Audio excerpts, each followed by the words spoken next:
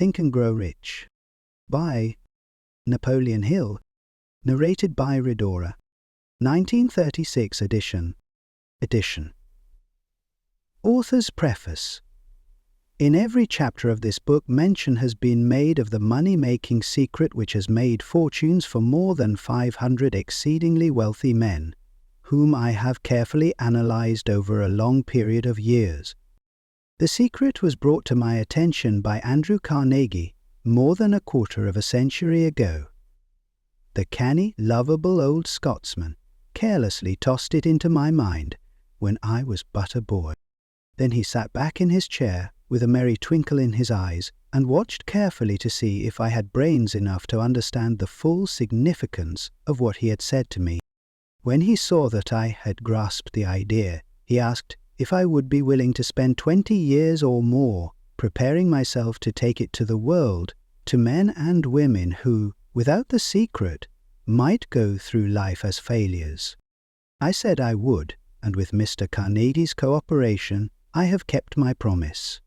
This book contains the secret after having been put to a practical test by thousands of people in almost every walk of life. It was Mr. Carnegie's idea that the magic formula which gave him a stupendous fortune ought to be placed within reach of people who do not have time to investigate how men make money, and it was his hope that I might test and demonstrate the soundness of the formula through the experience of men and women in every calling.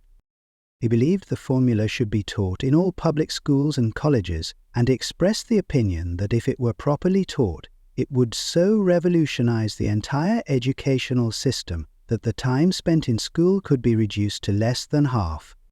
His experience with Charles M. Schwab and other young men of Mr. Schwab's type convinced Mr. Carnegie that much of that which is taught in the schools is of no value whatsoever in connection with the business of earning a living or accumulating riches. He had arrived at this decision because he had taken into his business one young man after another, many of them with but little schooling, and by coaching them in the use of this formula, developed in them rare leadership. Moreover, his coaching made fortunes for every one of them who followed his instructions.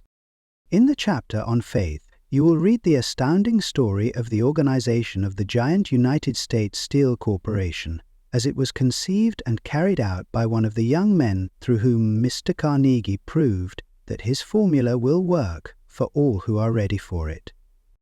This single application of the secret by that young man, Charles M. Schwab, made him a huge fortune in both money and opportunity. Roughly speaking, this particular application of the formula was worth $600 million. These facts, and they are facts well known to almost everyone who knew Mr. Carnegie, give you a fair idea of what the reading of this book may bring to you, provided you know what it is that you want.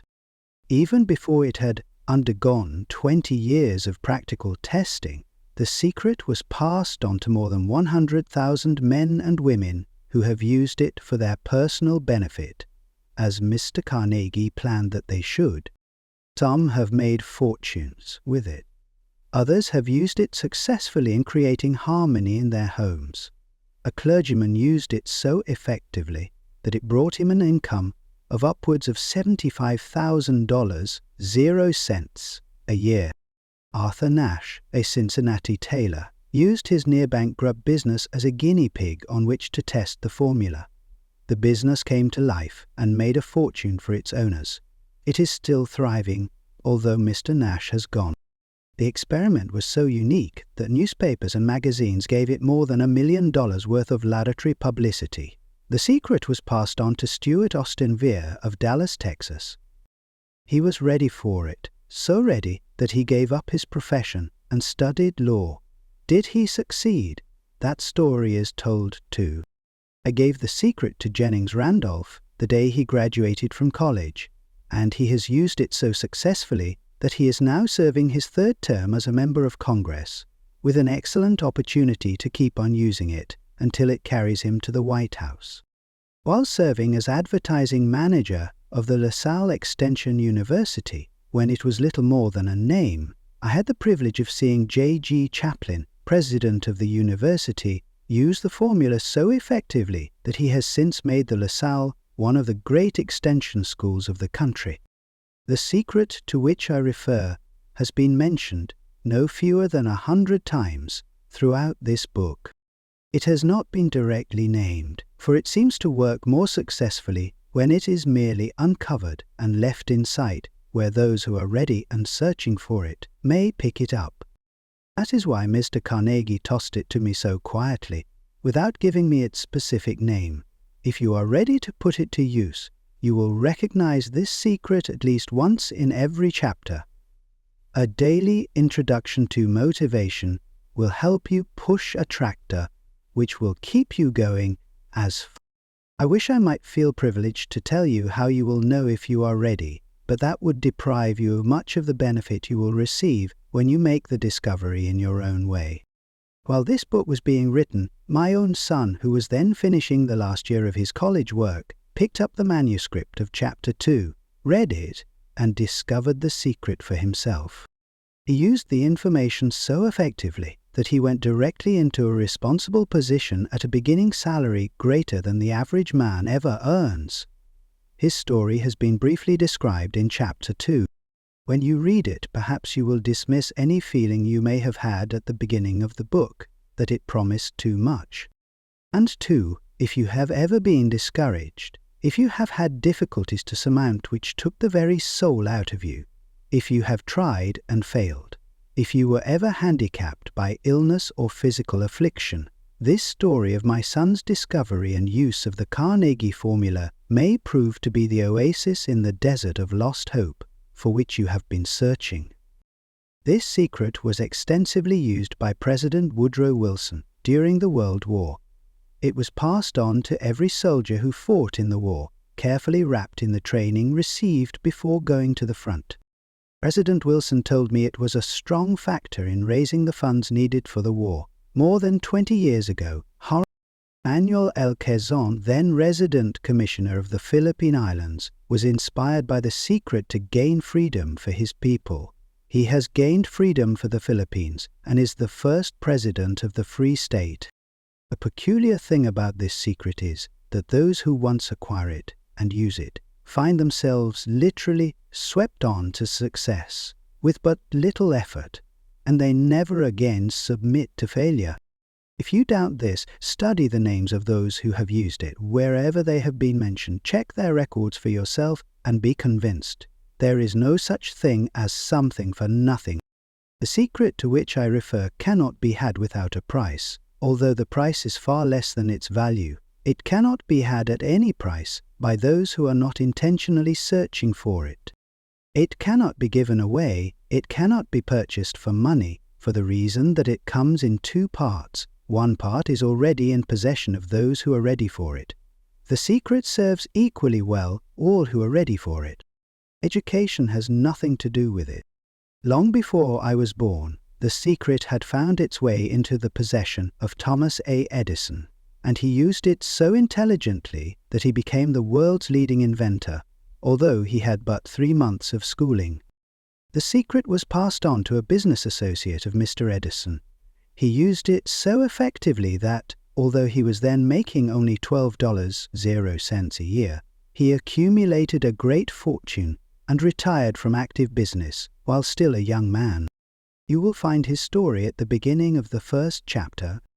It should convince you that riches are not beyond your reach, that you can still be what you wish to be, that money, fame, recognition, and happiness can be had by all who are ready and determined to have these blessings. How do I know these things? You should have the answer before you finish this book.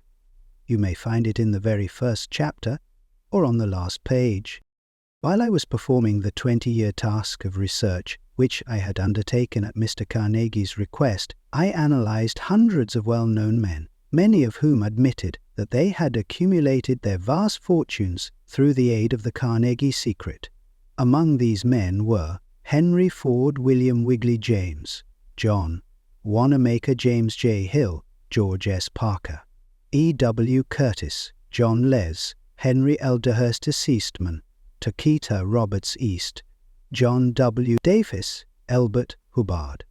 William Jennings, Brian, DRDMT Star, Jordan J, Odjanama Charles M, J. Schwab Harris, William J, Arma T. Frank Gonzalez, Daniel Willard King, Gillette Ralph A, Weeks Judge Daniel T. Wright John D. Rockefeller, Thomas A. Edison Frank A. Vanderlip, F. W. Woolworth Colt, Roberta Dollar, Edward A. Filey, Edwin C. Barnes, Arthur Brisbane Woodrow Wilson Woolson, Emma Brown D. Woodler, William A. Wilson, H. E. Harford Taft Luther Burbank, Edward W. Bock Frank A. Munsey, Elbert H. Garrett D., Alexander Graham Bell, John H. Patterson, Julius Rosenwald, Start Austin, Weir G., Chaplin Hon Chur, Blancher, Blantyre, Alexander J. G. Chaplin Hon, Jennings, Randolph, Arthur, Nash Clintonster. These names represent but a small fraction of the hundreds of well-known Americans whose achievements, financially and otherwise, prove that those who understand and apply the Carnegie secret reach high stations in life. I have never known anyone who was inspired to use the secret, who did not achieve noteworthy success in his chosen calling. I have never known any person to distinguish himself or to accumulate riches of any consequence without possession of the secret. From these two facts, I draw the conclusion that the secret is more important as a part of the knowledge essential for self-determination than any which one receives through what is popularly known as education. What is education anyway? This has been answered in full detail. As far as schooling is concerned, many of these men had very little. John Wanamaker once told me that what little schooling he had, he acquired in very much the same manner as a modern locomotive takes on water, by scooping it up as it runs. Henry Ford never reached high school, let alone college. I am not attempting to minimize the value of schooling, but I am trying to express my earnest belief that those who master and apply the secret will reach high stations, accumulate riches, and bargain with life on their own terms, even if their schooling has been meager.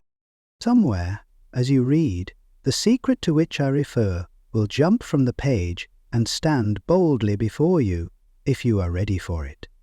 When it appears, you will recognize it. Whether you receive the sign in the first or the last chapter, stop for a moment when it presents itself and turn down a glass. For that occasion will mark the most important turning point of your life. We pass now to Chapter 1 and to the story of my very dear friend who has genuinely acknowledged having seen the mystic sign and whose business achievements are evidence enough that he turned down a glass. As you read his story and the others, remember that they deal with the important problems of life, such as all men experience. The problems arising from one's endeavor to earn a living, to find hope, courage, contentment, and peace of mind, to accumulate riches, and to enjoy freedom of body and spirit.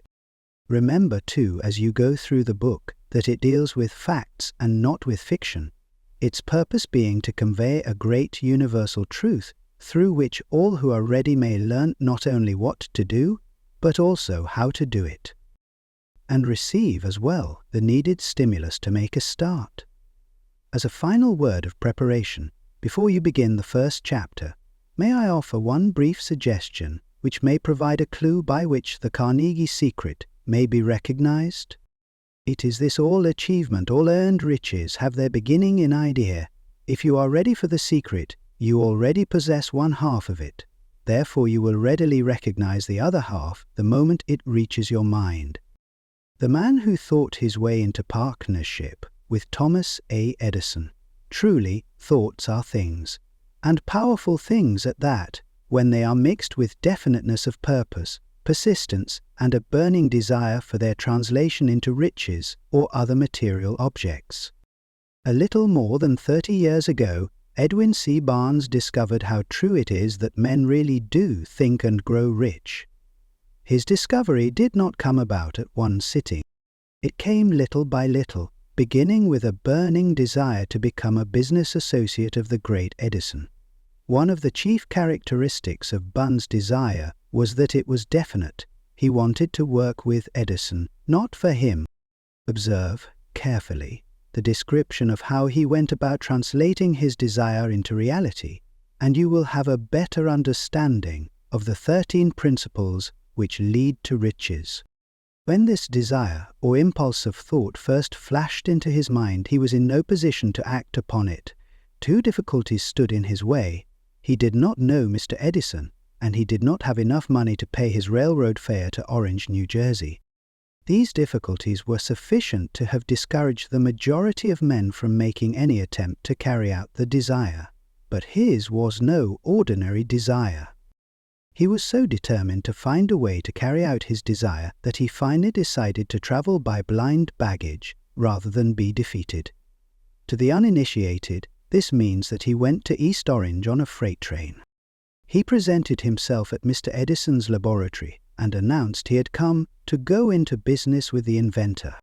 In speaking of the first meeting between Barnes and Edison, years later, Mr. Edison said, "He stood there before me, looking like an ordinary tramp, but there was something in the expression of his face which conveyed the impression that he was determined to get what he had come after.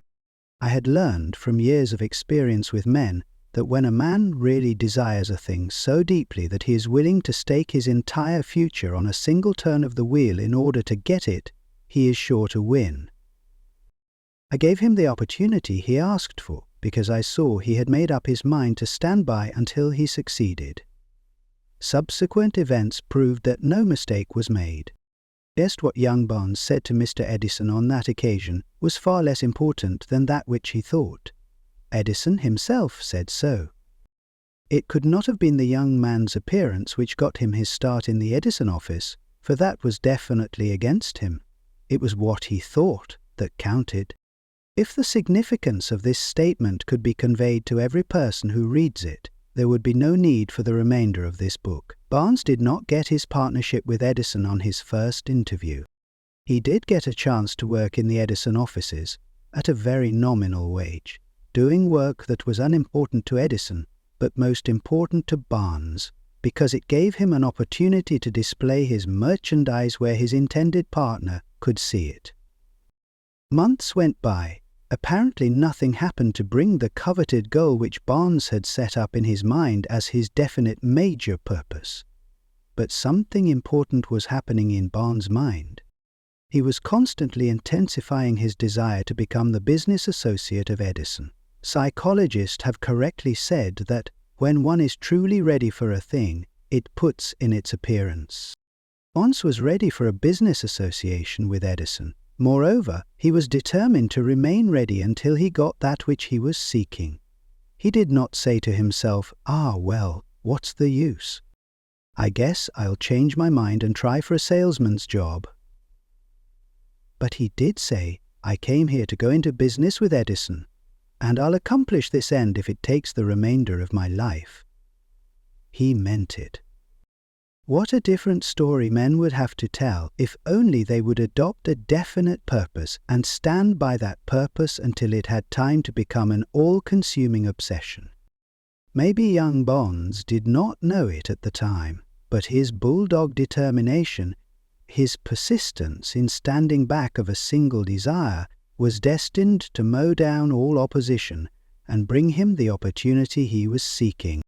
When the opportunity came, it appeared in a different form and from a different direction than Barnes had expected.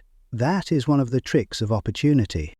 It has a sly habit of slipping in by the back door, and often it comes disguised in the form of misfortune or temporary defeat. Perhaps this is why so many fail to recognize opportunity. Mr. Edison had just perfected a new office device, known at that time as the Edison dictating machine, now the Ediphone. His salesmen were not enthusiastic over the machine. They did not believe it could be sold without great effort. Barnes saw his opportunity.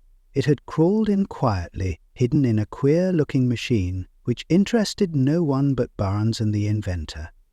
Barnes knew he could sell the Edison dictating machine. He suggested this to Edison and promptly got his chance. He did sell the machine. In fact, he sold it so successfully that Edison gave him a contract to distribute and market it all over the nation. Out of that business association grew the slogan, "Made by Edison and installed by Barnes." The business alliance has been in operation for more than 30 years. Out of it, Barnes has made himself rich in money, but he has done something infinitely greater. He has proved that one really may think and grow rich. How much actual cash that original desire of Barnes has been worth to him, I have no way of knowing. Perhaps it has brought him $2 or $3 million, but the amount, whatever it is, becomes insignificant when compared with the greater asset he acquired in the form of definite knowledge that an intangible impulse of thought can be transmuted into its physical counterpart by the application of known principles. And Barnes literally thought himself into a partnership with the great Edison. He thought himself into a fortune. He had nothing to start with except the capacity to know what he wanted and the determination to stand by that desire until he realized it. He had no money to begin with. He had but little education. He had no influence. But he did have initiative, faith, and the will to win. With these intangible forces, he made himself #1 man with the greatest inventor who ever lived. Now let us look at a different situation and study a man who had plenty of tangible evidence of riches, but lost it because he stopped 3 feet short of the goal he was seeking. One of the most common causes of failure is the habit of quitting when one is overtaken by temporary defeat. Every person is guilty of this mistake at one time or another. An uncle of Abu Dhabi was caught by the gold fever in the gold rush days and went west to dig and grow rich. He had never heard that more gold has been mined from the brains of men than has ever been taken from the earth. He staked a claim and went to work with pick and shovel. The going was hard, but his lust for gold was definite. After weeks of labor, he was rewarded by the discovery of the shining ore. He needed machinery to bring the ore to the surface. Quietly he covered up the mine, retraced his footsteps to his home in Williamsburg, Maryland, told his relatives and a few neighbors of the strike. They got together money for the needed machinery, had it shipped. The uncle and Darby went back to work the mine. The first car of ore was mined and shipped to a smelter. The returns proved they had one of the richest mines in Colorado. A few more cars of that ore would clear the debts. Then would come the big killing in profits. Down went the drills. Up went the hopes of Darby and uncle. Then something happened. The vein of gold ore disappeared. They had come to the end of the rainbow, and the pot of gold was no longer there. They drilled on, desperately trying to pick up the vein again, all to no avail. Finally they decided to quit. They sold the machinery to a junkman for a few $100s and took the train back home. Some junkmen are dumb, but not this one. He called in a mining engineer to look at the mine and do a little calculating. The engineer advised that the project had failed because the owners were not familiar with fault lines. His calculations showed that the vein would be found just 3 feet from where the Darbys had stopped drilling. That is exactly where it was found. The junkman took millions of dollars in ore from the mine because he knew enough to seek expert counsel before giving up.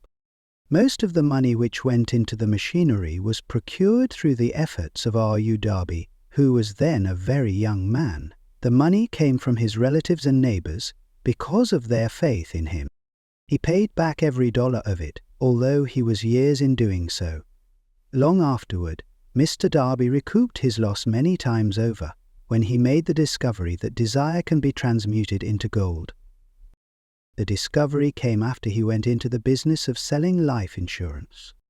Remembering that he lost a huge fortune because he stopped 3 feet from gold, Darby profited by the experience in his chosen work by the simple method of saying to himself, "I stop 3 feet from gold, but I will never stop because men say no when I ask them to buy insurance."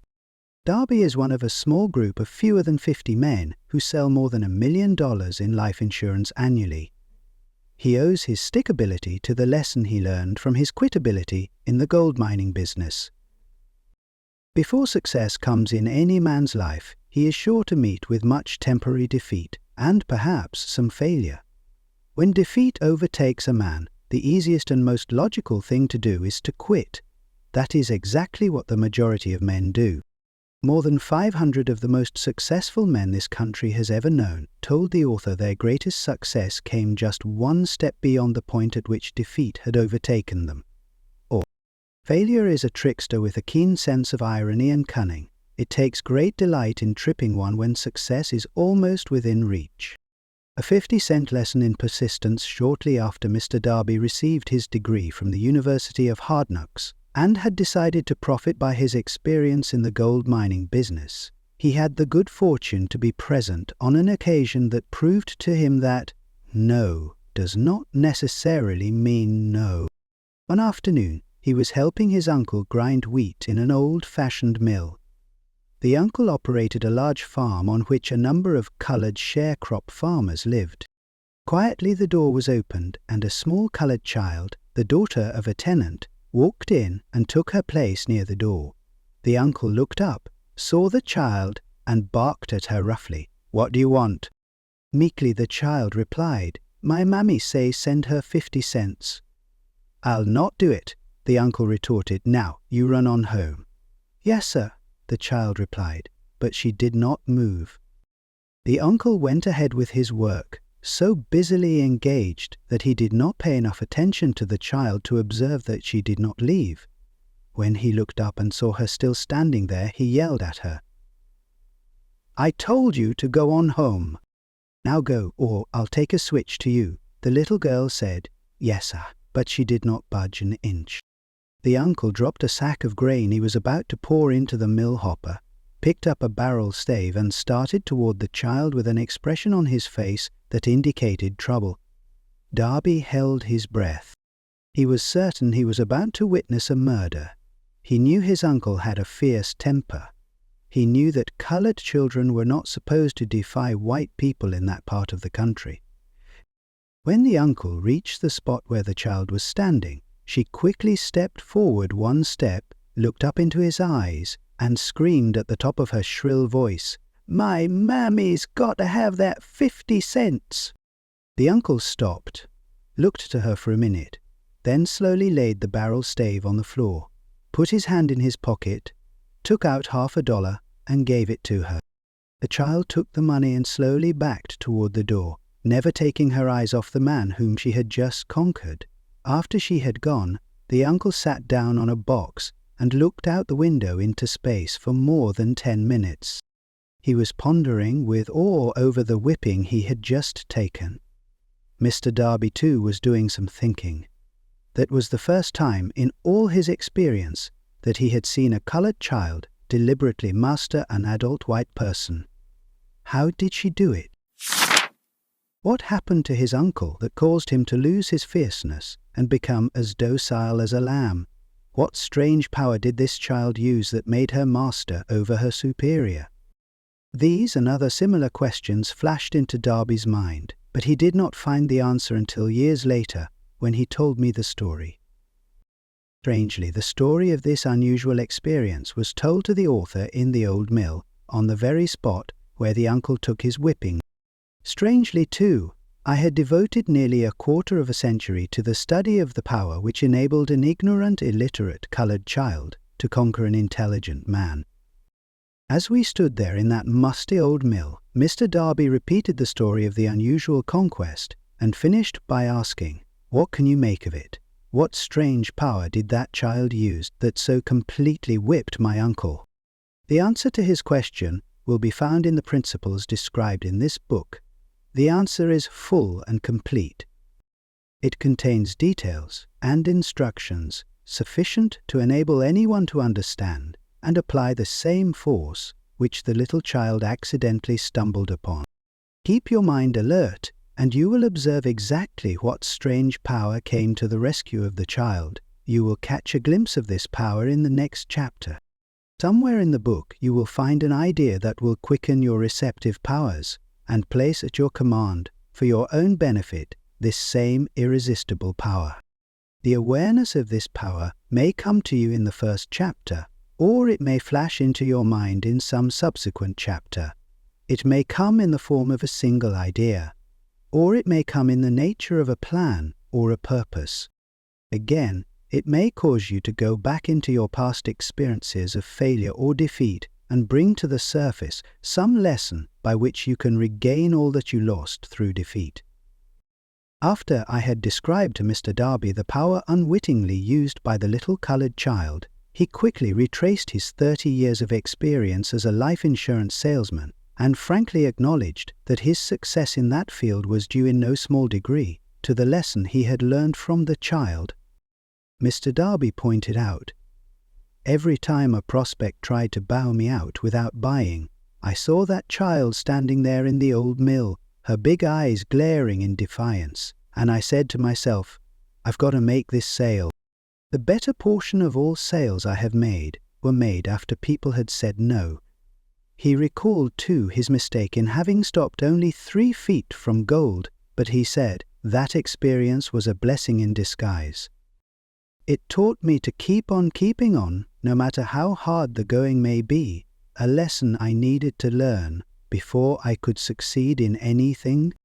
This story of Mr. Darby and his uncle, the coloured child and the gold mine, doubtless will be read by hundreds of men who make their living by selling life insurance.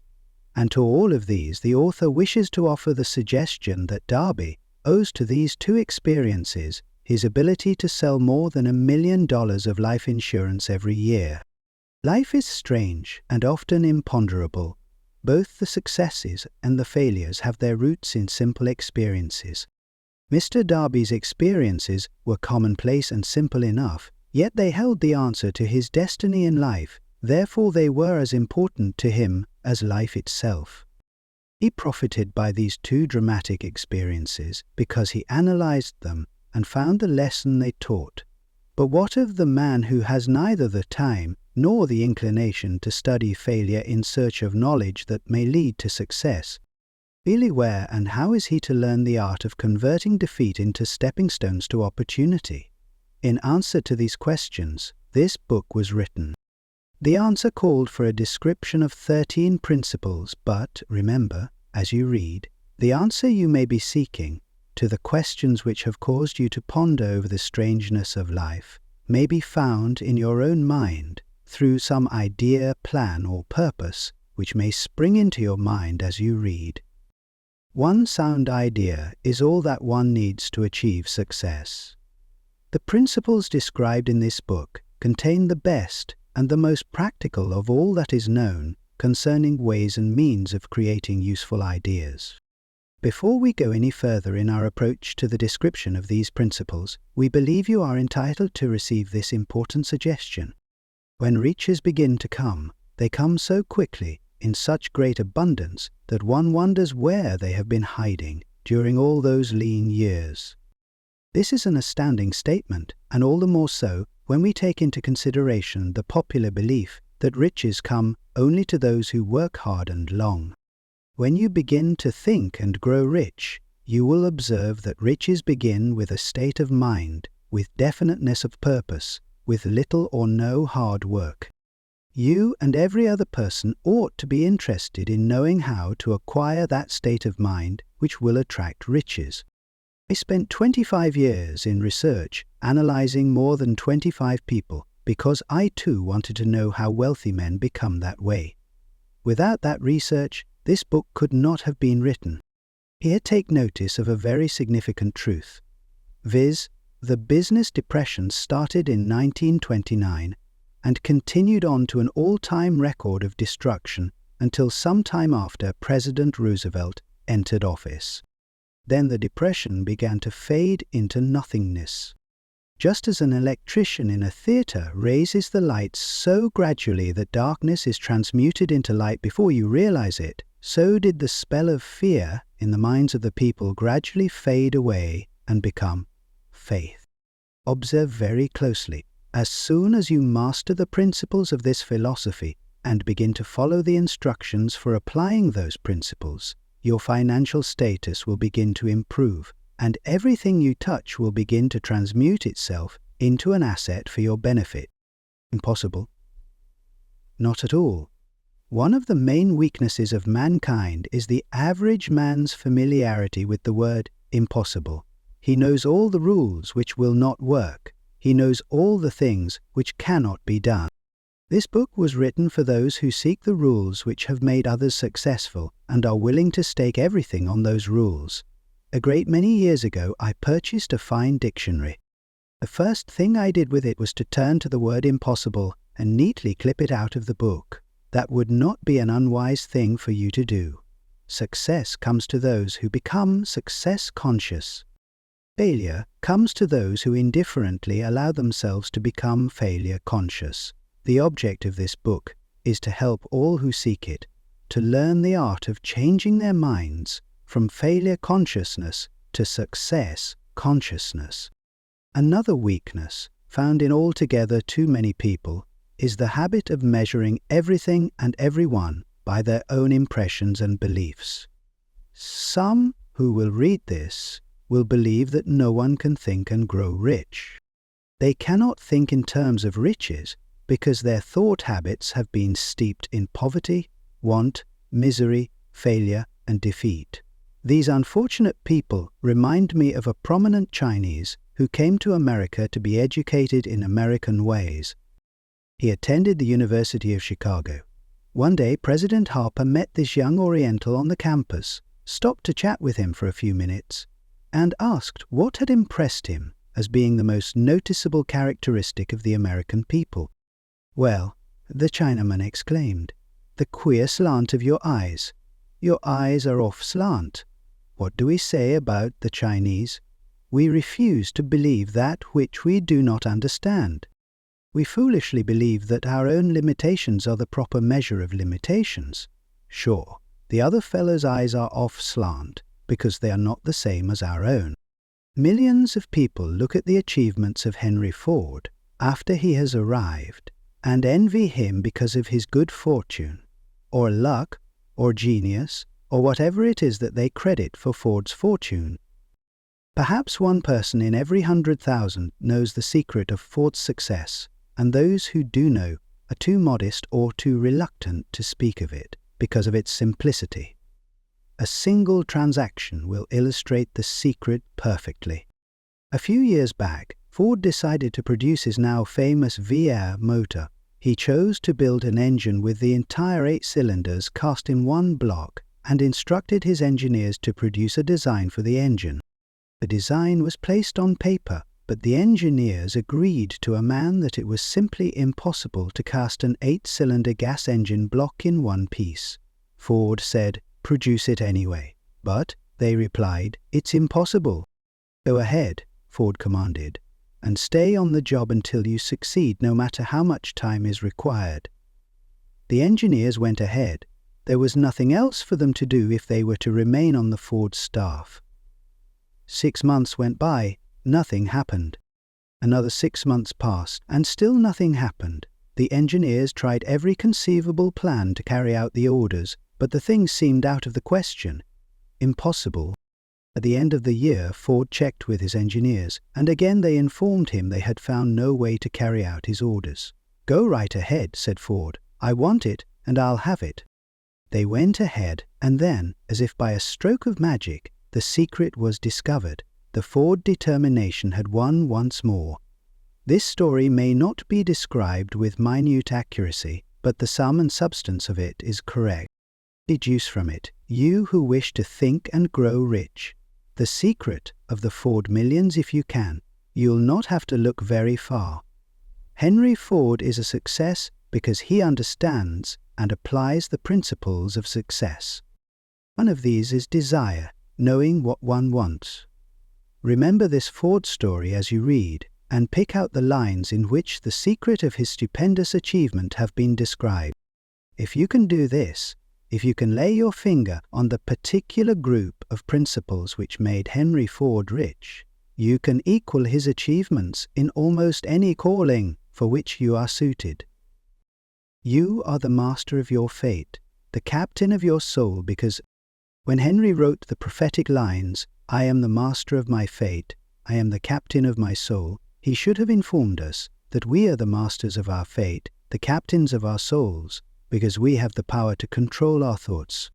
He should have told us that the ether in which this little earth floats, in which we move and have our being, is a form of energy moving at an inconceivably high rate of vibration, and that the ether is filled with a form of universal power which adapts itself to the nature of the thoughts we hold in our minds, and influences us in natural ways to transmute our thoughts into their physical equivalent.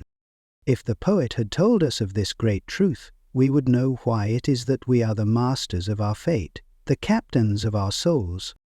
He should have told us, with great emphasis, that this power makes no attempt to discriminate between destructive thoughts and constructive thoughts, that it will urge us to translate into physical reality thoughts of poverty just as quickly as it will influence us to act upon thoughts of riches. He should have told us, too, that our brains become magnetized with the dominating thoughts which we hold in our minds, and by means with which no man is familiar, these magnets attract to us the forces, the people, the circumstances of life, which harmonize with the nature of our dominating thoughts.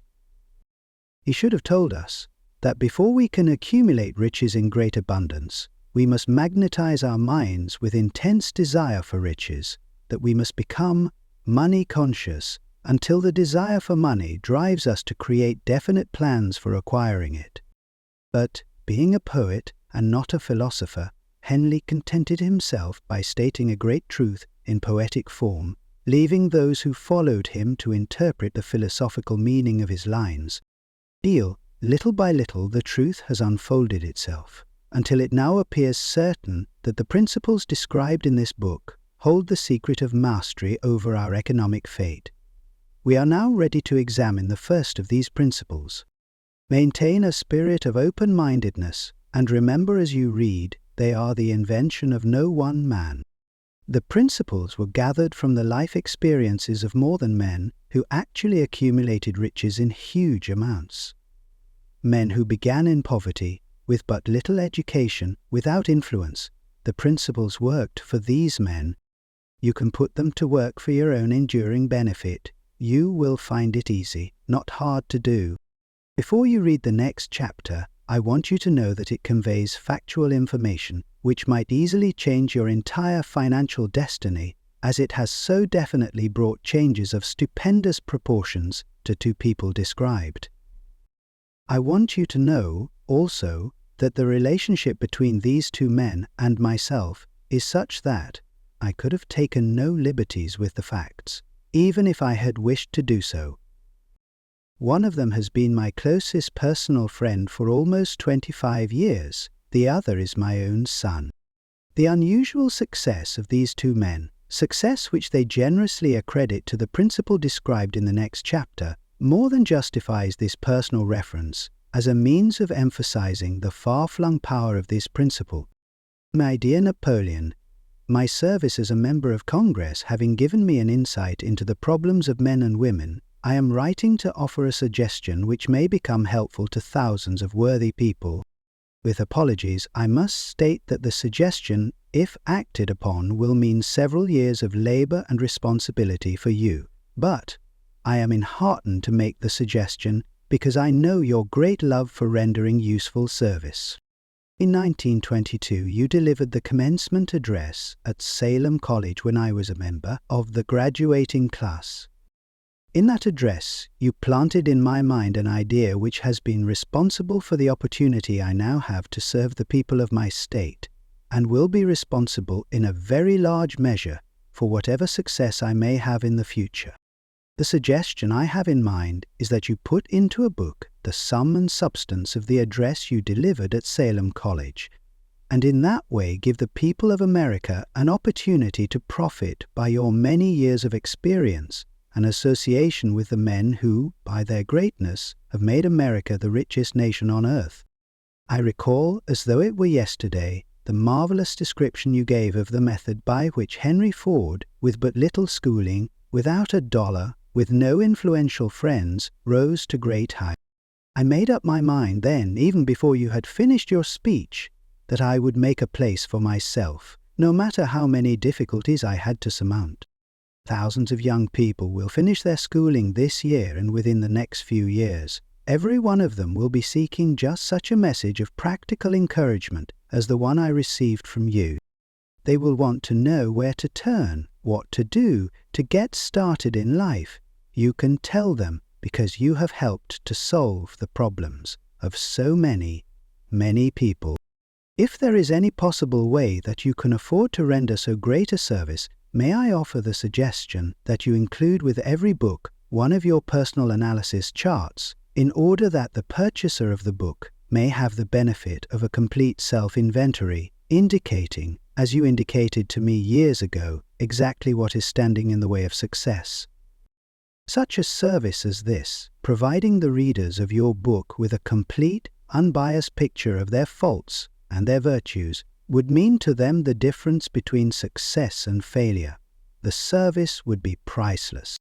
Millions of people are now facing the problem of staging a comeback because of the depression, and I speak from personal experience when I say, I know these earnest people would welcome the opportunity to tell you their problems and to receive your suggestions for the solution. You know the problems of those who face the necessity of beginning all over again. There are thousands of people in America today who would like to know how they can convert ideas into money, people who must start at scratch, without finances, and recoup their losses. If anyone can help them, you can. If you publish the book, I would like to own the first copy that comes from the press, personally autographed by you. With best wishes, believe me, cordially yours, Generally Randolph. He may have resembled an honor education, more than erect. As he made his way from the railroad tracks to Thomas A. Edison's office, his mind was at work. He saw himself standing in Edison's presence. He heard himself asking Mr. Edison for an opportunity to carry out the one consuming obsession of his life, a burning desire to become the business associate of the great inventor. Barnes' desire was not a hope. It was not a wish.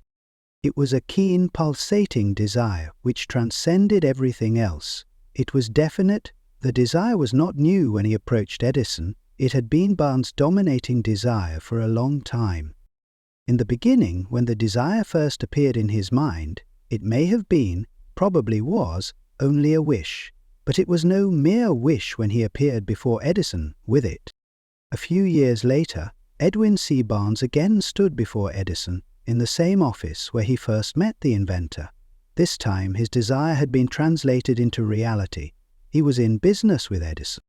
The dominating dream of his life had become a reality. Today people who know Barnes envy him because of the break life yielded him. They see him in the days of his triumph without taking the trouble to investigate the cause of his success. Barnes succeeded because he chose a definite goal, placed all his energy, all his willpower, all his effort, everything back of that goal. He did not become the partner of Edison the day he arrived. He was content to start in the most menial work as long as it provided an opportunity to take even one step toward his cherished goal. 5 years passed before the chance he had been seeking made its appearance. During all those years, not one ray of hope, not one promise of attainment of his desire had been held out to him. To everyone, except himself, he appeared only another cog in the Edison business wheel, but in his own mind he was the partner of Edison every minute of the time, from the very day that he first went to work there. It is a remarkable illustration of the power of a definite desire. Barnes won his goal because he wanted to be a business associate of Mr. Edison, more than he wanted anything else. He created a plan by which to attain that purpose. But he burned all bridges behind him. He stood by his desire until it became the dominating obsession of his life, and finally a fact. When he went to Orange, he did not say to himself, I will try to induce Edison to give me a job of some sort. He said, I will see Edison and put him on notice that I have come to go into business with him. He did not say, I will work there for a few months, and if I get no encouragement, I will quit and get a job somewhere else. He did say, I will start anywhere. I will do anything Edison tells me to do, but before I am through, I will be his associate. He did not say, I will keep my eyes open for another opportunity in case I fail to get what I want in the Edison organization. He said, there is but one thing in this world that I am determined to have, and that is a business association with Thomas A. Edison. I will burn all bridges behind me and stake my entire future on my ability to get what I want. He left himself no possible way of retreat. He had to win or perish. That is all there is to the Barnes story of success. A long while ago, a great warrior faced a situation which made it necessary for him to make a decision which ensured his success on the battlefield. He was about to send his armies against a powerful foe whose men outnumbered his own. He loaded his soldiers into boats, sailed to the enemy's country, unloaded soldiers and equipment, then gave the order to burn the ships that had carried them. Addressing his men before the first battle, he said, "You see the boats going up in smoke.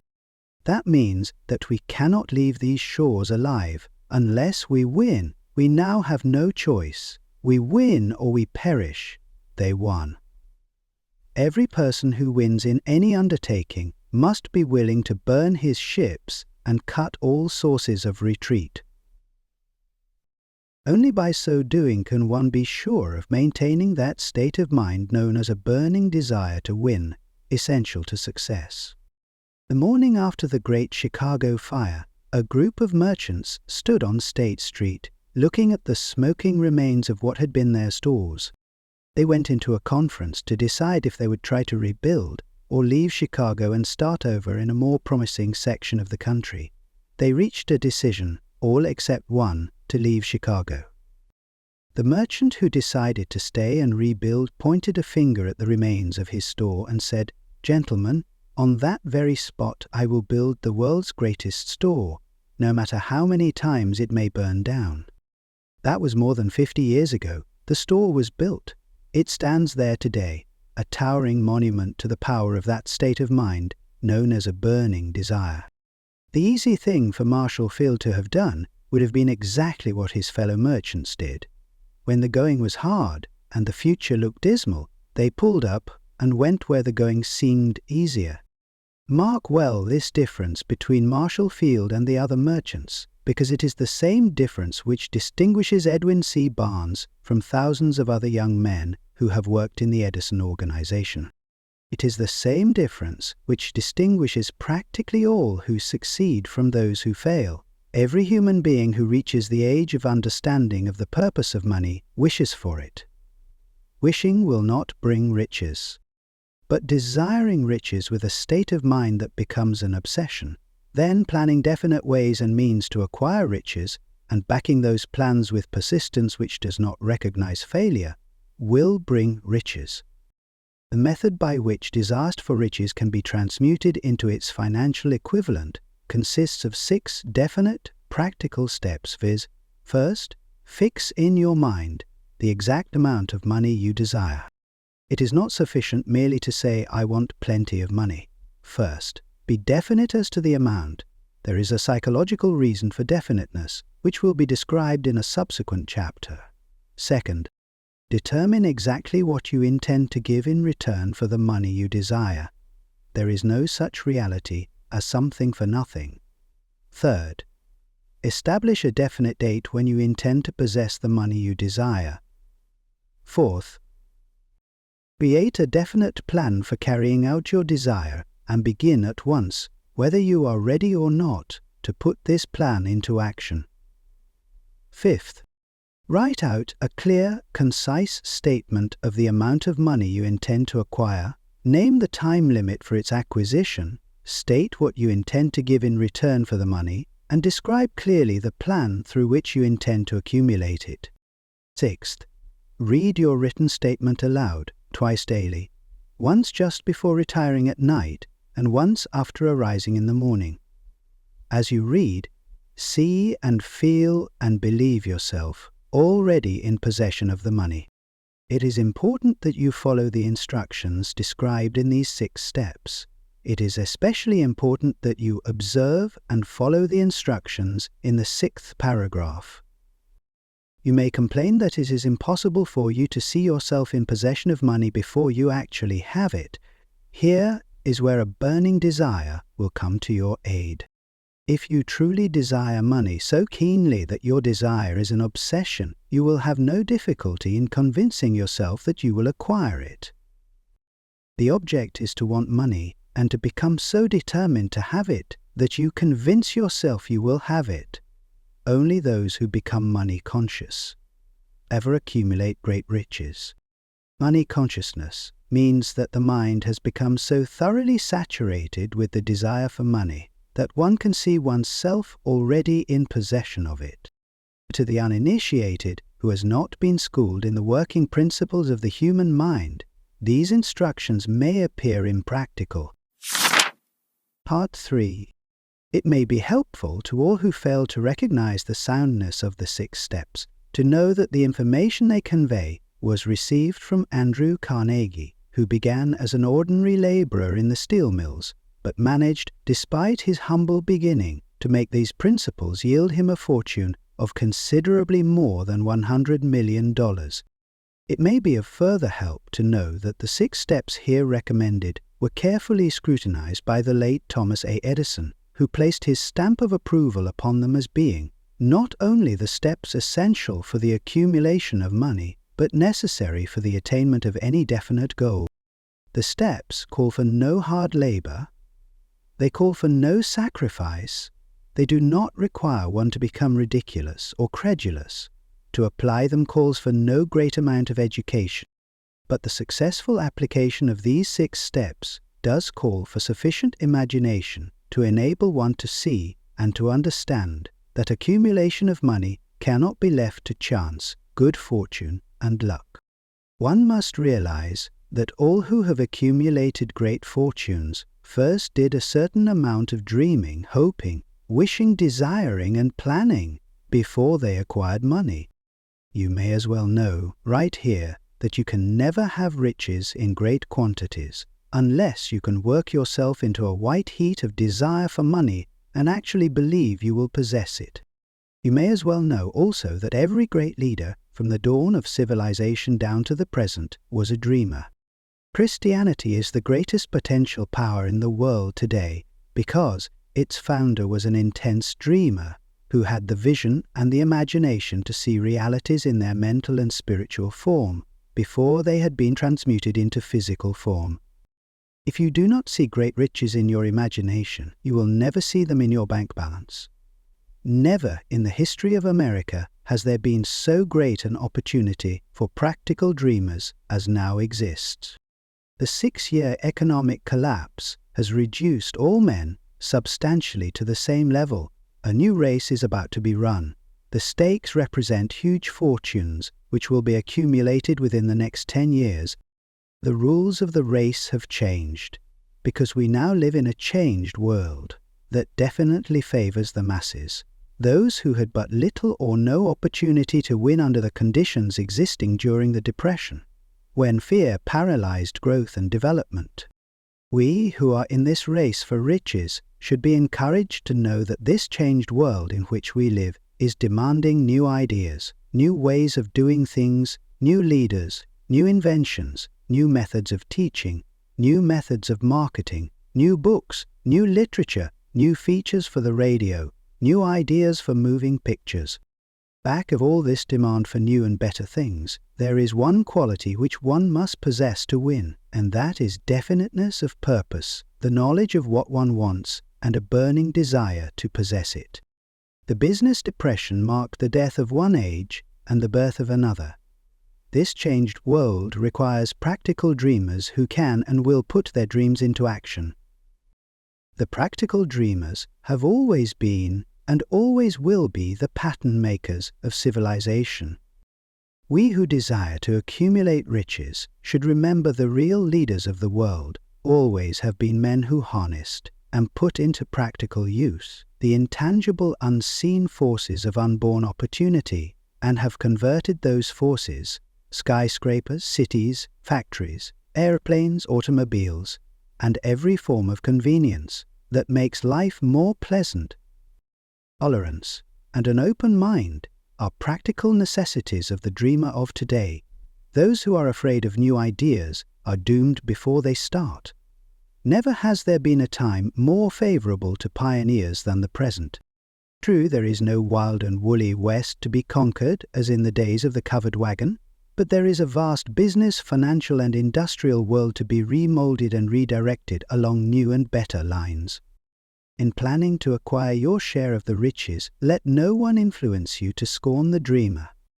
To win the big stakes in this changed world, you must catch the spirit of the great pioneers of the past, whose dreams have given to civilization all that it has of value, the spirit which serves as the lifeblood of our own country, your opportunity and mine, to develop and market our talents. Let us not forget, Columbus dreamed of an unknown world, staked his life on the existence of such a world, and discovered it. Copernicus, the great astronomer, dreamed of a multiplicity of worlds and revealed them. No one denounced him as impractical after he had triumphed. Instead, the world worshipped at his shrine, thus proving once more that success requires no allergies, failure permits no alibis. If the thing you wish to do is right, and you believe in it, go ahead and do it. Put your dream across, and never mind what they say if you meet with temporary defeat, for they, perhaps, do not know that every failure brings with it the seed of an equivalent success. Henry Ford, poor and uneducated, dreamed of a horseless carriage, went to work with what tools he possessed without waiting for opportunity to favor him, and now, evidence of his dream belts the entire earth. He has put more wheels into operation than any man who ever lived, because he was not afraid to back his dreams. Thomas Edison dreamed of a lamp that could be operated by electricity, began where he stood to put his dream into action, and despite more than 10,000 failures, he stood by that dream until he made it a physical reality. Practical dreamers do not quit. Wayland dreamed of a chain of cigar stores, transformed his dream into action, and now the United Cigar Stores occupy the best corners in America. Lincoln dreamed of freedom for the black slaves, put his dream into action, and barely missed living to see a united North and South translate his dream into reality. The Wright brothers dreamed of a machine that would fly through the air. Now one may see evidence all over the world that they dreamed soundly. Marconi dreamed of a system for harnessing the intangible forces of the ether. Evidence that he did not dream in vain may be found in every wireless and radio in the world. Moreover, Marconi's dream brought the humblest cabin and the most stately manor house side by side. It made the people of every nation on earth backdoor neighbors. It gave the President of the United States a medium by which he may talk to all the people of America at one time and on short notice. It may interest you to know that Marconi's friends had him taken into custody and examined in a psychopathic hospital when he announced he had discovered a principle through which he could send messages through the air without the aid of wires or other direct physical means of communication. The dreamers of today fare better. The world has become accustomed to new discoveries. Nay, it has shown a willingness to reward the dreamer who gives the world a new idea. The greatest achievement was at first, and for a time, but a dream. The oak sleeps in the acorn, the bird waits in the egg, and in the highest vision of the soul, a waking angel stirs. Dreams are the seedlings of reality. Awake, arise, and assert yourself, you dreamers of the world. Your star is now in the ascendancy. The world depression brought the opportunity you have been waiting for. It taught people humility, tolerance, and open-mindedness. The world is filled with an abundance of opportunity which the dreamers of the past never knew.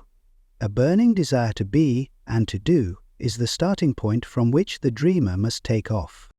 Dreams are not born of indifference, laziness, or lack of ambition. The world no longer scoffs at the dreamer, nor calls him impractical. If you think it does, take a trip to Tennessee. and witness what a dreamer president has done in the way of harnessing and using the great water power of America. A score of years ago, such a dream would have seemed like madness. You have been disappointed. You have undergone defeat during the Depression. You have felt the great heart within you crushed until it bled. Take courage, for these experiences have tempered the spiritual metal of which you are made. They are assets of incomparable value.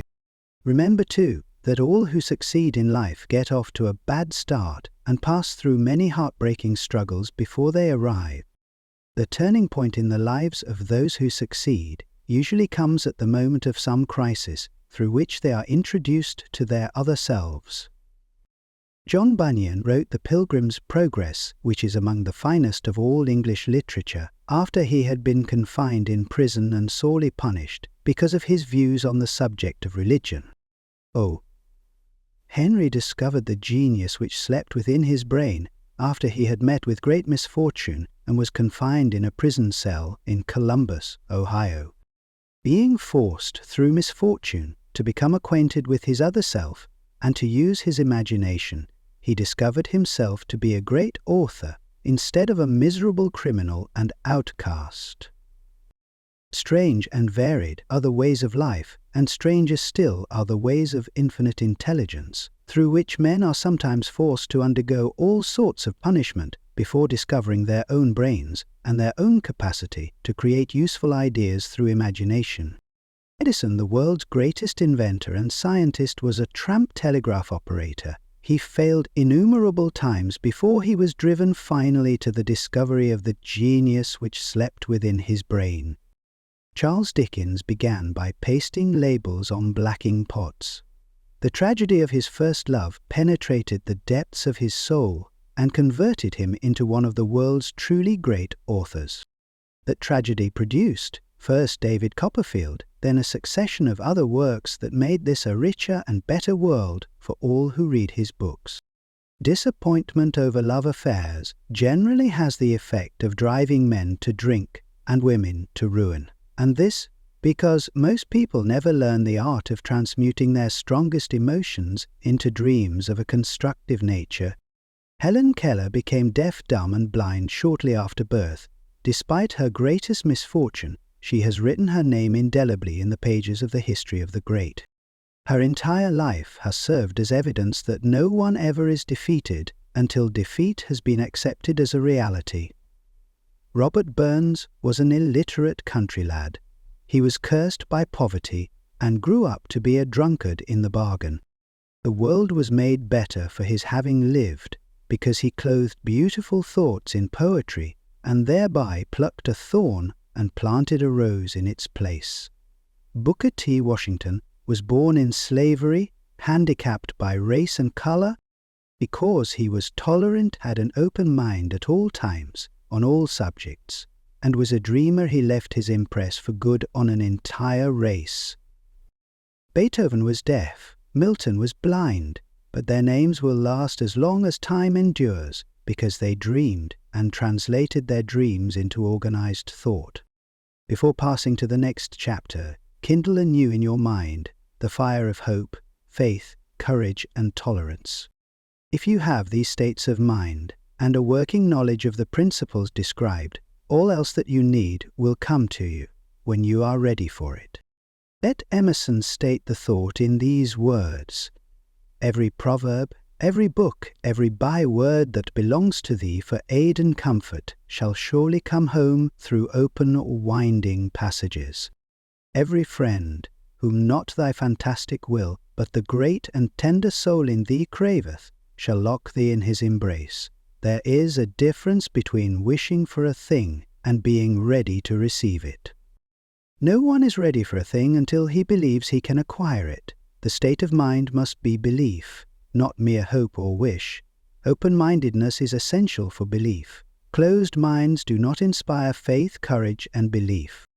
Remember, no more effort is required to aim high in life, to demand abundance and prosperity, than is required to accept misery and poverty." A great poet has correctly stated this universal truth through these lines: "I bargained with life for a penny, and life would pay no more. However, I begged at evening, when I counted my scanty store.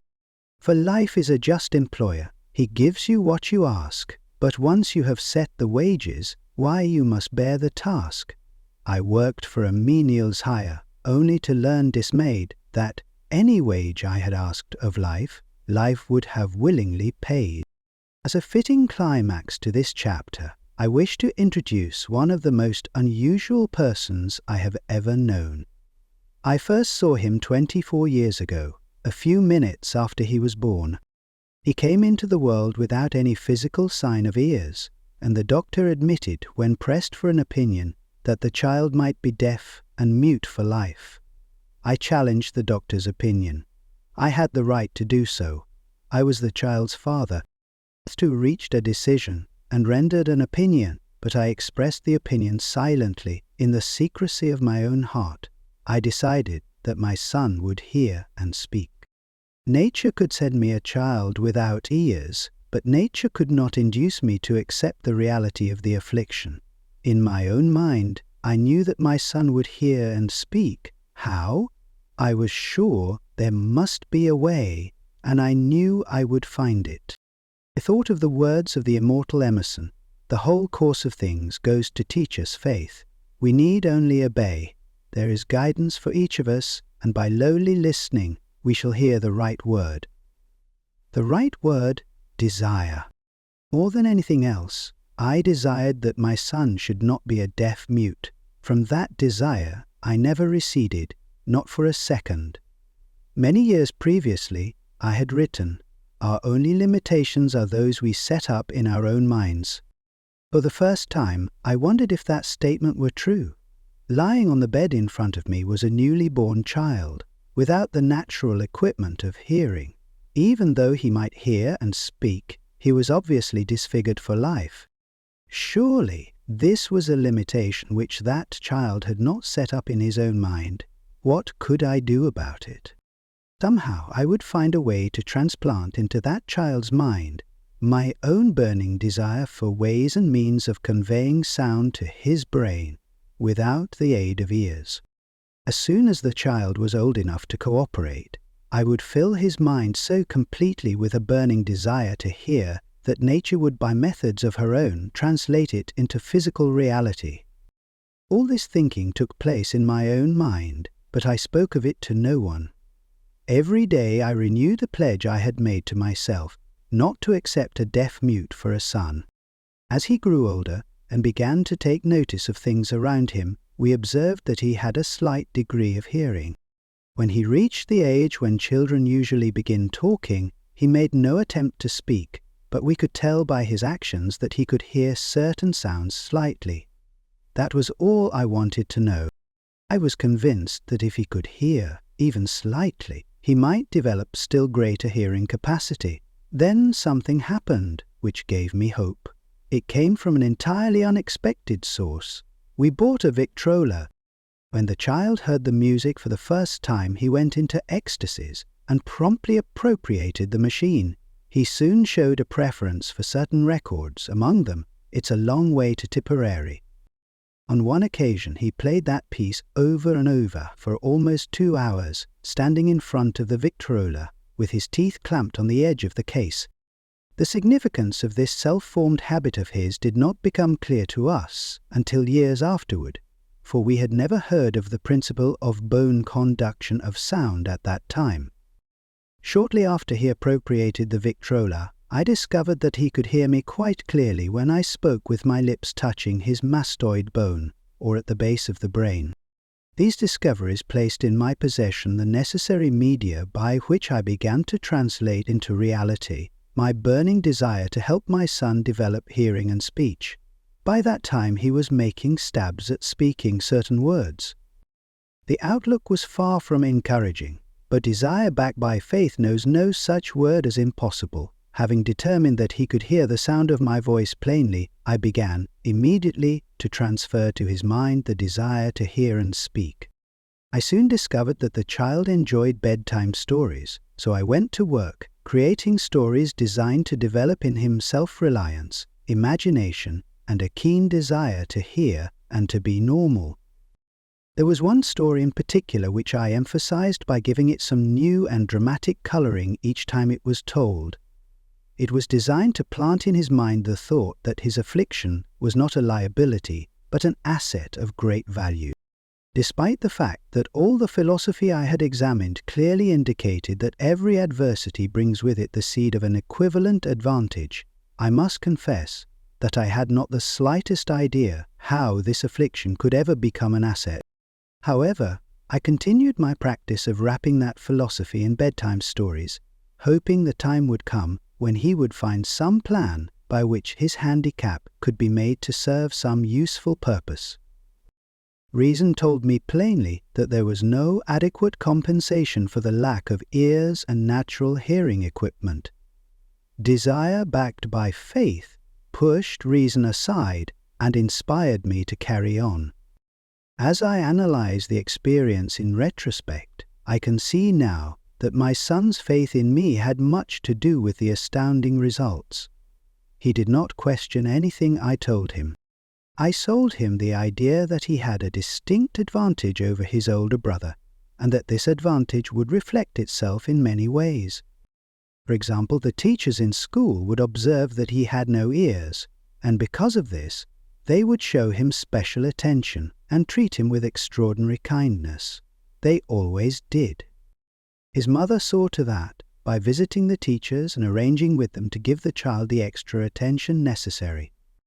I sold him the idea, too, that when he became old enough to sell newspapers, his older brother had already become a newspaper merchant, he would have a big advantage over his brother, for the reason that people would pay him extra money for his wares because they could see that he was a bright, industrious boy, despite the fact he had no ears. We could notice that gradually the child's hearing was improving. Moreover, he had not the slightest tendency to be self-conscious because of his affliction. When he was about 7, he showed the first evidence that our method of servicing his mind was bearing fruit. For several months he begged for the privilege of selling newspapers, but his mother would not give her consent. She was afraid that his deafness made it unsafe for him to go on the street alone. Finally, he took matters in his own hands. One afternoon, when he was left at home with the servants, he climbed through the kitchen window, shinnied to the ground, and set out on his own. He borrowed 6 cents in capital from the neighborhood shoemaker, invested it in papers, sold out, reinvested, and kept repeating until late in the evening. After balancing his accounts and paying back the 6 cents he had borrowed from his banker, he had a net profit of 42 cents. When we got home that night, we found him in bed asleep, with the money tightly clenched in his hand. His mother opened his hand, removed the coins, and cried. Of all things, crying over her son's first victory seemed so inappropriate. My reaction was the reverse. I laughed heartily, for I knew that my endeavor to plant in the child's mind an attitude of faith in himself had been successful. His mother saw in his first business venture a little deaf boy who had gone out in the streets and risked his life to earn money. I saw a brave, ambitious, self-reliant little businessman whose stock in himself had been increased 100% because he had gone into business on his own initiative and had won. The transaction pleased me because I knew that he had given evidence of a trait of resourcefulness that would go with him all through life. Later events proved this to be true. When his older brother wanted something, he would lie down on the floor, kick his feet in the air, cry for it, and get it. When the little deaf boy wanted something, he would plan a way to earn the money, then buy it for himself. He still follows that plan. Truly, my own son has taught me that handicaps can be converted into stepping stones, on which one may climb towards some worthy goal, unless they are accepted as obstacles and used as alibis. The little deaf boy went through the grades, high school and college, without being able to hear his teachers excepting when they shouted loudly at close range. He did not go to a school for the deaf. We would not permit him to learn the sign language. We were determined that he should live a normal life and associate with normal children, and we stood by that decision, although it cost us many heated debates with school officials. While he was in high school, he tried an electrical hearing aid, but it was of no value to him, due, we believed, to a condition that was disclosed when the child was 6 by Dr. J. Gordon Wilson of Chicago, when he operated on one side of the boy's head and discovered that there was no sign of natural hearing equipment. During his last week in college, 18 years after the operation, something happened which marked the most important turning point of his life. Through what seemed to be mere chance, he came into possession of another electrical hearing device, which was sent to him on trial. He was slow about testing it due to his disappointment with a similar device. Finally, he picked the instrument up and more or less carelessly placed it on his head, hooked up the battery, and lo, as if by a stroke of magic, his lifelong desire for normal hearing became a reality. For the first time in his life, he heard practically as well as any person with normal hearing. God moves in mysterious ways, His wonders to perform. Overjoyed because of the changed world which had been brought to him through his hearing device, he rushed to the telephone, called his mother, and heard her voice perfectly. The next day he plainly heard the voices of his professors in class. For the first time in his life, previously he could hear them only when they shouted at short range. He heard the radio, he heard the talking pictures. For the first time in his life, he could converse freely with other people, without the necessity of their having to speak loudly. Truly, he had come into possession of a changed world. We had refused to accept nature's error, and by persistent desire we had induced nature to correct that error, through the only practical means available. Desire had commenced to pay dividends, but the victory was not yet complete. The boy still had to find a definite and practical way to convert his handicap into an equivalent asset. Hardly realizing the significance of what had already been accomplished, but intoxicated with the joy of his newly discovered world of sound, he wrote a letter to the manufacturer of the hearing aid, enthusiastically describing his experience. Something in his letter, something perhaps which was not written on the lines but back of them, caused the company to invite him to New York. When he arrived, he was escorted through the factory, and while talking with the chief engineer, telling him about his changed world, a hunch, an idea, or an inspiration, call it what you wish, flashed into his mind.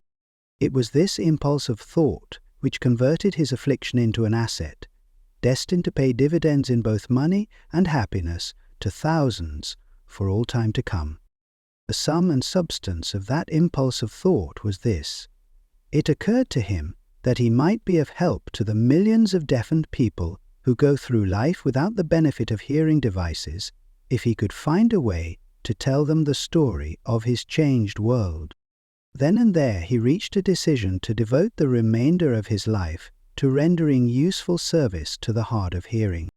For an entire month he carried on an intensive research, during which he analyzed the entire marketing system of the manufacturer of the hearing device, and created ways and means of communicating with the hard of hearing all over the world for the purpose of sharing with them his newly discovered, changed world. When this was done, he put in writing a 2-year plan based upon his findings.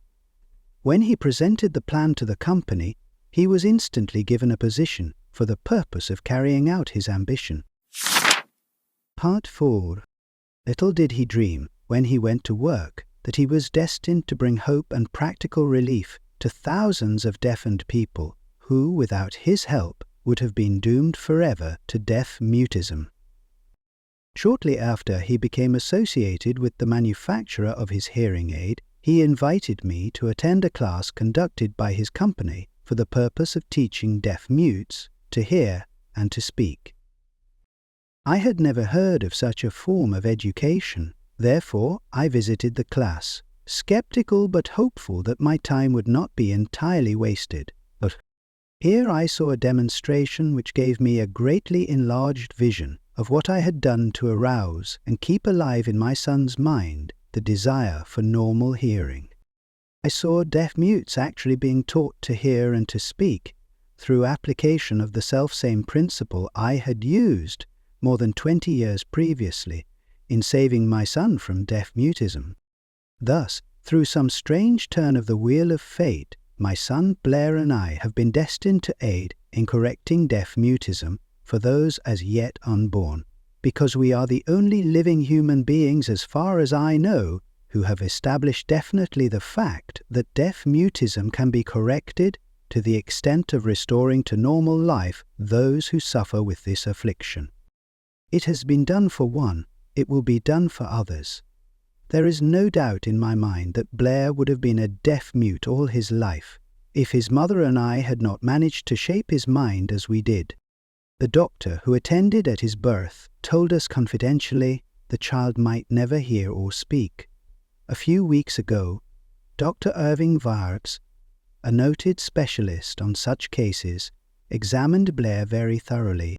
He was astounded when he learned how well my son now hears and speaks, and said his examination indicated that theoretically the boy should not be able to hear at all. But the lad does hear, despite the fact that X-ray pictures show there is no opening in the skull whatsoever from where his ears should be to the brain. When I planted in his mind the desire to hear and talk and live as a normal person, there went with that impulse some strange influence which caused nature to become bridge builder and span the gulf of silence between his brain and the outer world, by some means which the keenest medical specialists have not been able to interpret. It would be sacrilege for me to even conjecture as to how nature performed this miracle. It would be unforgivable if I neglected to tell the world as much as I know of the humble part I assumed in the strange experience. It is my duty, and a privilege, to say I believe, and not without reason, that nothing is impossible to the person who backs desire with enduring faith. Verily, a burning desire has devious ways of transmuting itself into its physical equivalent. Blair desired normal hearing. Now he has it. He was born with a handicap, which might easily have sent one with a less defined desire to the street with a bundle of pencils and a tin cup. That handicap now promises to serve as the medium by which he will render useful service to many millions of hard of hearing, also to give him useful employment at adequate financial compensation the remainder of his life. The little white lies I planted in his mind when he was a child, by leading him to believe his affliction would become a great asset which he could capitalize, has justified itself. Verily, there is nothing, right or wrong, which belief plus burning desire cannot make real. These qualities are free to everyone. In all my experience in dealing with men and women who had personal problems, I never handled a single case which more definitely demonstrates the power of desire. Authors sometimes make the mistake of writing of subjects of which they have but superficial or very elementary knowledge. It has been my good fortune to have had the privilege of testing the soundness of the power of desire through the affliction of my own son. Perhaps it was providential that the experience came as it did, for surely no one is better prepared than he to serve as an example of what happens when desire is put to the test. If Mother Nature bends to the will of desire, is it logical that mere men can defeat a burning desire?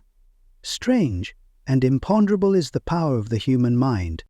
We do not understand the method by which it uses every circumstance, every individual, every physical thing within its reach, as a means of transmuting desire into its physical counterpart.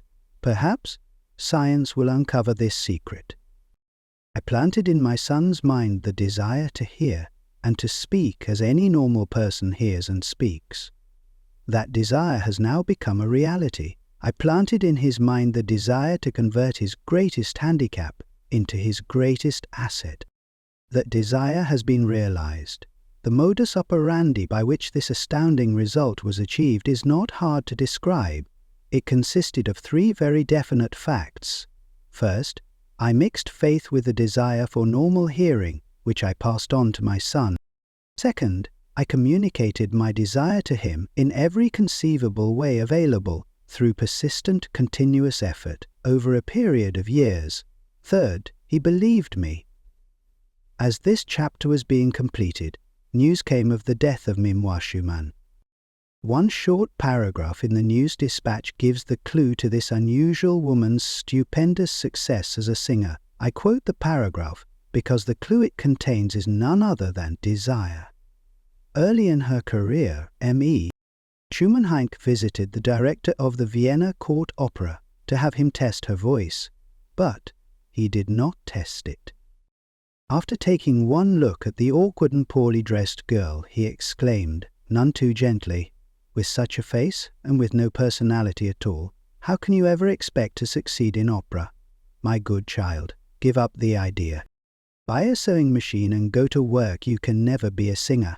Never is a long time." The director of the Vienna Court Opera knew much about the technique of singing. He knew little about the power of desire when it assumes the proportion of an obsession. If he had known more of that power, he would not have made the mistake of condemning genius without giving it an opportunity. Several years ago, one of my business associates became ill. He became worse as time went on and finally was taken to the hospital for an operation. Just before he was wheeled into the operating room, I took a look at him and wondered how anyone as thin and emaciated as he could possibly go through a major operation successfully. The doctor warned me that there was little, if any, chance of my ever seeing him alive again. But that was the doctor's opinion. It was not the opinion of the patient. Just before he was wheeled away, he whispered feebly, "Do not be disturbed, Chief. I will be out of here in a few days." The attending nurse looked at me with pity, but the patient did come through safely. After it was all over, his physician said nothing but his own desire to live saved him. He never would have pulled through if he had not refused to accept the possibility of death. I believe in the power of desire backed by faith, because I have seen this power lift men from lowly beginnings to places of power and wealth. I have seen it rob the grave of its victims. I have seen it serve as the medium by which men staged a comeback after having been defeated in 100 different ways. I have seen it provide my own son with a normal, happy, successful life, despite nature's having sent him into the world without ears. How can one harness and use the power of desire? This has been answered through this and the subsequent chapters of this book. This message is going out to the world at the end of the longest and perhaps the most devastating depression America has ever known. It is reasonable to presume that the message may come to the attention of many who have been wounded by the depression, those who have lost their fortunes, others who have lost their positions, and great numbers who must reorganize their plans and stage a comeback. To all these I wish to convey the thought that all achievement, no matter what may be its nature or its purpose, must begin with an intense, burning desire for something definite. Through some strange and powerful principle of mental chemistry which she has never divulged, nature wraps up in the impulse of strong desire that something which recognizes no such word as impossible and accepts no such reality as failure. Faith visualization of and belief in attainment of desire. Faith is the head chemist of the mind. When faith is blended with the vibration of thought, the subconscious mind instantly picks up the vibration, translates it into its spiritual equivalent, and transmits it to infinite intelligence, as in the case of prayer. The emotions of faith, love, and sex are the most powerful of all the major positive emotions. When the three are blended, they have the effect of coloring the vibration of thought in such a way that it instantly reaches the subconscious mind, where it is changed into its spiritual equivalent, the only form that induces a response from infinite intelligence. Love and faith are psychic, related to the spiritual side of man. Sex is purely biological and related only to the physical. The mixing or blending of these three emotions has the effect of opening a direct line of communication between the finite, thinking mind of man and infinite intelligence. There comes now a statement which will give a better understanding of the importance the principle of autosuggestion assumes in the transmutation of desire into its physical or monetary equivalent. Namely, faith is a state of mind which may be induced or created by affirmation or repeated instructions to the subconscious mind through the principle of autosuggestion. As an illustration, consider the purpose for which you are, presumably, reading this book. The object is, naturally, to acquire the ability to transmute the intangible thought impulse of desire into its physical counterpart, money. By following the instructions laid down in the chapters on autosuggestion and the subconscious mind as summarized in the chapter on autosuggestion, you may convince the subconscious mind that you believe you will receive that for which you ask, and it will act upon that belief, which your subconscious mind passes back to you in the form of faith, followed by definite plans for procuring that which you desire. The method by which one develops faith where it does not already exist is extremely difficult to describe, almost as difficult in fact as it would be to describe the color of red to a blind man who has never seen color and has nothing with which to compare what you describe to him. Faith is a state of mind which you may develop at will after you have mastered the 13 principles, because it is a state of mind which develops voluntarily through application and use of these principles. Repetition of affirmation of orders to your subconscious mind is the only known method of voluntary development of the emotion of faith. Perhaps the meaning may be made clearer through the following explanation as to the way men sometimes become criminals. Stated in the words of a famous criminologist, when men first come into contact with crime, they abhor it.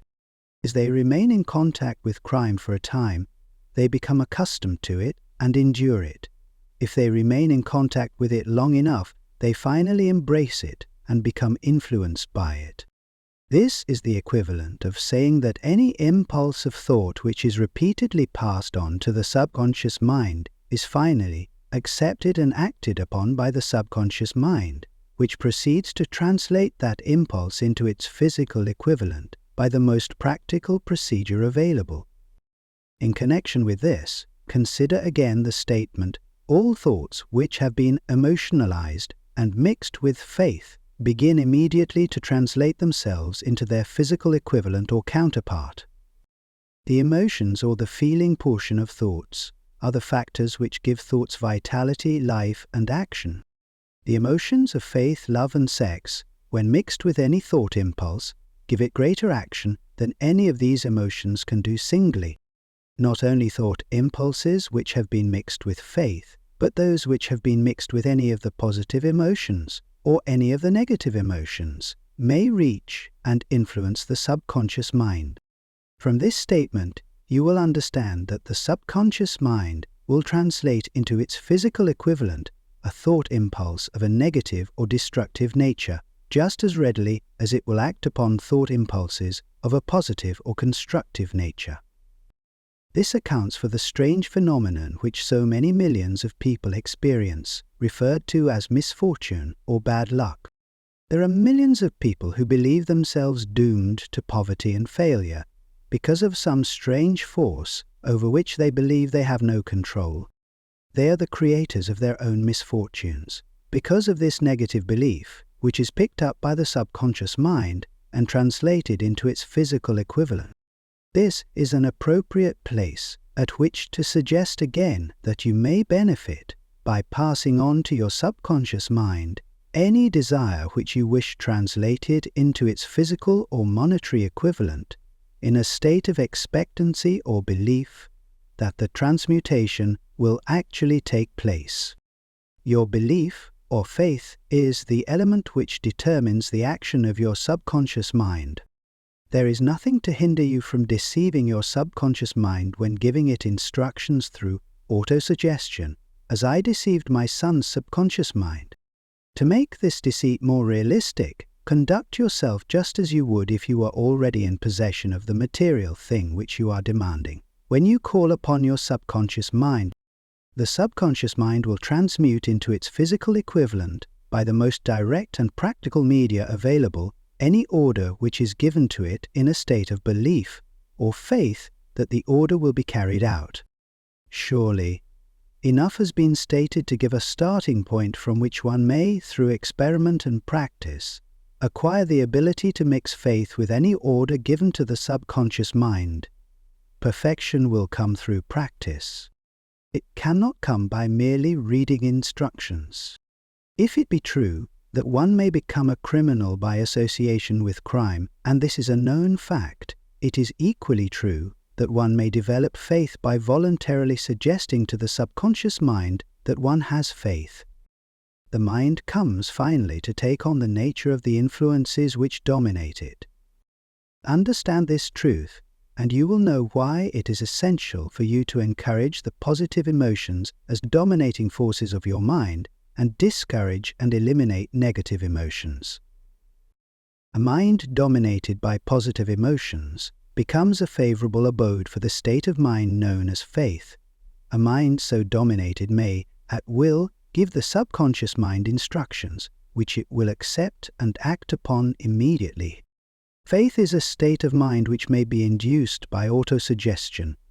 All down the ages the religionists have admonished struggling humanity to have faith in this, that, and the other dogma or creed, but they have failed to tell people how to have faith. They have not stated that faith is a state of mind, and that it may be induced by self-suggestion. In language which any normal human being can understand, we will describe all that is known about the principle through which faith may be developed, where it does not already exist. Have faith in yourself, faith in the infinite. Before we begin, you should be reminded again that faith is the eternal elixir which gives life, power, and action to the impulse of thought. The foregoing sentence is worth reading a second time, and a third, and a fourth. It is worth reading aloud. Faith is the starting point of all accumulation of riches. Faith is the basis of all miracles, and all mysteries which cannot be analyzed by the rules of science. Faith is the only known antidote for failure. Faith is the element, the chemical, which, when mixed with prayer, gives one direct communication with infinite intelligence. Faith is the element which transforms the ordinary vibration of thought, created by the finite mind of man, into the spiritual equivalent. Faith is the only agency through which the cosmic force of infinite intelligence can be harnessed and used by man. Every one of the foregoing statements is capable of proof. The proof is simple and easily demonstrated. It is wrapped up in the principle of autosuggestion. Let us center our attention, therefore, upon the subject of self-suggestion and find out what it is, and what it is capable of achieving. It is a well-known fact that one comes finally to believe whatever one repeats to oneself, whether the statement be true or false. If a man repeats a lie over and over, he will eventually accept the lie as truth. Moreover, he will believe it to be the truth. Every man is what he is because of the dominating thoughts which he permits to occupy his mind. Thoughts which a man deliberately places in his own mind and encourages with sympathy, and with which he mixes any one or more of the emotions, constitute the motivating forces which direct and control his every movement, act, and deed. Comes now a very significant statement of truth. Thoughts which are mixed with any of the feelings of emotions constitute a magnetic force which attracts from the vibrations of the ether other similar or related thoughts. A thought thus magnetized with emotion may be compared to a seed which, when planted in fertile soil, germinates, grows, and multiplies itself over and over again, until that which was originally one small seed becomes countless millions of seeds of the same brand. The ether is a great cosmic mass of eternal forces of vibration. It is made up of both destructive vibrations and constructive vibrations. It carries at all times vibrations of fear, poverty, disease, failure, misery, and vibrations of prosperity, health, success, and happiness, just as surely as it carries the sound of hundreds of orchestrations of music and hundreds of human voices, all of which maintain their own individuality and means of identification through the medium of radio. From the great storehouse of the ether, the human mind is constantly attracting vibrations which harmonize with that which dominates the human mind. Any thought, idea, plan, or purpose which one holds in one's mind attracts, from the vibrations of the ether a host of its relatives, adds these relatives to its own force, and grows until it becomes the dominating motivating master of the individual in whose mind it has been housed. Now, let us go back to the starting point and become informed as to how the original seed of an idea, plan, or purpose may be planted in the mind. The information is easily conveyed. Any idea, plan, or purpose may be placed in the mind through repetition of thought. This is why you are asked to write out a statement of your major purpose or definite chief aim, commit it to memory, and repeat it in audible words day after day until these vibrations of sound have reached your subconscious mind. We are what we are because of the vibrations of thought which we pick up and register through the stimuli of our daily environment. Resolve to throw off the influences of any unfortunate environment and to build your own life to order. Taking inventory of mental assets and liabilities, you will discover that your greatest weakness is lack of self-confidence. This handicap can be surmounted and timidity translated into courage through the aid of the principle of autosuggestion.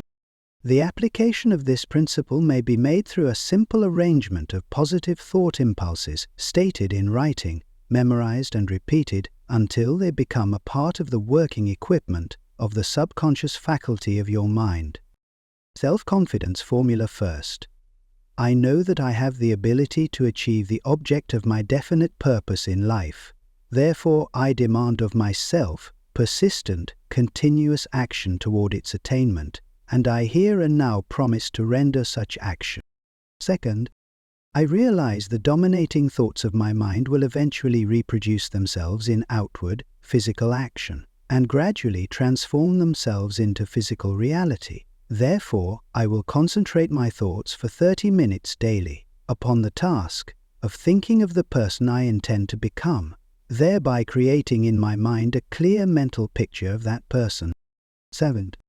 I know through the principle of autosuggestion any desire that I persistently hold in my mind will eventually seek expression through some practical means of attaining the object back of it. Therefore, I will devote 10 minutes daily to demanding of myself the development of self-confidence. Fourth, I have clearly written down a description of my definite chief aim in life, and I will never stop trying until I shall have developed sufficient self-confidence for its attainment. Fifth, I fully realize that no wealth or position can long endure unless built upon truth and justice. Therefore, I will engage in no transaction which does not benefit all whom it affects.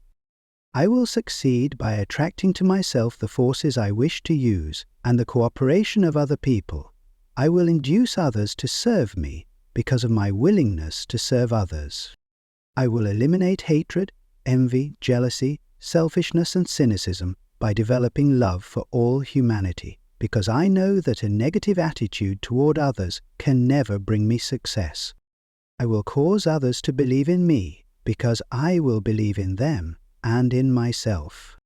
I will sign my name to this formula, commit it to memory, and repeat it aloud once a day, with full faith that it will gradually influence my thoughts and actions so that I will become a self-reliant and successful person. Back of this formula is a law of nature which no man has yet been able to explain. It has baffled the scientists of all ages. The psychologists have named this law autosuggestion, and let it go at that. The name by which one calls this law is of little importance. The important fact about it is, it works for the glory and success of mankind if it is used constructively. On the other hand, if used destructively, it will destroy just as readily. In this statement may be found a very significant truth, namely, that those who go down in defeat and end their lives in poverty, misery, and distress do so because of negative application of the principle of autosuggestion. The cause may be found in the fact that all impulses of thought have a tendency to clothe themselves in their physical equivalent. The subconscious mind, the chemical laboratory in which all thought impulses are combined and made ready for translation into physical reality, makes no distinction between constructive and destructive thought impulses.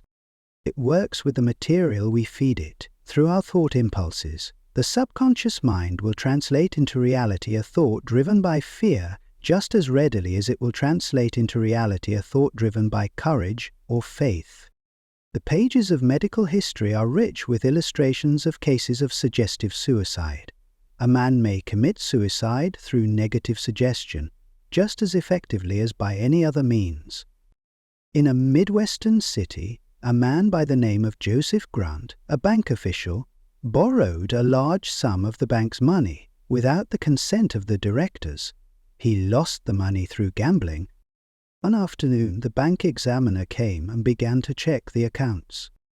Grant left the bank, took a room in a local hotel, and when they found him, 3 days later, he was lying in bed, wailing and moaning, repeating over and over these words, "My God, this will kill me. I cannot stand the disgrace."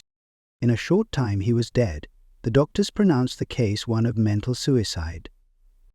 Just as electricity will turn the wheels of industry and render useful service if used constructively, or snuff out life if wrongly used, so will the law of autosuggestion lead you to peace and prosperity, or down into the valley of misery, failure and death, according to your degree of understanding and application of it. If you fill your mind with fear, doubt, and unbelief in your ability to connect with and use the forces of infinite intelligence, the law of autosuggestion will take this spirit of unbelief and use it as a pattern by which your subconscious mind will translate it into its physical equivalent. This statement is as true as the statement that 2 and 2 are 4. Part 5. Like the wind which carries one ship east and another west, the law of autosuggestion will lift you up or pull you down according to the way you set your sails of thought. The law of autosuggestion, through which any person may rise to altitudes of achievement which stagger the imagination, is well described in the following verse. If you think you are beaten, you are. If you think you dare not, you don't. If you like to win hot you think you can't, it is almost certain you won't. If you think you'll lose, you're lost. For out of the world we find, success begins with a fellow's will. It's all in the state of mind. If you think you are outclassed, you are. You've got to think high to rise.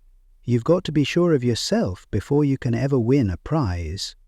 Life's battles don't always go to the stronger or faster man, is the man who thinks he can. Observe the words which have been emphasized, and you will catch the deep meaning which the poet had in mind. Somewhere in your makeup, perhaps in the cells of your brain, there lies sleeping the seed of achievement, which, if aroused and put into action, would carry you to heights, such as you may never have hoped to attain.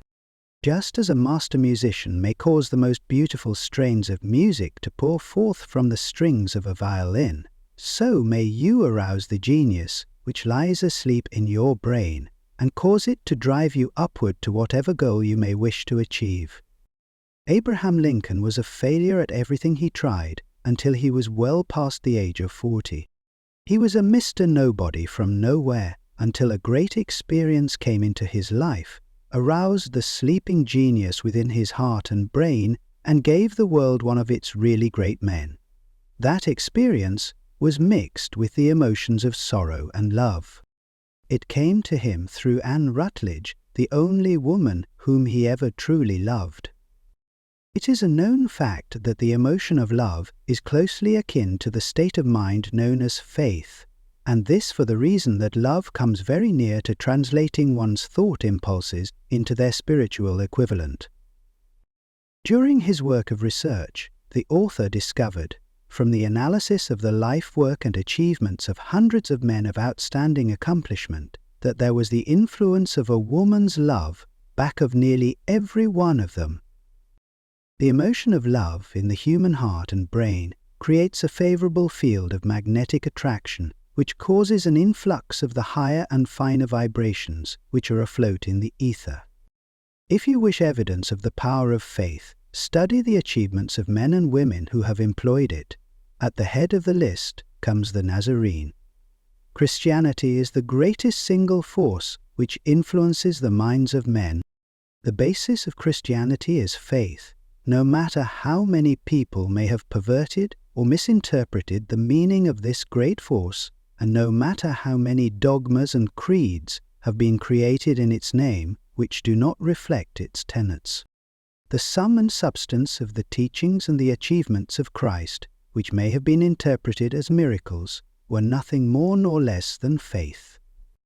If there are any such phenomena as miracles, they are produced only through the state of mind known as faith. Some teachers of religion, and many who call themselves Christians, neither understand nor practice faith. Let us consider the power of faith as it is now being demonstrated by a man who is well known to all of civilization, Mahatma Gandhi of India. In this man, the world has one of the most astounding examples known to civilization of the possibilities of faith.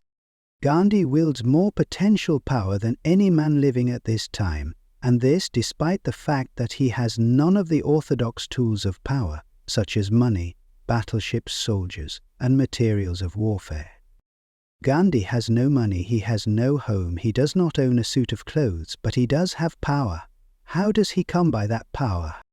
He created it out of his understanding of the principle of faith, and through his ability to transplant that faith into the minds of 200 million people, Gandhi has accomplished through the influence of faith that which the strongest military power on earth could not, and never will accomplish through soldiers and military equipment. He has accomplished the astounding feat of influencing 200 million minds to coalesce and move in unison as a single mind. What other force on earth except faith could do as much? There will come a day when employees as well as employers will discover the possibilities of faith. That day is dawning. The whole world has had ample opportunity during the recent business depression to witness what the lack of faith will do to business. Surely, civilization has produced a sufficient number of intelligent human beings to make use of this great lesson which the depression has taught the world. During this depression, the world had evidence in abundance that widespread fear will paralyze the wheels of industry and business. Out of this experience will arise leaders in business and industry who will profit by the example which Gandhi has set for the world, and they will apply to business the same tactics which he has used in building the greatest following known in the history of the world. These leaders will come from the rank and file of the unknown men, who now labor in the steel plants, the coal mines, the automobile factories, and in the small towns and cities of America. Business is due for a reform. Make no mistake about this. The methods of the past, based upon economic combinations of force and fear, will be supplanted by the better principles of faith and cooperation. Men who labor will receive more than daily wages. They will receive dividends from the business, the same as those who supply the capital for business, but first they must give more to their employers and stop this bickering and bargaining by force at the expense of the public. They must earn the right to dividends. Moreover, and this is the most important thing of all, they will be led by leaders who will understand and apply the principles employed by Mahatma Gandhi. Only in this way may leaders get from their followers the spirit of full cooperation which constitutes power in its highest and most enduring form. This stupendous machine age in which we live and from which we are just emerging has taken the soul out of men. Its leaders have driven men as though they were pieces of cold machinery. They were forced to do so by the employees who have bargained, at the expense of all concerned, to get and not to give. The watchword of the future will be human happiness and contentment, and when this state of mind shall have been attained, the production will take care of itself more effectively than anything that has ever been accomplished, where men did not and could not mix faith and individual interest with their labor. Because of the need for faith and cooperation in operating business and industry, It will be both interesting and profitable to analyze an event which provides an excellent understanding of the method by which industrialists and businessmen accumulate great fortunes, by giving before they try to get. The event chosen for this illustration dates back to 1900, when the United States Steel Corporation was being formed. As you read the story, keep in mind these fundamental facts, and you will understand how ideas have been converted into huge fortunes. First, the huge United States Steel Corporation was born in the mind of Charles M. Schwab, in the form of an idea he created through his imagination. Second, he mixed faith with his idea. Third, he formulated a plan for the transformation of his idea into physical and financial reality. Fourth, he put his plan into action with his famous speech at the University Club. Fifth, he applied and followed through on his plan with persistence and backed it with firm decision until it had been fully carried out. Sixth, he prepared the way for success by a burning desire for success. If you are one of those who have often wondered how great fortunes are accumulated, this story of the creation of the United States Steel Corporation will be enlightening. If you have any doubt that men can think and grow rich, this story should dispel that doubt, because you can plainly see in the story of the United States Steel the application of a major portion of the 13 principles described in this book. This astounding description of the power of an idea was dramatically told by John Lowell in the New York World Telegram, with whose courtesy it is here reprinted. A pretty after-dinner speech for $1 billion. When, on the evening of December 12, 1900, some 80 of the nation's financial nobility gathered in the banquet hall of the University Club on Fifth Avenue to do honor to a young man from out of the West, not half a dozen of the guests realized they were to witness the most significant episode in American industrial history. J. Edward Simmons and Charles Stuart Smith, their hearts full of gratitude for the lavish hospitality bestowed on them by Charles M. Schwab during a recent visit to Pittsburgh, had arranged the dinner to introduce the 38-year-old steel man to Eastern banking society. But they didn't expect him to stampede the convention. They warned him, in fact, that the bosoms within New York stuffed shirts would not be responsive to oratory, and that if he didn't want to bore the Stillruns and Harrimans and Vanderbilts, he had better limit himself to 15 or 20 minutes of polite vaporings and let it go at that. Even John Pierpont Morgan, sitting on the right hand of Schwab as became his imperial dignity, intended to grace the banquet table with his presence only briefly. And so far as the press and public were concerned, the whole affair was of so little moment that no mention of it found its way into print the next day. So the two hosts and their distinguished guests ate their way through the usual 7 or 8 courses. There was little conversation, and what there was of it was restrained. Few of the bankers and brokers had met Schwab, whose career had flowered along the banks of the Monongahela, and none knew him well. But before the evening was over, they, and with them Money Master Morgan, were to be swept off their feet, and $1 billion baby, the United States Steel Corporation, was to be conceived. It is perhaps unfortunate, for the sake of history, that no record of Charlie Schwab's speech at the dinner ever was made. He repeated some parts of it at a later date during a similar meeting of Chicago bankers, and still later, when the government brought suit to dissolve the Steel Trust, he gave his own version, from the witness stand, of the remarks that stimulated Morgan into a frenzy of financial activity. It is probable, however, that it was a homely speech, somewhat ungrammatical, for the niceties of language never bothered Schwab, full of epigram and threaded with wit. But aside from that, it had a galvanic force and effect upon the $5 billion of estimated capital that was represented by the diners. After it was over, and the gathering was still under its spell, although Schwab had talked for 90 minutes, Morgan led the orator to a recessed window, where, dangling their legs from the high, uncomfortable seat, they talked for an hour more. The magic of the Schwab personality had been turned on full force, but what was more important and lasting was the full-fledged, clear-cut program he laid down for the aggrandizement of steel. Many other men had tried to interest Morgan in slapping together a steel trust after the pattern of the biscuit, wire and hoop, sugar, rubber, whiskey, oil or chewing gum combinations. John W. Gates, the gambler, had urged it, but Morgan distrusted him. The Moore boys, Bill and Jim, Chicago stock jobbers who had glued together a match trust and a cracker corporation, had urged it and failed. Elbert H. Gary, the sanctimonious country lawyer, wanted to foster it, but he wasn't big enough to be impressive.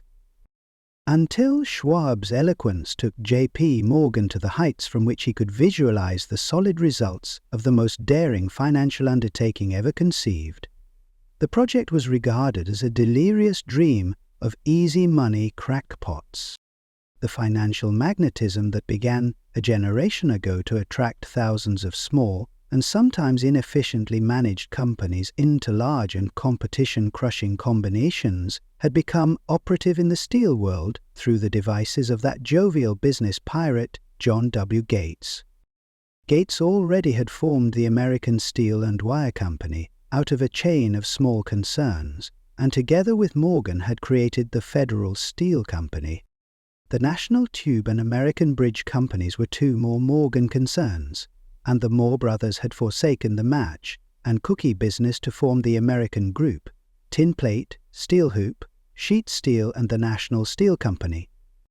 But by the side of Andrew Carnegie's gigantic vertical trust, a trust owned and operated by 53 partners, those other combinations were picayune.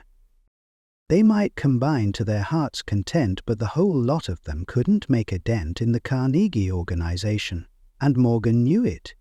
The eccentric old Scot knew it too. From the magnificent heights of Skibo Castle he had viewed, first with amusement and then with resentment, the attempts of Morgan's smaller companies to cut into his business. When the attempts became too bold, Carnegie's temper was translated into anger and retaliation. He decided to duplicate every mill owned by his rivals. Hitherto, he hadn't been interested in wire, pipe, hoops, or sheet. Instead, he was content to sell such companies the raw steel and let them work it into whatever shape they wanted. Now, with Schwab as his chief and able lieutenant, he planned to drive his enemies to the wall. So it was that in the speech of Charles M. Schwab, Morgan saw the answer to his problem of combination. A trust without Carnegie, giant of them all, would be no trust at all.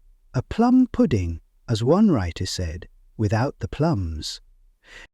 Schwab's speech on the night of December 12, 1900, undoubtedly carried the inference, though not the pledge, that the vast Carnegie enterprise could be brought under the Morgan tent.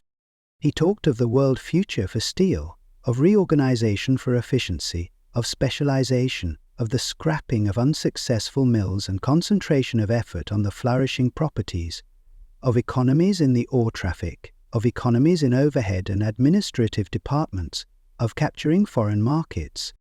More than that, he told the buccaneers among them wherein lay the errors of their customary piracy, their purposes, he inferred, bad, been to create monopolies, raise prices, and pay themselves fat dividends out of privilege. Schwab condemned the system in his heartiest manner. The short-sightedness of such a policy, he told his hearers, lay in the fact that it restricted the market in an era when everything cried for expansion. By cheapening the cost of steel, he argued, an ever-expanding market would be created. More uses for steel would be devised, and a goodly portion of the world trade could be captured. Actually, though he did not know it, Schwab was an apostle of modern mass production. So the dinner at the University Club came to an end. Morgan went home to think about Schwab's rosy predictions. Schwab went back to Pittsburgh to run the steel business for wee Andrew Carnegie, while Gary and the rest went back to their stock tickers to fiddle around in anticipation of the next move. It was not long coming.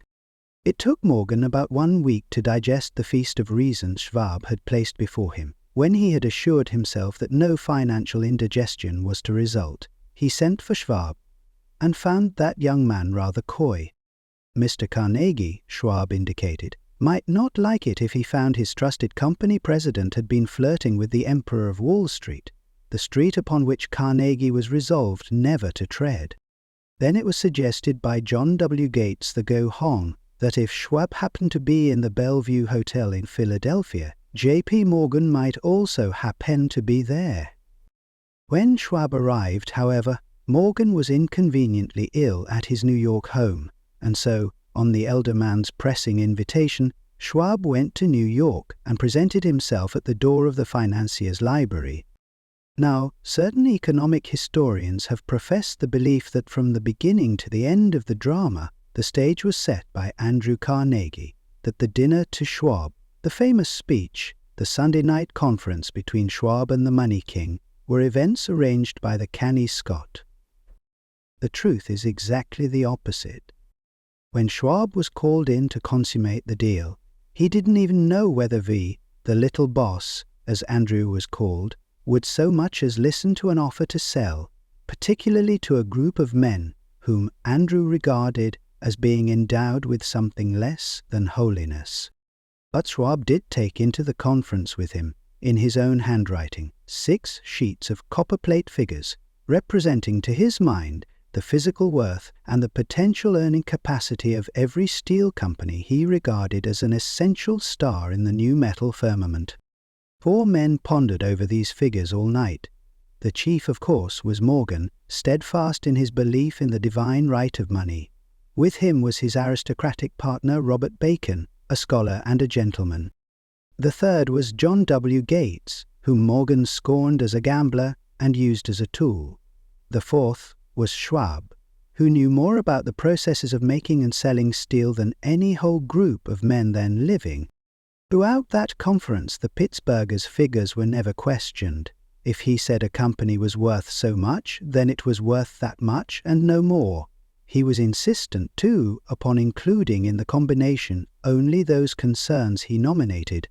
He had conceived a corporation in which there would be no duplication, not even to satisfy the greed of friends who wanted to unload their companies upon the broad Morgan shoulders. Thus he left out, by design, a number of the larger concerns upon which the walruses and carpenters of Wall Street had cast hungry eyes. When dawn came, Morgan rose and straightened his back. Only one question remained. "Do you think you can persuade Andrew Carnegie to sell?" he asked. "I can try," said Schwab. "If you can get him to sell, I will undertake the matter," said Morgan. So far, so good. But would Carnegie sell? How much would he demand? Schwab thought about $320 million. 0 cents. What would he take payment in? Common or preferred stocks? Bonds? Cash? Nobody could raise $350 million in cash. There was a golf game in January on the frost-cracking heath of the St. Andrew's Links in Westchester, with Andrew bundled up in sweaters against the cold and Charlie talking volubly as usual to keep his spirits up. But no word of business was mentioned until the pair sat down in the cosy warmth of the Carnegie cottage hard by. Then, with the same persuasiveness that had hypnotized 80 millionaires at the University Club, Schwab poured out the glittering promises of retirement in comfort, of untold millions to satisfy the old man's social capillaries.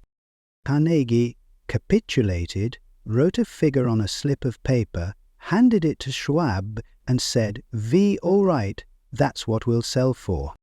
The figure was approximately $400 million, 0 cents, and was reached by taking the $320,000, 0 cents, mentioned by Schwab as a basic figure and adding to it $80,000, 0 cents, to represent the increased capital value over the previous 2 years. Later, on the deck of a transatlantic liner, the Scotsman said ruefully to Morgan, "I wish I had asked you for $100,000, 0 cents more. If you had asked for it, you'd have gotten it." Morgan told him cheerfully. There was an uproar, of course. The British correspondent cabled that the foreign steel world was appalled by the gigantic combination. President Hadley of Yale declared that unless trusts were regulated, the country might expect an emperor in Washington within the next 25 years. But that able stock manipulator Keene went at his work of shoving the new stock at the public so vigorously that all the excess water, estimated by some at nearly $6,000, was absorbed in a twinkling. So Carnegie had his millions, and the Morgan Syndicate had $62,000 for all its trouble, and all the boys from Gates to Gary had their millions. The 38-year-old Schwab had his reward. He was made president of the new corporation and remained in control until 1930. The dramatic story of big business, which you have just finished, was included in this book because it is a perfect illustration of the method by which desire can be transmuted into its physical equivalent. I imagine some readers will question the statement that a mere intangible desire can be converted into its physical equivalent. Doubtless some will say you cannot convert nothing into something. The answer is in the story of United States Steel. That giant organization was created in the mind of one man. The plan by which the organization was provided with the steel mills that gave it financial stability was created in the mind of the same man. His faith, his desire, his imagination, his persistence were the real ingredients that went into United States Steel. The steel mills and mechanical equipment acquired by the corporation after it had been brought into legal existence were incidental, but careful analysis will disclose the fact that the appraised value of the properties acquired by the corporation increased in value by an estimated $600 million by the mere transaction which consolidated them under one management. In other words, Charles M. Schwab's idea, plus the faith with which he conveyed it to the minds of J.P. Morgan and the others, was marketed for a profit of approximately $600 million, 0 cents. Not an insignificant sum for a single idea. What happened to some of the men who took their share of the millions of dollars of profit made by this transaction is a matter with which we are not now concerned. The important feature of the astounding achievement is that it serves as unquestionable evidence of the soundness of the philosophy described in this book, because this philosophy was the warp and the woof of the entire transaction.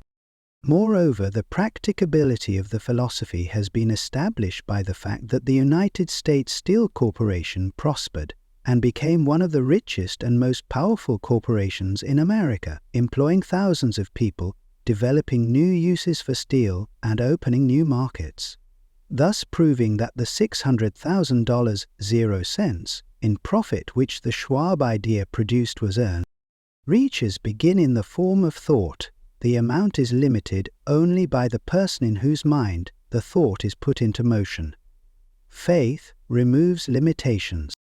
Remember this when you are ready to bargain with life for whatever it is that you ask as your price for having passed this way.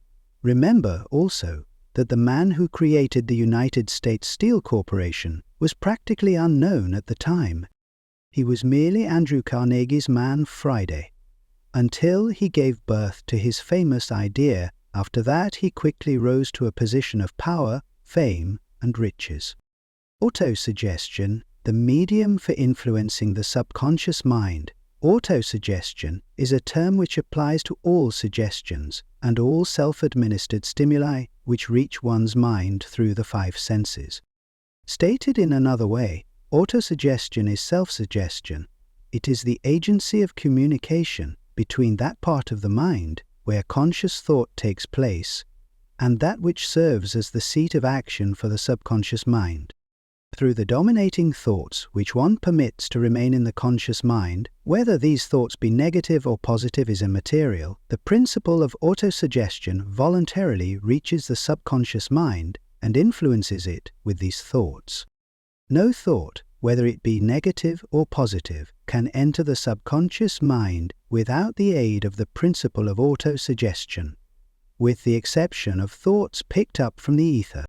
Stated differently, all sense impressions which are perceived through the five senses are stopped by the conscious thinking mind, and may be either passed on to the subconscious mind or rejected at will. The conscious faculty serves therefore as an outer guard to the approach of the subconscious. Nature has so built man that he has absolute control over the material which reaches his subconscious mind through his five senses, although this is not meant to be construed as a statement that man always exercises this control. Part 6. In the great majority of instances, he does not exercise it, which explains why so many people go through life in poverty. Recall what has been said about the subconscious mind resembling a fertile garden spot in which weeds will grow in abundance if the seeds of more desirable crops are not sown therein. Autosuggestion is the agency of control through which an individual may voluntarily feed his subconscious mind on thoughts of a creative nature, or, by neglect, permit thoughts of a destructive nature to find their way into this rich garden of the mind.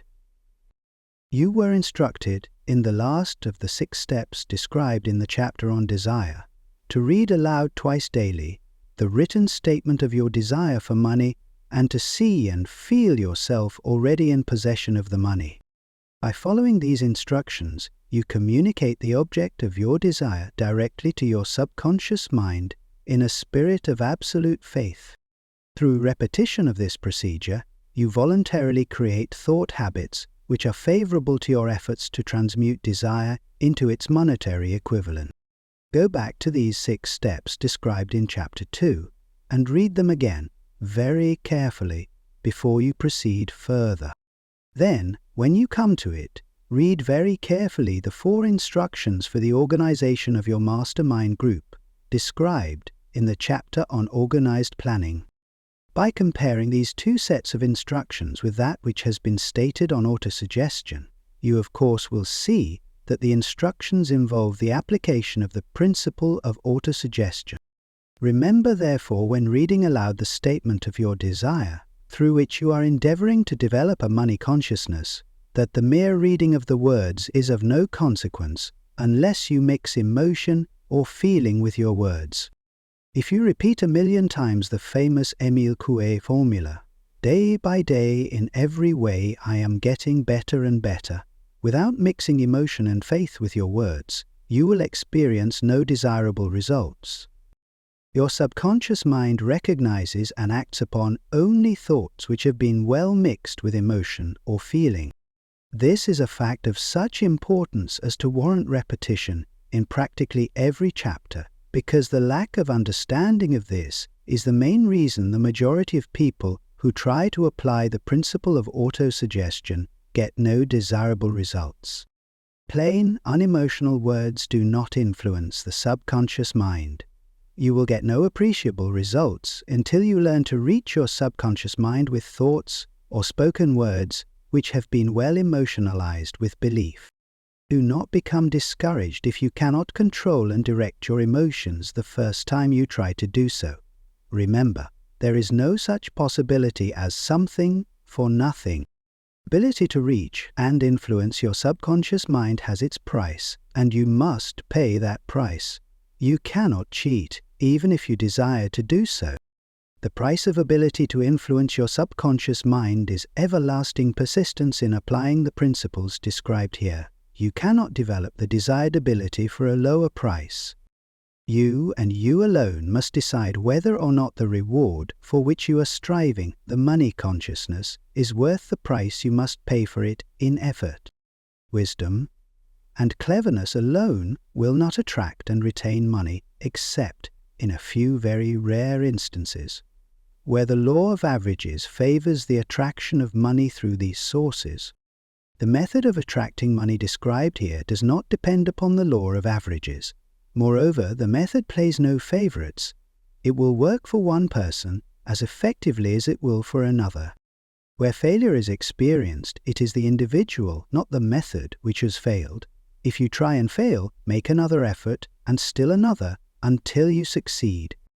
Your ability to use the principle of autosuggestion will depend very largely upon your capacity to concentrate upon a given desire until that desire becomes a burning obsession.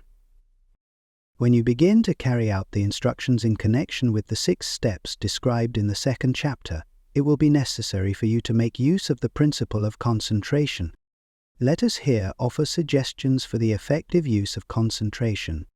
When you begin to carry out the first of the 6 steps, which instructs you to fix in your own mind the exact amount of money you desire, hold your thoughts on that amount of money by concentration or fixation of attention with your eyes closed until you can actually see the physical appearance of the money. Do this at least once each day. As you go through these exercises, follow the instructions given in the chapter on faith and see yourself actually in possession of the money. Here is a most significant fact. The subconscious mind takes any orders given it in a spirit of absolute faith and acts upon those orders, although the orders often have to be presented over and over again through repetition before they are interpreted by the subconscious mind. Following the preceding statement, consider the possibility of playing a perfectly legitimate trick on your subconscious mind by making it believe, because you believe it, that you must have the amount of money you are visualizing, that this money is already awaiting your claim, that the subconscious mind must hand over to you practical plans for acquiring the money which is yours. Hand over the thought suggested in the preceding paragraph to your imagination and see what your imagination can or will do to create practical plans for the accumulation of money through transmutation of your desire. Do not wait for a definite plan through which you intend to exchange services or merchandise in return for the money you are visualizing, but begin at once to see yourself in possession of the money, demanding and expecting meanwhile that your subconscious mind will hand over the plan or plans you need. Be on the alert for these plans, and when they appear, put them into action immediately. When the plans appear, they will probably flash into your mind through the 6th sense in the form of an inspiration. This inspiration may be considered a direct telegram or message from infinite intelligence. Treat it with respect and act upon it as soon as you receive it. Failure to do this will be fatal to your success. In the 4th of the 6 steps, you are instructed to create a definite plan for carrying out your desire and begin at once to put this plan into action. You should follow this instruction in the manner described in the preceding paragraph. Do not trust to your reason when creating your plan for accumulating money through the transmutation of desire. Your reason is faulty. Moreover, your reasoning faculty may be lazy, and if you depend entirely upon it to serve you, it may disappoint you. When visualizing the money you intend to accumulate with closed eyes, see yourself rendering the service or delivering the merchandise you intend to give in return for this money. This is important. The fact that you are reading this book is an indication that you earnestly seek knowledge. It is also an indication that you are a student of this subject. If you are only a student, there is a chance that you may learn much that you did not know, but you will learn only by assuming an attitude of humility. If you choose to follow some of the instructions but neglect or refuse to follow others, you will fail. To get satisfactory results, you must follow all instructions in a spirit of faith. The instructions given in connection with the 6 steps in the 2nd chapter will now be summarized and blended with the principles covered by this chapter as follows. First, go into some quiet spot, preferably in bed at night, where you will not be disturbed or interrupted. Close your eyes and repeat aloud, so you may hear your own words, the written statement of the amount of money you intend to accumulate, the time limit for its accumulation, and a description of the service or merchandise you intend to give in return for the money. As you carry out these instructions, see yourself already in possession of the money. For example, suppose that you intend to accumulate $50.00 by the 1st of January 5 years hence, that you intend to give personal services in return for the money in the capacity of a salesman. Your written statement of your purpose should be similar to the following. By the 1st day of January 19, I will have in my possession $50,000.00, which will come to me in various amounts from time to time during the interim. In return for this money, I will give the most efficient service of which I am capable, rendering the fullest possible quantity and the best possible quality of service in the capacity of salesman of describe the service or merchandise you intend to sell. I believe that I will have this money in my possession. My faith is so strong that I can now see this money before my eyes. I can touch it with my hands. It is now awaiting transfer to me at the time and in the proportion that I deliver the service I intend to render in return for it. I am awaiting a plan by which to accumulate this money, and I will follow that plan when it is received. Second, repeat this program night and morning until you can see in your imagination the money you intend to accumulate. Third, place a written copy of your statement where you can see it night and morning and read it just before retiring and upon arising until it has been memorized. Remember, as you carry out these instructions, that you are applying the principle of autosuggestion for the purpose of giving orders to your subconscious mind. Remember also that your subconscious mind will act only upon instructions which are emotionalized and handed over to it with feeling. Faith is the strongest and most productive of the emotions. Follow the instructions given in the chapter on faith. These instructions may at first seem abstract. Do not let this disturb you. Follow the instructions, no matter how abstract or impractical they may at first appear to be. The time will soon come, if you do as you have been instructed, in spirit as well as in act, when a whole new universe of power will unfold to you. Skepticism in connection with all new ideas is characteristic of all human beings.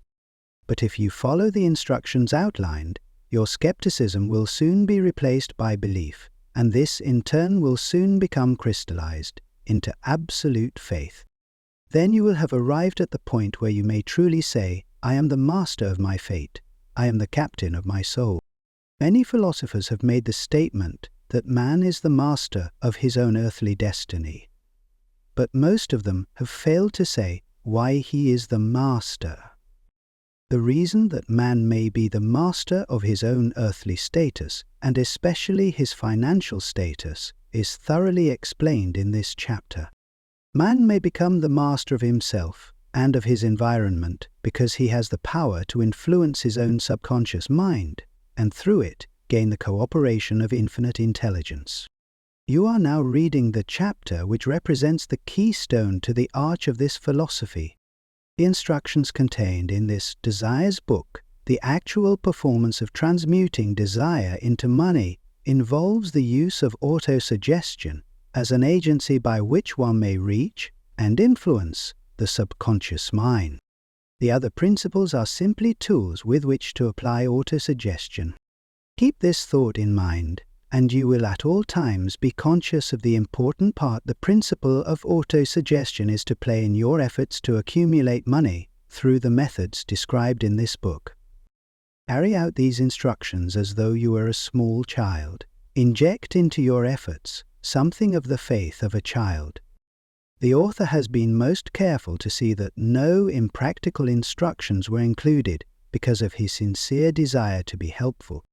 After you have read the entire book, come back to this chapter and follow in spirit and in action this instruction. Read the entire chapter aloud once every night until you become thoroughly convinced that the principle of autosuggestion is sound, that it will accomplish for you all that has been claimed for it. As you read, underscore with a pencil every sentence which impresses you favorably. Follow the foregoing instruction to the letter, and it will open the way for a complete understanding and mastery of the principles of success. Specialized knowledge, personal experience, or observations. There are two kinds of knowledge. One is general, the other is specialized. General knowledge, no matter how great in quantity or variety it may be, is of but little use in the accumulation of money.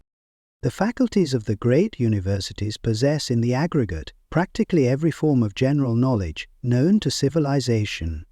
Most of the professors have but little or no money.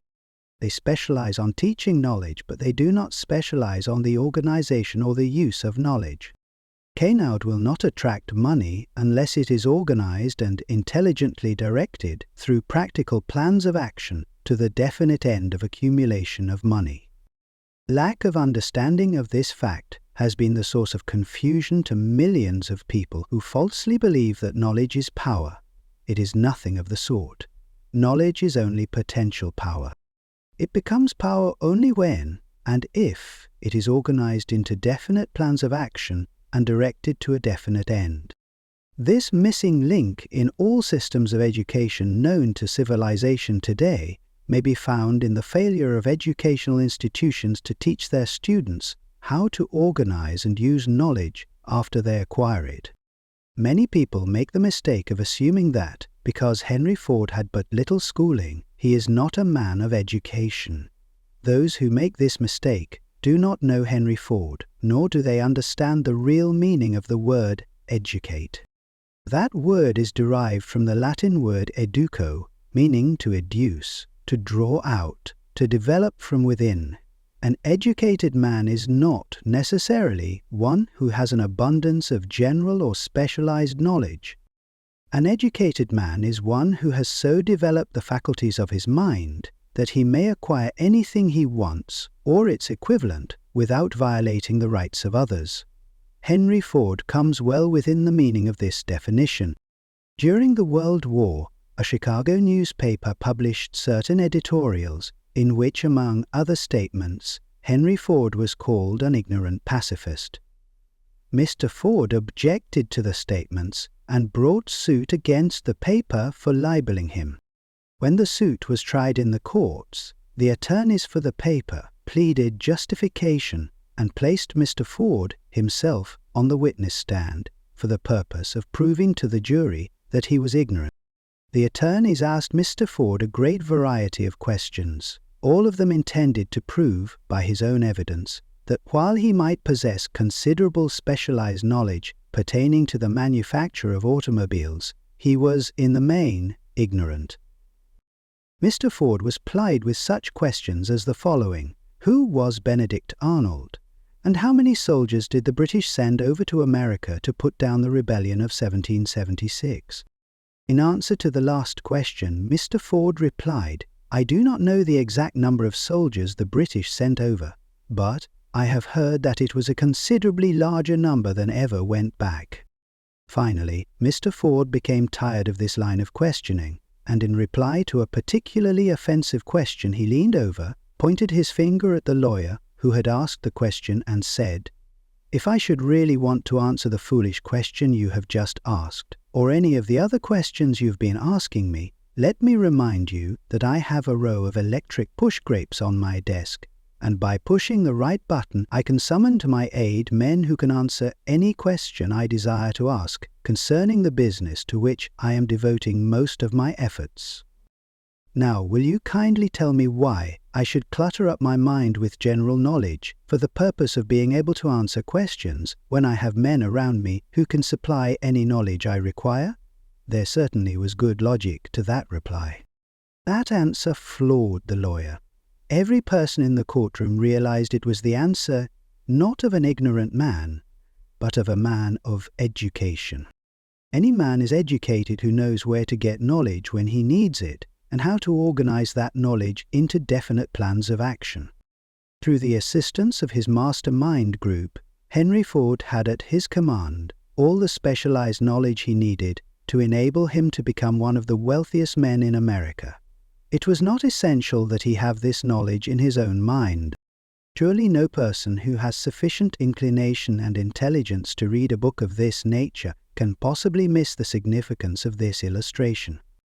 Before you can be sure of your ability to transmute desire into its monetary equivalent, you will require specialized knowledge of the service, merchandise, or profession which you intend to offer in return for fortune.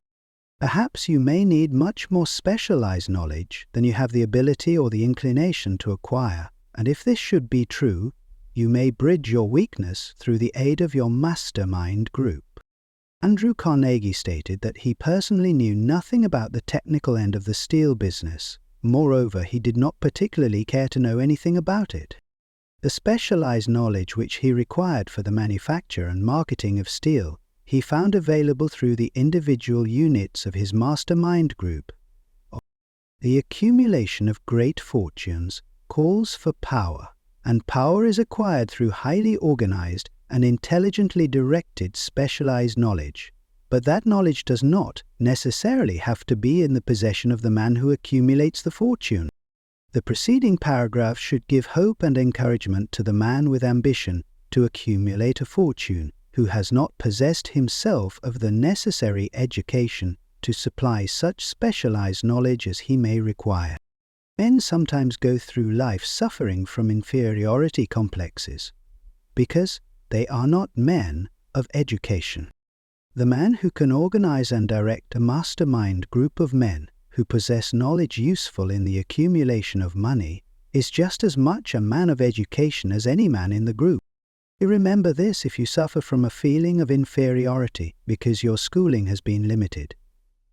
Thomas A. Edison had only 3 months of schooling during his entire life. He did not lack education, neither did he die poor. Henry Ford had less than a 6th grade schooling, but he has managed to do pretty well by himself financially. Specialized knowledge is among the most plentiful and the cheapest forms of service which may be had. If you doubt this, consult the payroll of any university. First of all, decide the sort of specialized knowledge you require and the purpose for which it is needed. To a large extent, your major purpose in life, the goal toward which you are working, will help determine what knowledge you need. With this question settled, your next move requires that you have accurate information concerning dependable sources of knowledge. The more important of these are A. One's own experience and education. Experience and education available through cooperation of others, mastermind alliance. A. Colleges and universities. Public libraries. Through books and periodicals in which may be found all the knowledge organized by civilization. Special training courses through night schools and home study schools in particular. As knowledge is acquired, it must be organized and put into use for a definite purpose through practical plans. Knowledge has no value except that which can be gained from its application toward some worthy end. This is one reason why college degrees are not valued more highly. They represent nothing but miscellaneous knowledge. If you contemplate taking additional schooling, first determine the purpose for which you want the knowledge you are seeking. Then learn where this particular sort of knowledge can be obtained from reliable sources. Successful men, in all callings, never stop acquiring specialized knowledge related to their major purpose, business or profession. Those who are not successful usually make the mistake of believing that the knowledge-acquiring period ends when one finishes school. The truth is that schooling does but little more than to put one in the way of learning how to acquire practical knowledge. With this changed world, which began at the end of the economic collapse, came also astounding changes in educational requirements. The order of the day is specialization. This truth was emphasized by Robert P. Moore, Secretary of Appointments at Columbia University. Specialists most sought after by employing companies are candidates who have specialized in some field, business school graduates with training in accounting and statistics, engineers of all varieties, journalists, architects, chemists, and also outstanding leaders and activity men of the senior class. The man who has been active on the campus, whose personality is such that he gets along with all kinds of people and who has done an adequate job with his studies, has a most decided edge over the strictly academic student. Some of these, because of their all-round qualifications, have received several offers of positions, a few of them as many as 6. In departing from the conception that the straight-A student was invariably the one to get the choice of the better jobs, Mr. Moore said that most companies look not only to academic records, but to activity records and personalities of the students. Moll of the largest industrial companies, the leader in its field, in writing to Mr. Moore concerning prospective seniors at the college, said, "We are interested primarily in finding men who can make exceptional progress in management work. For this reason, we emphasize qualities of character, intelligence, and personality far more than specific educational background. Preemptitious proposing a system of apprenticing students in offices, stores, and industrial occupations during the summer vacation. Mr. Moore asserts that after the first 2 or 3 years of college, every student should be asked to choose a definite future course and to call a halt if he has been merely pleasantly drifting without purpose through an unspecialized academic curriculum. Colleges and universities must face the practical consideration that all professions and occupations now demand specialists, he said, urging that educational institutions accept more direct responsibility for vocational guidance. One of the most reliable and practical sources of knowledge available to those who need specialized schooling is the night schools operated in most large cities. The correspondence schools give specialized training anywhere the U.S. males go on all subjects that can be taught by the extension method. One advantage of home study training is the flexibility of the study program, which permits one to study during spare time. Another stupendous advantage of home study training, if the school is carefully chosen, is the fact that most courses offered by home study schools carry with them generous privileges of consultation, which can be of priceless value to those needing specialized knowledge. No matter where you live, you can share the benefits. Anything acquired without effort and without cost is generally unappreciated, often discredited. Perhaps this is why we get so little from our marvelous opportunity in public schools. The self-discipline one receives from a definite program of specialized study makes up to some extent for the wasted opportunity when knowledge was available without cost. Correspondence schools are highly organized business institutions.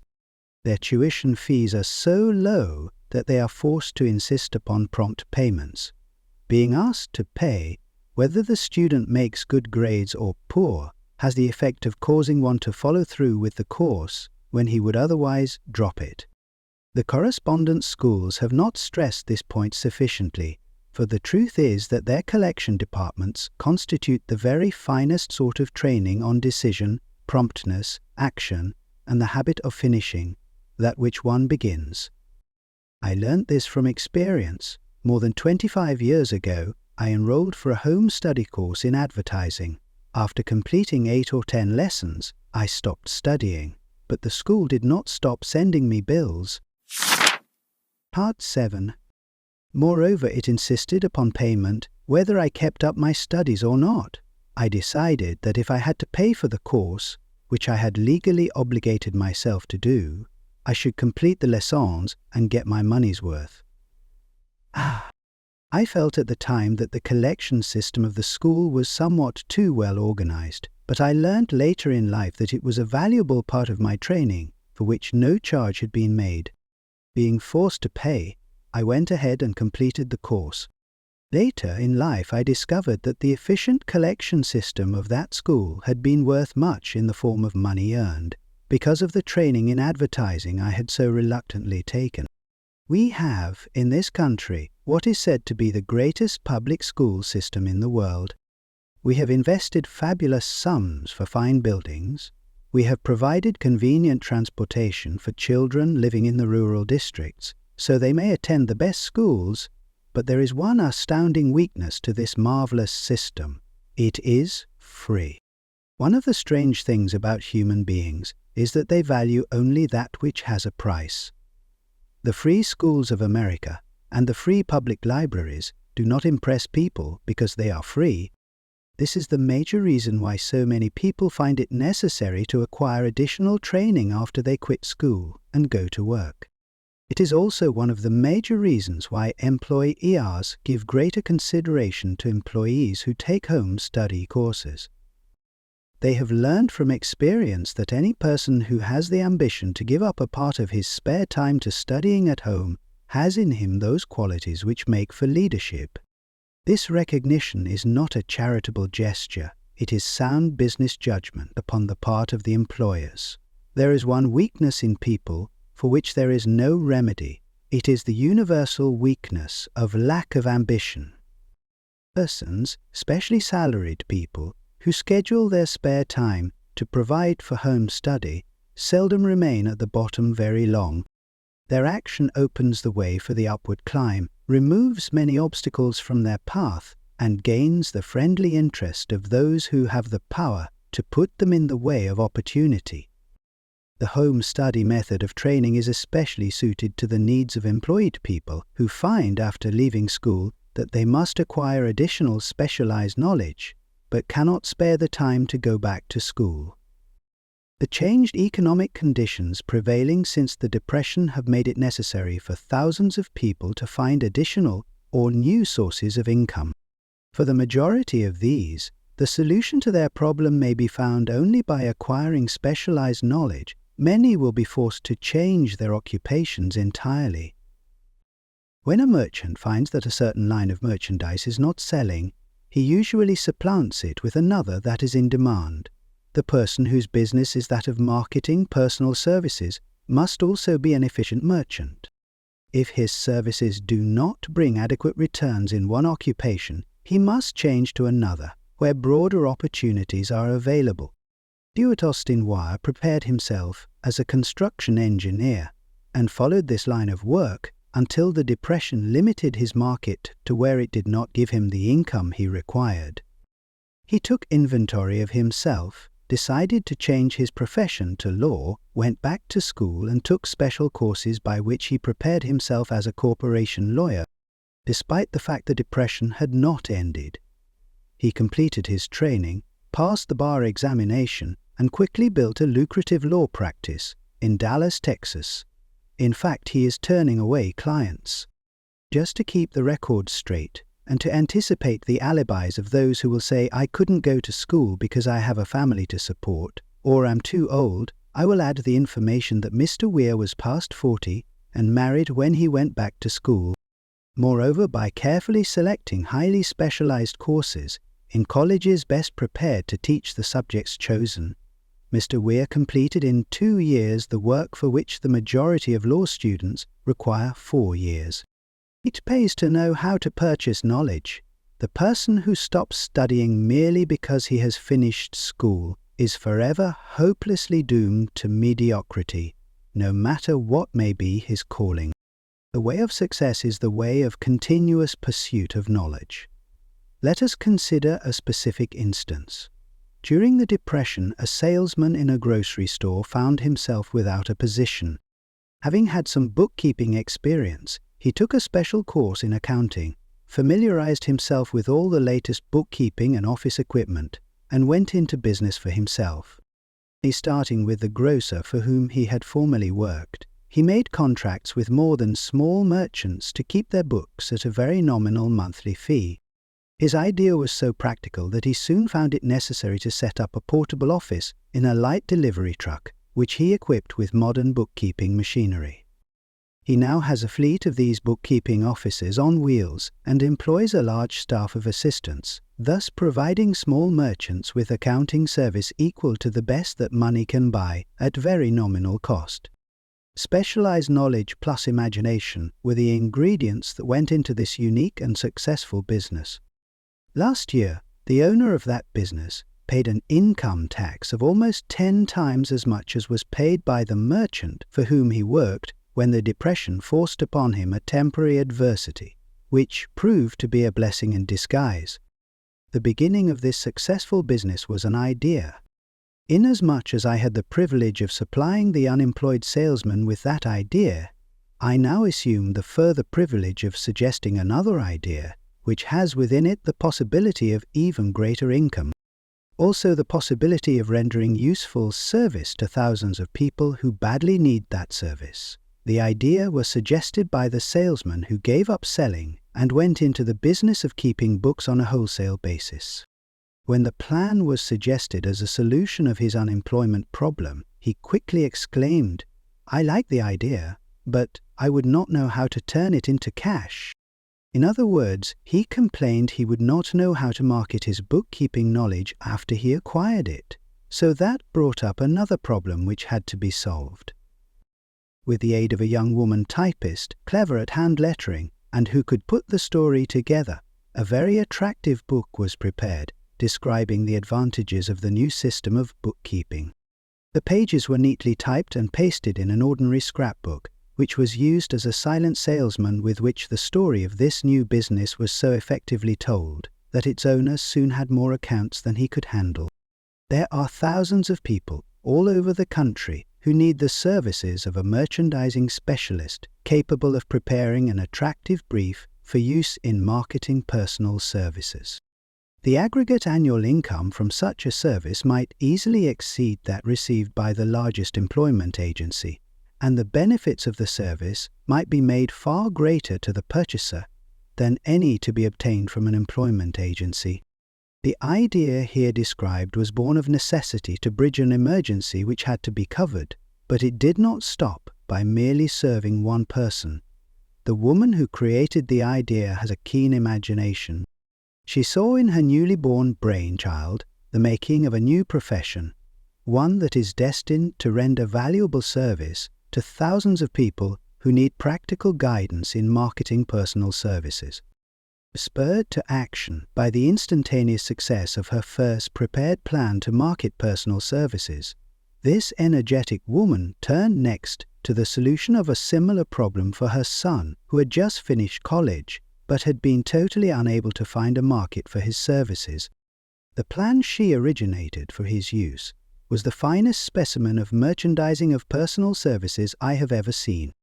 When the plan book had been completed, it contained nearly 50 pages of beautifully typed, properly organized information, telling the story of her son's native ability, schooling, personal experiences, and a great variety of other information, too extensive for description.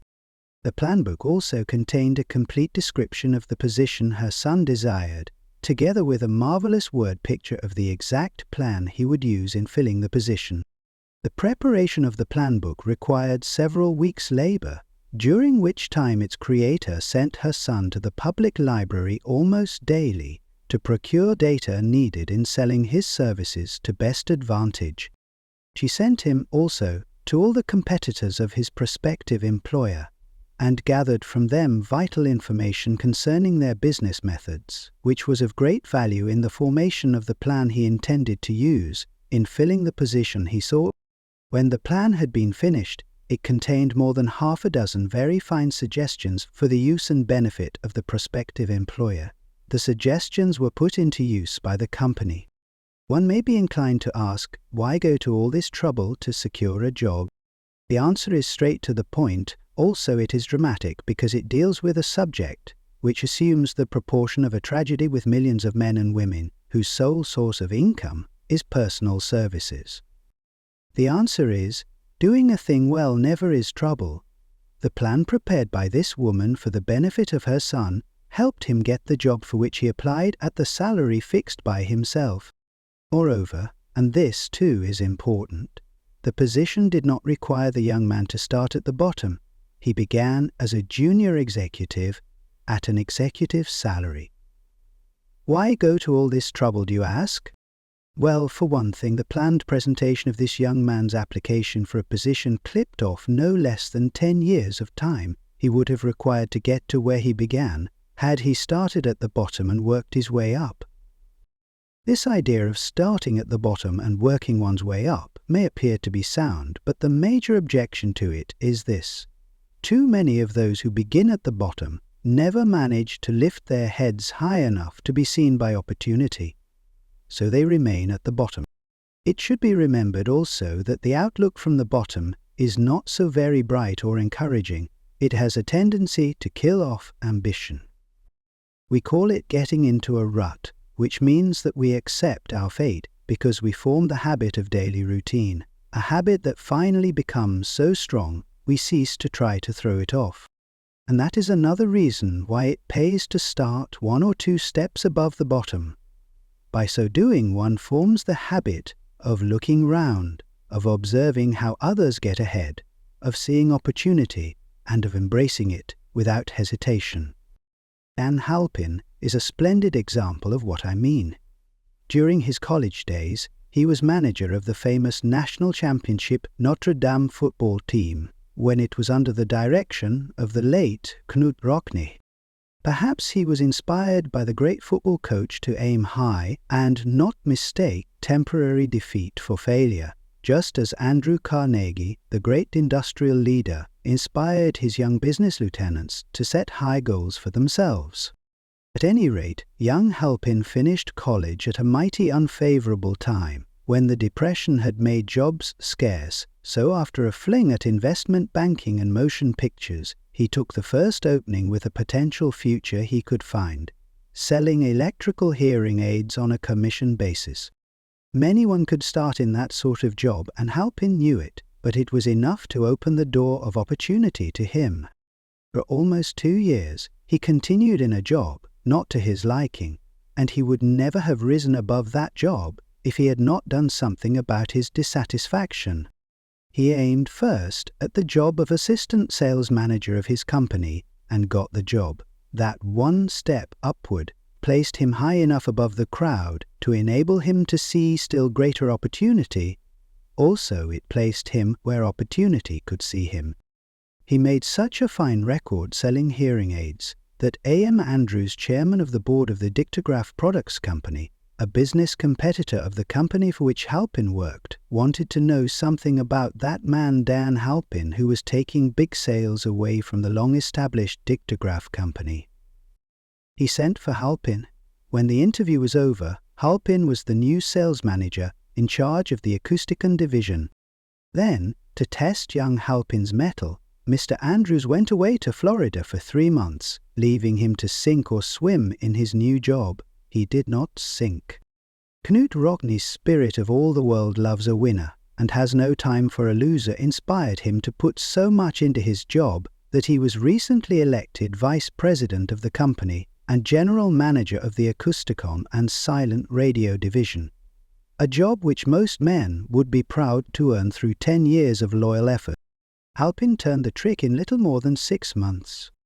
It is difficult to say whether Mr. Andrews or Mr. Halpin is more deserving of eulogy, for the reason that both showed evidence of having an abundance of that very rare quality known as imagination. Mr. Andrews deserves credit for seeing in young Halpin a go-getter of the highest order. Halpin deserves credit for refusing to compromise with life by accepting and keeping a job he did not want, and that is one of the major points I am trying to emphasize through this entire philosophy, that we rise to high positions or remain at the bottom because of conditions we can control if we desire to control them.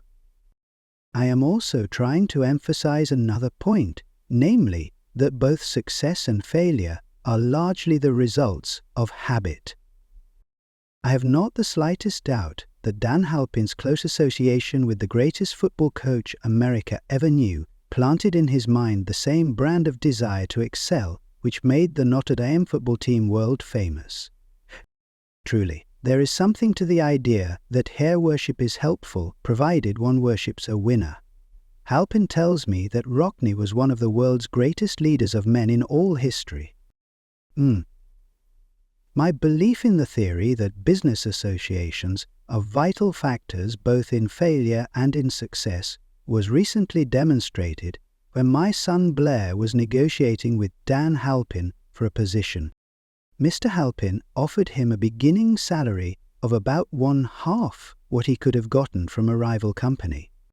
I brought parental pressure to bear and induced him to accept the place with Mr. Halpin, because I believe that close association with one who refuses to compromise with circumstances he does not like is an asset that can never be measured in terms of money. The bottom is a monotonous, dreary, unprofitable place for any person. That is why I have taken the time to describe how lowly beginnings may be circumvented by proper planning. Also, that is why so much space has been devoted to a description of this new profession, created by a woman who was inspired to do a fine job of planning because she wanted her son to have a favorable break.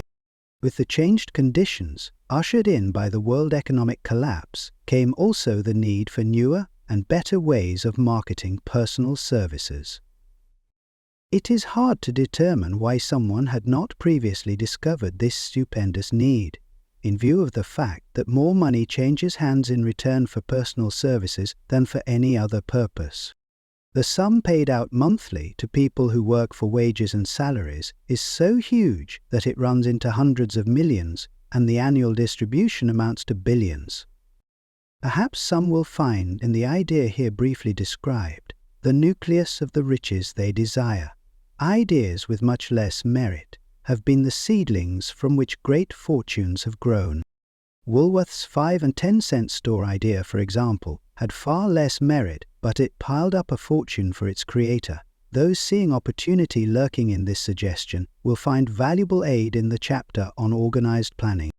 Incidentally, an efficient merchandiser of personal services would find a growing demand for his services wherever there are men and women who seek better markets for their services.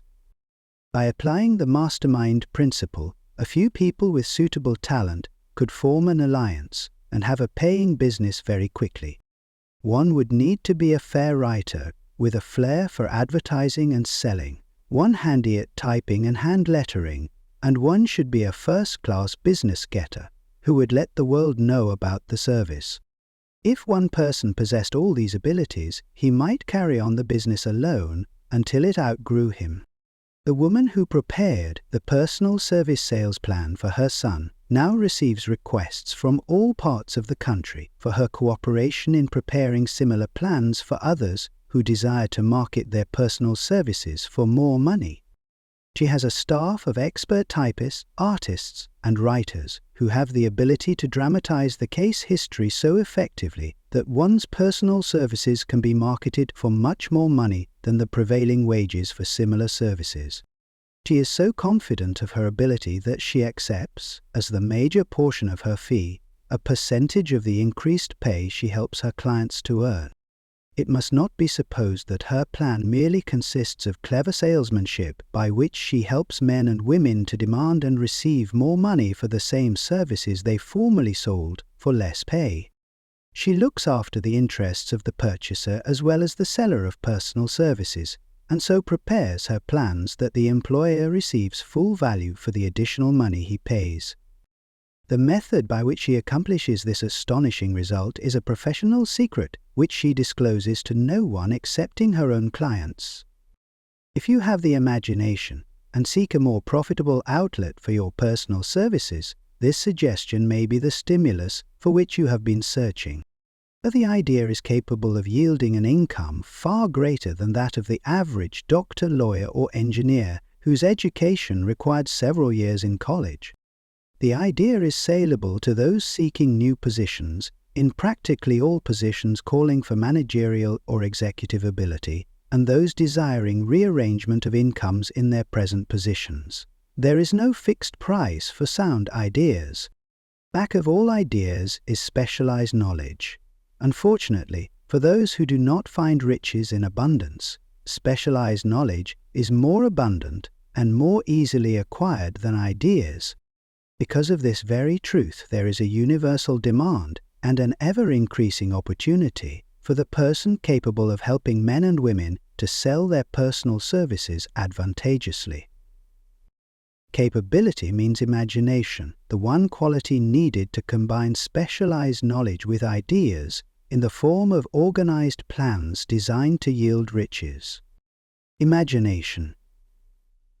The workshop of the mind. The imagination is literally the workshop wherein are fashioned all plans created by man. The impulse, the desire, is given shape, form, and action through the aid of the imaginative faculty of the mind. It has been said that man can create anything which he can imagine. Of all the ages of civilization, this is the most favorable for the development of the imagination because it is an age of rapid change. On every hand one may contact stimuli which develop the imagination. Through the aid of his imaginative faculty, man has discovered and harnessed more of nature's forces during the past 50 years than during the entire history of the human race previous to that time. He has conquered the air so completely that the birds are a poor match for him in flying. He has harnessed the ether and made it serve as a means of instantaneous communication with any part of the world. He has analyzed and weighed the sun at a distance of millions of miles and has determined through the aid of imagination the elements of which it consists. He has discovered that his own brain is both a broadcasting and a receiving station for the vibration of thought, and he is beginning now to learn how to make practical use of this discovery. He has increased the speed of locomotion until he may now travel at a speed of more than 300 miles an hour. The time will soon come when a man may breakfast in New York and lunch in San Francisco. Man's only limitation, within reason, lies in his development and use of his imagination. He has not yet reached the apex of development in the use of his imaginative faculty. He has merely discovered that he has an imagination, and has commenced to use it in a very elementary way. The imaginative faculty functions in two forms. One is known as synthetic imagination, and the other as creative imagination. Is thought intelligence. Through this faculty one may arrange old concepts, ideas or plans into new combinations. This faculty creates nothing. It merely works with the material of experience, education and observation with which it is fed. It is the faculty used most by the inventor, with the exception of the one who draws upon the creative imagination when he cannot solve his problem through synthetic imagination. Creative imagination. Through the faculty of creative imagination, the finite mind of man has direct communication with infinite intelligence. It is the faculty through which hunches and inspirations are received. It is by this faculty that all basic or new ideas are handed over to man. It is through this faculty that thought vibrations from the minds of others are received. It is through this faculty that one individual may tune in or communicate with the subconscious minds of other men. The creative imagination works automatically in the manner described in subsequent pages. This faculty functions only when the conscious mind is vibrating at an exceedingly rapid rate, as for example when the conscious mind is stimulated through the emotion of a strong desire. The creative faculty becomes more alert, more receptive to vibrations from the sources mentioned, in proportion to its development through use. This statement is significant. Ponder over it before passing on. Keep in mind as you follow these principles that the entire story of how one may convert desire into money cannot be told in one statement. The story will be complete only when one has mastered, assimilated, and begun to make use of all the principles. The great leaders of business, industry, finance, and the great artists, musicians, poets, and writers became great because they developed the faculty of creative imagination. Both the synthetic and creative faculties of imagination become more alert with use, just as any muscle or organ of the body develops through use. Desire is only a thought, an impulse. It is nebulous and ephemeral. It is abstract and of no value until it has been transformed into its physical counterpart. While the synthetic imagination is the one which will be used most frequently, in the process of transforming the impulse of desire into money, you must keep in mind the fact that you may face circumstances and situations which demand use of the creative imagination as well. Your imaginative faculty may have become weak through inaction. It can be revived and made alert through use. This faculty does not die, though it may become quiescent through lack of use. Center your attention for the time being on the development of the synthetic imagination, because this is the faculty which you will use more often in the process of converting desire into money. Transformation of the intangible impulse of DDES of money calls for the use of a plan or plans. These plans must be formed with the aid of the imagination, and mainly with the synthetic faculty. Read the entire book through, then come back to this chapter, and begin at once to put your imagination to work on the building of a plan or plans for the transformation of your desire into money. Detailed instructions for the building of plans have been given in almost every chapter. Carry out the instructions best suited to your needs. Reduce your plan to writing if you have not already done so. The moment you complete this, you will have definitely given concrete form to the intangible desire. Read the preceding sentence once more. Read it aloud, very slowly, and as you do so, remember that the moment you reduce the statement of your desire and a plan for its realization to writing, you have actually taken the first of a series of steps which will enable you to convert the thought into its physical counterpart. Part 8. The earth on which you live, you, yourself, and every other material thing are the result of evolutionary change, through which microscopic bits of matter have been organized and arranged in an orderly fashion. Moreover, and this statement is of stupendous importance, this earth, every one of the billions of individual cells of your body, and every atom of matter began as an intangible form of energy. Desire is thought impulse. Thought impulses are forms of energy. When you begin with the thought impulse, desire to accumulate money, you are drafting into your service the same stuff that nature used in creating this earth, and every material form in the universe, including the body and brain in which the thought impulses function. As far as science has been able to determine, the entire universe consists of but two elements, matter and energy. Through the combination of energy and matter has been created everything perceptible to man, from the largest star which floats in the heavens, down to and including man himself. You are now engaged in the task of trying to profit by nature's method. You are, sincerely and earnestly, we hope, trying to adapt yourself to nature's laws by endeavoring to convert desire into its physical or monetary equivalent. You can do it. It has been done before. You can build a fortune through the aid of laws which are immutable. But first, you must become familiar with these laws and learn to use them. Through repetition, and by approaching the description of these principles from every conceivable angle, the author hopes to reveal to you the secret through which every great fortune has been accumulated. Strange and paradoxical as it may seem, the secret is not a secret. Nature herself advertises it in the earth on which we live, the stars, the planets suspended within our view, in the elements above and around us, in every blade of grass, and every form of life within our vision. Nature advertises this secret in the terms of biology, in the conversion of a tiny cell, so small that it may be lost on the point of a pin, into the human being now reading this line. The conversion of desire into its physical equivalent is certainly no more miraculous. Do not become discouraged if you do not fully comprehend all that has been stated. Unless you have long been a student of the mind, it is not to be expected that you will assimilate all that is in this chapter upon a first reading, but you will in time make good progress. The principles which follow will open the way for understanding of imagination. Assimilate that which you understand as you read this philosophy for the first time. Then when you reread and study it, you will discover that something has happened to clarify it and give you a broader understanding of the whole.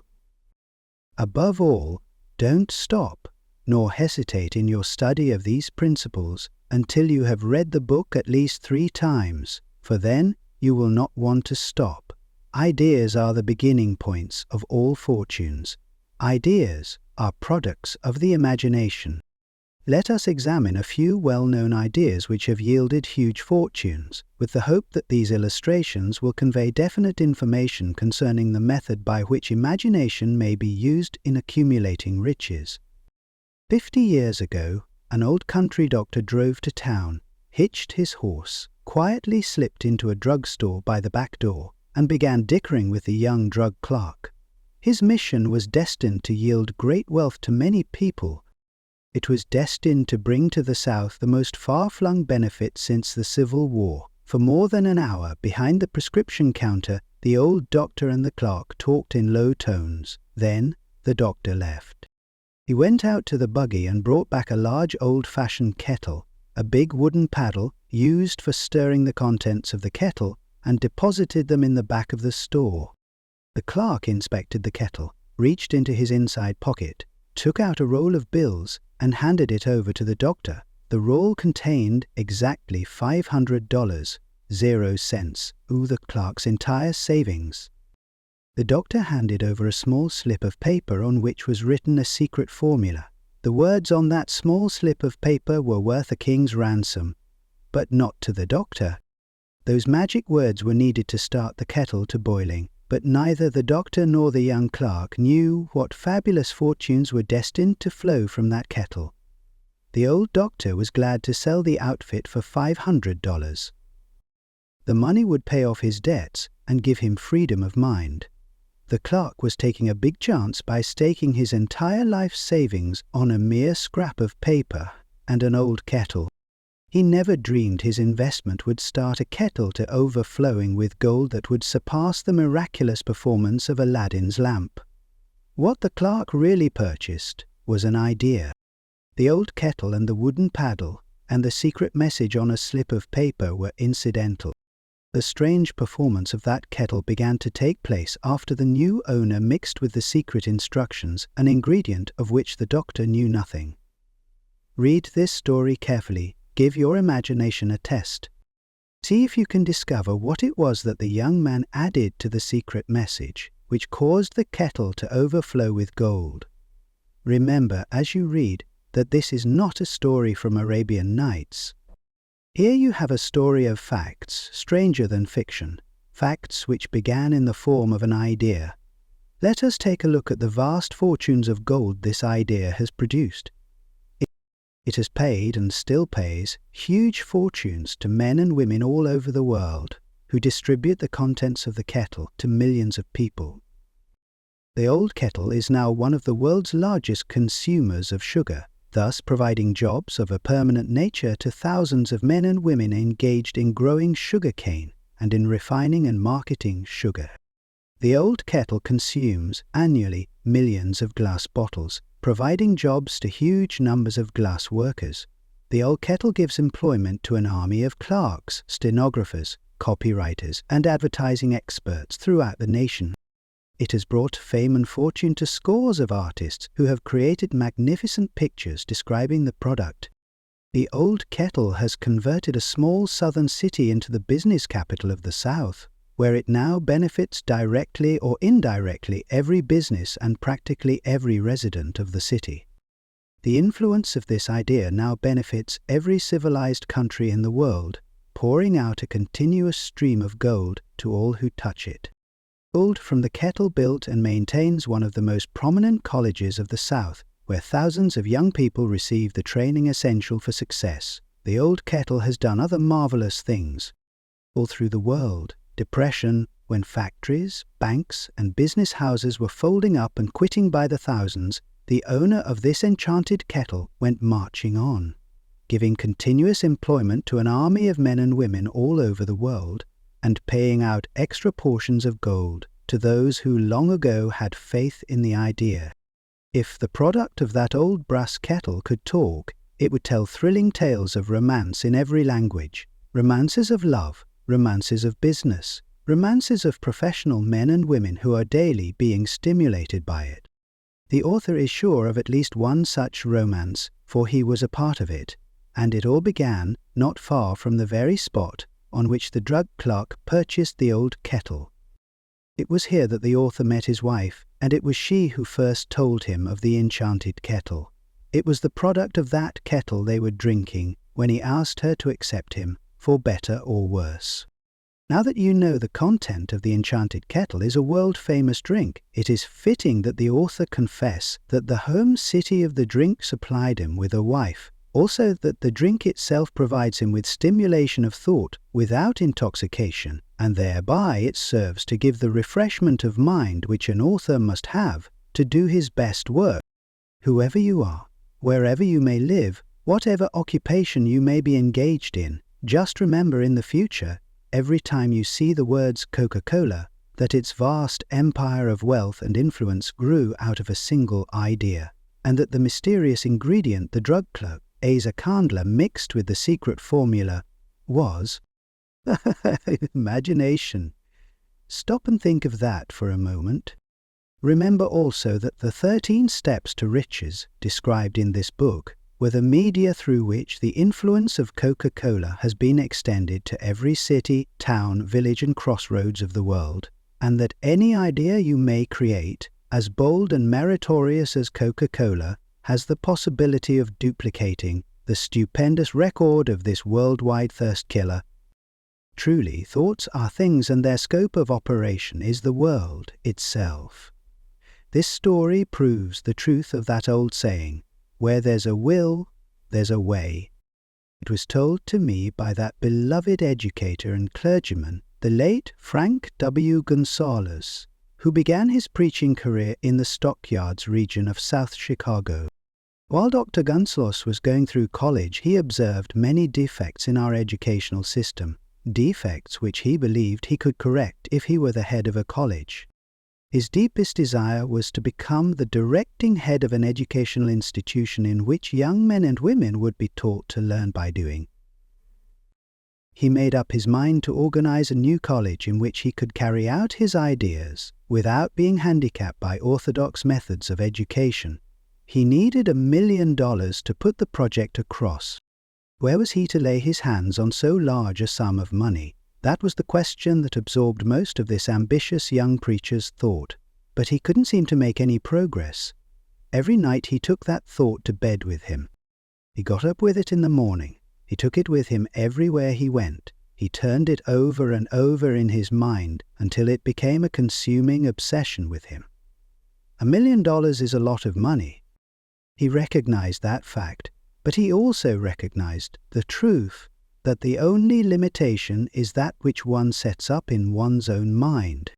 Being a philosopher as well as a preacher, Dr. Gonzalez recognized, as do all who succeed in life, that definiteness of purpose is the starting point from which one must begin. He recognized, too, that definiteness of purpose takes on animation, life, and power when backed by a burning desire to translate that purpose into its material equivalent. He knew all these great truths, yet he did not know where or how to lay his hands on $1 million. The natural procedure would have been to give up and quit by saying, well, my idea is a good one, but I cannot do anything with it because I never can procure the necessary $1 million. That is exactly what the majority of people would have said, but it is not what Dr. Gonzalez said. What he said and what he did are so important that I now introduce him and let him speak for himself. One Saturday afternoon I sat in my room, thinking of ways and means of raising the money to carry out my plans. For nearly 2 years I had been thinking, but I had done nothing but think. The time had come for action. I made up my mind, then and there, that I would get the necessary $1 million within a week. How? I was not concerned about that. The main thing of importance was the decision to get the money within a specified time, and I want to tell you that the moment I reached a definite decision to get the money within a specified time, a strange feeling of assurance came over me, such as I had never before experienced. Something inside me seemed to say, "Why didn't you reach that decision a long time ago?" The money was waiting for you all the time. Things began to happen in a hurry. I called the newspapers and announced I would preach a sermon the following morning, entitled, "What I Would Do If I Had $1 Million." I went to work on the sermon immediately, but I must tell you frankly, the task was not difficult, because I had been preparing that sermon for almost 2 years. The spirit back of it was a part of me. Long before midnight, I had finished writing the sermon. I went to bed and slept with a feeling of confidence, for I could see myself already in possession of the $1 million. Next morning I rose early, went into the bathroom, read the sermon, then knelt on my knees and asked that my sermon might come to the attention of someone who would supply the needed money. Now I was praying. I again had that feeling of assurance that the money would be forthcoming. In my excitement, I walked out without my sermon and did not discover the oversight until I was in my pulpit and about ready to begin delivering it. It was too late to go back for my notes, and what a blessing that I couldn't go back. Instead, my own subconscious mind yielded the material I needed. When I arose to begin my sermon, I closed my eyes and spoke with all my heart and soul of my dreams. I not only talked to my audience, but I fancy I talked also to God. I told what I would do with $1 million if that amount were placed in my hands. I described the plan I had in mind for organizing a great educational institution where young people would learn to do practical things and at the same time develop their minds. When I had finished and sat down, a man slowly arose from his seat, about 3 rows from the rear, and made his way toward the pulpit. I wondered what he was going to do. He came into the pulpit, extended his hand, and said, "Reverend, I liked your sermon. I believe you can do everything you said you would, if you had $1 million. To prove that I believe in you and your sermon, if you will come to my office tomorrow morning, I will give you the $1 million. My name is Philip D. Armour." Young Gunsolus went to Mr. Armour's office, and the $1 million was presented to him. With the money, he founded the Armour Institute of Technology. That is more money than the majority of preachers ever see in an entire lifetime. Yet the thought impulse back of the money was created in the young preacher's mind in a fraction of a minute. The necessary $1 million came as a result of an idea. Back of the idea was a desire which young Gonsalves had been nursing in his mind for almost 2 years. Observe this important fact. He got the money within 36 hours, after he reached a definite decision in his own mind to get it, and decided upon a definite plan for getting it. There was nothing new or unique about young Gonsalves's vague thinking about $1 million and weakly hoping for it. Others before him, and many since his time, have had similar thoughts. But there was something very unique and different about the decision he reached on that memorable Saturday when he put vagueness into the background and definitely said, "I will get that money within a week." God seems to throw himself on the side of the man who knows exactly what he wants, if he is determined to get just that. Moreover, the principle through which Dr. Gunzel got his $1 million is still alive. It is available to you. This universal law is as workable today as it was when the young preacher made use of it so successfully. This book describes, step by step, the 13 elements of this great law and suggests how they may be put to use. Observe that Asa Candle and Dr. Frank Gonsalves had one characteristic in common. Both knew the astounding truth that ideas can be transmuted into cash through the power of defined purpose, plus defined plans. If you are one of those who believe that hard work and honesty alone will bring riches, perish the thought. It is not true. Riches, when they come in huge quantities, are never the result of hard work. Riches come, if they come at all, in response to definite demands, based upon the application of definite principles and not by chance or luck. Generally speaking, an idea is an impulse of thought that impels action by an appeal to the imagination. All master salesmen know that ideas can be sold where merchandise cannot. Ordinary salesmen do not know this. That is why they are ordinary. That, as simple as it may seem, was an idea. It was imagination. There is no standard price on ideas. The creator of ideas makes his own price, and, if he is smart, gets it. The moving picture industry created a whole flock of millionaires. Most of them were men who couldn't create ideas, but they had the imagination to recognize ideas when they saw them. The next flock of millionaires will grow out of the radio business, which is new and not overburdened with men of keen imagination. The money will be made by those who discover or create new and more meritorious radio programs and have the imagination to recognize merit and to give the radio listeners a chance to profit by it. The sponsor, that unfortunate victim who now pays the cost of all radio entertainment, soon will become idea-conscious and demand something for his money. The man who beats the sponsor to the draw and supplies programs that render useful service is the man who will become rich in this new industry. Pruners, and lighter chatter artists, who now pollute the air with wisecracks and silly giggles, will go the way of all light timbers, and their places will be taken by real artists, who interpret carefully planned programs which have been designed to service the minds of men as well as provide entertainment. Here is a wide-open field of opportunity screaming its protest at the way it is being butchered because of lack of imagination and begging for rescue at any price. Above all, the thing that radio needs is new ideas. If this new field of opportunity intrigues you, perhaps you might profit by the suggestion that the successful radio programs of the future will give more attention to creating buyer audiences and less attention to listener audiences.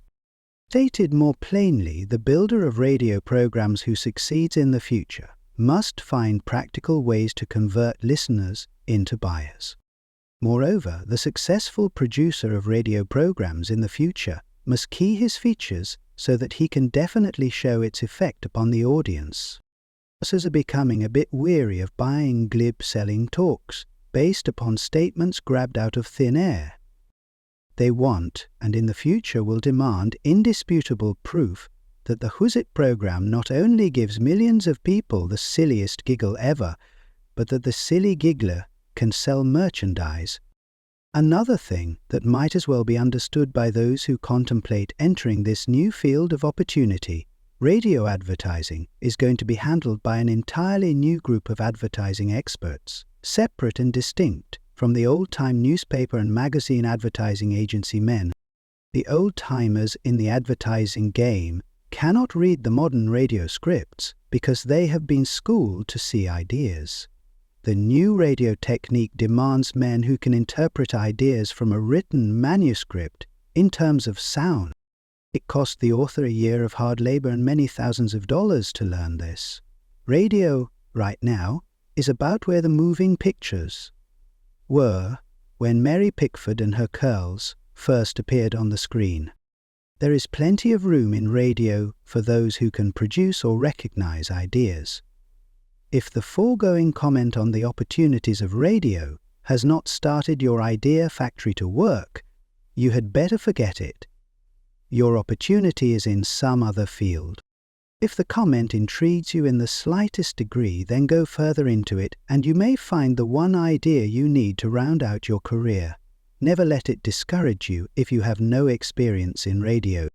Andrew Carnegie knew very little about making steel. I have Carnegie's own word for this, but he made practical use of two of the principles described in this book and made the steel business yield him a fortune. The story of practically every great fortune starts with the day when a creator of ideas and a seller of ideas got together and worked in harmony. Carnegie surrounded himself with men who could do all that he could not do. Men who created ideas and men who put ideas into operation and made himself and the others fabulously rich. Millions of people go through life hoping for favorable breaks. Perhaps a favorable break can get one an opportunity, but the safest plan is not to depend upon luck. It was a favorable break that gave me the biggest opportunity of my life, but 25 years of determined effort had to be devoted to that opportunity before it became an asset. The break consisted of my good fortune in meeting and gaining the cooperation of Andrew Carnegie. On that occasion, Carnegie planted in my mind the idea of organizing the principles of achievement into a philosophy of success. Thousands of people have profited by the discoveries made in the 25 years of research, and several fortunes have been accumulated through the application of the philosophy. The beginning was simple. It was an idea which anyone might have developed. The favorable break came through Carnegie, but what about the detonation definitiveness of purpose and the desire to attain the goal and the persistent effort of 25 years? It was no ordinary desire that survived disappointment, discouragement, temporary defeat, criticism, and the constant reminding of waste of time. It was a burning desire, an obsession. When the idea was first planted in my mind by Mr. Carnegie, it was coaxed, nursed, and enticed to remain alive. Gradually, the idea became a giant under its own power, and it coaxed, nursed, and drove me. Ideas are like that. First you give life and action and guidance to ideas, then they take on power of their own and sweep aside all opposition. Ideas are intangible forces, but they have more power than the physical brains that give birth to them. They have the power to live on after the brain that creates them has returned to dust. For example, take the power of Christianity. That began with a simple idea, born in the brain of Christ. Its chief tenet was, "Do unto others as you would have others do unto you." Christ has gone back to the source from whence he came, but his idea goes marching on. Someday it may grow up and come into its own, then it will have fulfilled Christ's deepest desire. The idea has been developing only 2,000 years. Give it time. Organized planning, the crystallization of desire into action. You have learned that everything man creates or acquires begins in the form of desire. That desire is taken on the first lap of its journey, from the abstract to the concrete, into the workshop of the imagination, where plans for its transition are created and organized. In Chapter 2, you were instructed to take 6 definite, practical steps as your first move in translating the desire for money into its monetary equivalent.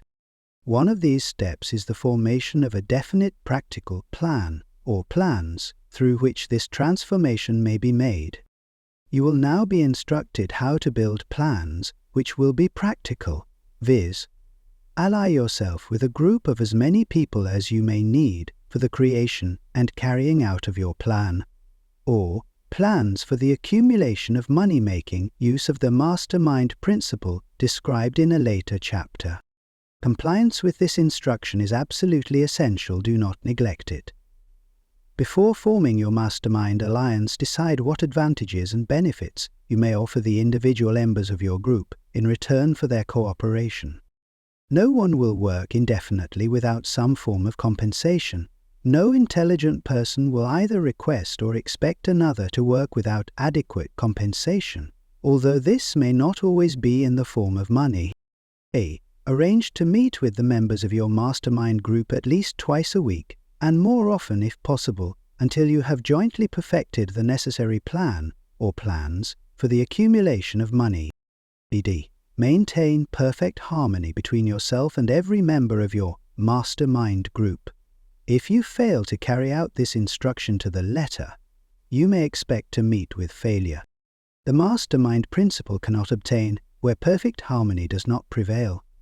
Keep in mind these facts. First, you are engaged in an undertaking of major importance to you. To be sure of success, you must have plans which are faultless. Second, you must have the advantage of the experience, education, native ability, and imagination of other minds. This is in harmony with the methods followed by every person who has accumulated a great fortune. Part 9. No individual has sufficient experience, education, native ability, and knowledge to ensure the accumulation of a great fortune without the cooperation of other people. Every plan you adopt in your endeavor to accumulate wealth should be the joint creation of yourself and every other member of your mastermind group. You may originate your own plans, either in whole or in part, but see that those plans are checked and approved by the members of your mastermind alliance. If the first plan which you adopt does not work successfully, replace it with a new plan. If this new plan fails to work, replace it in turn with still another, and so on, until you find a plan which does work. Right here is the point at which the majority of men meet with failure, because of their lack of persistence in creating new plans to take the place of those which fail. The most intelligent man living cannot succeed in accumulating money, nor in any other undertaking, without plans which are practical and workable. Just keep this fact in mind, and remember when your plans fail that temporary defeat is not permanent failure. It may only mean that your plans have not been sound. Build other plans. Start all over again. Thomas A. Edison failed 10,000 times before he perfected the incandescent electric light bulb. That is, he met with temporary defeat 10,000 times before his efforts were crowned with success. Temporary defeat should mean only one thing: the certain knowledge that there is something wrong with your plan. Millions of men go through life in misery and poverty because they lack a sound plan through which to accumulate a fortune. Henry Ford accumulated a fortune not because of his superior mind, but because he adopted and followed a plan which proved to be sound. 1,000 men could be pointed out, each with a better education than Ford's, yet each of whom lives in poverty, because he does not possess the right plan for the accumulation of money. Your achievement can be no greater than your plans are sound. That may seem to be an axiomatic statement, but it is true. Samuel Insull lost his fortune of over $100 million. The Insull fortune was built on plans which were sound.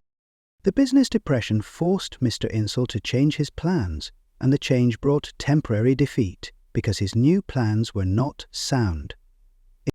Mr. Insull is now an old man. He may consequently accept failure instead of temporary defeat, but if his experience turns out to be failure, it will be for the reason that he lacks the fire of persistence to rebuild his plans. No man is ever whipped until he quits in his own mind. This fact will be repeated many times because it is so easy to take the count at the first sign of defeat. James J. Hill met with temporary defeat when he first endeavored to raise the necessary capital to build a railroad from the east to the west, but he too turned defeat into victory through new plans. Henry Ford met with temporary defeat not only at the beginning of his automobile career, but after he had gone far toward the top. He created new plans and went marching on to financial victory. We see men who have accumulated great fortunes, but we often recognize only their triumph, overlooking the temporary defeats which they had to surmount before arriving.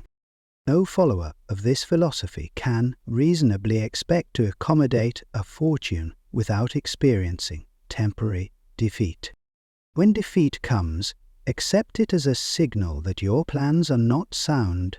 Rebuild those plans and set sail once more toward your coveted goal.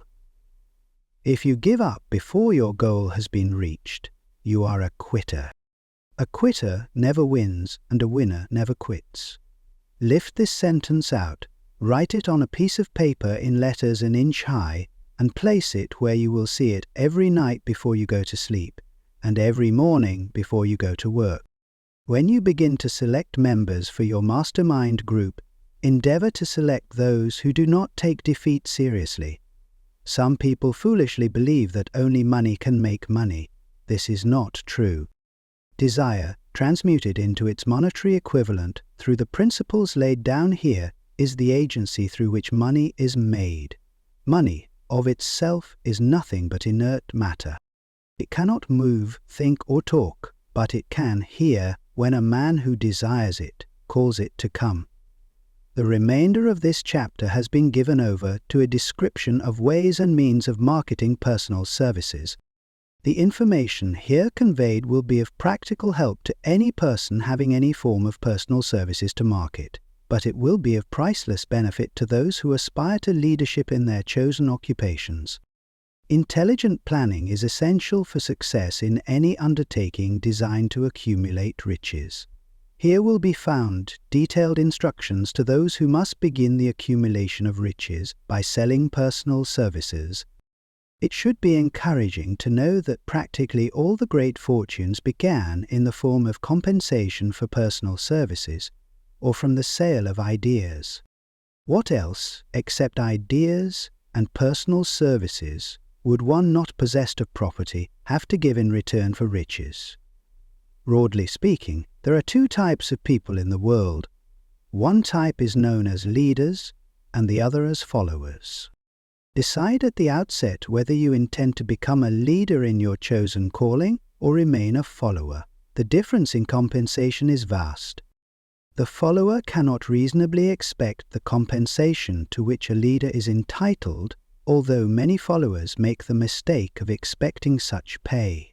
It is no disgrace to be a follower.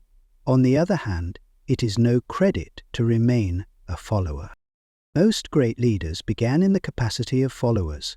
They became great leaders because they were intelligent followers. With few exceptions, the man who cannot follow a leader intelligently cannot become an efficient leader. The man who can follow a leader most efficiently is usually the man who develops into leadership most rapidly. An intelligent follower has many advantages, among them the opportunity to acquire knowledge from his leader. The following are important factors of leadership. 1. Unwavering courage based upon knowledge of self and of one's occupation. No follower wishes to be dominated by a leader who lacks self-confidence and courage. No intelligent follower will be dominated by such a leader very long. 2. Self-control. The man who cannot control himself can never control others. Self-control sets a mighty example for one's followers, which the more intelligent will emulate. 3. A keen sense of justice. Without a sense of fairness and justice, no leader can command and retain the respect of his followers. 4. Defineness of decision. The man who wavers in his decisions shows that he is not sure of himself. He cannot lead others successfully. 5. Definition of plans. The successful leader must plan his work and work his plan. A leader who moves by guesswork without practical definite plans is comparable to a ship without a rudder. Rudder. Sooner or later he will land on the rocks. 6. The habit of doing more than paid for. One of the penalties of leadership is the necessity of willingness upon the part of the leader to do more than he requires of his followers. 7. A pleasing personality. No slovenly, careless person can become a successful leader. Leadership calls for respect. Followers will not respect a leader who does not grade high on all of the factors of a pleasing personality. 8. If. Don't act cowardly. You break the law. 1 pour b. Sympathy and understanding. The successful leader must be in sympathy with his followers. Moreover, he must understand them and their problems. 9. Mastery of detail. Successful leadership calls for mastery of details of the leader's position. 10. Willingness to assume full responsibility. The successful leader must be willing to assume responsibility for the mistakes and the shortcomings of his followers. If he tries to shift this responsibility, he will not remain the leader. If one of his followers makes a mistake and shows himself incompetent, the leader must consider that it is he who failed. 11. Cooperation. The successful leader must understand and apply the principle of cooperative effort and be able to induce his followers to do the same. Leadership calls for power, and power calls for cooperation. There are two forms of leadership. The first, and by far the most effective, is leadership by consent of and with the sympathy of the followers. The second is leadership by force, without the consent and sympathy of the followers. History is filled with evidences that leadership by force cannot endure. The downfall and disappearance of dictators and kings is significant. It means that people will not follow forced leadership indefinitely. The world has just entered a new era of relationship between leaders and followers which very clearly calls for new leaders and a new brand of leadership in business and industry. Those who belong to the old school of leadership by force must acquire an understanding of the new brand of leadership, cooperation, or be relegated to the rank and file of the followers. There is no other way out for them. The relationship of employer and employee, or of leader and follower in the future, will be one of mutual cooperation based upon an equitable division of the profits of business. In the future, the relationship of employer and employee will be more like a partnership than it has been in the past. Napoleon, Kaiser Wilhelm of Germany, the Tsar of Russia, and the King of Spain were examples of leadership by force. Their leadership passed. Without much difficulty, one might point to the prototypes of these ex-leaders among the business, financial, and labor leaders of America who have been dethroned or slated to go. Leadership by consent of the followers is the only brand which can endure. Men may follow the forced leadership temporarily, but they will not do so willingly. The new brand of leadership will embrace the 11 factors of leadership described in this chapter, as well as some other factors. The man who makes these the basis of his leadership will find abundant opportunity to lead in any walk of life. The Depression was prolonged largely because the world lacked leadership of the new brand. At the end of the Depression, the demand for leaders who are competent to apply the new methods of leadership has greatly exceeded the supply. Some of the old type of leaders will reform and adapt themselves to the new brand of leadership, but generally speaking, the world will have to look for new timber for its leadership. This necessity may be your opportunity. The major causes of failure in leadership. We come now to the major faults of leaders who fail, because it is just as essential to know what not to do as it is to know what to do. 1. Inability to organize details. Efficient leadership calls for ability to organize and to master details. No genuine leader is ever too busy to do anything which may be required of him in his capacity as leader. When a man, whether he is a leader or follower, admits that he is too busy to change his plans or to give attention to any emergency, he admits his inefficiency. The successful leader must be the master of all details connected with his position. That means, of course, that he must acquire the habit of relegating details to capable lieutenants. 2. Unwillingness to render humble service. Truly great leaders are willing, when occasion demands, to perform any sort of labor which they would ask another to perform. The greatest among ye shall be the servant of all, is a truth which all able leaders observe and respect. 3. Expectation of pay for what they know instead of what they do with that which they know. The world does not pay men for that which they know. It pays them for what they do or induce others to do. 4. Fear of competition from followers. The leader who fears that one of his followers may take his position is practically sure to realize that fear sooner or later. The able leader trains understudies to whom he may delegate at will any of the details of his position. Only in this way may a leader multiply himself and prepare himself to be at many places and give attention to many things at one time. It is an eternal truth that men receive more pay for their ability to get others to perform than they could possibly earn by their own efforts. An efficient leader may, through his knowledge of his job and the magnetism of his personality, greatly increase the efficiency of others and induce them to render more service and better service than they could render without his aid.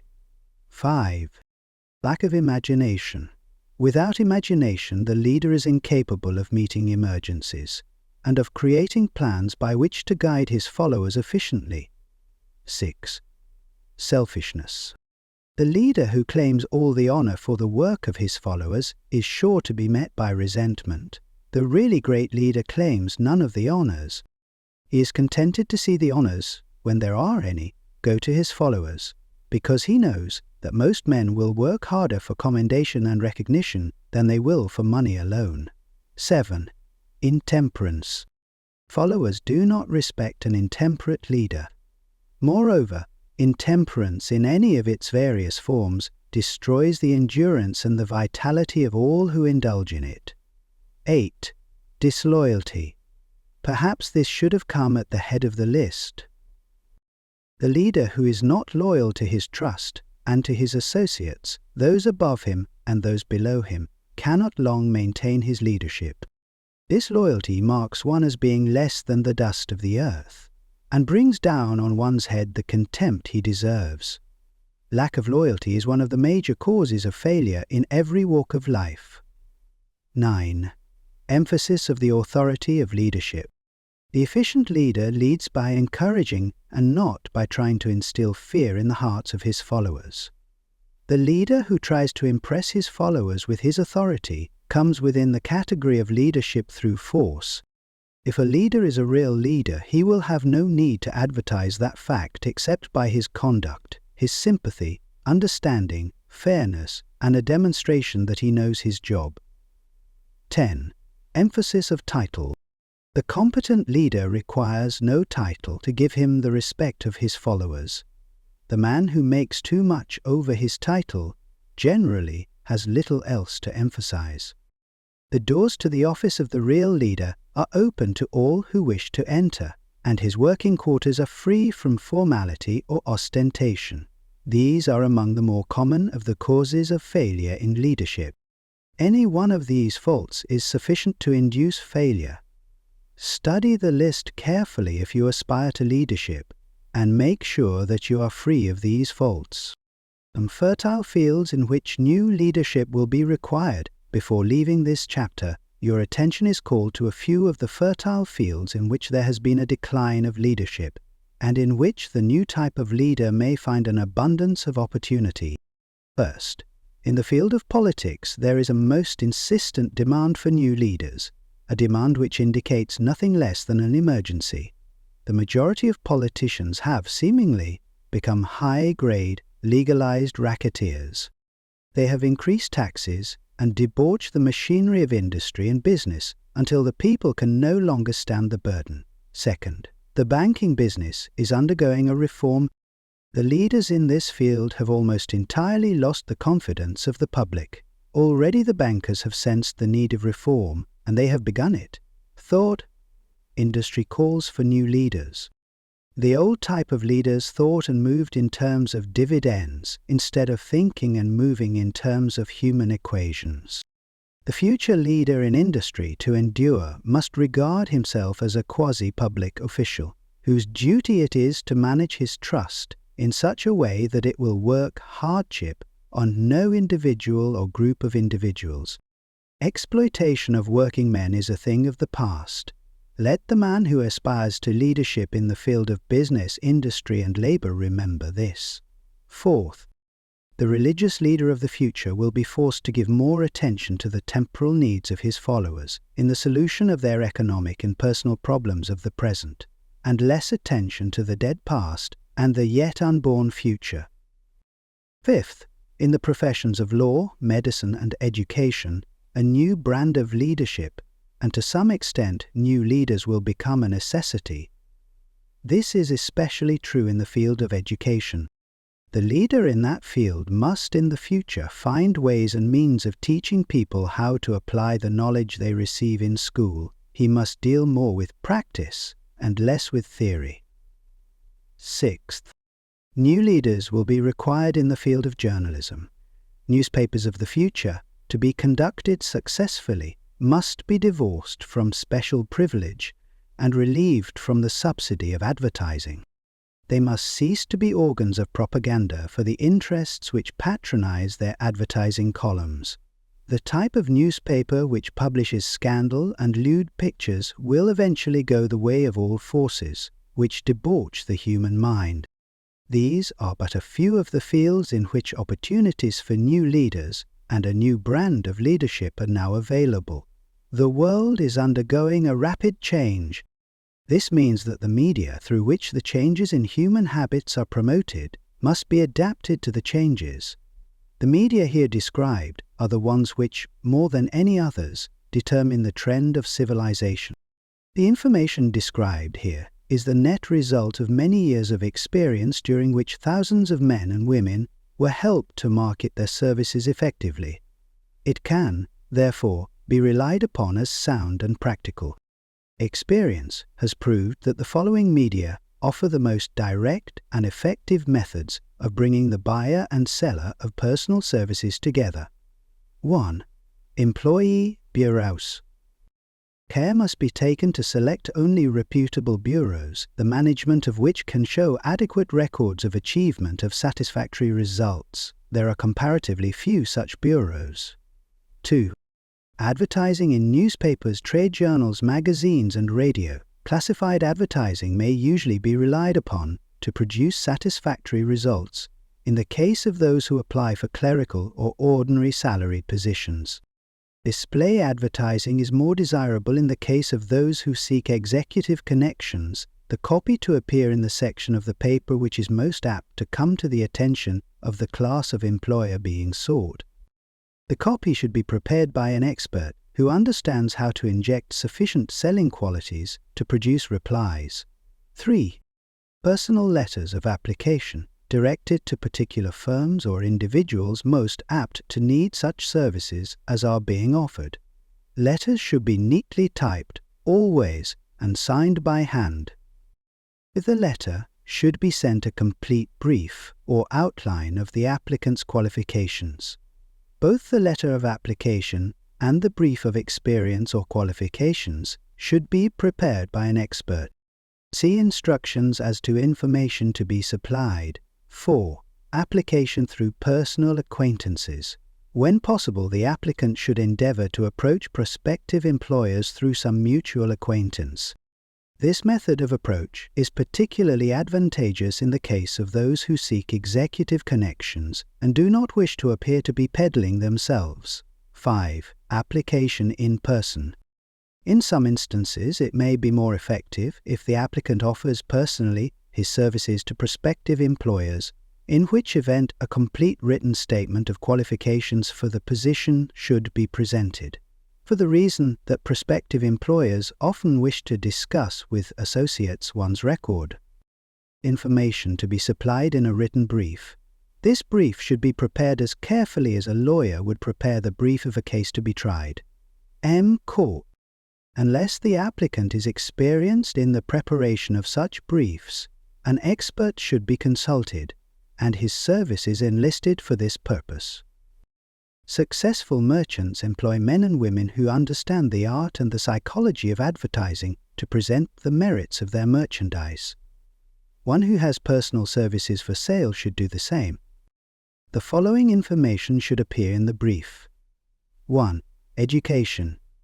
State briefly but definitely what schooling you have had and in what subjects you specialized in school, giving the reasons for that specialization.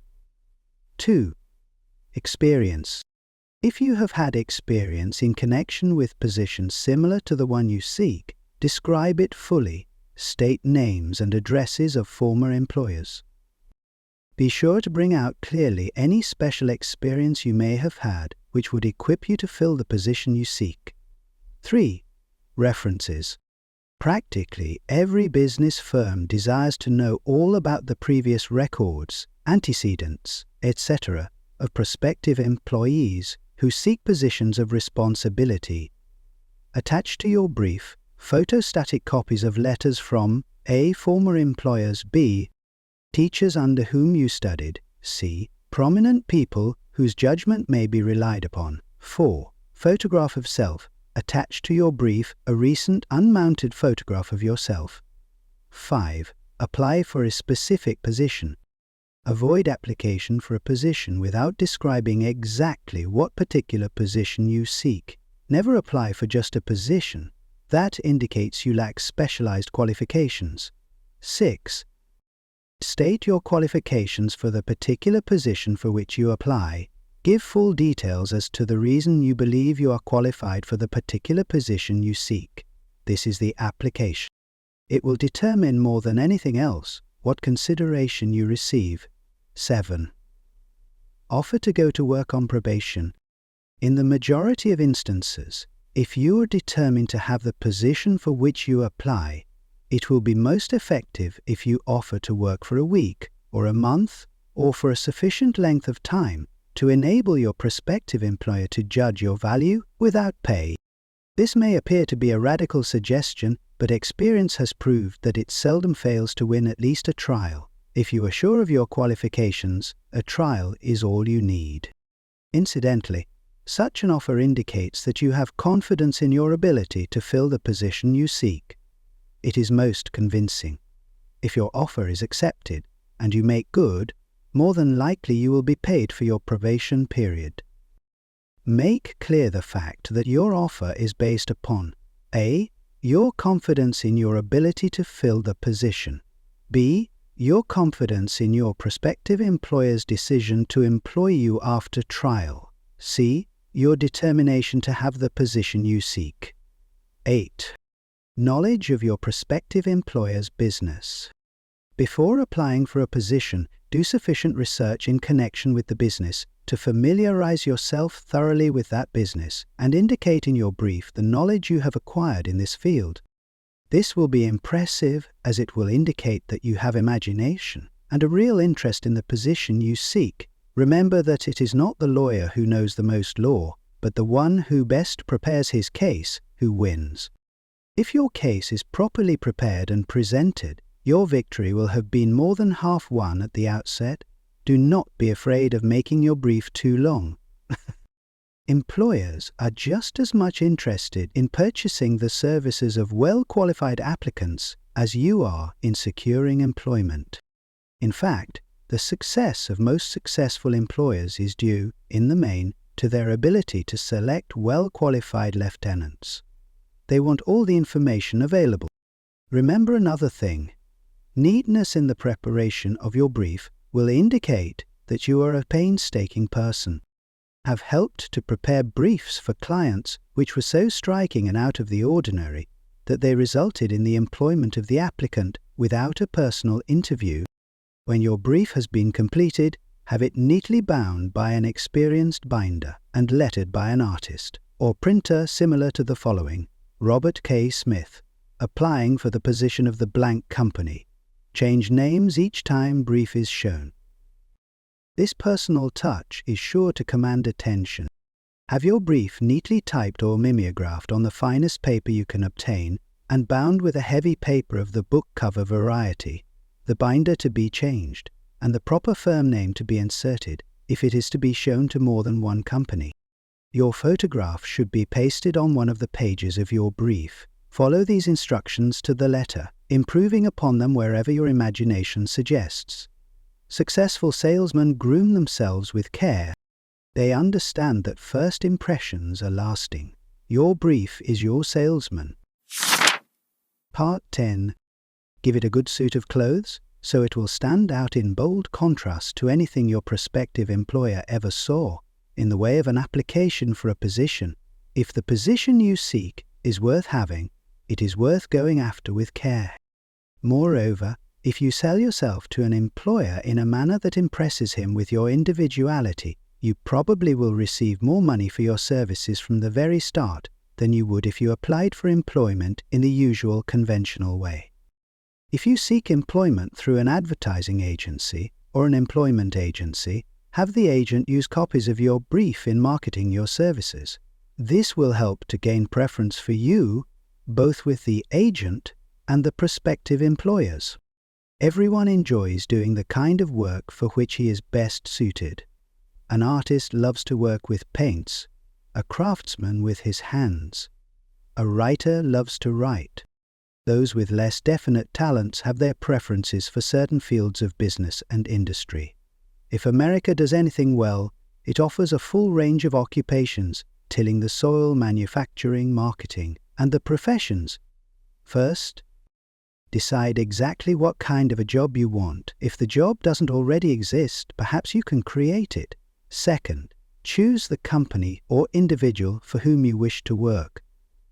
Third, study your prospective employer as to policies, personnel, and chances of advancement. Fourth, by analysis of yourself, your talents and capabilities, figure what you can offer, and plan ways and means of giving advantages, services, developments, ideas that you believe you can successfully deliver. Fifth, forget about a job. Forget whether or not there is an opening. Forget the usual routine of, "Have you got a job for me?" Concentrate on what you can give. Sixth, once you have your plan in mind, arrange with an experienced writer to put it on paper in neat form and in full detail. Seventh, present it to the proper person with authority, and he will do the rest. Every company is looking for men who can give something of value, whether it be ideas, services, or connections. Every company has room for the man who has a definite plan of action which is to the advantage of that company. This line of procedure may take a few days or weeks of extra time, but the difference in income, in advancement, and in gaining recognition will save years of hard work at small pay. It has many advantages, the main one being that it will often save from 1 to 5 years of time in reaching a chosen goal. Every person who starts or gets in halfway up the ladder does so by deliberate and careful planning, excepting, of course, the boss son. The new way of marketing service. Jobs are now partnerships. Men and women who market their services to best advantage in the future must recognize the stupendous change which has taken place in connection with the relationship between employer and employee. In the future, the golden rule, and not the rule of gold, will be the dominating factor in the marketing of merchandise as well as personal services.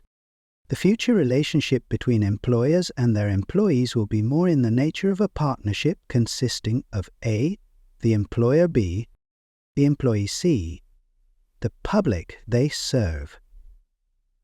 This new way of marketing personal services is called new for many reasons. First, both the employer and the employee of the future will be considered as fellow employees whose business it will be to serve the public efficiently. In times past, employers and employees have bartered among themselves, driving the best bargains they could with one another, not considering that in the final analysis they were in reality bargaining at the expense of the third party, the public they served. The Depression served as a mighty protest from an injured public, whose rights had been trampled upon in every direction by those who were clamoring for individual advantages and profits. When the debris of the Depression shall have been cleared away, and business shall have been once again restored to balance, both employers and employees will recognize that they are no longer privileged to drive bargains at the expense of those whom they serve. The real employer of the future will be the public. This should be kept uppermost in mind by every person seeking to market personal services effectively. Nearly every railroad in America is in financial difficulty. Who does not remember the day when, if a citizen inquired at the ticket office the time of departure of a train, he was abruptly referred to the bulletin board instead of being politely given the information? The streetcar companies have experienced a change of times also. There was a time not so very long ago when streetcar conductors took pride in giving argument to passengers. Many of the streetcar tracks have been removed, and passengers ride on a bus whose driver is the last word in politeness. All over the country, streetcar tracks are rusting from abandonment or have been taken up. Wherever streetcars are still in operation, passengers may now ride without argument, and one may even hail the car in the middle of the block, and the motorman will obligingly pick him up. How times have changed!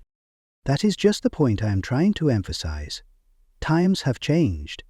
Moreover, the change is reflected not merely in railroad offices and on streetcars, but in other walks of life as well.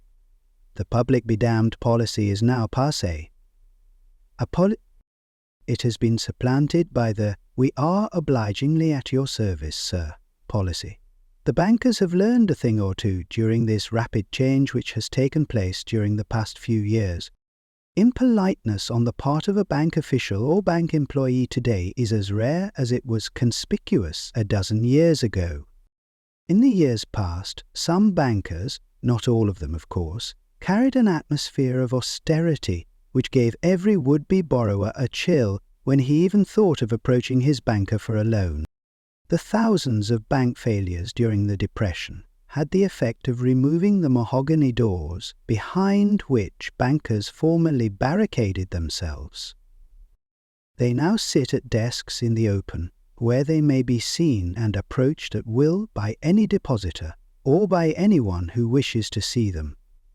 And the whole atmosphere of the bank is one of courtesy and understanding. It used to be customary for customers to have to stand and wait at the corner grocery until the clerks were through passing the time of day with friends, and the proprietor had finished making up his bank deposit before being waited upon. Chain stores, managed by courtesan who do everything in the way of service, short of shining the customer's shoes, have pushed the old-time merchants into the background. Time marches on. Courtesy and service are the watchwords of merchandising today and apply to the person who is marketing personal services even more directly than to the employer whom he serves, because in the final analysis, both the employer and his employee are employed by the public they serve. If they fail to serve well, they pay by the loss of their privilege of serving. We can all remember the time when the gas meter reader pounded on the door hard enough to break the panels. When the door was opened, he pushed his way in uninvited with a scowl on his face which plainly said, "What the hell did you keep me waiting for?" All that has undergone a change. The meter man now conducts himself as a gentleman who is delighted to be at your service, sir. Before the gas companies learned that their scowling meter men were accumulating liabilities never to be cleared away, the polite salesman of oil burners came along and did a land office business. During the Depression, I spent several months in the anthracite coal region of Pennsylvania, studying conditions which all but destroyed the coal industry. Among several very significant discoveries was the fact that greed, on the part of operators and their employees, was the chief cause of the loss of business for the operators and loss of jobs for the miners.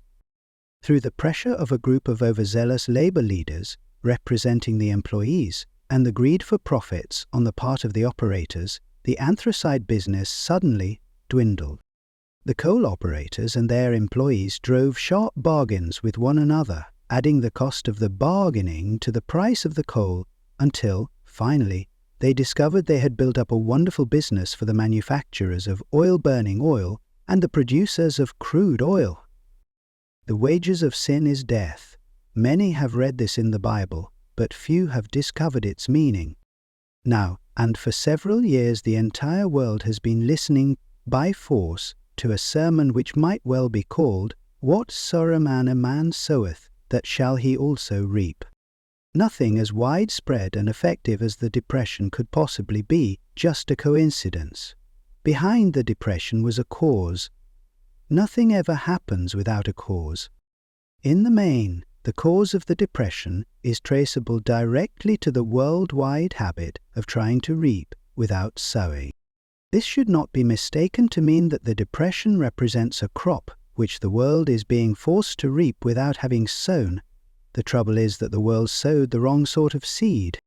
Any farmer knows he cannot sow the seed of thistles and reap a harvest of grain. Beginning at the outbreak of the World War, the people of the world began to sow the seed of service, inadequate in both quality and quantity. Nearly everyone was engaged in the pastime of trying to get without giving. These illustrations are brought to the attention of those who have personal services to market, to show that we are where we are and what we are because of our own conduct. If there is a principle of cause and effect which controls business, finance, and transportation, this same principle controls individuals and determines their economic status. What is your QQS rating? The causes of success in marketing services effectively and permanently have been clearly described. Unless those causes are studied, analyzed, understood, and applied, no man can market his services effectively and permanently. Every person must be his own salesman of personal services. The quality and the quantity of service rendered and the spirit in which it is rendered determine to a large extent the price and the duration of employment.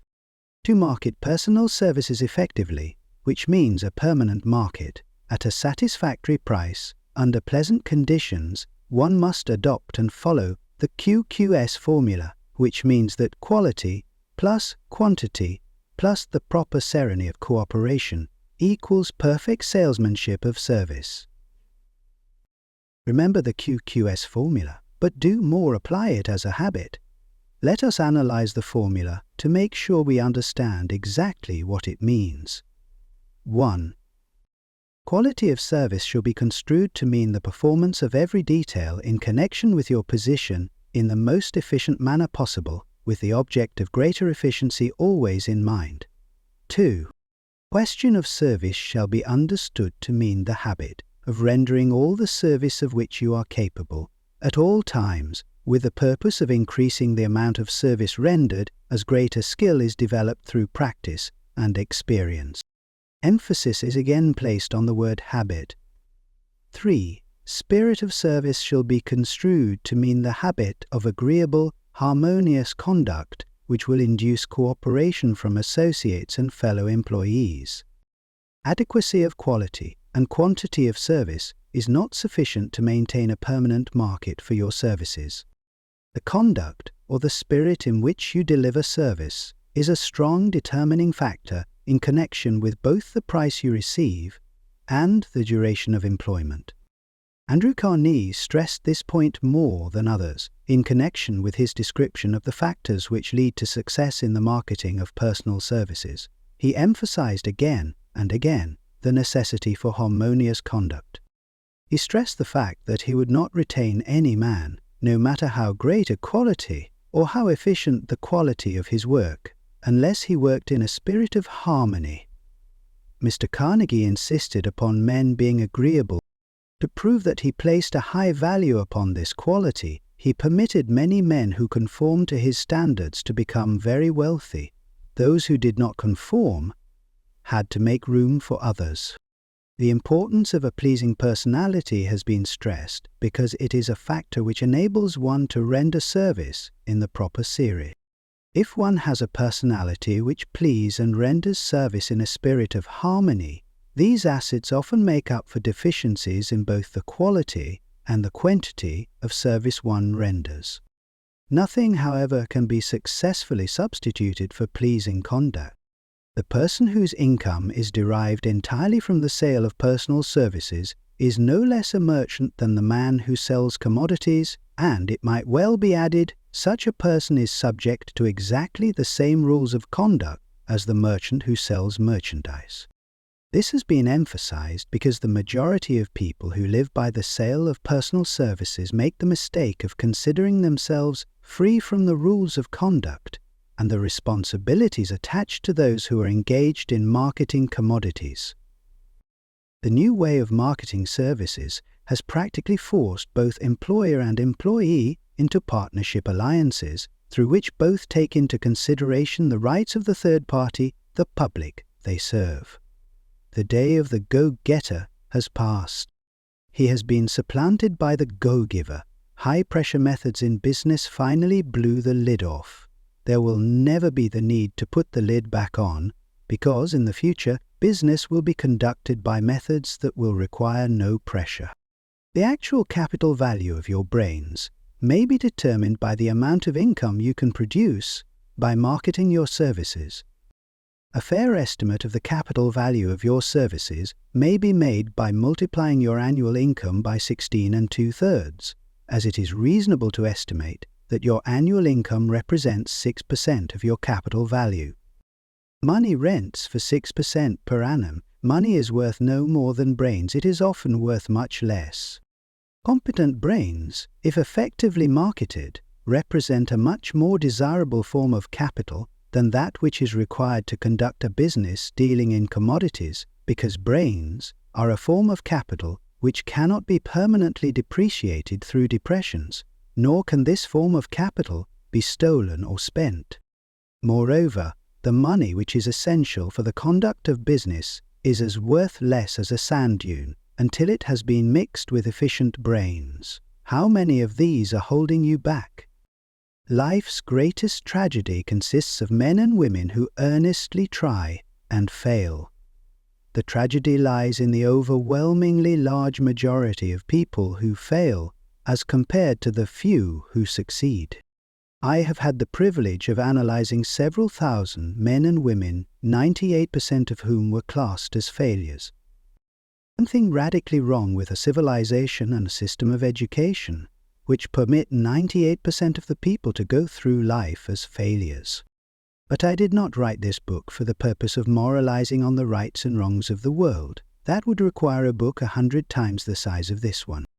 My analysis work proved that there are 30 major reasons for failure, and 13 major principles through which people accumulate fortunes. In this chapter, a description of the 30 major causes of failure will be given. As you go over the list, check yourself by it point by point for the purpose of discovering how many of these causes of failure stand between you and success. 1. Uniformable herited background. There is but little, if anything, which can be done for people who are born with a deficiency in brain power. This philosophy offers but one method of bridging this weakness, through the aid of the mastermind. Observe with profit, however, that this is the only one of the 30 causes of failure which may not be easily corrected by any individual. 2. Lack of no wit purpose does a person follow, vainly, in search of a purpose, follow. Which problem, success, pleasure, all attain, that we recognize. After a long period of dark painting, a lovely Philip began to appear, and a people know best. There is no hope of success for the person who does not have a central purpose or definite goal at which to aim. 98 out of every 100 of those whom I have analyzed had no such aim. Perhaps this was the 3. Lack of ambition to aim above mediocrity. We offer no hope for the person who is so indifferent as not to want to get ahead in life, and who is not willing to pay the price. 4. Insufficient education. This is a handicap which may be overcome with comparative ease. Experience has proven that the best educated people are often those who are known as self-made or self-medicated.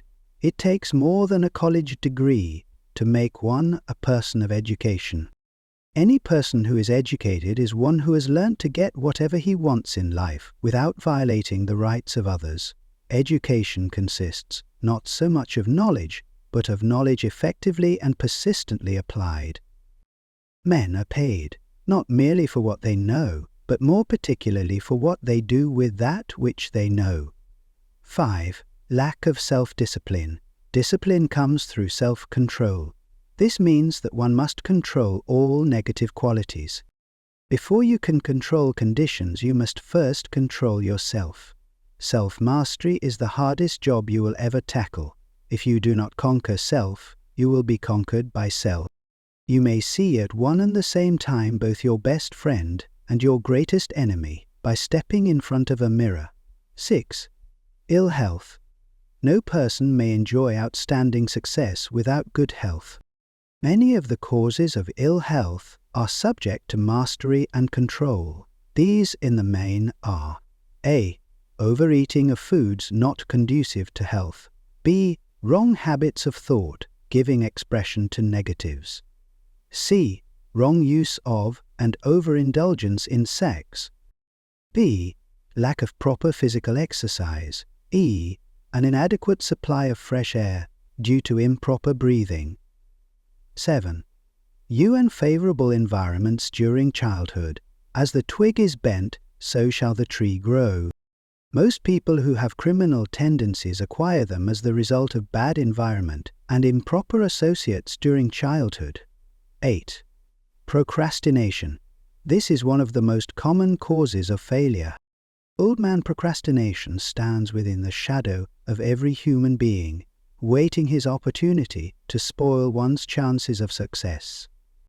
Most of us go through life as failures because we are waiting for the time to be right to start doing something worthwhile. Do not wait.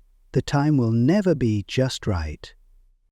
Start where you stand and work with whatever tools you may have at your command, and better tools will be found as you go along. 9. Lack of persistence. Most of us are good starters but poor finishers of everything we begin. Moreover, people are prone to give up at the first signs of defeat. There is no substitute for persistence. The person who makes persistence his watchword discovers that old man failure finally becomes tired and makes his departure. Failure cannot cope with persistence. 10. Negative personality. There is no hope of success for the person who repels people through a negative personality. Success comes through the application of power, and power is attained through the cooperative efforts of other people. A negative personality will not induce cooperation. 11. Lack of control sexual urge. Sex energy is the most powerful of all the stimuli which move people into action. Because it is the most powerful of the emotions, it must be controlled through transmutation and converted into other channels. 12. Uncontrolled desire for something, for nothing. The gambling instinct drives millions of people to failure. Evidence of this may be found in a study of the Wall Street crash of '29, during which millions of people tried to make money by gambling on stock margins. 13. Lack of a well-defined power of decision. Men who succeed reach decisions promptly and change them, if at all very slowly. Men who fail reach decisions, if at all very slowly, and change them frequently and quickly. Indecision and procrastination are twin brothers. Where one is found, the other may usually be found also. Kill off this pair before they completely hog-tie you to the treadmill of failure. 14. One or more of the 6 basic fears. These fears have been analyzed for you in a later chapter. They must be mastered before you can market your services effectively. 15. Wrong selection of a mate in marriage. This a most common cause of failure. The relationship of marriage brings people intimately into contact. Unless this relationship is harmonious, failure is likely to follow. Moreover, it will be a form of failure that is marked by misery and unhappiness, destroying all signs of ambition. 16. Overcaution. The person who takes no chances generally has to take whatever is left when others are through choosing. Overcaution is as bad as undercaution. Both are extremes to be guarded against. Life itself is filled with the element of chance. 17. Selection of associates in business. This is one of the most common causes of failure in business. In marketing personal services, one should use great care to select an employer who will be an inspiration and who is himself intelligent and successful. We emulate those with whom we associate most closely. Pick an employer who is worth emulating. 18. Superstition and prejudice. Superstition is a form of fear. It is also a sign of ignorance. Men who succeed keep open minds and are afraid of nothing. 19. Wrong selection of ovation. No man can succeed in a line of endeavor which he does not like. The most essential step in the marketing of personal services is that of selecting an occupation into which you can throw yourself wholeheartedly. 20. Lack of concentration of effort. The jack of all trades seldom is good at any. Concentrate all of your efforts on one definite chief aim. 21. The habit of indiscriminate spending. The spendthrift cannot succeed, mainly because he stands eternally in fear of poverty. Form the habit of systematic saving by putting aside a definite percentage of your income. Money in the bank gives one a very safe foundation of courage when bargaining for the sale of personal services. Without money, one must take what one is offered and be glad to get it. 22. Lack of enthusiasm.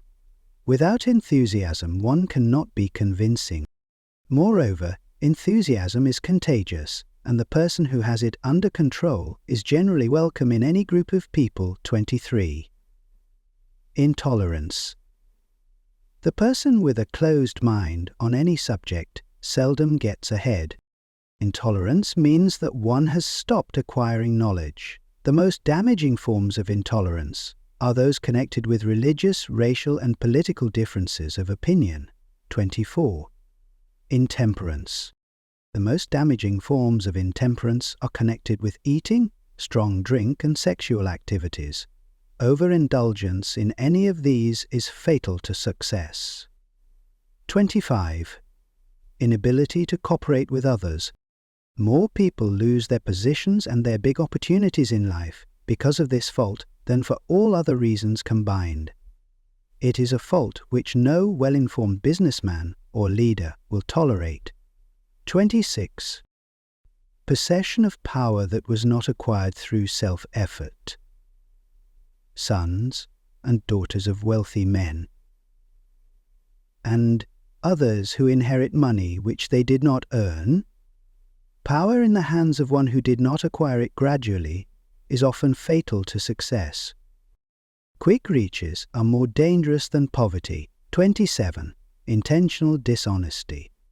There is no substitute for honesty. One may be temporarily dishonest by force of circumstances over which one has no control, without permanent damage. But there is no hope for the person who is dishonest by choice. Sooner or later his deeds will catch up with him, and he will pay by loss of reputation and perhaps even loss of liberty. 28. Egotism and vanity. These qualities serve as red lights which warn others to keep away. They are fatal to success. 29. Guessing instead of thinking. Most people are too indifferent or lazy to acquire facts with which to think accurately. They prefer to act on opinions created by guesswork or snap judgments. 30. Lack of capital.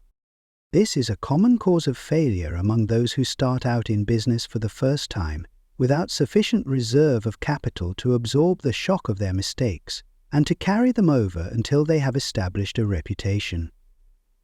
31.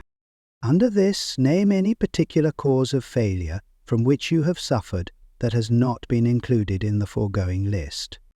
In these 30 major causes of failure is found a description of the tragedy of life, which obtains for practically every person who tries and fails. Part 11. It will be helpful if you can induce someone who knows you well to go over this list with you and help to analyze you by the 30 causes of failure. It may be beneficial if you try this alone. Most people cannot see themselves as others see them. You may be one who cannot. The oldest of admonitions is "Man, know thyself." If you market merchandise successfully, you must know the merchandise. The same is true in marketing personal services. You should know all of your weaknesses in order that you may either bridge them or eliminate them entirely. You should know your strength in order that you may call attention to it when selling your services. You can know yourself only through accurate analysis. The folly of ignorance in connection with self was displayed by a young man who applied to the manager of a well-known business for a position. He made a very good impression until the manager asked him what salary he expected. He replied that he had no fixed sum in mind, lack of a definite aim. The manager then said, "We will pay you all you are worth. Alter we try you out for a week." "I will not accept it," the applicant replied, "because I am getting more than that where I am now employed." Before you even start to negotiate for a readjustment of your salary in your present position or to seek employment elsewhere, be sure that you are worth more than you now receive. It is one thing to want money. Everyone wants more. But it is something entirely different to be worth more. Many people mistake their wants for their just dues. Your financial requirements or wants have nothing whatever to do with your worth. Your value is established entirely by your ability to render useful service or your capacity to induce others to render such service. Questions you should answer. Annual self-analysis is an essential in the effective marketing of personal services, as is annual inventory in merchandising. Moreover, the yearly analysis should disclose a decrease in faults and an increase in virtues. One goes ahead, stands still, or goes backward in life. One's object should be, of course, to go ahead. Annual self-analysis will disclose whether advancement has been made, and if so, how much. It will also disclose any backward steps one may have made. The effective marketing of personal services requires one to move forward even if the progress is slow. Your annual self-analysis should be made at the end of each year so you can include in your New Year's resolutions any improvements which the analysis indicates should be made. Take this inventory by asking yourself the following questions and by checking your answers with the aid of someone who will not permit you to deceive yourself as to their accuracy. Self-analysis. Questionnaire for personal inventory. 1. Have I attained the goal which I established as my objective for this year? You should work with a definite yearly objective to be attained as a part of your major life objective. 2. Have I delivered service of the best possible quality of which I was capable, or could I have improved any part of this service? 3. Have I delivered service in the greatest possible quality of which I was capable? 4.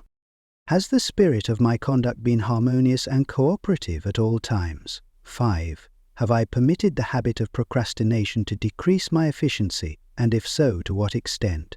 6. Have I improved my personality, and if so, in what ways? 7. Have I been persistent in following my plans through to completion? 8. Have I reached decisions promptly and definitely on all occasions? 9. Have I permitted any one or more of the 6 basic fears to decrease my efficiency? 10. Have I been either overcautious or undercautious? 11. Has my relationship with my associates in work been pleasant or unpleasant? If it has been unpleasant, has the fault been partly or wholly mine? 12. Have I dissipated any of my energy through lack of concentration of effort? 13. Have I been open-minded and tolerant in connection with all subjects? 14. In what way have I improved my ability to render service? 15. Have I been intemperate in any of my habits? 16. Have I expressed, either openly or secretly, any form of egotism? 17. Has my conduct toward my associates been such that it has induced them to respect me? 18. Have my opinions and decisions been based upon guesswork or accuracy of analysis and thought? 19. Have I followed the habit of budgeting my time, my expenses and my income, and have I been conservative in these budgets? 20. How much time have I devoted to unproductive effort which I might have used to better advantage? 21. How may I re-budget my time and change my habits so I will be more efficient during the coming year? 22. Have I been guilty of any conduct which was not approved by my conscience? 23. In what ways have I rendered more service and better service than I was paid to render? 24. Have I been unfair to anyone, and if so, in what way? 25. If I had been the purchaser of my own services for the year, would I be satisfied with my purchase? 26. Am I in the right vocation, and if not, why not? 27.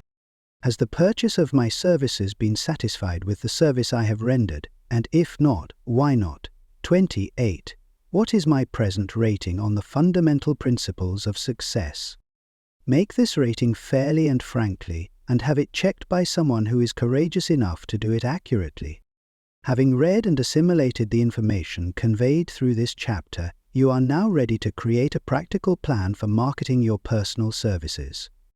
In this chapter will be found an adequate description of every principle essential in planning the sale of personal services, including the major attributes of leadership, the most common causes of failure in leadership, a description of the fields of opportunity for leadership, the main causes of failure in all walks of life, and the important questions which should be used in self-analysis.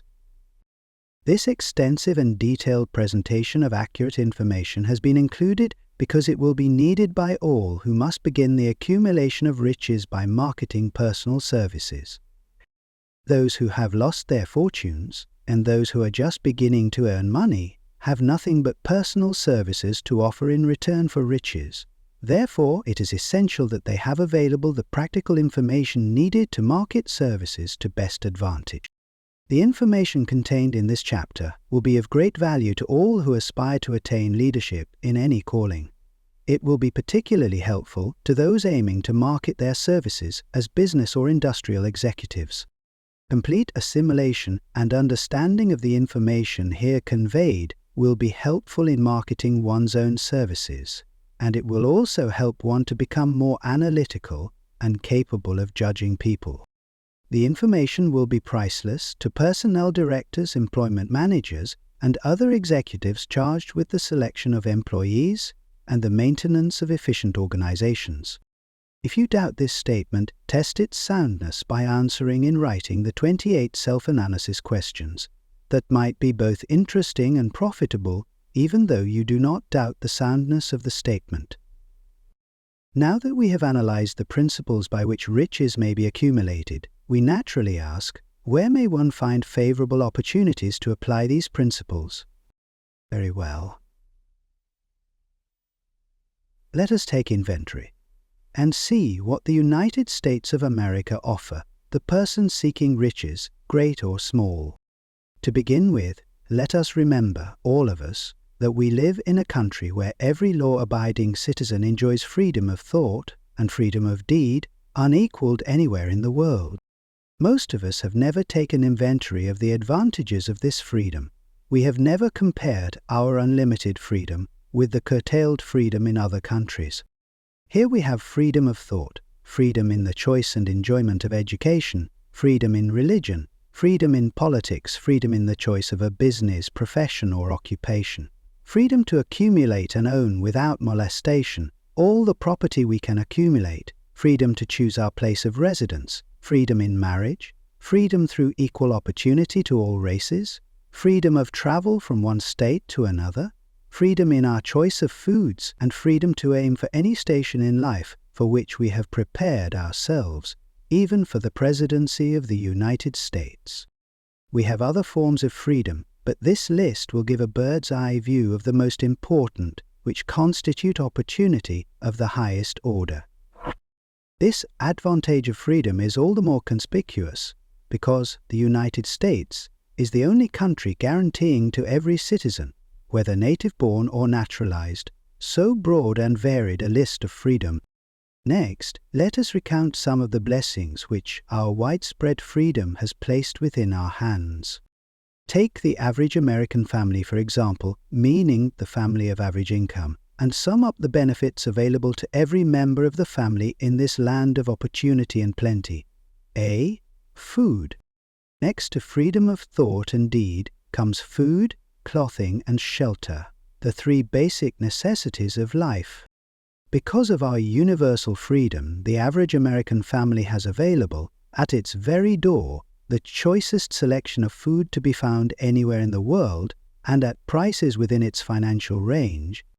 A family of two, living in the heart of Times Square district of New York City, far removed from the source of production of foods, took careful inventory of the cost of a simple breakfast, with this astonishing result. Articles of food cost at the breakfast table: grapefruit juice from Florida, rippled wheat, breakfast food, Kansas farm, tea, bananas from South America, toasted bread from Kansas farm, fresh country eggs from Utah, sugar from Cuba or Utah, butter and cream from New England. Grand total. It is not very difficult to obtain food in a country where two people can have breakfast consisting of all they want or need for a dime apiece. Observe that this simple breakfast was gathered, by some strange form of magic, from China, South America, Utah, Kansas, and the New England states, and delivered on the breakfast table, ready for consumption, in the very heart of the most crowded city in America, at a cost well within the means of the most humble laborer. The cost included all federal, state, and city taxes. Here is a fact the politicians did not mention when they were crying out to the voters to throw their opponents out of office, because the people were being taxed to death. B. Shelter. This family lives in a comfortable apartment, heated by steam, lighted with electricity, with gas for cooking, all for $65.00 a month. In a smaller city, or a more sparsely settled part of New York City, the same apartment could be had for as low as $20.00 a month. The toast they had for breakfast in the food estimate was toasted on an electric toaster, which cost but a few dollars. The apartment is cleaned with a vacuum sweeper that is run by electricity. Hot and cold water is available at all times, in the kitchen and the bathroom. The food is kept cool in a refrigerator that is run by electricity. The wife curls her hair, washes her clothes, and irons them with easily operated electrical equipment on power obtained by sticking a plug in the wall. The husband shaves with an electric shaver, and they receive entertainment from all over the world 24 hours a day, if they want it, without cost, by merely turning the dial of their radio. There are other conveniences in this apartment, but the foregoing list will give a fair idea of some of the concrete evidences of the freedom we of America enjoy. And this is neither political nor economic propaganda. See clothing. Anywhere in the United States, the woman of average clothing requirements can dress very comfortably and neatly for less than $200 a year, and the average man can dress for the same or less. Only the three basic necessities of food, clothing, and shelter have been mentioned. The average American citizen has other privileges and advantages available in return for modest effort, not exceeding 8 hours per day of labor. Among these is the privilege of automobile transportation, with which one can go and come at will, at very small cost. The average American has security of property rights not found in any other country in the world. He can place his surplus money in a bank with the assurance that his government will protect it and make good to him if the bank fails. If an American citizen wants to travel from one state to another, he needs no passport, no one's permission. He may go when he pleases and return at will. Moreover, he may travel by train, private automobile, bus, aeroplane, or ship, as his pocketbook permits. In Germany, Russia, Italy, and most of the other European and Oriental countries, the people cannot travel with so much freedom and at so little cost. The miracle that has provided these blessings. We often hear politicians proclaiming the freedom of America when they solicit votes, but seldom do they take the time or devote sufficient effort to the analysis of the source or nature of this freedom. Having no axe to grind, no grudge to express, no ulterior motives to be carried out, I have the privilege of going into a frank analysis of that mysterious, abstract, greatly misunderstood something which gives to every citizen of America more blessings, more opportunities to accumulate wealth, more freedom of every nature than may be found in any other country. I have the right to analyze the source and nature of this unseen power, because I know and have known for more than a quarter of a century many of the men who organized that power, and many who are now responsible for its maintenance. The name of this mysterious benefactor of mankind is capital. Capital consists not alone of money, but more particularly of highly organized, intelligent groups of men who plan ways and means of using money efficiently for the good of the public and profitably to themselves. These groups consist of scientists, educators, chemists, inventors, business analysts, publicity men, transportation experts, accountants, lawyers, doctors, and both men and women who have highly specialized knowledge in all fields of industry and business. They pioneer, experiment, and blaze trails in new fields of endeavor. They support colleges, hospitals, public schools, build good roads, publish newspapers, pay most of the cost of government, and take care of the multitudinous detail essential to human progress. Stated briefly, the capitalists are the brains of civilization because they supply the entire fabric of which all education, enlightenment, and human progress consists.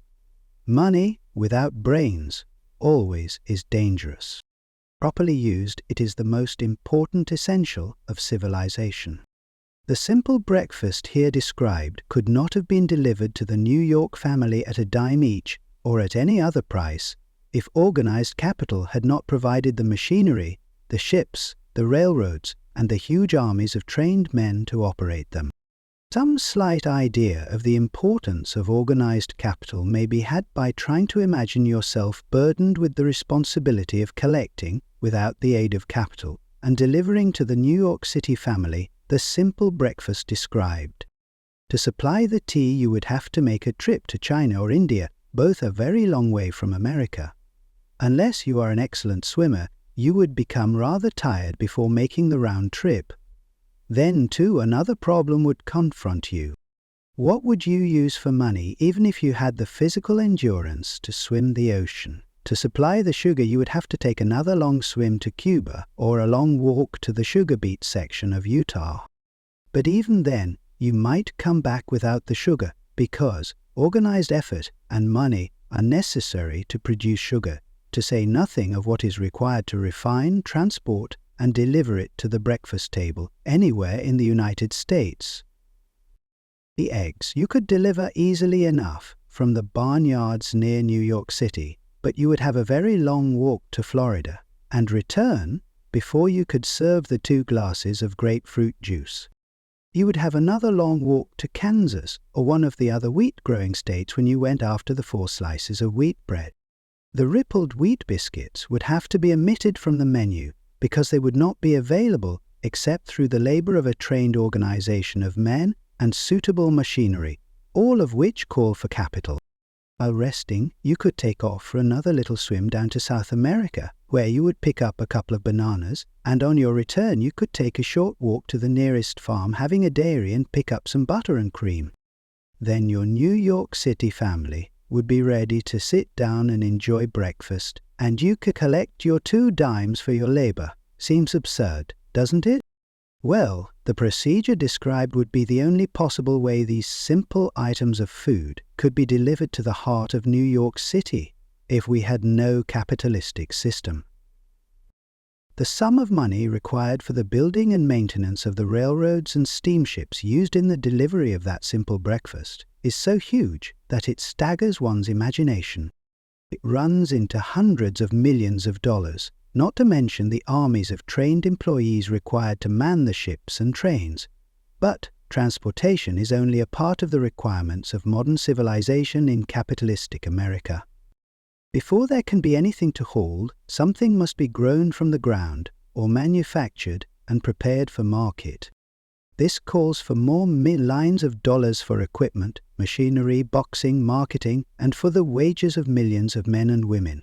Steamships and railroads do not spring up from the earth and function automatically. They come in response to the call of civilization through the labor and ingenuity and organizing ability of men who have imagination, faith, enthusiasm, decision, perseverance. These men are known as capitalists. They are motivated by the desire to build, construct, achieve, render useful service, earn profits, and accumulate riches. And because they render service without which there would be no civilization, they put themselves in the way of great riches. Just to keep the record simple and understandable, I will add that these capitalists are the self-same men of whom most of us have heard soapbox orators speak. They are the same men to whom radicals, racketeers, dishonest politicians, and grafting labor leaders refer as the predatory interests, or Wall Street. I am not attempting to present a brief for or against any group of men or any system of economics. I am not attempting to condemn collective bargaining when I refer to grafting labor leaders, nor do I aim to give a clean bill of health to all individuals known as capitalists. The purpose of this book, a purpose to which I have faithfully devoted over a quarter of a century, is to present to all who want the knowledge the most dependable philosophy through which individuals may accumulate riches in whatever amounts they desire. I have here analyzed the economic advantages of the capitalistic system for the twofold purpose of showing 1. That all who seek riches must recognize and adapt themselves to the system that controls all approaches to fortunes large or small, and 2. To present the side of the picture opposite to that being shown by politicians and demagogues who deliberately becloud the issues they bring up by referring to organized capital as if it were something poisonous. This is a capitalistic country. It was developed through the use of capital, and we who claim the right to partake of the blessings of freedom and opportunity, we who seek to accumulate riches here, may as well know that neither riches nor opportunity would be available to us if organized capital had not provided these benefits. For more than 20 years, it has been a somewhat popular and growing pastime for radicals, self-seeking politicians, racketeers, crooked labor leaders, and, on occasion, religious leaders, to take pot shots at Wall Street, the money changers, and big business.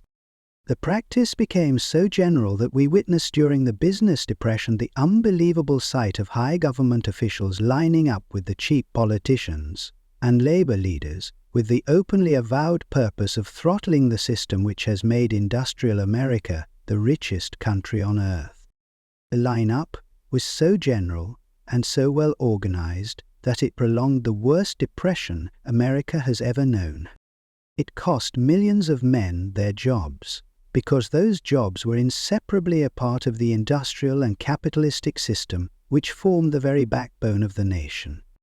During this unusual alliance of government officials and self-seeking individuals who were endeavoring to profit by declaring open season on the American system of industry, a certain type of labor leader joined forces with the politicians and offered to deliver voters in return for legislation designed to permit men to take riches away from industry by organized force of numbers, instead of the better method of giving a fair day's work for a fair day's pay. Our old friend Fair Days. Millions of men and women throughout the nation are still engaged in this popular pastime of trying to get without giving. Some of them are lined up with labor unions, where they demand shorter hours and more pay. Others do not take the trouble to work at all. They demand government relief and are getting it. Their idea of their rights of freedom was demonstrated in New York City, where violent complaint was registered with the postmaster by a group of relief beneficiaries because the postmen awakened them at 7 a.m. to deliver government relief checks. They demanded that the time of delivery be set up to 10 o'clock. If you are one of those who believe that riches can be accumulated by the mere act of men who organize themselves into groups and demand more pay for less service, if you are one of those who demand government relief without early morning disturbance when the money is delivered to you, if you are one of those who believe in trading their votes to politicians in return for the passing of laws which permit the raiding of the public treasury, you may rest securely on your belief with certain knowledge that no one will disturb you, because this is a free country, where every man may think as he pleases, where nearly everybody can live with but little effort, where many may live well without doing any work whatsoever. However, you should know the full truth concerning this freedom of which so many people boast, and so few understand. As great as it is, as far as it reaches, as many privileges as it provides, it does not, and cannot, bring riches without effort. There is but one dependable method of accumulating and legally holding riches, and that is by rendering useful service. No system has ever been created by which men can legally acquire riches through mere force of numbers, or without giving in return an equivalent value of one form or another. There is a principle known as the law of economics. This is more than a theory. It is a law no man can beat. Mark well the name of the principle and remember it, because it is far more powerful than all the politicians and political machines. It is above and beyond the control of all the labor unions. It cannot be swayed, nor influenced, nor bribed by racketeers or self-appointed leaders in any calling. Moreover, it has an all-seeing eye and a perfect system of bookkeeping in which it keeps an accurate account of the transactions of every human being engaged in the business of trying to get without giving. Sooner or later, its auditors come around, look over the records of individuals both great and small, and demand an accounting.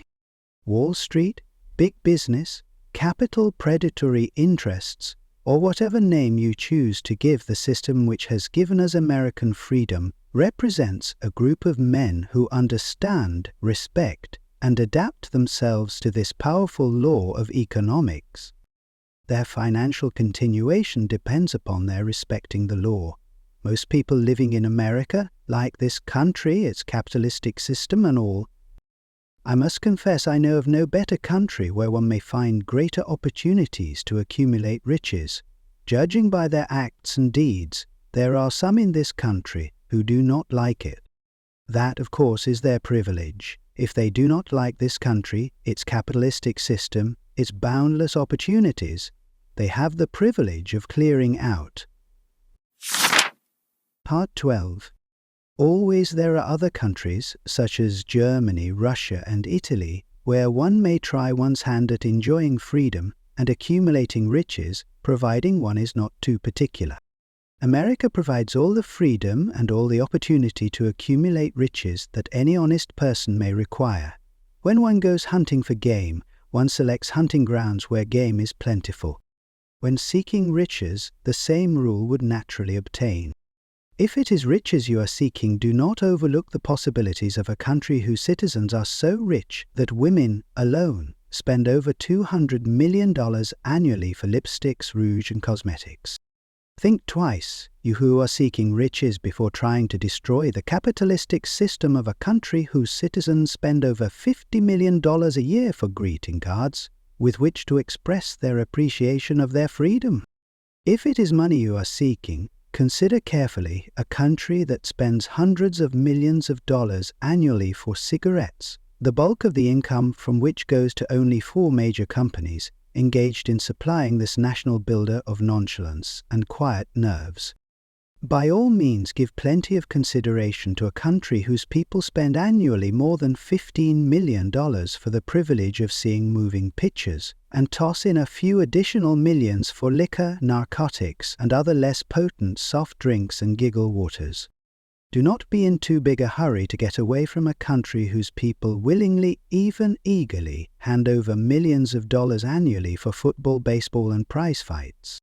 And by all means stick by a country whose inhabitants give up more than $1 million a year for chewing gum and another $1 million for safety razor blades. Remember also that this is but the beginning of the available sources for the accumulation of wealth.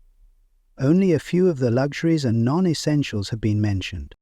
But remember that the business of producing, transporting, and marketing these few items of merchandise gives regular employment to many millions of men and women who receive for their services many millions of dollars monthly and spend it freely for both the luxuries and the necessities. Specially remember that back of all this exchange of merchandise and personal services may be found an abundance of opportunity to accumulate riches. Here our American freedom comes to one's aid. There is nothing to stop you or anyone from engaging in any portion of the effort necessary to carry on these businesses. If one has superior talent, training, experience, one may accumulate riches in large amounts. Those not so fortunate may accumulate smaller amounts. Anyone may earn a living in return for a very nominal amount of labor. So there you are. Opportunity has spread its wares before you. Step up to the front, select what you want, create your plan, put the plan into action, and follow through with persistence. Capitalistic America will do the rest. You can depend upon this much. Capitalistic America ensures every person the opportunity to render useful service and to collect riches in proportion to the value of the service. The system denies no one this right, but it does not and cannot promise something for nothing, because the system itself is irrevocably controlled by the law of economics, which neither recognizes nor tolerates for long getting without giving. Economics has all too often done what society does: drop and give up our philosophies, desires, and not so much for the great, for our.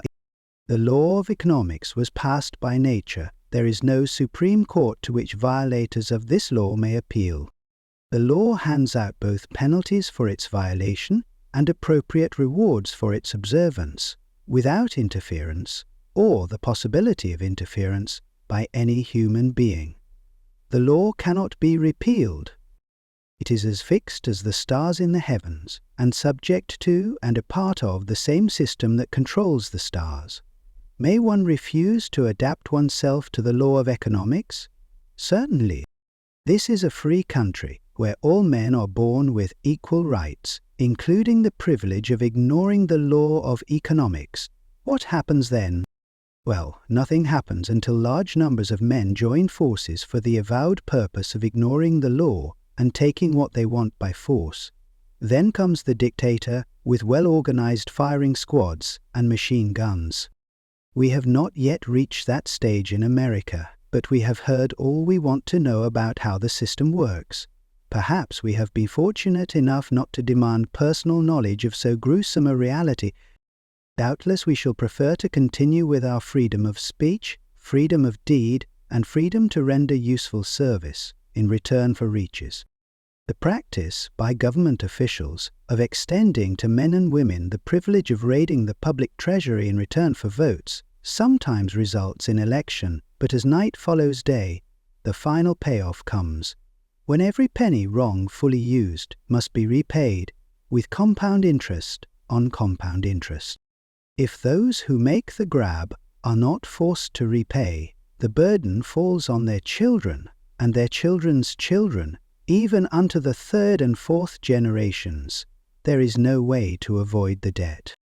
Men can, and sometimes do, form themselves into groups for the purpose of crowding wages up and working hours down.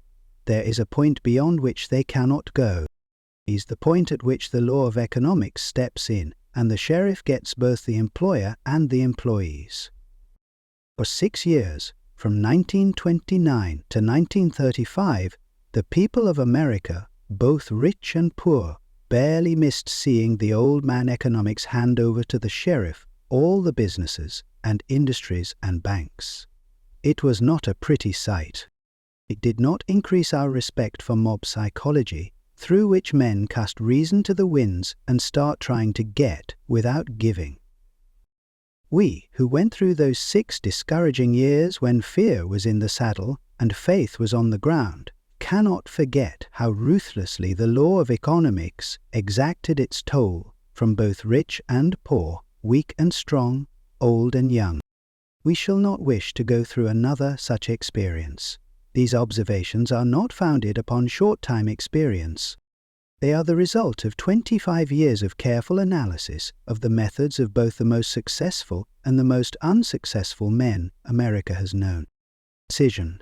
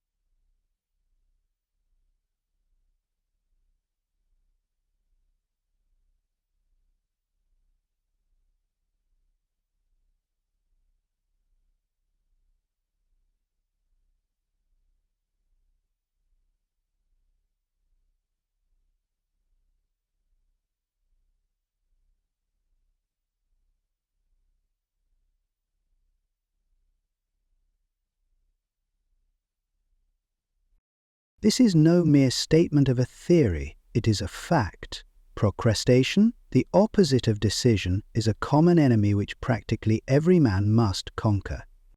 You will have an opportunity to test your capacity to reach quick and definite decisions when you finish reading this book and are ready to begin putting into action the principles which it describes. Analysis of several hundred people who had accumulated fortunes well beyond the $1 million mark disclosed the fact that every one of them had the habit of reaching decisions promptly and of changing these decisions slowly if and when they were changed. People who fail to accumulate money, without exception, have the habit of reaching decisions, if at all, very slowly, and of changing these decisions quickly and often. One of Henry Ford's most outstanding qualities is his habit of reaching decisions quickly and definitely, and changing them slowly. This quality is so pronounced in Mr. Ford that it has given him the reputation of being obstinate. It was this quality which prompted Mr. Ford to continue to manufacture his famous Model T, the world's ugliest car, when all of his advisors and many of the purchasers of the car were urging him to change it. Perhaps Mr. Ford delayed too long in making the change, but the other side of the story is that Mr. Ford's firmness of decision yielded a huge fortune before the change in model became necessary. There is but little doubt that Mr. Ford's habit of definiteness of decision assumes the proportion of obstinacy, but this quality is preferable to slowness in reaching decisions and quickness in changing them. The majority of people who fail to accumulate money sufficient for their needs are generally easily influenced by the opinions of others. They permit the newspapers and the gossiping neighbors to do their thinking for them. Opinions are the cheapest commodities on earth. Everyone has a flock of opinions, ready to be wished upon anyone who will accept them. If you are influenced by opinions when you reach decisions, you will not succeed in any undertaking, much less in that of transmuting your own desire into money. If you are influenced by the opinions of others, you will have no desire of your own. Keep your own counsel when you begin to put into practice the principles described here by reaching your own decisions and following them.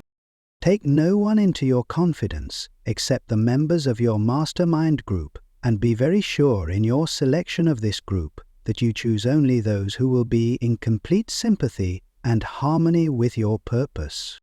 Close friends and relatives, while not meaning to do so, often handicap one through opinions, and sometimes through ridicule, which is meant to be humorous. Thousands of men and women carry inferiority complexes with them all through life, because some well-meaning but ignorant person destroyed their confidence through opinions or ridicule. You have a brain and mind of your own. Use it and reach your own decisions. If you need facts or information from other people to enable you to reach decisions, as you probably will in many instances, acquire these facts or secure the information you need quietly without disclosing your purpose. It is characteristic of people who have but a smattering or a veneer of knowledge to try to give the impression that they have much knowledge. Such people generally do too much talking and too little listening. Keep your eyes and ears wide open and your mouth closed if you wish to acquire the habit of prompt decision. Those who talk too much do little else. If you talk more than you listen, you not only deprive yourself of many opportunities to accumulate useful knowledge, but you also disclose your plans and preferences to people who will take great delight in defeating you because they envy you. Remember also that every time you open your mouth in the presence of a person who has an abundance of knowledge, you display to that person your exact stock of knowledge or your lack of it.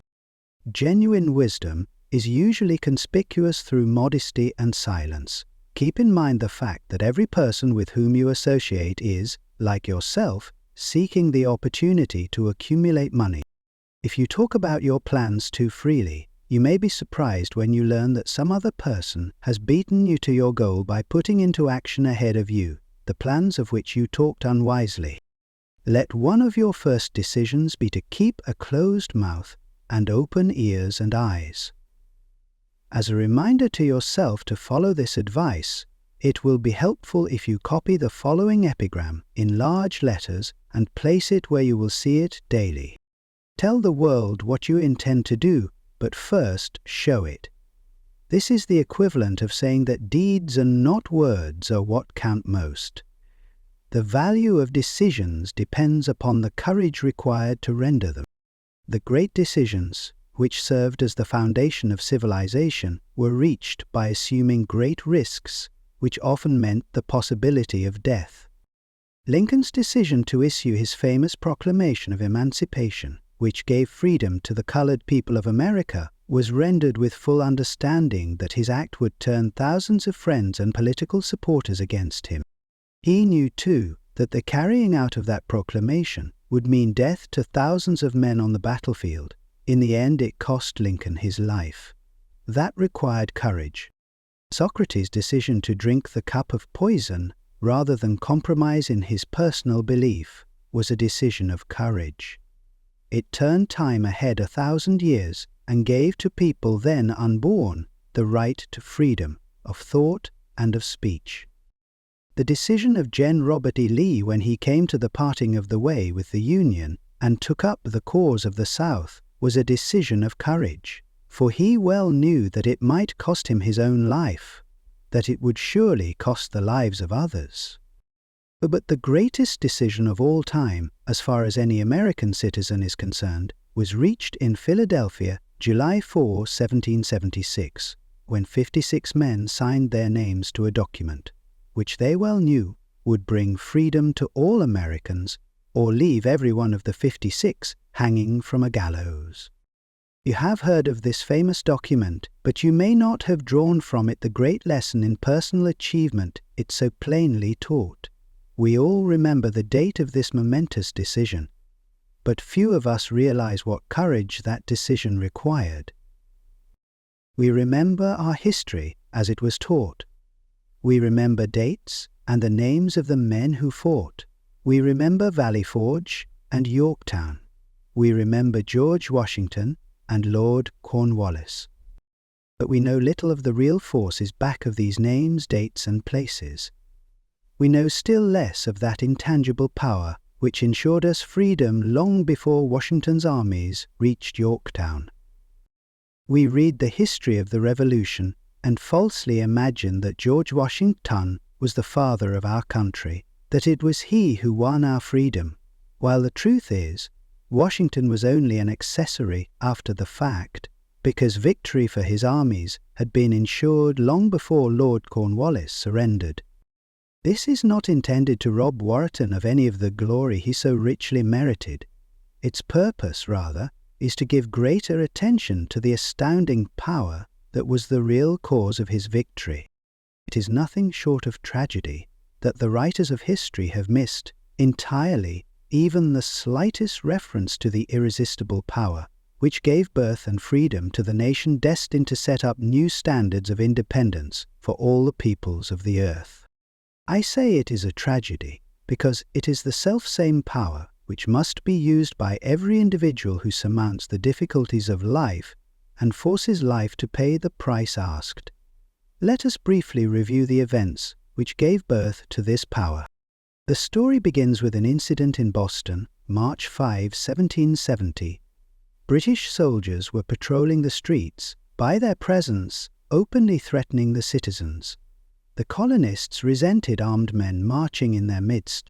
They began to express their resentment openly, hurling stones as well as epithets at the marching soldiers until the commanding officer gave orders, "Fix bayonets, charge." The battle was on. It resulted in the death and injury of many. The incident aroused such resentment that the Provincial Assembly, made up of prominent colonists, called a meeting for the purpose of taking definite action. Two of the members of that assembly were John Hancock and Samuel Adams. Long live their names!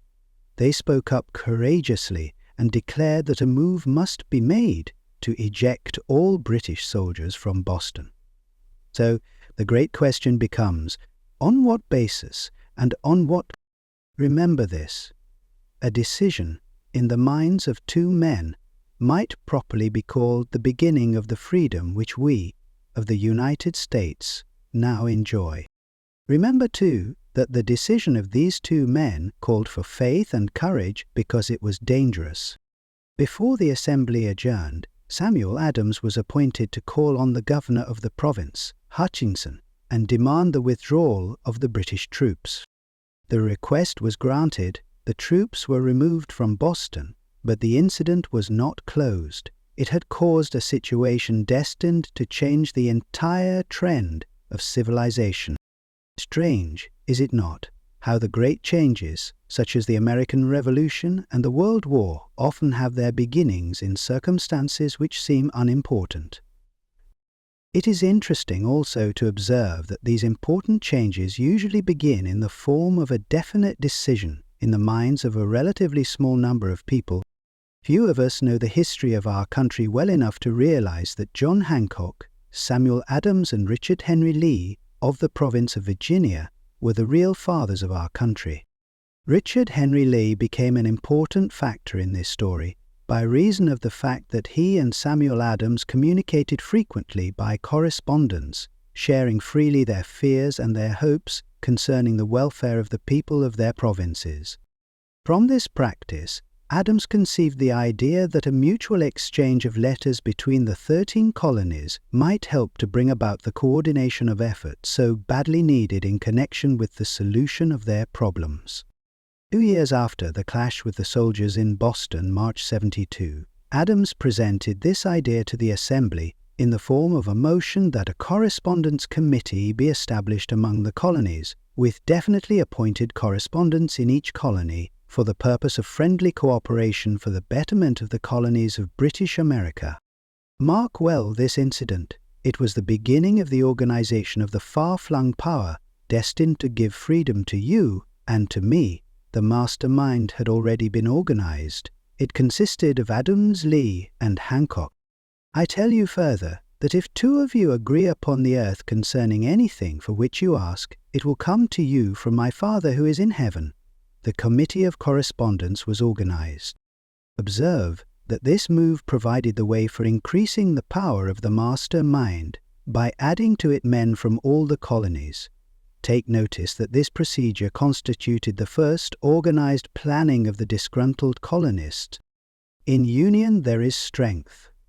The citizens of the colonies had been waging disorganized warfare against the British soldiers through incidents similar to the Boston riot, but nothing of benefit had been accomplished. Their individual grievances had not been consolidated under one master mind. No group of individuals had put their hearts, minds, souls, and bodies together in one definite decision to settle their difficulty with the British once and for all until Adams, Hancock, and Lee got together. Meanwhile, the British were not idle. They too were doing some planning and masterminding on their own account, with the advantage of having back of them money and organized soldiery.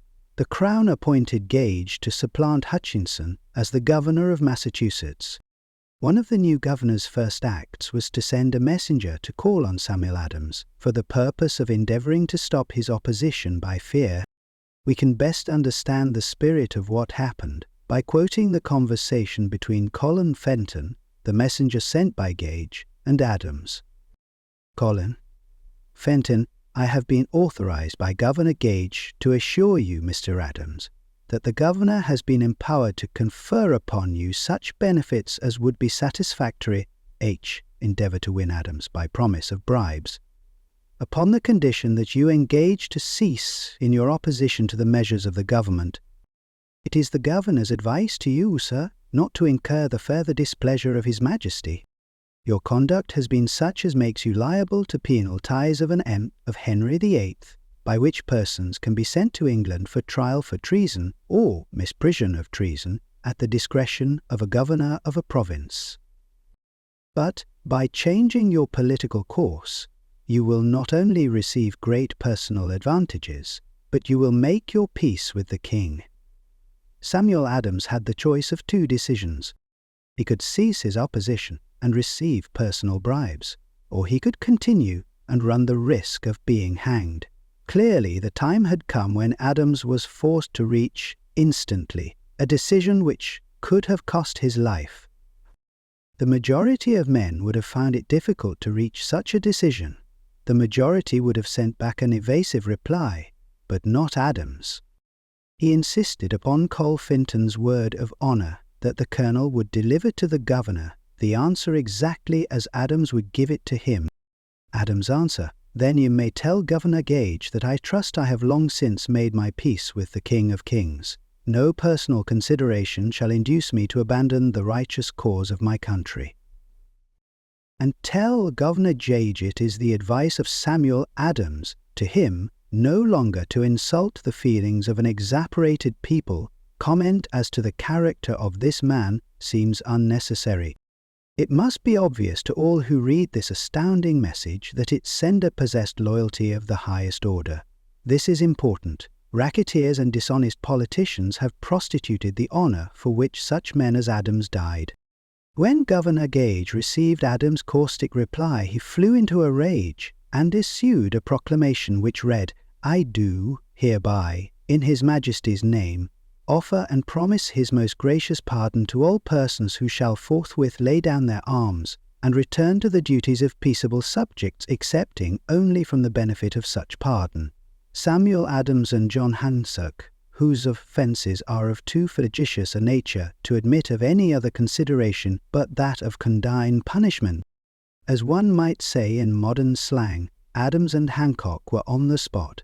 The threat of the irate governor forced the two men to reach another decision, equally as dangerous.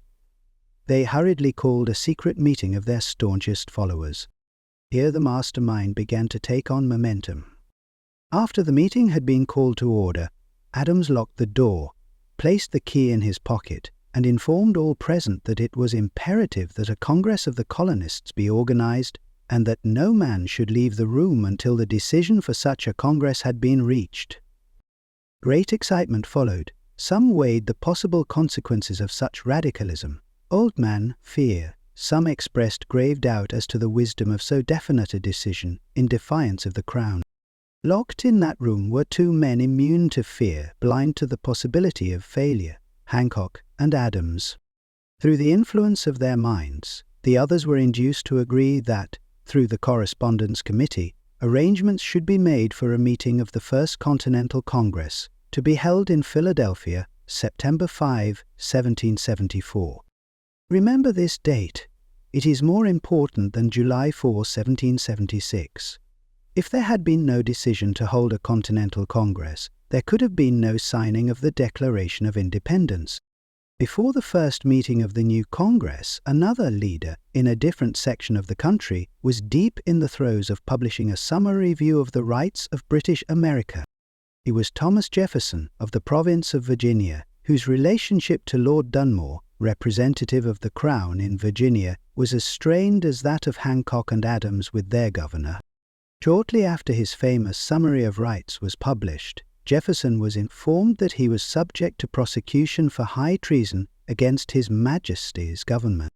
Inspired by the threat, one of Jefferson's colleagues, Patrick Henry, boldly spoke his mind, concluding his remarks with a sentence which shall remain forever a classic: "If this be treason, then make the most of it." It was such men as these who, without power, without authority, without military strength, without money, sat in solemn consideration of the destiny of the colonies, beginning at the opening of the First Continental Congress and continuing at intervals for 2 years, until on June 7, 1776, Richard Henry Lee arose, addressed the chair, and to the startled assembly made this motion: "Gentlemen, I make the motion that these united colonies are, and of right, ought to be free and independent states, that they be absolved from all allegiance to the British Crown, and that all political connection between them and the state of Great Britain is, and ought to be, totally dissolved." Lee's astounding motion was discussed fervently, and at such length that he began to lose patience. Finally, after days of argument, he again took the floor and declared in a clear, firm voice, "Mr. President, we have discussed this issue for days. It is the only course for us to follow. Why then, sir, do we longer delay? Why still deliberate? Let this happy day give birth to an American republic. Let her arise, not to destate and to conquer, but to re-establish the reign of peace and of law. The eyes of Europe are fixed upon us. She demands of us a living example of freedom that may exhibit a contrast in the felicity of the citizen to the ever-increasing tyranny." Part 13. Before his motion was finally voted upon, Lee was called back to Virginia because of serious family illness, but before leaving, he placed his cause in the hands of his friend, Thomas Jefferson, who promised to fight until favorable action was taken. Shortly thereafter, the President of the Congress, Hancock, appointed Jefferson as chairman of a committee to draw up a Declaration of Independence. Long and hard the committee labored on a document which would mean, when accepted by the Congress, that every man who signed it would be signing his own death warrant. should the colonies lose in the fight with Great Britain, which was sure to follow. The document was drawn, and on June 28, the original draft was read before the Congress. For several days it was discussed, altered, and made ready. On July 4, 1776, Thomas Jefferson stood before the Assembly and fearlessly read the most momentous decision ever placed upon paper. When in the course of human events it is necessary for one people to dissolve the political bands which have connected them with another, and to assume, among the powers of the earth, the separate and equal station to which the laws of nature, and of nature's God entitle them, a decent respect to the opinions of mankind requires that they should declare the causes which impel them to the separation. When Jefferson finished, the document was voted upon, accepted, and signed by the 56 men, everyone staking his own life upon his decision to write his name. By that decision came into existence a nation destined to bring to mankind forever the privilege of making decisions. By decisions made in a similar spirit of faith, and only by such decisions, can men solve their personal problems and win for themselves high estates of material and spiritual wealth. Let us not forget this. Analyze the events which led to the Declaration of Independence, and be convinced that this nation, which now holds a position of commanding respect and power among all nations of the world, was born of a decision created by a mastermind consisting of 56 men. Note well the fact that it was their decision which ensured the success of Washington's armies, because the spirit of that decision was in the heart of every soldier who fought with him, and served as a spiritual power which recognizes no such thing as failure. Note, also, with great personal benefit, that the power which gave this nation its freedom is the self-same power that must be used by every individual who becomes self-determining. This power is made up of the principles described in this book. It will not be difficult to detect, in the story of the Declaration of Independence, at least 6 of these principles: desire, decision, faith, persistence, the mastermind, and organized planning. Throughout this philosophy will be found the suggestion that thought, backed by strong desire, has a tendency to transmute itself into its physical equivalent. Before passing on, I wish to leave with you the suggestion that one may find in this story, and in the story of the organization of the United States Steel Corporation, a perfect description of the method by which thought makes this astounding transformation. In your search for the secret of the method, do not look for a miracle, because you will not find it. You will find only the eternal laws of nature. These laws are available to every person who has the faith and the courage to use them. They may be used to bring freedom to a nation, or to accumulate riches. There is no charge save the time necessary to understand and appropriate them. Those who reach decisions promptly and definitely know what they want and generally get it. The leaders in every walk of life decide quickly and firmly. That is the major reason why they are leaders. The world has the habit of making room for the man whose words and actions show that he knows where he is going. Indecision is a habit which usually begins in youth. The habit takes on permanency as the youth goes through graded school, high school, and even through college, without definiteness of purpose. The major weakness of all educational systems is that they neither teach nor encourage the habit of definite decision. It would be beneficial if no college would permit the enrollment of any student unless and until the student declared his major purpose in matriculating. It would be of still greater benefit if every student who enters the graded schools were compelled to accept training in the habit of decision and forced to pass a satisfactory examination on this subject before being permitted to advance in the grades. The habit of indecision, acquired because of the deficiencies of our school systems, goes with the student into the occupation he chooses. In fact, he chooses his occupation. Generally, the youth just out of school seeks any job that can be found. He takes the first place he finds because he has fallen into the habit of indecision. 98 out of every 100 people working for wages today are in the positions they hold because they lacked the definiteness of decision to plan a definite position and the knowledge of how to choose an employer. Definiteness of decision always requires courage, sometimes very great courage. The 56 men who signed the Declaration of Independence staked their lives on the decision to affix their signatures to that document. The person who reaches a definite decision to procure the particular job and make life pay the price he asks does not stake his life on that decision. He stakes his economic freedom.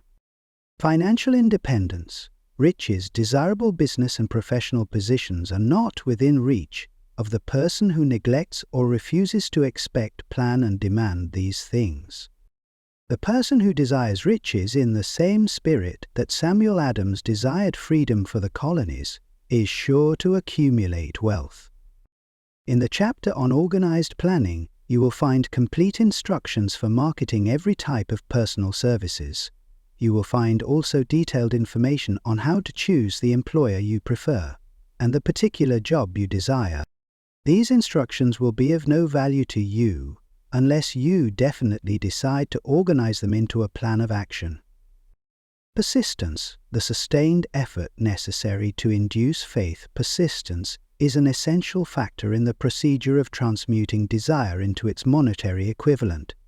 The basis of persistence is the power of will. Willpower and desire, when properly combined, make an irresistible pair.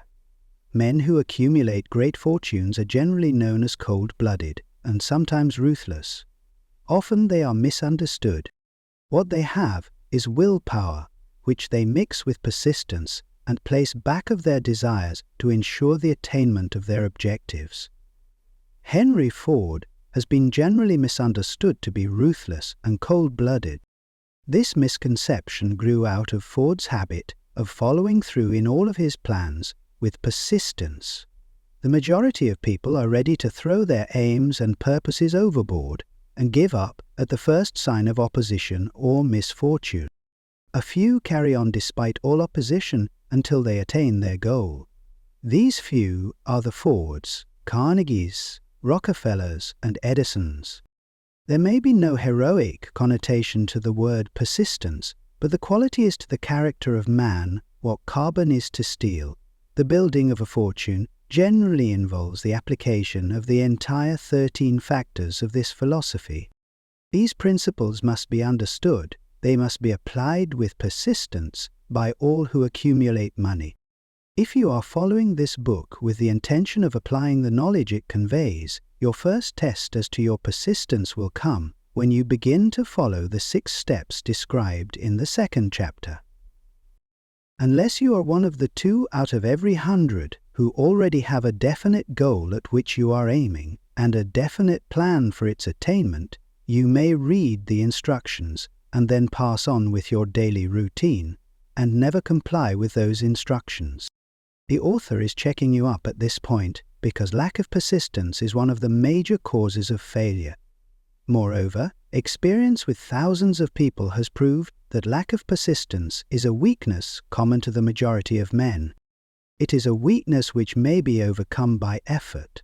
The ease with which lack of persistence may be conquered will depend entirely upon the intensity of one's desire. The starting point of all achievement is desire. Keep this constantly in mind. Weak desires bring weak results, just as a small amount of fire makes a small amount of heat. If you find yourself lacking in persistence, this weakness may be remedied by building a stronger fire under your desires. Continue to read through to the end, then go back to chapter 2 and start immediately to carry out the instructions given in connection with the 6 steps. The eagerness with which you follow these instructions will indicate clearly how much or how little you really desire to accumulate money.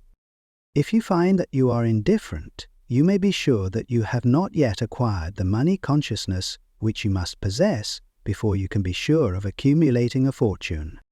Fortunes gravitate to men whose minds have been prepared to attract them, just as surely as water gravitates to the ocean. In this book may be found all the stimuli necessary to attune any normal mind to the vibrations which will attract the object of one's desires. If you find you are weak in persistence, center your attention upon the instructions contained in the chapter on power. Surround yourself with a mass group, and through the cooperative efforts of the members of this group, you can develop persistence. You will find additional instructions for the development of persistence in the chapters on autosuggestion and the subconscious mind. Follow the instructions outlined in these chapters until your habit nature hands over to your subconscious mind a clear picture of the object of your desire. From that point on, you will not be handicapped by lack of persistence. Your subconscious mind works continuously while you are awake and while you are asleep. Spasmodic or occasional effort to apply the rules will be of no value to you. To get results, you must apply all of the rules until their application becomes a fixed habit with you. In no other way can you develop the necessary money consciousness. Poverty is attracted to the one whose mind is favorable to it, as money is attracted to him whose mind has been deliberately prepared to attract it, and through the same laws. Poverty consciousness will voluntarily seize the mind which is not occupied with the money consciousness. A poverty consciousness develops without conscious application of habits favorable to it. The money consciousness must be created to order, unless one is born with such a consciousness. Catch the full significance of the statements in the preceding paragraph, and you will understand the importance of persistence in the accumulation of a fortune. Without persistence, you will be defeated even before you start. With persistence, you will win. If you have ever experienced a nightmare, you will realize the value of persistence. You are lying in bed, half awake, with a feeling that you are about to smother. You are unable to turn over or to move a muscle. You realize that you must begin to regain control over your muscles. Through persistent effort of willpower, you finally manage to move the fingers of one hand. By continuing to move your fingers, you extend your control to the muscles of one arm until you can lift it. Then you gain control of the other arm in the same manner. You finally gain control over the muscles of one leg and then extend it to the other leg. Then, with one supreme effort of will, you regain complete control over your muscular system and snap out of your nightmare. The trick has been turned step by step. You may find it necessary to snap out of your mental inertia through a similar procedure, moving slowly at first, then increasing your speed until you gain complete control over your will. Be persistent no matter how slowly you may at first have to move. With persistence will come success. If you select your mastermind group with care, you will have in it at least one person who will aid you in the development of persistence. Some men who have accumulated great fortunes did so because of necessity. They developed the habit of persistence because they were so closely driven by circumstances that they had to become persistent. There is no substitute for persistence. It cannot be supplanted by any other quality. Remember this, and it will hearten you in the beginning when the going may seem difficult and slow. Those who have cultivated the habit of persistence seem to enjoy insurance against failure. No matter how many times they are defeated, they finally arrive up toward the top of the ladder. Sometimes it appears that there is a hidden guide whose duty is to test men through all sorts of discouraging experiences. Those who pick themselves up after defeat and keep on trying arrive. And the world cries, "Bravo! I knew you could do it." The hidden guide lets no one enjoy great achievement without passing the persistence test. Those who can't take it simply do not make the grade. Those who can take it are bountifully rewarded for their persistence. They receive as their compensation whatever goal they are pursuing. That is not all. They receive something infinitely more important than material compensation, the knowledge that every failure brings with it the seed of an equivalent advantage. There are exceptions to this rule. A few people know from experience the soundness of persistence. They are the ones who have not accepted defeat as being anything more than temporary. They are the ones whose desires are so persistently applied that defeat is finally changed into victory. We who stand on the sidelines of life see the overwhelmingly large number who go down in defeat, never to rise again. We see the few who take the punishment of defeat as an urge to greater effort. These fortunately never learn to accept life's reverse gear. But what we do not see, what most of us never suspect of existing, is the silent but irresistible power which comes to the rescue of those who fight on in the face of discouragement.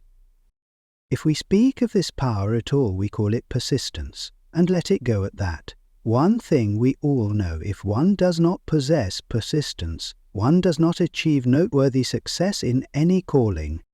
As these lines are being written, I look up from my work and see before me, less than a block away, the great mysterious Broadway, the graveyard of dead hopes, and the front porch of opportunity. From all over the world, people have come to Broadway seeking fame, fortune, power, love, or whatever it is that human beings call success. Once in a great while, someone steps out from the long procession of seekers, and the world hears that another person has mastered Broadway. But Broadway is not easily nor quickly conquered. Talent recognizes genius, pays off in money, only after one has refused to quit. Then we know he has discovered the secret of how to conquer Broadway. The secret is always inseparably attached to one word: persistence. The secret is told in the struggle of Fannie Hurst, whose persistence conquered the Great White Way. She came to New York in 1915 to convert writing into riches. The conversion did not come quickly, but it came. For 4 years, Miss Hurst learned about the sidewalks of New York from first-hand experience. She spent her days laboring and her nights hoping. When hope grew dim, she did not say, "All right, Broadway, you win." She said, "Very well, Broadway, you may whip some, but not me. I'm going to force you to give up." Briefly, you have a description of what persistence is capable of achieving. Fannie Hurst is no exception. Wherever men and women accumulate great riches, you may be sure they first acquire persistence. Broadway will give any beggar a cup of coffee and a sandwich, but it demands persistence of those who go after the big stakes. Kate Smith will say amen when she reads this. For years she sang without money and without price before any microphone she could reach. Broadway said to her, "Come and get it, if you can take it." She did take it, until one happy day, Broadway got tired and said, "Oh, what's the use? You don't know when you're whipped, so name your price and go to work in earnest." Miss Smith named her price. It was plenty. The way up in figures so high that 1 week's salary is far more than most people make in a whole year. Verily, it pays to be persistent. And here is an encouraging statement which carries with it a suggestion of great significance. Thousands of singers who excel Kate Smith are walking up and down Broadway looking for a break without success. Countless others have come and gone. Many of them sang well enough, but they failed to make the grade because they lacked the courage to keep on keeping on, until Broadway became tired of turning them away. Persistence is a state of mind, therefore it can be cultivated. Like all states of mind, persistence is based upon definite causes, among them these. A. Definitiveness of purpose. Knowing what one wants is the first and perhaps the most important step toward the development of persistence. A strong motive forces one to surmount many difficulties. B. Desire. It is comparatively easy to acquire and to maintain persistence in pursuing the object of intense desire. C. Self-reliance. Belief in one's ability to carry out a plan encourages one to follow the plan through with persistence. Self-reliance can be developed through the principle described in the chapter on autosuggestion. D. Definiteness of plans. Organized plans, even though they may be weak and entirely impractical, encourage persistence. E. Accurate knowledge. Knowing that one's plans are sound based upon experience or observation encourages persistence. Guessing instead of knowing destroys persistence. F. CO operation. Sympathy, understanding and harmonious cooperation with others tend to develop persistence. G. Willpower. The habit of concentrating one's thoughts upon the building of plans for the attainment of a definite purpose leads to persistence. H. Habit. Persistence is the direct result of habit. The mind absorbs and becomes a part of the daily experiences upon which it feeds. Fear, the worst of all enemies, can be effectively cured by forced repetition of CWT8 of courage. Everyone who has seen active service in war knows this. Before leaving the subject of persistence, take inventory of yourself and determine in what particular, if any, you are lacking in this essential quality. Measure yourself courageously, point by point, and see how many of the 8 factors of persistence you lack. The analysis may lead to discoveries that will give you a new grip on yourself. Here you will find the real enemies which stand between you and noteworthy achievement. Here you will find not only the symptoms indicating weakness of persistence, but also the deeply seated subconscious causes of this weakness. Study the list carefully and face yourself squarely if you really wish to know who you are and what you are capable of doing. These are the weaknesses which must be mastered by all who accumulate riches. 1. Failure to recognize and to clearly define exactly what one wants. 2. Procrastination, with or without cause, usually backed up with a formidable array of alibis and excuses. 3. Lack of interest in acquiring specialized knowledge. 4. Indecision, the habit of passing the buck on all occasions instead of facing issues squarely, also backed by alibis. 5. The habit of relying upon alibis instead of creating definite plans for the solution of problems. 6. Self-satisfaction. There is but little remedy for this affliction, and no hope for those who suffer from it. 7. Indifference, usually reflected in one's readiness to compromise on all occasions rather than meet opposition and fight it. 8. The habit of blaming others for one's mistakes and accepting unfavorable circumstances as being unavoidable. 9. Weakness of desire due to neglect in the choice of motives that impel action. 10. Willingness, even eagerness, to quit at the first sign of defeat, based upon one or more of the basic fears. 11. Lack of organized plans, placed in writing where they may be analyzed. 12. The habit of neglecting to move on ideas or to grasp opportunity when it presents itself. 13. Wishing instead of willing. 14. The habit of compromising with poverty instead of aiming at riches. General absence of ambition to be, to do, and to own. 15. Searching for all the shortcuts to riches, trying to get without giving a fair equivalent, usually reflected in the habit of gambling, endeavoring to drive sharp bargains. 16. Fear of criticism, failure to create plans and to put them into action because of what other people will think, do, or say.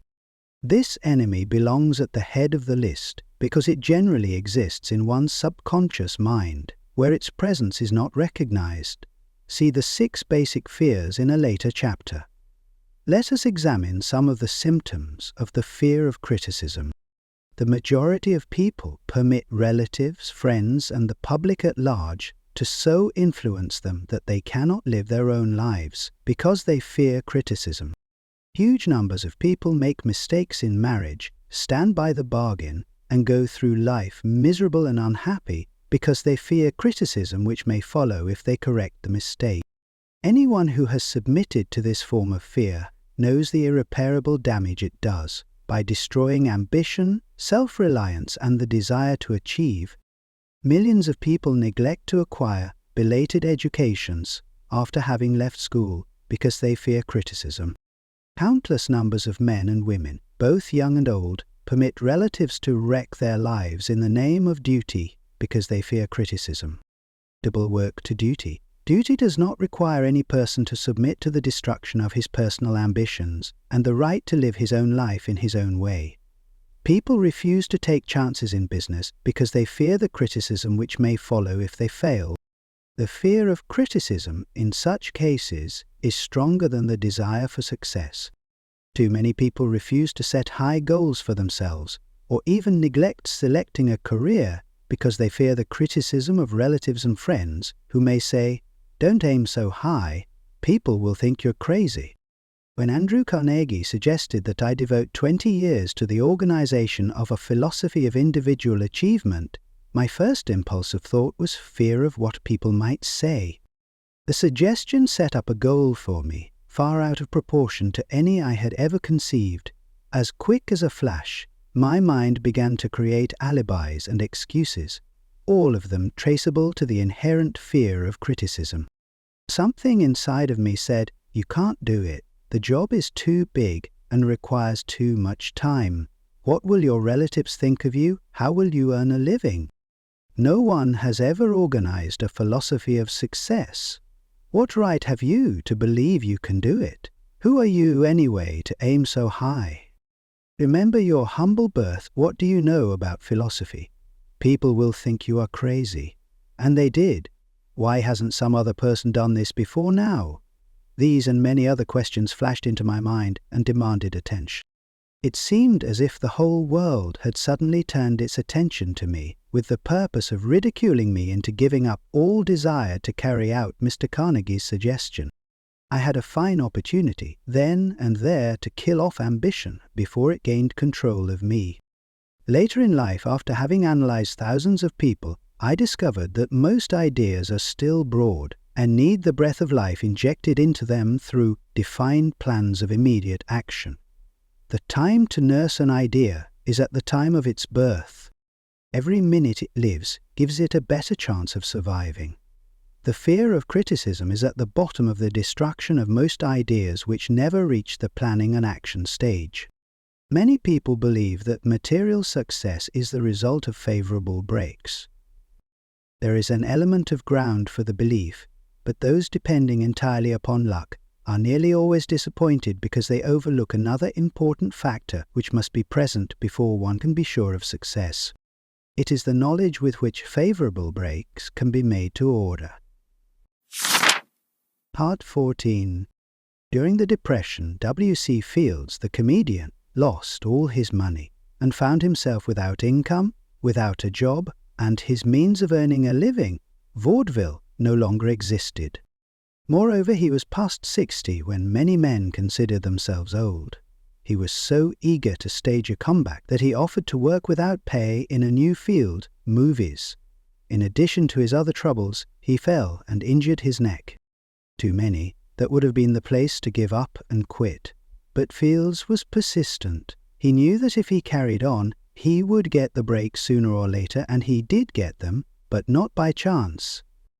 Marie Dressy found herself down and out with her money gone, with no job when she was about 60. She too went after the breaks and got them.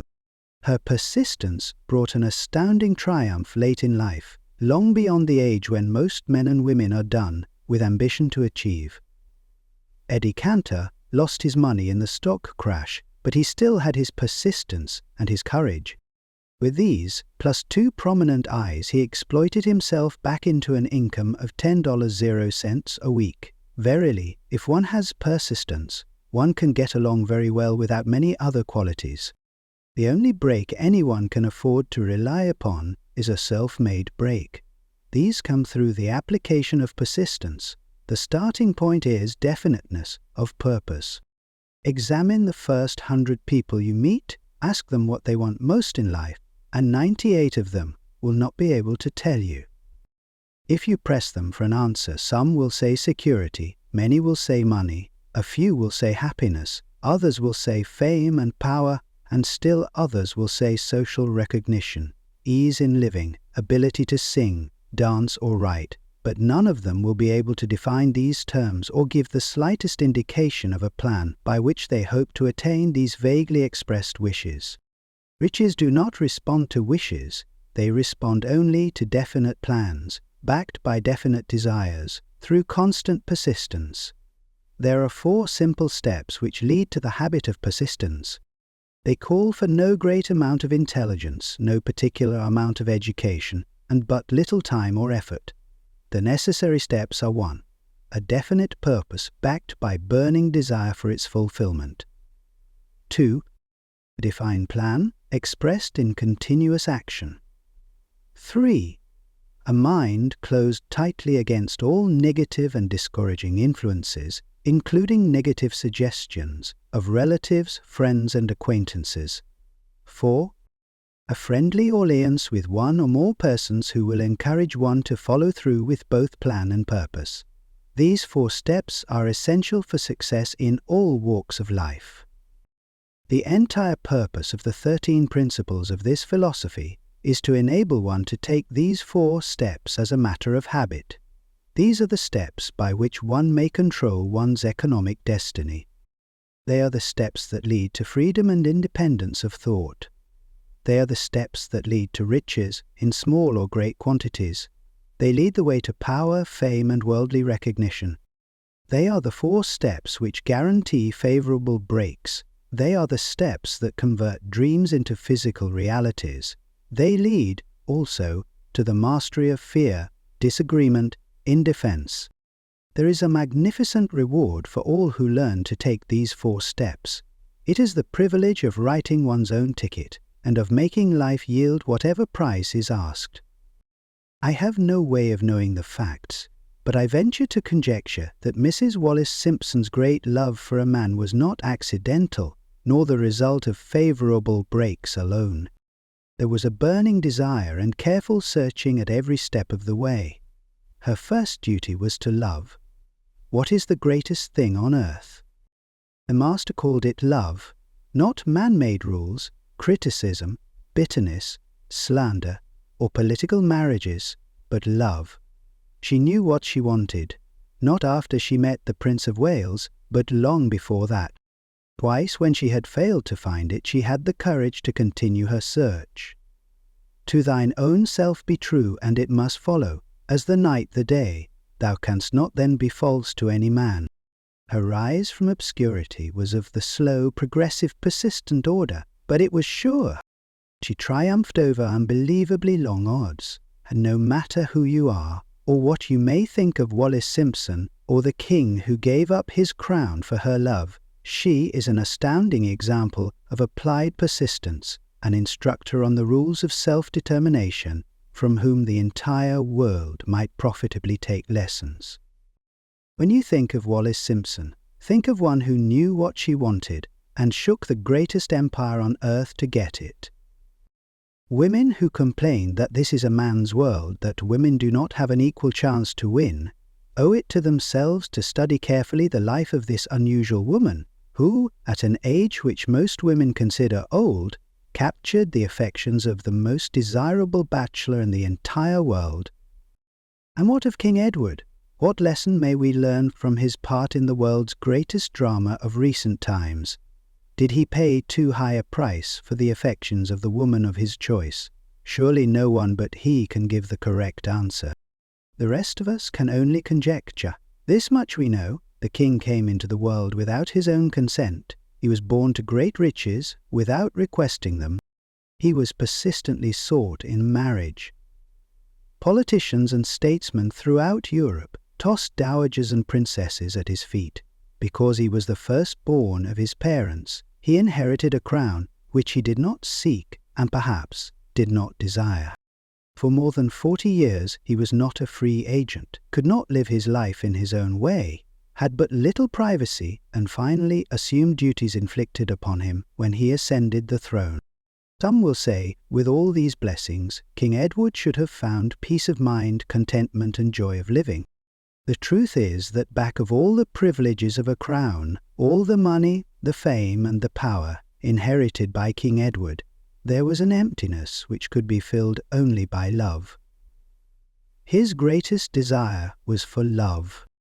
Long before he met Wallace Simpson, he doubtless felt this great universal emotion tugging at the strings of his heart, beating upon the door of his soul, and crying out for expression.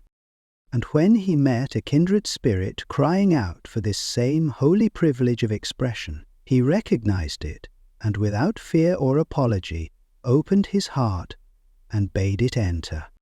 All the scandal-mongers in the world cannot destroy the beauty of this international drama, through which two people found love and had the courage to face open criticism, renounce all else to give it holy expression. King Edward's decision to give up the crown of the world's most powerful empire for the privilege of going the remainder of the way through life with the woman of his choice was a decision that required courage. The decision also had a price, but who has the right to say the price was too great? Surely not he who said, "He among you who is without sin, let him cast the first stone." As a suggestion to any evil-minded person who chooses to find fault with the Duke of Windsor because his desire was for love, and for openly declaring his love for Wallace Simpson and giving up his throne for her, let it be remembered that the open declaration was not essential. He could have followed the custom of clandestine liaison, which has prevailed in Europe for centuries, without giving up either his throne or the woman of his choice, and there would have been no complaint from either church or laity. But this unusual man was built of sterner stuff. His love was clean. It was deep and sincere. It represented the one thing which, above all else, he truly desired. Therefore, he took what he wanted and paid the price demanded. If Europe had been blessed with more rulers with the human heart and the traits of honesty of ex-King Edward, for the past century, that unfortunate hemisphere now seething with greed, hate, lust, political connivance, and threats of war, would have a different and a better story to tell. A story in which love and not hate would rule. In the words of Stuart Alston Weir, we raise our cup and drink this toast to ex-King Edward and Wallace Simpson. Blessed is the man who has come to know that our muted thoughts are our sweetest thoughts. Blessed is the man who, from the blackest depths, can see the luminous figure of love, and seeing, sing, and singing, say, "Sweeter far than uttered lays are the thoughts I have of you." In these words would we pay tribute to the two people who, more than all others of modern times, have been the victims of criticism and the recipients of abuse because they found life's greatest treasure and claimed it. Mrs. Simpson read and approved this analysis. Most of the world will applaud the Duke of Windsor and Wallace Simpson because of their persistence in searching until they found life's greatest reward.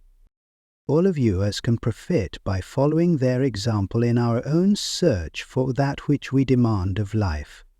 What mystical power gives to men of persistence the capacity to master difficulties? Does the quality of persistence set up in one's mind some form of spiritual, mental, or chemical activity which gives one access to supernatural forces? Does infinite intelligence throw itself on the side of the person who still fights on after the battle has been lost, with the whole world on the opposing side? These and many other similar questions have arisen in my mind as I have observed men like Henry Ford, who started at scratch and built an industrial empire of huge proportions, with little else in the way of a beginning but persistence. Or Thomas A. Edison, who, with less than 3 months of schooling, became the world's leading inventor and converted persistence into the talking machine, the moving picture machine, and the incandescent light, to say nothing of 100 other useful inventions. I had the happy privilege of analyzing both Mr. Edison and Mr. Ford, year by year, over a long period of years, and therefore the opportunity to study them at close range, so I speak from actual knowledge when I say that I found no quality, save persistence, in either of them, that even remotely suggested the major source of their stupendous achievements. As one makes an impartial study of the prophets, philosophers, miracle men, and religious leaders of the past, one is drawn to the inevitable conclusion that persistence, concentration of effort, and definiteness of purpose were the major sources of their achievements. Consider, for example, the strange and fascinating story of Muhammad. Analyze his life, compare him with men of achievement in this modern age of industry and finance, and observe how they have one outstanding trait in common: persistence. If you are keenly interested in studying the strange power which gives potency to persistence, read a biography of Muhammad, especially the one by Esad Bey. This brief review of that book, by Thomas Sugru, in the Herald Tribune, will provide a preview of the rare treat in store for those who take the time to read the entire story of one of the most astounding examples of the power of persistence known to civilization. Muhammad was a prophet, but he never performed a miracle. He was not a mystic. He had no formal schooling. He did not begin his mission until he was 40. When he announced that he was the messenger of God bringing word of the true religion, he was ridiculed and labeled a lunatic. Children tripped him, and women threw filth upon him.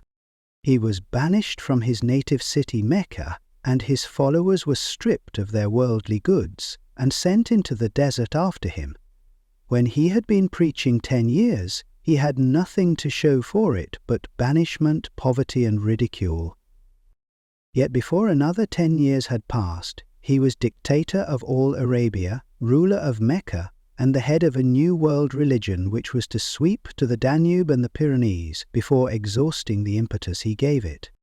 That impetus was threefold: the power of words, the efficacy of prayer, and man's kinship with God. His career never made sense. Muhammad was born to impoverished members of a leading family of Mecca, because Mecca, the crossroads of the world, home of the magic stone called the Kaaba, great city of trade and the center of trade routes, was unsanitary. Its children were sent to be raised in the desert by Bedouins. Muhammad was thus nurtured, drawing strength and health from the milk of nomad, vicarious mothers. He tended sheep and soon hired out to a rich widow as leader of her caravans. He traveled to all parts of the Eastern world, talked with many men of diverse beliefs, and observed the decline of Christianity into warring sects. When he was 28, Khadija, the widow, looked upon him with favor and married him. Her father would have objected to such a marriage, so she got him drunk and held him up while he gave the paternal blessing. For the next 12 years, Muhammad lived as a rich and respected and very shrewd trader. Then he took to wandering in the desert, and one day he returned with the first verse of the Quran and told Khadija that the archangel Gabriel had appeared to him and said that he was to be the messenger of God. The Quran, the revealed word of God, was the closest thing to a miracle in Muhammad's life. He had not been a poet. He had no gift of words. Yet the verses of the Quran as he received them and recited them to the faithful were better than any verses which the professional poets of the tribes could produce. This to the Arabs was a miracle. To them the gift of words was the greatest gift. The poet was all-powerful. In addition, the Quran said that all men were equal before God, that the world should be a democratic state Islam. It was this political heresy, plus Muhammad's desire to destroy all the idols in the courtyard of the Kaaba, which brought about his banishment. The idols brought the desert tribes to Mecca, and that meant trade. So the businessmen of Mecca, the capitalists of which he had been one, set upon Muhammad. Then he retreated to the desert and demanded sovereignty over the world. The rise of Islam began. Out of the desert came a flame which would not be extinguished, a democratic army fighting as a unit and prepared to die without wincing. Muhammad had invited the Jews and Christians to join him, for he was not building a new religion. He was calling all who believed in one God to join in a single faith. If the Jews and Christians had accepted his invitation, Islam would have conquered the world. They didn't. They would not even accept Muhammad's innovation of humane warfare. When the armies of the Prophet entered Jerusalem, not a single person was killed because of his faith. When the Crusaders entered the city, centuries later, not a Muslim man, woman, or child was spared. But the Christians did accept one Muslim idea: the place of learning, the university. Power of the master mind. The driving force power is essential for success in the accumulation of money. Plans are inert and useless without sufficient power to translate them into action. This chapter will describe the method by which an individual may attain and apply power. Power may be defined as organized and intelligently directed knowledge. Power, as the term is here used, refers to organized effort, sufficient to enable an individual to transmute desire into its monetary equivalent. Organized effort is produced through the coordination of effort of two or more people who work toward a definite end in a spirit of harmony. Power is required for the accumulation of money.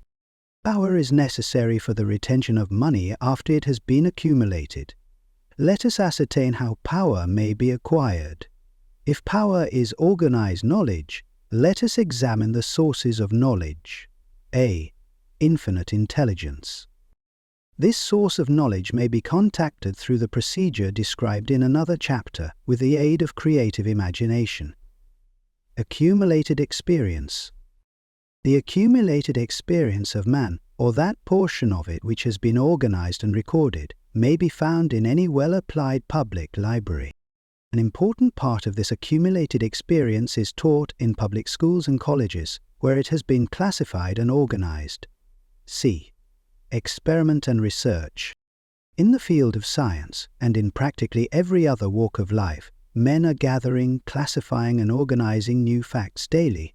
This is the source to which one must turn when knowledge is not available through accumulated experience.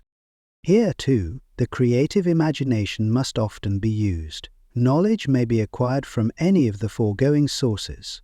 It may be converted into power by organizing it into definite plans and by expressing those plans in terms of action. Examination of the three major sources of knowledge will readily disclose the difficulty an individual would have if he depended upon his efforts alone in assembling knowledge and expressing it through definite plans in terms of action. If his plans are comprehensive, and if they contemplate large proportions, he must generally induce others to cooperate with him before he can inject into them the necessary element of power. Gaining power through the master mind. The master mind may be defined as a coordination of knowledge and effort in a spirit of harmony between two or more people for the attainment of a definite purpose. No individual may have great power without availing himself of the master mind. In a preceding chapter, instructions were given for the creation of plans, for the purpose of translating desire into its monetary equivalent. If you carry out these instructions with persistence and intelligence, and use discrimination in the selection of your master mind group, your objective will have been halfway reached, even before you begin to recognize it, so you may better understand the intangible potentialities of power available to you through a properly chosen mastermind group. We will here explain the two characteristics of the mastermind principle, one of which is economic in nature and the other psychic. The economic feature is obvious. Economic advantages may be created by any person who surrounds himself with the advice, counsel, and personal cooperation of a group of men who are willing to lend him wholehearted aid in a spirit of perfect harmony. This form of cooperative alliance has been the basis of nearly every great fortune. Your understanding of this great truth may definitely determine your financial status. The psychic phase of the mastermind principle is much more abstract, much more difficult to comprehend, because it has reference to the spiritual forces with which the human race as a whole is not well acquainted. You may catch a significant suggestion from this statement. No two minds ever come together without thereby creating a third, invisible, intangible force, which may be likened to a third mind. Keep in mind the fact that there are only two known elements in the whole universe, energy and matter. It is a well-known fact that matter may be broken down into units of molecules, atoms, and electrons. There are units of matter which may be isolated, separated, and analyzed. Likewise, there are units of energy. The human mind is a form of energy, a part of it being spiritual in nature.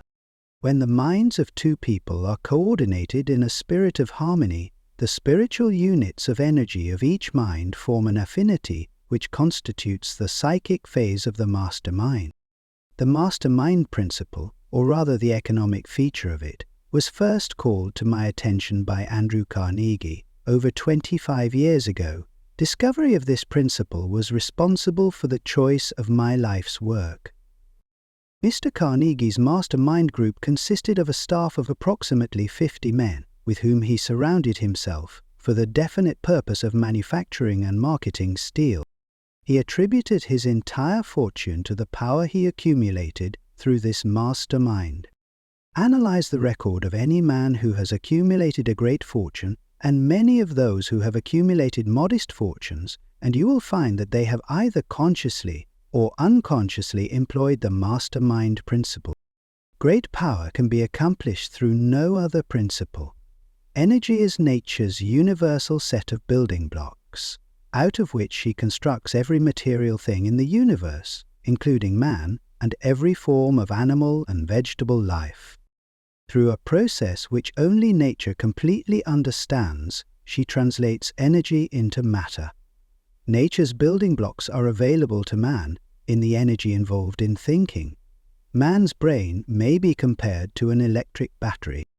It absorbs energy from the ether, which permeates every atom of matter and fills the entire universe. It is a well-known fact that a group of electric batteries will provide more energy than a single battery.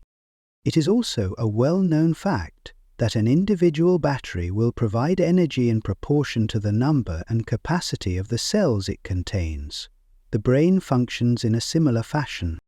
This accounts for the fact that some brains are more efficient than others, and leads to this significant statement: a group of brains coordinated or connected in a spirit of harmony will provide more thought energy than a single brain, just as a group of electric batteries will provide more energy than a single battery.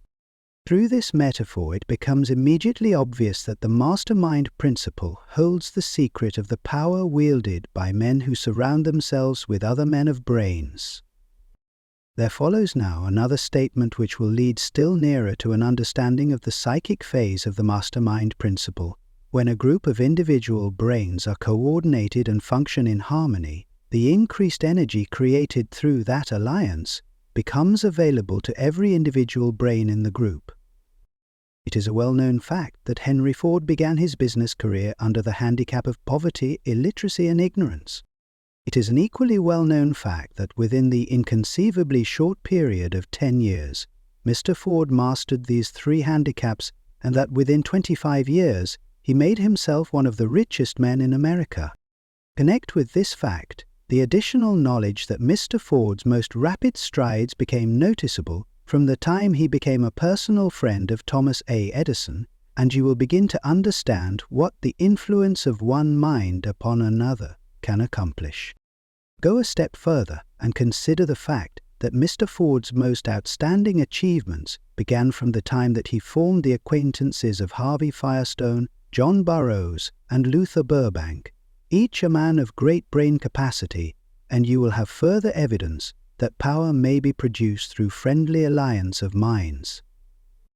There is little, if any, doubt that Henry Ford is one of the best informed men in the business and industrial world. The question of his wealth needs no discussion. Analyze Mr. Ford's intimate personal friends, some of whom have already been mentioned, and you will be prepared to understand the following statement. Men take on the nature and the habits and the power of thought of those with whom they associate in a spirit of sympathy and harmony. Henry Ford whipped poverty, illiteracy, and ignorance by allying himself with great minds, whose vibrations of thought he absorbed into his own mind. Through his association with Edison, Burbank, Burroughs, and Firestone, Mr. Ford added to his own brain power the sum and substance of the intelligence, experience, knowledge, and spiritual forces of these four men. Moreover, he appropriated and made use of the mastermind principle through the methods of procedure described in this book. This principle is available to you. We have already mentioned Mahatma Gandhi. Perhaps the majority of those who have heard of Gandhi look upon him as merely an eccentric little man who goes around without formal wearing apparel and makes trouble for the British government. In reality, Gandhi is not eccentric, but he is the most powerful man now living, estimated by the number of his followers and their faith in their leader. Moreover, he is probably the most powerful man who has ever lived. His power is passive, but it is real. Let us study the method by which he attained his stupendous power. It may be explained in a few words. He came by power through inducing over 200 million people to coordinate with mind and body in a spirit of harmony for a definite purpose. In brief, Gandhi has accomplished a miracle, for it is a miracle when 200 million people can be induced, not forced, to cooperate in a spirit of harmony for a limitless time. Part 15. If you doubt that this is a miracle, try to induce any two people to cooperate in a spirit of harmony for any length of time. Every man who manages a business knows what a difficult matter it is to get employees to work together in a spirit even remotely resembling harmony. The list of the chief sources from which power may be attained is, as you have seen, headed by infinite intelligence. When two or more people coordinate in a spirit of harmony and work toward a definite objective, they place themselves in position through that alliance to absorb power directly from the great universal storehouse of infinite intelligence. This is the greatest of all sources of power. It is the source to which the genius turns. It is the source to which every great leader turns, whether he may be conscious of the fact or not. The other two major sources from which the knowledge necessary for the accumulation of power may be obtained are no more reliable than the five senses of man. The senses are not always reliable. Infinite intelligence does not err. In subsequent chapters, the methods by which infinite intelligence may be most readily contacted will be adequately described. This is not a course on religion. No fundamental principle described in this book should be interpreted as being intended to interfere either directly or indirectly with any man's religious habits. This book has been confined exclusively to instructing the reader how to transmute the definite desire for money into its monetary equivalent. Read, think, and meditate as you read. Soon, the entire subject will unfold, and you will see it in perspective. You are now seeing the detail of the individual chapters. Money is as shy and elusive as the old-time maiden. It must be wooed and won by methods not unlike those used by a determined lover in pursuit of the girl of his choice, and, coincidental as it is, the power used in the wooing of money is not greatly different from that used in wooing a maiden. That power, when successfully used in the pursuit of money, must be mixed with faith, it must be mixed with desire, it must be mixed with persistence, it must be applied through a plan, and that plan must be set into action. When money comes in quantities, known as the big money, it flows to the one who accumulates it, as easily as water flows downhill. There exists a great unseen stream of power which may be compared to a river, except that one side flows in one direction, carrying all who get into that side of the stream onward and upward to wealth, and the other side flows in the opposite direction, carrying all who are unfortunate enough to get into it, and not able to extricate themselves from it, downward to misery and poverty. Every man who has accumulated a great fortune has recognized the existence of this stream of life. It consists of one's thinking process. The positive emotions of thought form the side of the stream which carries one to fortune. The negative emotions form the side which carries one down to poverty. This carries a thought of stupendous importance to the person who is following this book with the object of accumulating a fortune. If you are in the side of the stream of power which leads to poverty, this may serve as an oar by which you may propel yourself over into the other side of the stream. It can serve you only through application and use. Merely reading and passing judgment on it, either one way or another, will in no way benefit you. Some people undergo the experience of alternating between the positive and negative sides of the stream, being at times on the positive side and at times on the negative side. The Wall Street crash have swept millions of people from the positive to the negative side of the stream. These millions are struggling, some of them in desperation and fear, to get back to the positive side of the stream. This book was written especially for those millions. Poverty and riches often change places. The crash taught the world this truth, although the world will not long remember the lesson. Poverty may, and generally does, voluntarily take the place of riches. When riches take the place of poverty, the change is usually brought about through well-conceived and carefully executed plans. Poverty needs no plan. It needs no one to aid it, because it is bold and ruthless. Riches are shy and timid. They have to be attracted. Anybody can wish for riches, and most people do, but only a few know that a definite plan, plus a burning desire for wealth, are the only dependable means of accumulating wealth. The mystery of sex, transmutation.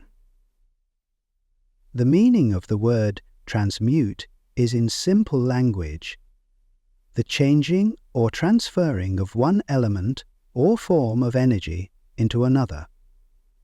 The emotion of sex brings into being a state of mind.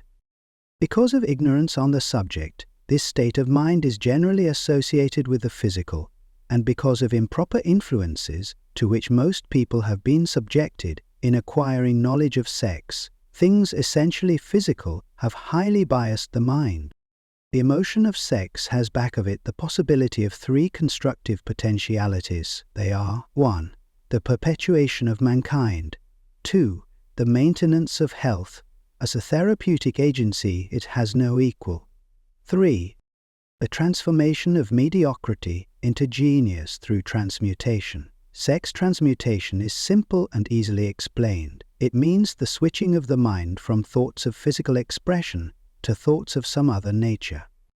Sex desire is the most powerful of human desires. When driven by this desire, men develop keenness of imagination, courage, willpower, persistence, and creative ability unknown to them at other times.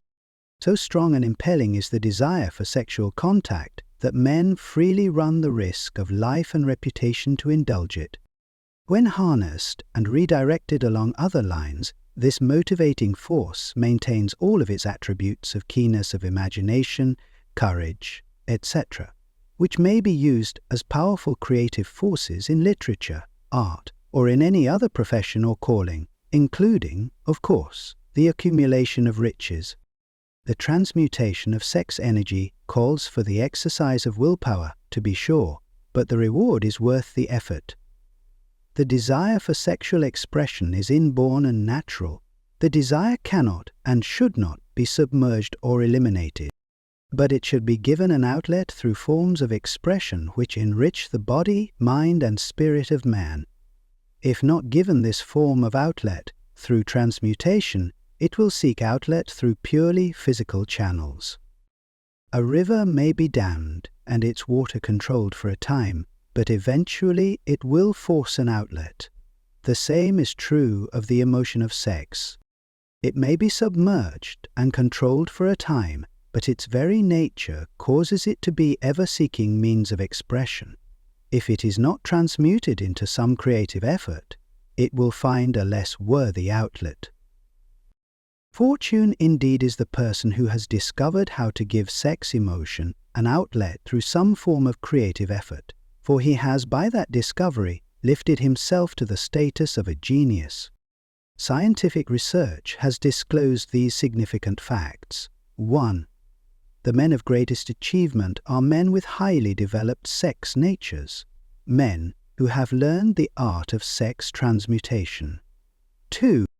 The men who have accumulated great fortunes and achieved outstanding recognition in literature, art, industry, architecture, and the professions were motivated by the influence of a woman. The research from which these astounding discoveries were made went back through the pages of biography and history for more than 2,000 years. Wherever there was evidence available in connection with the lives of men and women of great achievement, it indicated most convincingly that they possessed highly developed sex natures.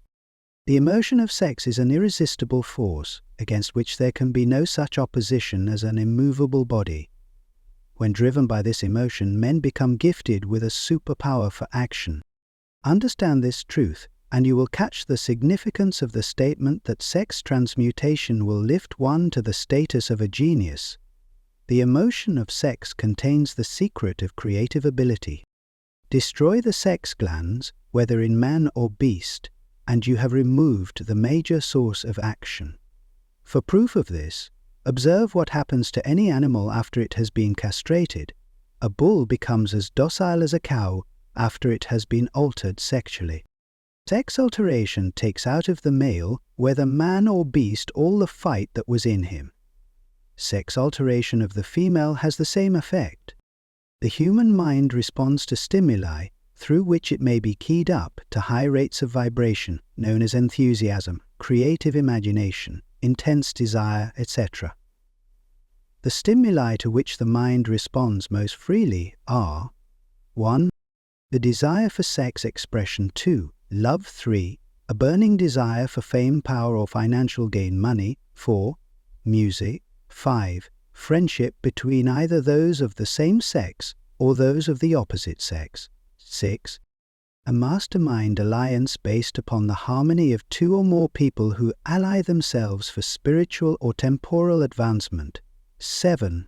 Mutual suffering, such as that experienced by people who are persecuted. 8. Autosuggestion. 9. Fear. 10. Narcotics and alcohol. The desire for sex expression comes at the head of the list of stimuli, which most effectively step up the vibrations of the mind and start the wheels of physical action. 8 of these stimuli are natural and constructive. 2 are destructive. The list is here presented for the purpose of enabling you to make a comparative study of the major sources of mind stimulation. From this study, it will be readily seen that the emotion of sex is, by great odds, the most intense and powerful of all mind stimuli. This comparison is necessary as a foundation for proof of the statement that transmutation of sex energy may lift one to the status of a genius. Let us find out what constitutes a genius. Some wiseacre has said that a genius is a man who wears long hair, eats queer food, lives alone, and serves as a target for the joke makers. A better definition of a genius is a man who has discovered how to increase the vibrations of thought to the point where he can freely communicate with sources of knowledge not available through the ordinary rate of vibration of thought. The person who thinks will want to ask some questions concerning this definition of genius. The first question will be, how may one communicate with sources of knowledge which are not available through the ordinary rate of vibration of thought? The next question will be, are there known sources of knowledge which are available only to genii, and if so, what are these sources, and exactly how may they be reached? We shall offer proof of the soundness of some of the more important statements made in this book, or at least we shall offer evidence through which you may secure your own proof through experimentation, and in doing so, we shall answer both of these questions. Genius is developed through the sixth sense. The reality of a sixth sense has been fairly well established. This sixth sense is creative imagination. The faculty of creative imagination is one which the majority of people never use during an entire lifetime, and if used at all, it usually happens by mere accident. A relatively small number of people use with deliberation and proper authority the faculty of creative imagination. Those who use this faculty voluntarily and with understanding of its functions are genii. The faculty of creative imagination is the direct link between the finite mind of man and infinite intelligence. All so-called revelations referred to in the realm of religion and all discoveries of basic or new principles in the field of invention take place through the faculty of creative imagination. When ideas or concepts flash into one's mind, through what is popularly called a hunch, they come from one or more of the following sources. 1. Infinite intelligence. 2. One subconscious mind, wherein is stored every sense impression and thought impulse, which ever reached the brain through any of the 5 senses. 3. From the mind of some other person who has just released the thought or picture of the idea or concept through conscious thought. Or 4. From the other person's subconscious storehouse. There are no other known sources from which inspired ideas or hunches may be received.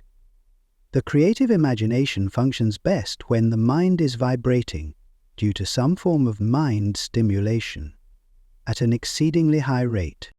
That is, when the mind is functioning at a rate of vibration higher than that of ordinary normal thought. When brain action has been stimulated through one or more of the 10 mind stimulants, it has the effect of lifting the individual far above the horizon of ordinary thought and permits him to envision distance, scope and quality of thoughts not available on the lower plane, such as that occupied while one is engaged in the solution of the problems of business and professional routine. When lifted to this higher level of thought, through any form of mind stimulation, an individual occupies, relatively, the same position as one who has ascended in an aeroplane to a height from which he may see over and beyond the horizon line which limits his vision, while on the ground. Moreover, while on this higher level of thought, the individual is not hampered or bound by any of the stimuli which circumscribe and limit his vision while wrestling with the problems of gaining the 3 basic necessities of food, clothing, and shelter. He is in a world of thought in which the ordinary workaday thoughts have been as effectively removed as are the hills and valleys and other limitations of physical vision when he rises in an aeroplane.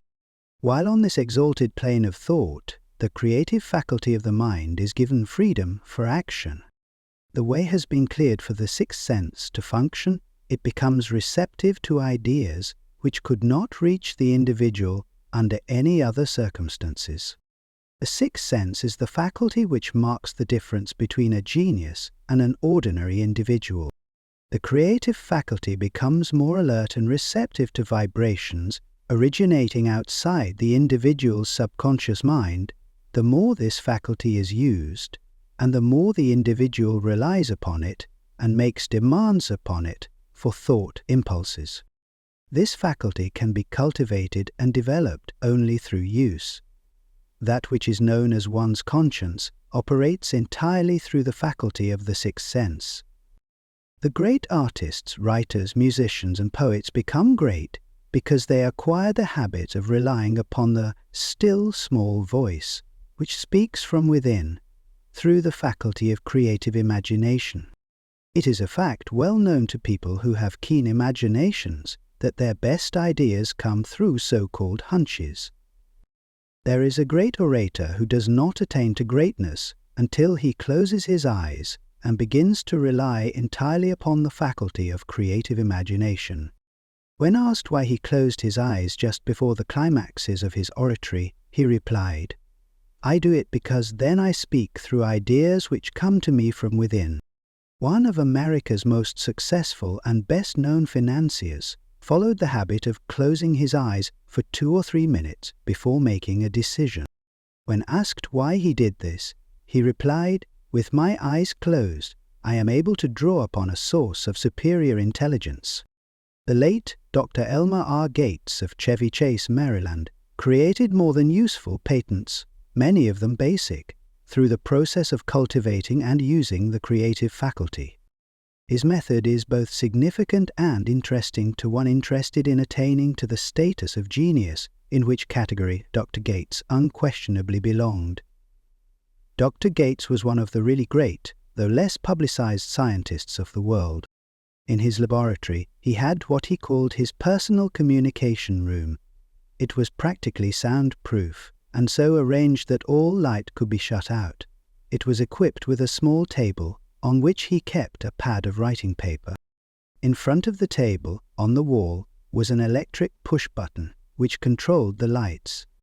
When Dr. Gates desired to draw upon the forces available to him through his creative imagination, He would go into this room, seat himself at the table, shut off the lights, and concentrate upon the known factors of the invention on which he was working, remaining in that position until ideas began to flash into his mind in connection with the unknown factors of the invention. On one occasion, ideas came through so fast that he was forced to write for almost 3 hours. When the thoughts stopped flowing, and he examined his notes, he found they contained a minute description of principles which bade not a parallel among the known data of the scientific world. Moreover, the answer to his problem was intelligently presented in those notes. In this manner, Dr. Gates completed over patents which had been begun but not completed by half-baked brains. Evidence of the truth of this statement is in the United States Patent Office. Dr. Gates earned his living by sitting for ideas for individuals and corporations. Some of the largest corporations in America paid him substantial fees by the hour for sitting for ideas. The reasoning faculty is often faulty because it is largely guided by one's accumulated experience. Not all knowledge which one accumulates through experience is accurate. Ideas received through the creative faculty are much more reliable for the reason that they come from sources more reliable than any which are available to the reasoning faculty of the mind. The major difference between the genius and the ordinary crank inventor may be found in the fact that the genius works through his faculty of creative imagination, while the crank knows nothing of this faculty. The scientific inventor, such as Mr. Edison and Dr. Gates, makes use of both the synthetic and the creative faculties of imagination. For example, the scientific inventor, or genius, begins an invention by organizing and combining the known ideas or principles accumulated through experience, through the synthetic faculty, the reasoning faculty. If he finds this accumulated knowledge to be insufficient for the completion of his invention, he then draws upon the sources of knowledge available to him through his creative faculty. The method by which he does this varies with the individual, but this is the sum and substance of his procedure. 1. He stimulates his mind so that it vibrates on a higher-than-average plane, using one or more of the 10 mind stimulants or some other stimulant of his choice. 2. He concentrates upon the known factors, the finished part, of his invention, and creates in his mind a perfect picture of unknown factors, the unfinished part, of his invention. He holds this picture in mind until it has been taken over by the subconscious mind, then relaxes by clearing his mind of all thought, and waits for his answer to flash into his mind. Sometimes the results are both definite and immediate. At other times the results are negative, depending upon the state of development of the sixth sense, or creative faculty. Mr. Edison tried out more than 10 different combinations of ideas through the synthetic faculty of his imagination before he tuned in through the creative faculty and got the answer which perfected the incandescent light. His experience was similar when he produced the talking machine. There is plenty of reliable evidence that the faculty of creative imagination exists. This evidence is available through accurate analysis of men who have become leaders in their respective callings without having had extensive educations. Lincoln was a notable example of a great leader who achieved greatness through the discovery and use of his faculty of creative imagination. He discovered and began to use this faculty as the result of the stimulation of love which he experienced after he met Anne Rutledge, a statement of the highest significance in connection with the study of the source of genius. The pages of history are filled with the records of great leaders whose achievements may be traced directly to the influence of women who aroused the creative faculties of their minds through the stimulation of sex desire. Napoleon Bonaparte was one of these. When inspired by his first wife, Josephine, he was irresistible and invincible. When his better judgment, or reasoning faculty, prompted him to put Josephine aside, he began to decline. His defeat and St. Helena were not far distant. If good taste would permit, we might easily mention scores of men well known to the American people, who climbed to great heights of achievement under the stimulating influence of their wives, only to drop back to destruction after money and power went to their heads, and they put aside the old wife for a new one. Napoleon was not the only man to discover that sex influence from the right source is more powerful than any substitute of expediency which may be created by mere reason. The human mind responds to stimulation. Among the greatest and most powerful of these stimuli is the urge of sex. When harnessed and transmuted, this driving force is capable of lifting men into that higher sphere of thought which enables them to master the sources of worry and petty annoyance, which beset their pathway on the lower plane. Unfortunately, only the genii have made the discovery. Others have accepted the experience of sex urge without discovering one of its major potentialities, a fact which accounts for the great number of others as compared to the limited number of genii. For the purpose of refreshing the memory, in connection with the facts available from the biographies of certain men, we here present the names of a few men of outstanding achievement, each of whom was known to have been of a highly sexed nature. The genius which was theirs undoubtedly found its source of power in transmuted sex energy. George Wolfelston, Napoleon Bonaparte, William Shakespeare, Abraham Lincoln, Robert Burns, Thomas Jefferson, Elbert Hubbard, Elbert H. Gerry, Oscar Wilde, Woodrow Wilson, John H. Patterson, Andrew Jackson, and Enrico Caruso. Your own knowledge of biography will enable you to add to this list. Find, if you can, a single man, in all history of civilization, who achieved outstanding success in any calling, who was not driven by a well-developed sex nature. If you do not wish to rely upon biographies of men not now living, take inventory of those whom you know to be men of great achievement, and see if you can find one among them who is not highly sexed. Sex energy is the creative energy of all genii. There never has been and never will be a great leader, builder, or artist lacking in this driving force of sex. Surely no one will misunderstand these statements to mean that all who are highly sexed are genii.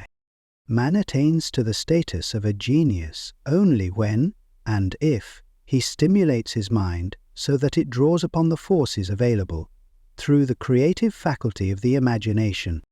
Chief among the stimuli with which this stepping up of the vibrations may be produced is sex energy. The mere possession of this energy is not sufficient to produce a genius. The energy must be transmuted from desire for physical contact into some other form of desire and action before it will lift one to the status of a genius. Far from becoming genii because of great sex desires, the majority of men lower themselves through misunderstanding and misuse of this great force to the status of the lower animals. I discovered from the analysis of over 25 people that men who succeed in an outstanding way seldom do so before the age of 40, and more often they do not strike their real pace until they are well beyond the age of 50. This fact was so astounding that it prompted me to go into the study of its cause most carefully, carrying the investigation over a period of more than 12 years.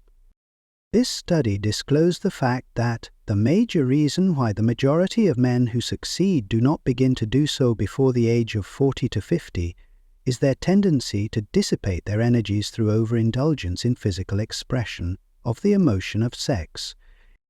The majority of men never learn that the urge of sex has other possibilities which far transcend in importance that of mere physical expression.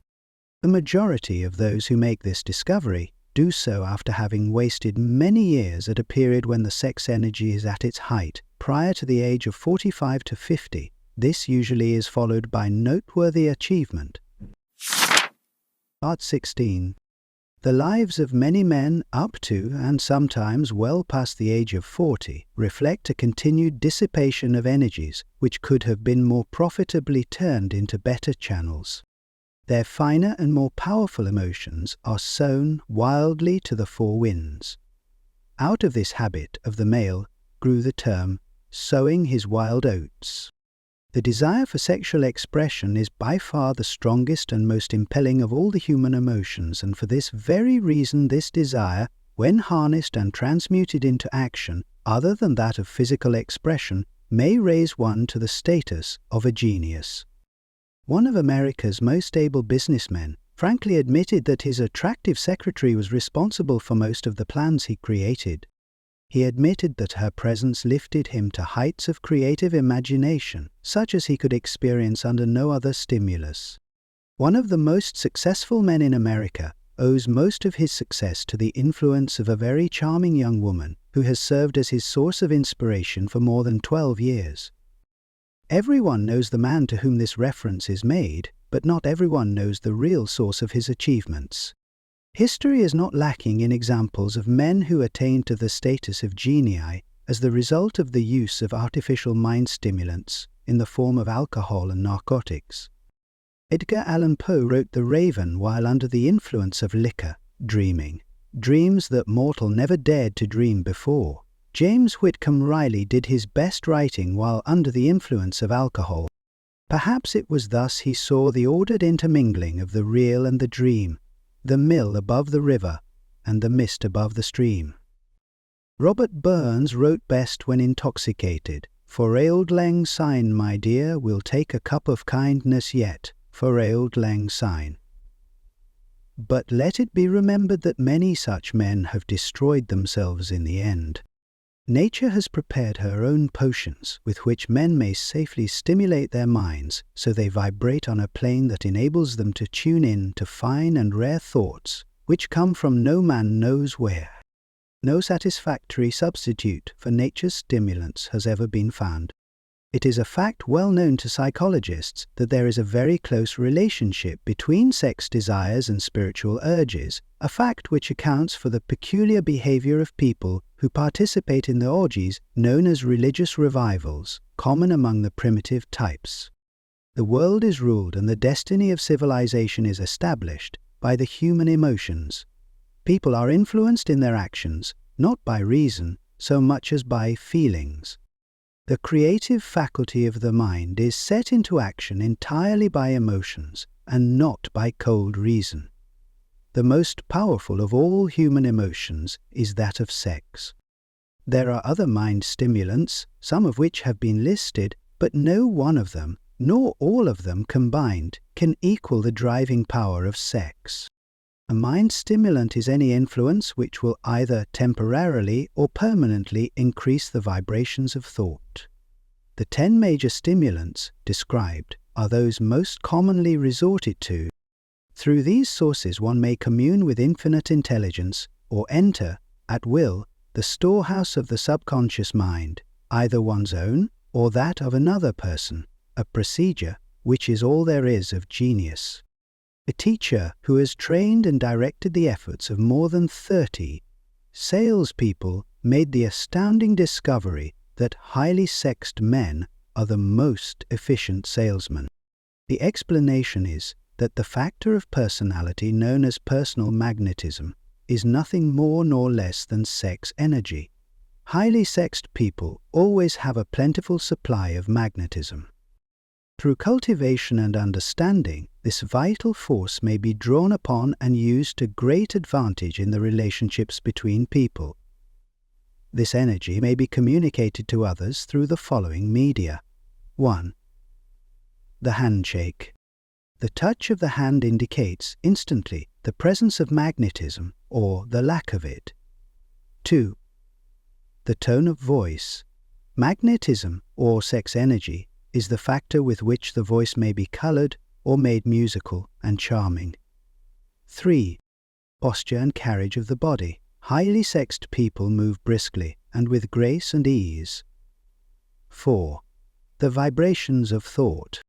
Highly sexed people mix the emotion of sex with their thoughts, or may do so at will, and in that way may influence those around them. 5. Body adornment. People who are highly sexed are usually very careful about their personal appearance. They usually select clothing of a style becoming to their personality, physique, complexion, etc. When employing salesmen, The more capable sales manager looks for the quality of personal magnetism as the first requirement of a salesman. People who lack sex energy will never become enthusiastic nor inspire others with enthusiasm, and enthusiasm is one of the most important requisites in salesmanship, no matter what one is selling. The public speaker, orator, preacher, lawyer, or salesman who is lacking in sex energy is a flop as far as being able to influence others is concerned. Couple with this the fact that most people can be influenced only through an appeal to their emotions, and you will understand the importance of sex energy as a part of the salesman's native ability.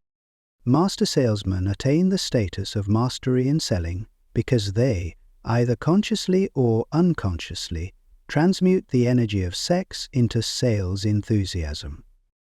In this statement may be found a very practical suggestion as to the actual meaning of sex transmutation.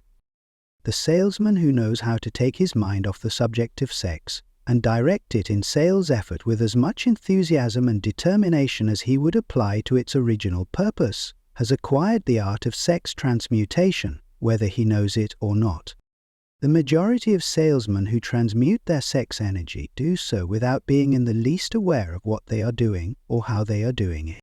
Transmutation of sex energy calls for more willpower than the average person cares to use for this purpose.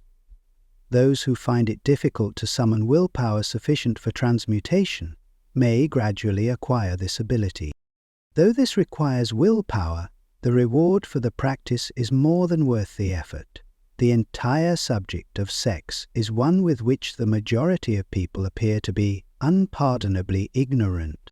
The urge of sex has been grossly misunderstood, slandered, and burlesqued by the ignorant and the evil-minded for so long that the very word sex is seldom used in polite society. Men and women who are known to be blessed, yes, blessed with highly sexed natures, are usually looked upon as being people who will bear watching. Instead of being called blessed, they are usually called cursed. Millions of people, even in this age of enlightenment, have inferiority complexes which they developed because of this false belief that a highly sexed nature is a curse. These statements of the virtue of sex energy should not be construed as justification for the libertine. The emotion of sex is a virtue only when used intelligently and with discrimination. It may be misused, and often is, to such an extent that it debases instead of enriches both body and mind. The better use of this power is the burden of this chapter. It seemed quite significant to the author when he made the discovery that practically every great leader whom he had the privilege of analyzing was a man whose achievements were largely inspired by a woman. In many instances, the woman in the case was a modest, self-denying wife of whom the public had heard but little or nothing. In a few instances, the source of inspiration has been traced to the other woman. Perhaps such cases may not be entirely unknown to you. Intemperance in sex habits is just as detrimental as intemperance in habits of drinking and eating. In this age in which we live, an age which began with the World War, intemperance in habits of sex is common. This orgy of indulgence may account for the shortage of great leaders. No man can avail himself of the forces of his creative imagination while dissipating them. Man is the only creature on earth which violates nature's purpose in this connection. Then, the next point, we know that it is the prime, real word, Aphrodite, contingent on one shout, which tears up the altars, who suffuse us all with dread as we prepare to face our full purpose. Every other animal indulges its sex nature in moderation, and with purpose which harmonizes with the laws of nature. Every other animal responds to the call of sex only in season. Man's inclination is to declare open season. Every intelligent person knows that stimulation in excess through alcoholic drink and narcotics is a form of intemperance which destroys the vital organs of the body, including the brain. Not every person knows, however, that overindulgence in sex expression may become a habit as destructive and as detrimental to creative effort as narcotics or liquor. A sex-mad man is not essentially different than a dope-mad man. a man. Both have lost control over their faculties of reason and willpower. Sexual overindulgence may not only destroy reason and willpower, but it may also lead to either temporary or permanent insanity. Many cases of hypochondria, imaginary illness, grow out of habits developed in ignorance of the true function of sex. From these brief references to the subject, it may be readily seen that ignorance on the subject of sex transmutation forces stupendous penalties upon the ignorant on the one hand, and withholds from them equally stupendous benefits on the other. Widespread ignorance on the subject of sex is due to the fact that the subject has been surrounded with mystery and beclouded by dark silence. The conspiracy of mystery and silence has had the same effect upon the minds of young people that the psychology of prohibition had. The result has been increased curiosity and desire to acquire more knowledge on this verboten subject, and to the shame of all lawmakers and most physicians, by training best qualified to educate youth on that subject, information has not been easily available. Seldom does an individual enter upon highly creative effort in any field of endeavor before the age of 40. The average man reaches the period of his greatest capacity to create between 40 and 60. These statements are based upon analyses of thousands of men and women who have been carefully observed.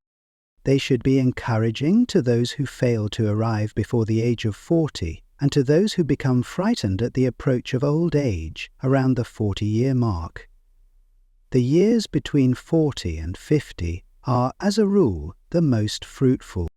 Man should approach this age not with fear and trembling, but with hope and eager anticipation. If you want evidence that most men do not begin to do their best work before the age of 40, study the records of the most successful men known to the American people, and you will find it. Henry Ford had not hit his pace of achievement until he had passed the age of 40.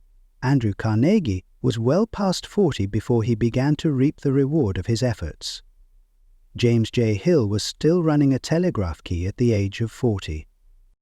His stupendous achievements took place after that age. Biographies of American industrialists and financiers are filled with evidence that the period from 40 to 60 is the most productive age of man. Between the ages of 30 and 40, man begins to learn, if he ever learns, the art of sex transmutation. This discovery is generally accidental, and more often than otherwise the man who makes it is totally unconscious of his discovery. He may observe that his powers of achievement have increased around the age of 35 to 40, but in most cases he is not familiar with the cause of this change, that nature begins to harmonize the emotions of love and sex in the individual between the ages of 30 and 40, so that he may draw upon these great forces and apply them jointly as stimuli to action. Sex alone is a mighty urge to action, but its forces are like a cyclone. They are often uncontrollable. When the emotion of love begins to mix itself with the emotion of sex, the result is calmness of purpose, poise, accuracy of judgment, and balance. What person who has attained to the age of 40 is so unfortunate as to be unable to analyze these statements and to corroborate them by his own experience? When driven by his desire to please a woman based solely upon the emotion of sex, a man may be, and usually is, capable of great achievement, but his actions may be disorganized, distorted, and totally destructive. When driven by his desire to please a woman, based upon the motive of sex alone, a man may steal, cheat, and even commit murder.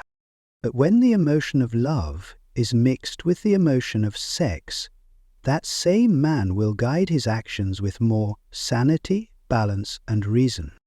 Criminologists have discovered that the most hardened criminals can be reformed through the influence of a woman's love. There is no record of a criminal having been reformed solely through the sex influence. These facts are well known, but their cause is not. Reformation comes, if at all, through the heart or the emotional side of man, not through his head or reasoning side. Reformation means a change of heart. It does not mean a change of head. A man may, because of reason, make certain changes in his personal conduct to avoid the consequences of undesirable effects, but genuine reformation comes only through a change of heart, through a desire to change. Love, romance, and sex are all emotions capable of driving men to heights of superachievement. Love is the emotion which serves as a safety valve and ensures balance, poise, and constructive effort. When combined, these three emotions may lift one to an altitude of a genius. There are genii, however, who know but little of the emotion of love. Most of them may be found engaged in some form of action which is destructive, or at least not based upon justice and fairness toward others. If good taste would permit, a dozen genii could be named in the field of industry and finance, who ride ruthlessly over the rights of their fellow men. They seem totally lacking in conscience.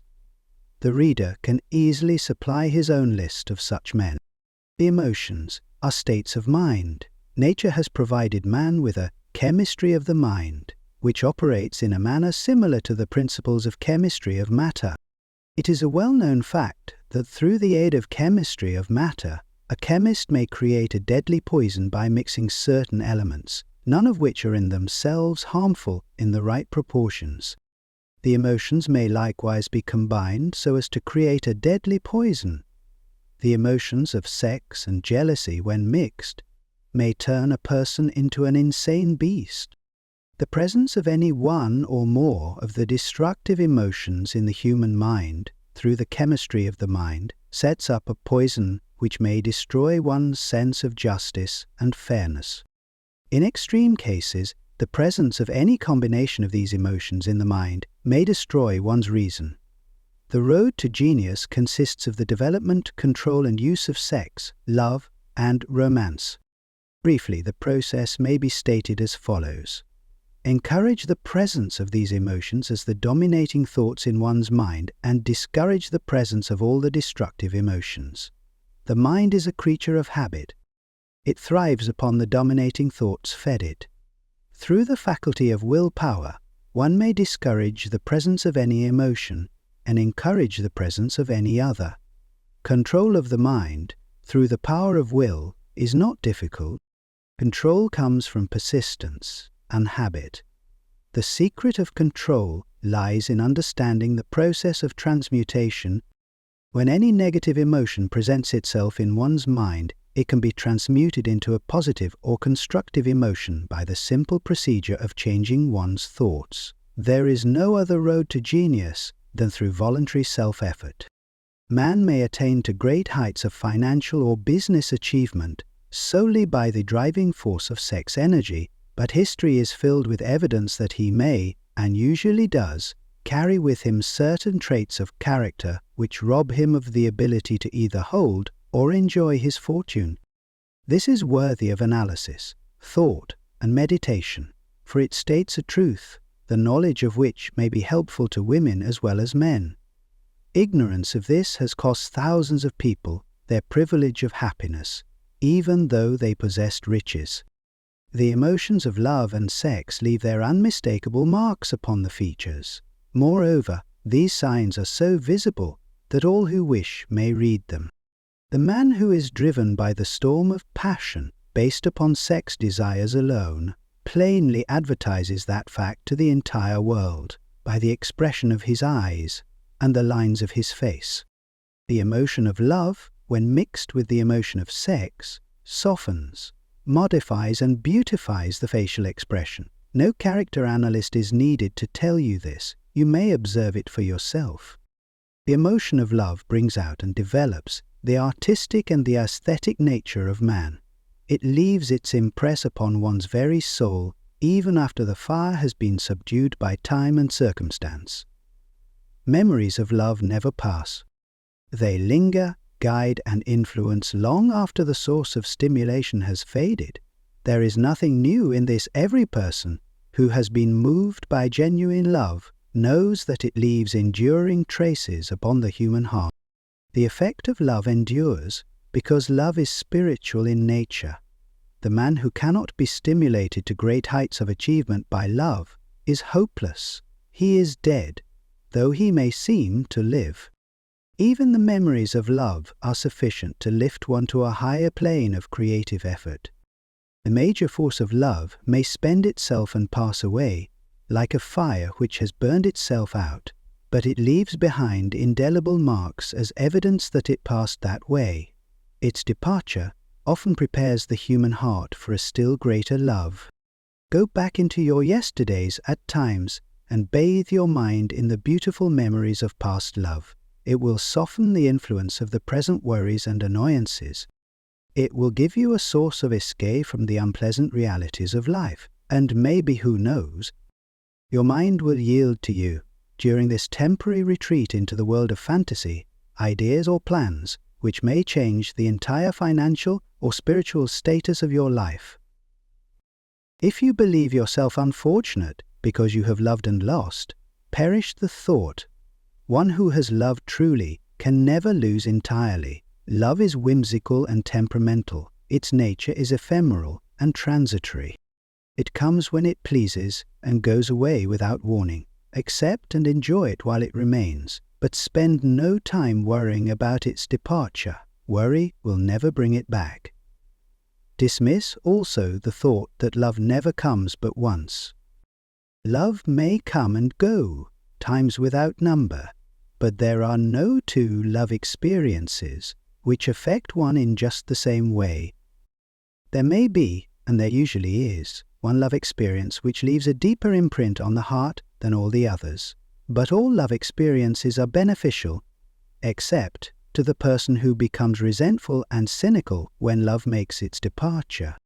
There should be no disappointment over love, and there would be none if people understood the difference between the emotions of love and sex. The major difference is that love is spiritual, while sex is biological. No experience which touches the human heart with a spiritual force can possibly be harmful, except through ignorance or jealousy. Love is, without question, life's greatest experience. It brings one into communion with infinite intelligence. When mixed with the emotions of romance and sex, it may lead one far up the ladder of creative effort. The emotions of love, sex, and romance are sides of the eternal triangle of achievement, building genius. Nature creates genii through no other force. Love is an emotion with many sides, shades, and colors. The love which one feels for parents or children is quite different from that which one feels for one's sweetheart. The one is mixed with the emotion of sex, while the other is not. The love which one feels in true friendship is not the same as that felt for one's sweetheart, parents, or children, but it too is a form of love. Then, there is the emotion of love for things inanimate, such as the love of nature's handiwork. But the most intense and burning of all these various kinds of love is that experienced in the blending of the emotions of love and sex. Marriages not blessed with the eternal affinity of love, properly balanced and proportioned with sex, cannot be happy once and seldom endure. Love alone will not bring happiness in marriage, nor will sex alone.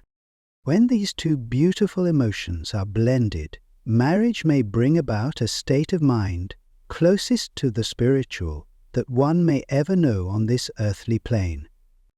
When the emotion of romance is added to those of love and sex, the obstructions between the finite mind of man and infinite intelligence are removed. Then a genius has been born. What a different story is this than those usually associated with the emotion of sex. Here is an interpretation of the emotion which lifts it out of the commonplace and makes of it potter's clay in the hands of God, from which he fashions all that is beautiful and inspiring. It is an interpretation which would, when properly understood, bring harmony out of the chaos which exists in too many marriages. The disharmonies, often expressed in the form of nagging, may usually be traced to lack of knowledge on the subject of sex. Where love, romance, and the proper understanding of the emotion and function of sex abide, there is no disharmony between married people. Fortunate is the husband whose wife understands the true relationship between the emotions of love, sex, and romance. When motivated by this holy triumvirate, no form of labor is burdensome, because even the most lowly form of effort takes on the nature of a labor of love. It is a very old saying that a man's wife may either make him or break him, but the reason is not always understood. The making and breaking is the result of the wife's understanding or lack of understanding of the emotions of love, sex, and romance. Despite the fact that men are polygamous, by the very nature of their biological inheritance, it is true that no woman has as great an influence on a man as his wife, unless he is married to a woman totally unsuited to his nature. If a woman permits her husband to lose interest in her and become more interested in other women, it is usually because of her ignorance or indifference toward the subjects of sex, love, and romance. This statement presupposes, of course, that genuine love once existed between a man and his wife. The facts are equally applicable to a man who permits his wife's interest in him to die. Married people often bicker over a multitude of trivialities. If these are analyzed accurately, the real cause of the trouble will often be found to be indifference or ignorance on these subjects. Man's greatest motivating force is his desire to please woman. The hunter who excelled during prehistoric days, before the dawn of civilization, did so because of his desire to appear great in the eyes of woman. Man's nature has not changed in this respect. The hunter of today brings home no skins of wild animals, but he indicates his desire for her favor by supplying fine clothes, motor cars, and wealth. Man has the same desire to please woman that he had before the dawn of civilization. The only thing that has changed is his method of pleasing. Men who accumulate large fortunes and attain to great heights of power and fame do so mainly to satisfy their desire to please women. Take women out of their lives, and great wealth would be useless to most men. It is this inherent desire of man to please woman which gives woman the power to make or break a man. The woman who understands man's nature and tactfully caters to it need have no fear of competition from other women. Men may be giants with indomitable willpower when dealing with other men, but they are easily managed by the women of their choice. Most men will not admit that they are easily influenced by the women they prefer, because it is in the nature of the male to want to be recognized as the stronger of the species. Moreover, the intelligent woman recognizes this manly trait and very wisely makes no issue of it. Some men know that they are being influenced by the women of their choice, their wives, sweethearts, mothers, or sisters, but they tactfully refrain from rebelling against the influence because they are intelligent enough to know that no man is happy or complete without the modifying influence of the right woman. Part 17. The man who does not recognize this important truth deprives himself of the power which has done more to help men achieve success than all other forces combined. The subconscious mind. The connecting link, the subconscious mind, consists of a field of consciousness in which every impulse of thought that reaches the objective mind through any of the five senses is classified and recorded, and from which thoughts may be recalled or withdrawn as letters may be taken from a filing cabinet. It receives and files sense impressions or thoughts regardless of their nature. You may voluntarily plant in your subconscious mind any plan, thought, or purpose which you desire to translate into its physical or monetary equivalent. The subconscious acts first on the dominating desires which have been mixed with emotional feeling, such as faith.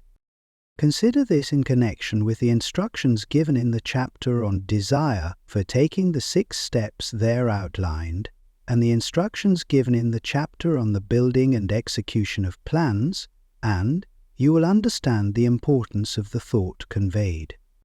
The subconscious mind works day and night. Through a method of procedure unknown to man, the subconscious mind draws upon the forces of infinite intelligence for the power with which it voluntarily transmutes one's desires into their physical equivalent.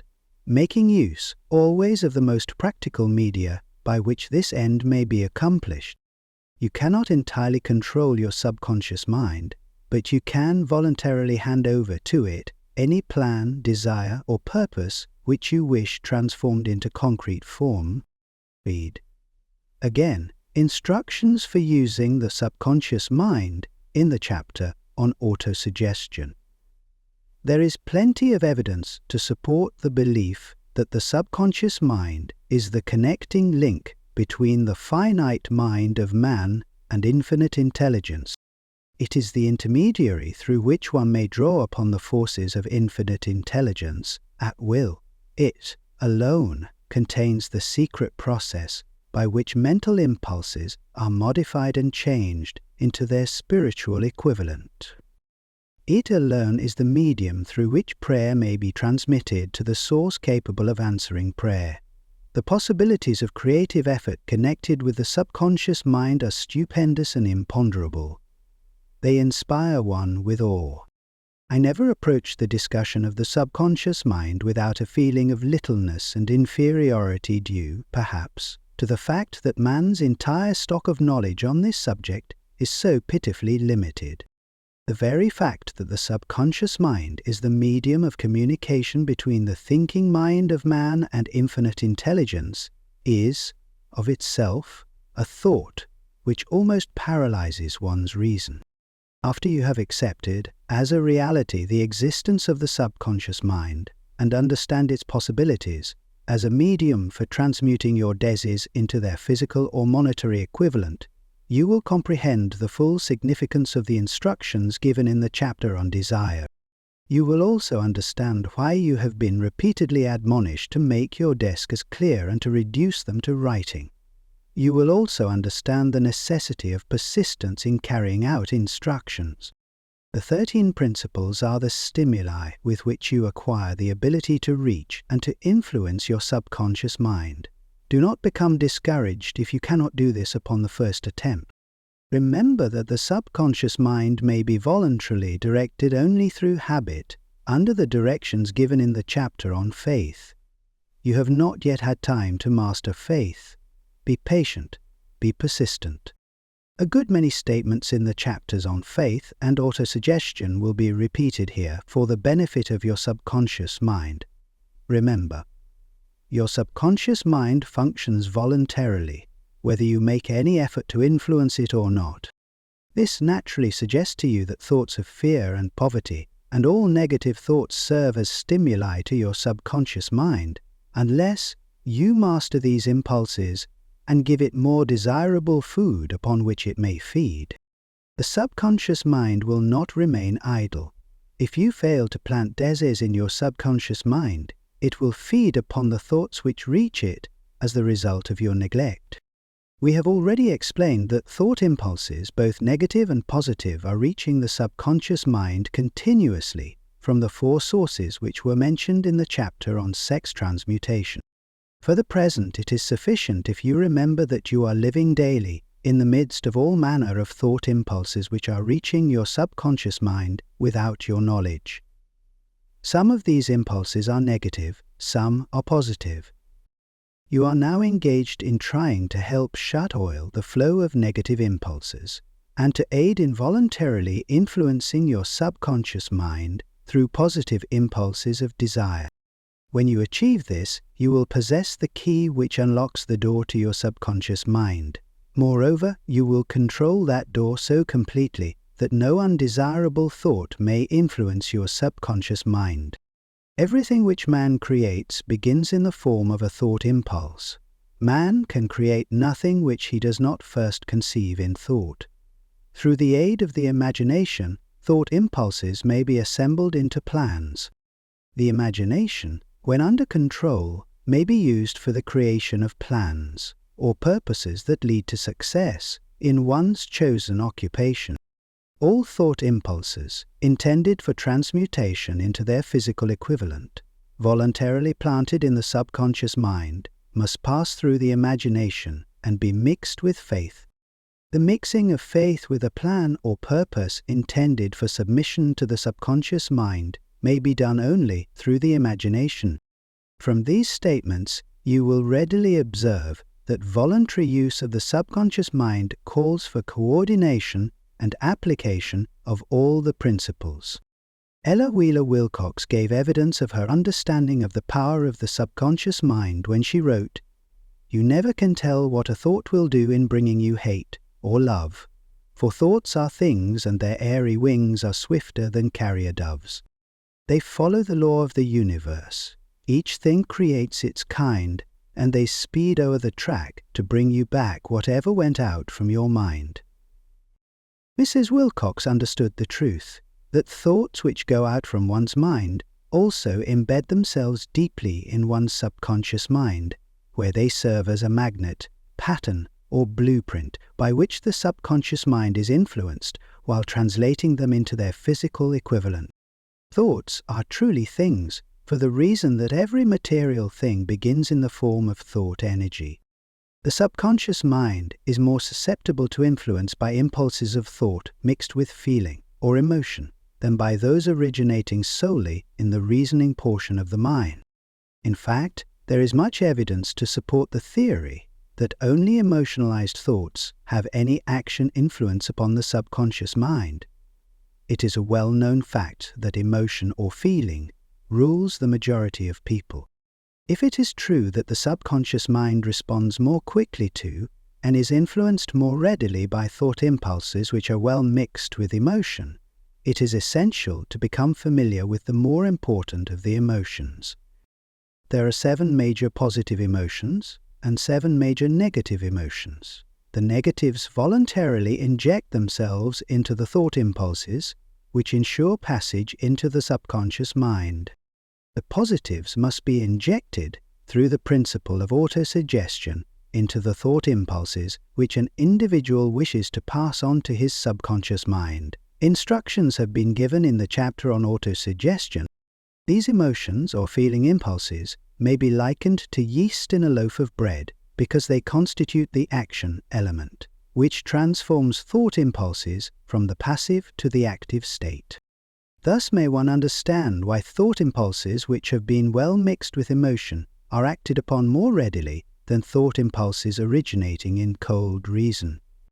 You are preparing yourself to influence and control the inner audience of your subconscious mind in order to hand over to it the desire for money which you wish transmuted into its monetary equivalent. It is essential, therefore, that you understand the method of approach to this inner audience. You must speak its language, or it will not heed your call. It understands best the language of emotion or feeling. Let us therefore describe here the 7 major positive emotions and the 7 major negative emotions, so that you may draw upon the positives and avoid the negatives when giving instructions to your subconscious mind. There are other positive emotions, but these are the 7 most powerful and the ones most commonly used in creative effort. Master these 7 emotions. They can be mastered only by use, and the other positive emotions will be at your command when you need them. Remember in this connection that you are studying a book which is intended to help you develop a money consciousness by filling your mind with positive emotions. One does not become money conscious by filling one's mind with negative emotions. The 7 major negative emotions. To be avoided, and negative emotions cannot occupy the mind at the same time. One or the other must dominate. It is your responsibility to make sure that positive emotions constitute the dominating influence of your mind. Here the law of habit will come to your aid. Form the habit of applying and using the positive emotions. Eventually, they will dominate your mind so completely that the negatives cannot enter it. Only by following these instructions literally and continuously can you gain control over your subconscious mind. The presence of a single negative in your conscious mind is sufficient to destroy all chances of constructive aid from your subconscious mind. If you are an observing person, you must have noticed that most people resort to prayer only after everything else has failed, or else they pray by a ritual of meaningless words. And, because it is a fact that most people who pray do so only after everything else has failed. They go to prayer with their minds filled with fear and doubt, which are the emotions the subconscious mind acts upon, and passes on to infinite intelligence. Likewise, that is the emotion which infinite intelligence receives and acts upon. If you pray for a thing, but have fear as you pray that you may not receive it, or that your prayer will not be acted upon by infinite intelligence, your prayer will have been in vain. Prayer does sometimes result in the realization of that for which one prays. If you have ever had the experience of receiving that for which you prayed, go back in your memory and recall your actual state of mind while you were praying, and you will know for sure that the theory here described is more than a theory. The time will come when the schools and educational institutions of the country will teach the science of prayer. Moreover, then prayer may be and will be reduced to a science. When that time comes, it will come as soon as mankind is ready for it and demands it. No one will approach the universal mind in a state of fear, for the very good reason that there will be no such emotion as fear. Ignorance, superstition, and false teaching will have disappeared, and man will have attained his true status as a child of infinite intelligence. A few have already attained this blessing. If you believe this prophecy is far-fetched, take a look at the human race in retrospect. Less than 100 years ago, men believed the lightning to be evidence of the wrath of God and feared it. Now, thanks to the power of faith, men have harnessed the lightning and made it turn the wheels of industry.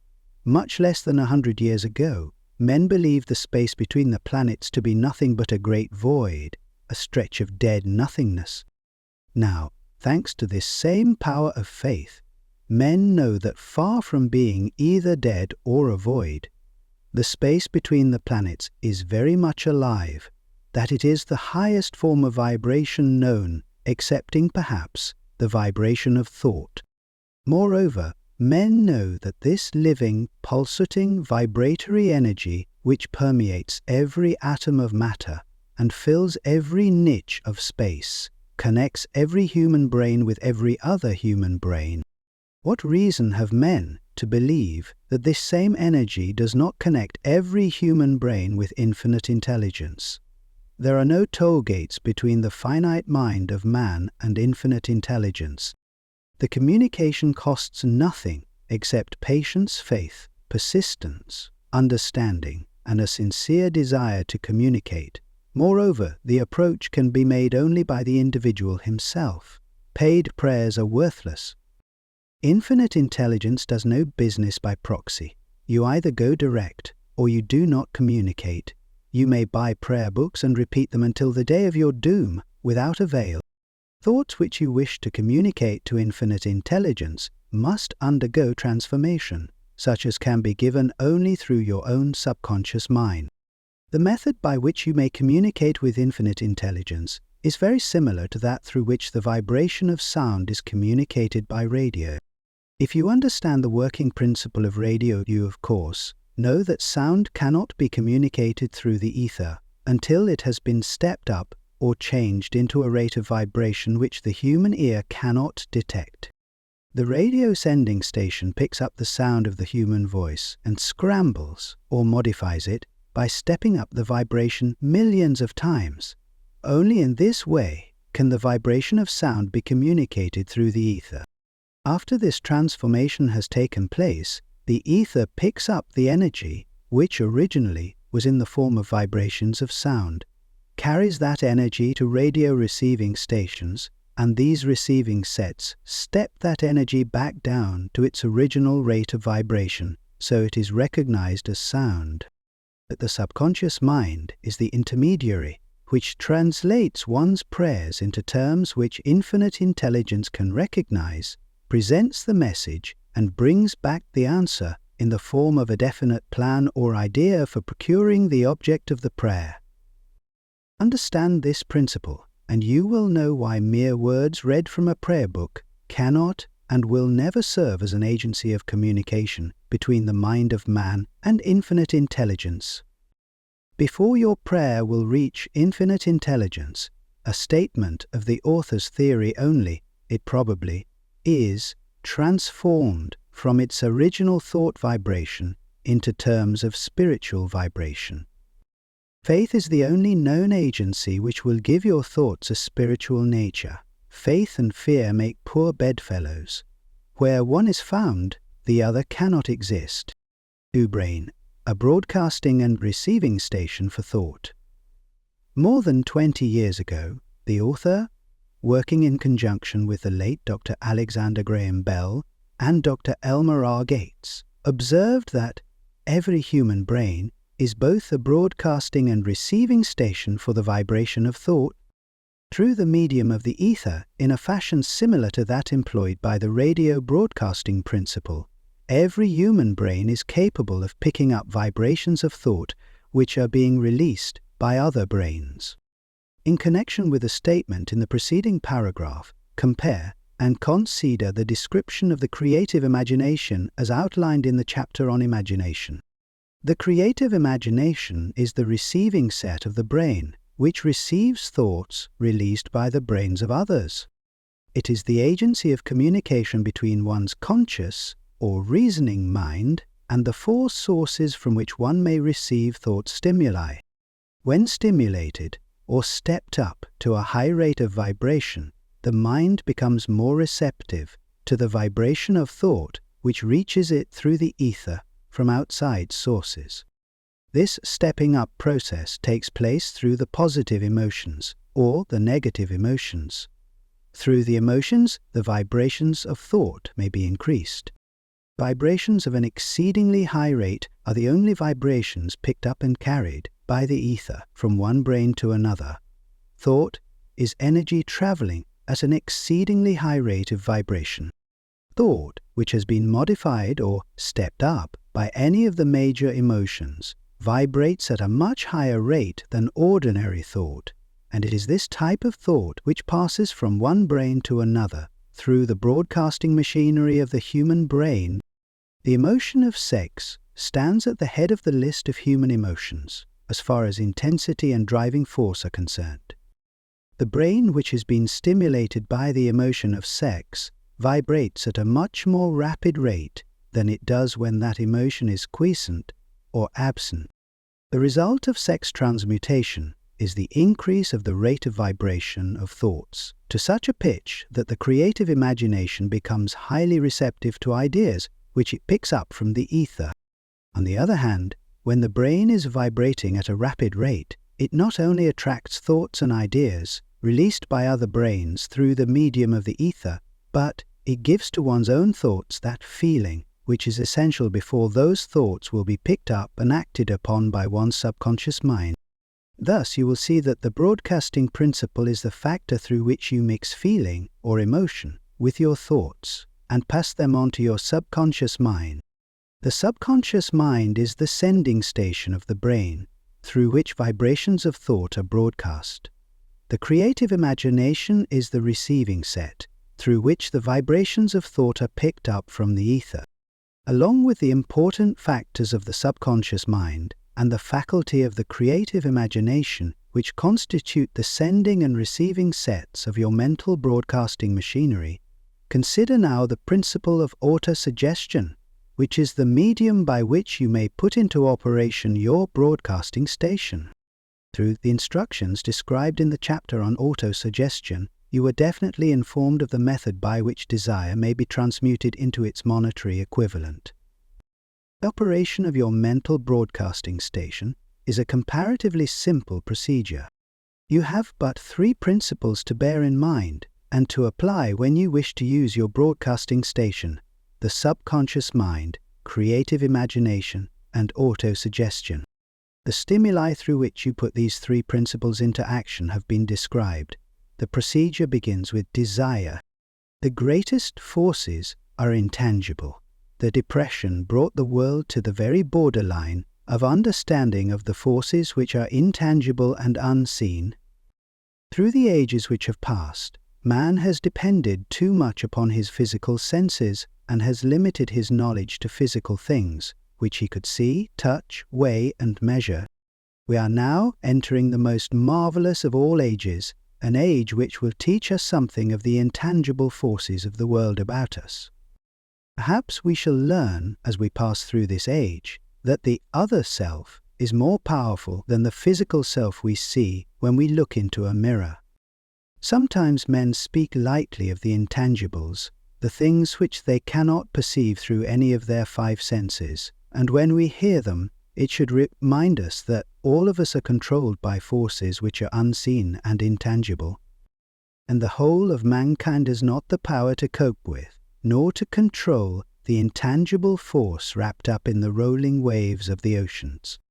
Man has not the capacity to understand the intangible force of gravity, which keeps this little earth suspended in mid-air and keeps man from falling from it, much less the power to control that force. Man is entirely subservient to the intangible force which comes with a thunderstorm, and he is just as helpless in the presence of the intangible force of electricity. Nay, he does not even know what electricity is, where it comes from, or what is its purpose. Nor is this by any means the end of man's ignorance in connection with things unseen and intangible. He does not understand the intangible force and intelligence wrapped up in the soil of the earth, the force which provides him with every morsel of food he eats, every article of clothing he wears, every dollar he carries in his pockets. Last but not least, man, with all of his boasted culture and education, understands little or nothing of the intangible force, the greatest of all the intangibles, of thought. He knows but little concerning the physical brain and its vast network of intricate machinery through which the power of thought is translated into its material equivalent. But he is now entering an age which shall yield enlightenment on the subject. Already men of science have begun to turn their attention to the study of this stupendous thing called a brain, and while they are still in the kindergarten stage of their studies, they have uncovered enough knowledge to know that the central switchboard of the human brain, the number of lines which connect the brain cells one with another, equal the figure 1, followed by 15 million ciphers. The figure is so stupendous, said Dr. C. Judson Herrick of the University of Chicago, that astronomical figures dealing with hundreds of millions of light years become insignificant by comparison. It has been determined that there are from 10 million to 14 million nerve cells in the human cerebral cortex, and we know that these are arranged in definite patterns. These arrangements are not haphazard, they are orderly. Recently developed methods of electrophysiology draw off action currents from very precisely located cells, or fibers with microelectrodes, amplify them with radio tubes, and record potential differences to a millionth of a volt. It is inconceivable that such a network of intricate machinery should be in existence for the sole purpose of carrying on the physical functions incidental to growth and maintenance of the physical body. Is it not likely that the same system which gives billions of brain cells the media for communication one with another provides also the means of communication with other intangible forces?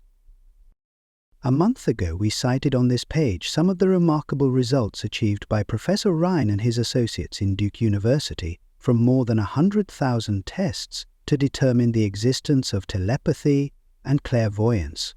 These results were summarized in the first two articles in Harper's Magazine. In the second, which has now appeared, the author, E. H. Wright, attempts to summarize what has been learned, or what it seems reasonable to infer, regarding the exact nature of these extrasensory modes of perception. The actual existence of telepathy and clairvoyance now seems to some scientists enormously probable as the result of Ryan's experiments. Various percipients were asked to name as many cards in a special pack as they could without looking at them and without other sensory access to them.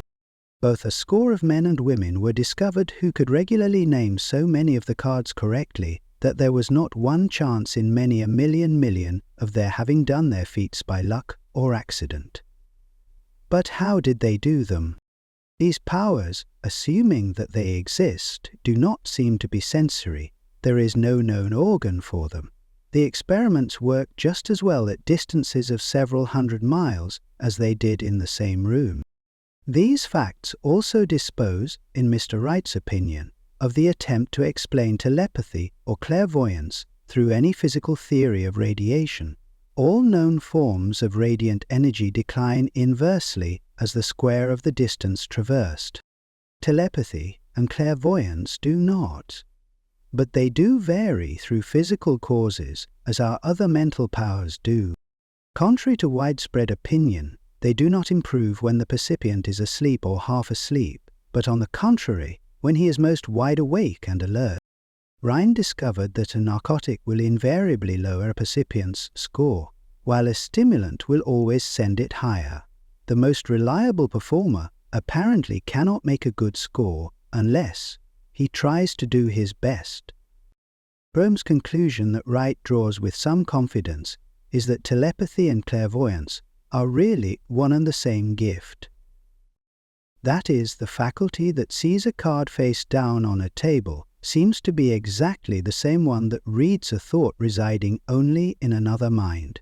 There are several grounds for believing this. So far, for example, the two gifts have been found in every person who enjoys either of them. Part 18. In every one so far, the two have been of equal vigor, almost exactly. Screens, walls, distances have no effect at all on either. Wright advances from this conclusion to express what he puts forward as no more than the mere hunch that other extrasensory experiences, prophetic dreams, premonitions of disaster, and the like, may also prove to be part of the same faculty. The reader is not asked to accept any of these conclusions unless he finds it necessary, but the evidence that Rhine has piled up must remain impressive.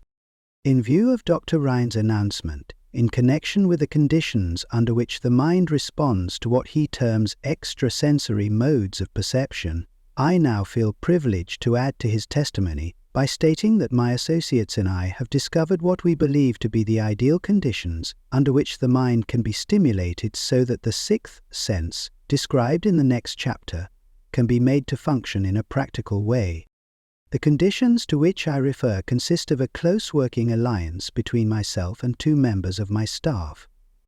Through experimentation and practice, we have discovered how to stimulate our minds by applying the principle used in connection with the invisible counselors described in the next chapter, so that we can, by a process of blending our three minds into one, find the solution to a great variety of personal problems which are submitted by my clients. The procedure is very simple. We sit down at a conference table, clearly state the nature of the problem we have under consideration, then begin discussing it. Each contributes whatever thoughts that may occur. The strange thing about this method of mind stimulation is that it places each participant in communication with unknown sources of knowledge definitely outside his own experience. If you understand the principle described in the chapter on the master mind, you of course recognize the round table procedure here described as being a practical application of the master mind. This method of mind stimulation, through harmonious discussion of definite subjects between three people, illustrates the simplest and most practical use of the master mind. By adopting and following a similar plan, any student of this philosophy may come into possession of the famous Carnegie formula briefly described in the introduction. If it means nothing to you at this time, mark this page and read it again after you have finished the last chapter. The depression was a blessing in disguise. It reduced the whole world to a new starting point that gives everyone a new opportunity. The sixth sense, the door to the temple of wisdom. The 13th principle is known as the sixth sense, through which infinite intelligence may and will communicate voluntarily, without any effort from, or demands by, the individual. This principle is the apex of the philosophy. It can be assimilated, understood and applied only by first mastering the other 12 principles. The sixth sense is that portion of the subconscious mind which has been referred to as the creative imagination. It has also been referred to as the receiving set, through which ideas, plans, and thoughts flash into the mind. The flashes are sometimes called hunches or inspirations. The sixth sense defies description. It cannot be described to a person who has not mastered the other principles of this philosophy, because such a person has no knowledge and no experience with which the sixth sense may be compared. Understanding of the sixth sense comes only by meditation through mind development from within. The sixth sense probably is the medium of contact between the finite mind of man and infinite intelligence, and for this reason it is a mixture of both the mental and the spiritual. It is believed to be the point at which the mind of man contacts the universal mind. After you have mastered the principles described in this book, you will be prepared to accept as truth a statement which may otherwise be incredible to you, namely, through the aid of the sixth sense, you will be warned of impending dangers in time to avoid them, and notified of opportunities in time to embrace them. There comes to your aid and to do your bidding with the development of the sixth sense a guardian angel who will open to you at all times the door to the temple of wisdom. Whether or not this is a statement of truth you will never know, except by following the instructions described in the pages of this book, or some similar method of procedure. The author is not a believer in nor an advocate of miracles, for the reason that he has enough knowledge of nature to understand that nature never deviates from her established laws. Some of her laws are so incomprehensible that they produce what appear to be miracles. The sixth sense comes as near to being a miracle as anything I have ever experienced, and it appears so only because I do not understand the method by which this principle is operated. This much the author does know, that there is a power or a first cause or an intelligence which permeates every atom of matter and embraces every unit of energy perceptible to man, that this infinite intelligence converts acorns into oak trees, causes water to flow downhill in response to the law of gravity, follows night with day and winter with summer, each maintaining its proper place and relationship to the other. This intelligence may, through the principles of this philosophy, be induced to aid in transmuting desireas into concrete or material form. The author has this knowledge because he has experimented with it and has experienced it. Step by step, through the preceding chapters, you have been led to this, the last principle. If you have mastered each of the preceding principles, you are now prepared to accept, without being skeptical, the stupendous claims made here. If you have not mastered the other principles, you must do so before you may determine definitely whether or not the claims made in this chapter are fact or fiction. While I was passing through the age of hero worship, I found myself trying to imitate those whom I most admired. Moreover, I discovered that the element of faith with which I endeavored to imitate my idols gave me great capacity to do so quite successfully. I have never entirely divested myself of this habit of hero worship, although I have passed the age commonly given over to such. My experience has taught me that the next best thing to being truly great is to emulate the great by feeling and action as nearly as possible. Long before I had ever written a line for publication or endeavored to deliver a speech in public, I followed the habit of reshaping my own character by trying to imitate the 9 men whose lives and life works had been most impressive to me. These 9 men were Emerson, Paine, Edison, Darwin, Lincoln, Burbank, Napoleon, Ford, and Carnegie. Every night, over a long period of years, I held an imaginary council meeting with this group, whom I called my invisible counselors. The procedure was this: just before going to sleep at night, I would shut my eyes and see, in my imagination, this group of men seated with me around my council table. Here I had not only an opportunity to sit among those whom I considered to be great, but I actually dominated the group by serving as the chairman. I had a very definite IP in indulging my imagination through these nightly meetings. My purpose was to rebuild my own character so it would represent a composite of the characters of my imaginary counselors. Realizing, as I did early in life, that I had to overcome the handicap of birth in an environment of ignorance and superstition, I deliberately assigned myself the task of voluntary rebirth through the method here described. Building character through autosuggestion. Being an earnest student of psychology, I knew, of course, that all men have become what they are because of their dominating thoughts and desires. I knew that every deeply seated desire has the effect of causing one to seek outward expression, through which that desire may be transmuted into reality.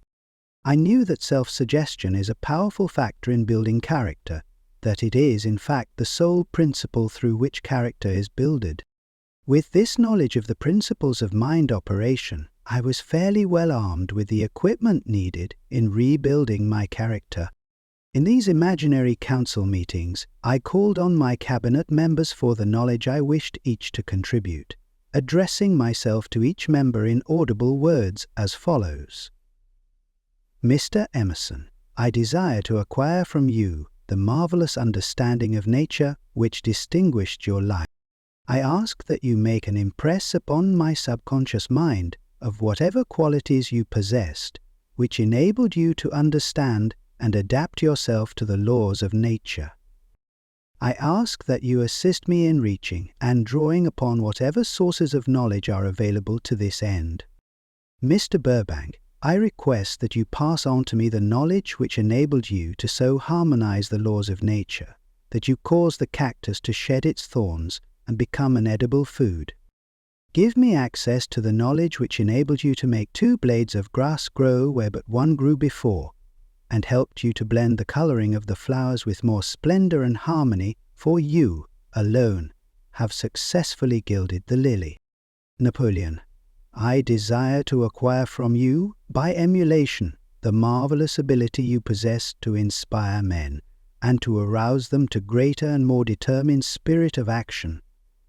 The captain stared at Napoleon, and more questions howled, but the knapsack quickened more and more, deployed and second-taught as he was to come, also to acquire the spirit of enduring faith, which enabled you to turn defeat into victory and to surmount staggering obstacles. Emperor of fate, king of chance, man of destiny, I salute you. Mr. Payne, I desire to acquire from you the freedom of thought and the courage and clarity with which to express convictions which so distinguished you. Mr. Darwin, I wish to acquire from you the marvelous patience and ability to study cause and effect without bias or prejudice, so exemplified by you in the field of natural science.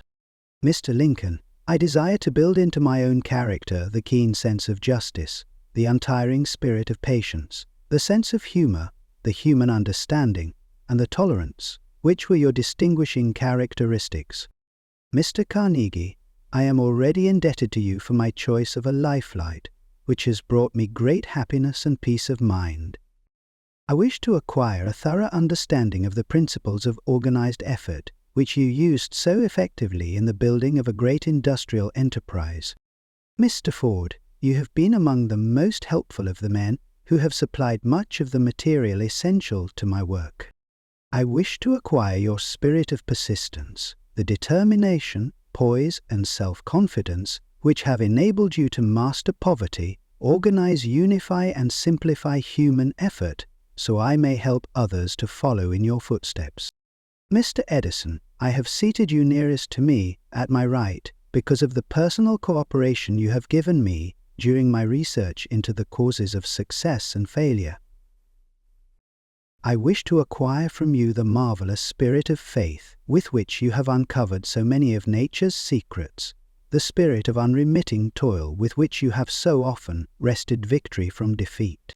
My method of addressing the members of the imaginary cabinet would vary according to the traits of character in which I was for the moment most interested in acquiring. I studied the records of their lives with painstaking care. After some months of this nightly procedure, I was astounded by the discovery that these imaginary figures became apparently real. Each of these 9 men, developed individual characteristics, which surprised me. For example, Lincoln developed the habit of always being late, then walking around in solemn parade.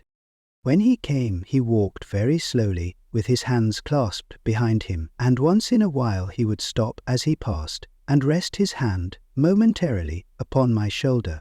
He always wore an expression of seriousness upon his face. Rarely did I see him smile. The cares of a sundered nation made him grave. That was not true of the others. Burbank and Paine often indulged in witty repartee which seemed, at times, to shock the other members of the cabinet. One night, Paine suggested that I prepare a lecture on the age of reason and deliver it from the pulpit of a church which I formerly attended. Many around the table laughed heartily at the suggestion. Not Napoleon. He drew his mouth down at the corners and groaned so loudly that all turned and looked at him with amazement. To him the church was but a pawn of the state, not to be reformed, but to be used as a convenient inciter to mass activity by the people. On one occasion Burbank was late. When he came he was excited with enthusiasm and explained that he had been late because of an experiment he was making, through which he hoped to be able to grow apples on any sort of tree.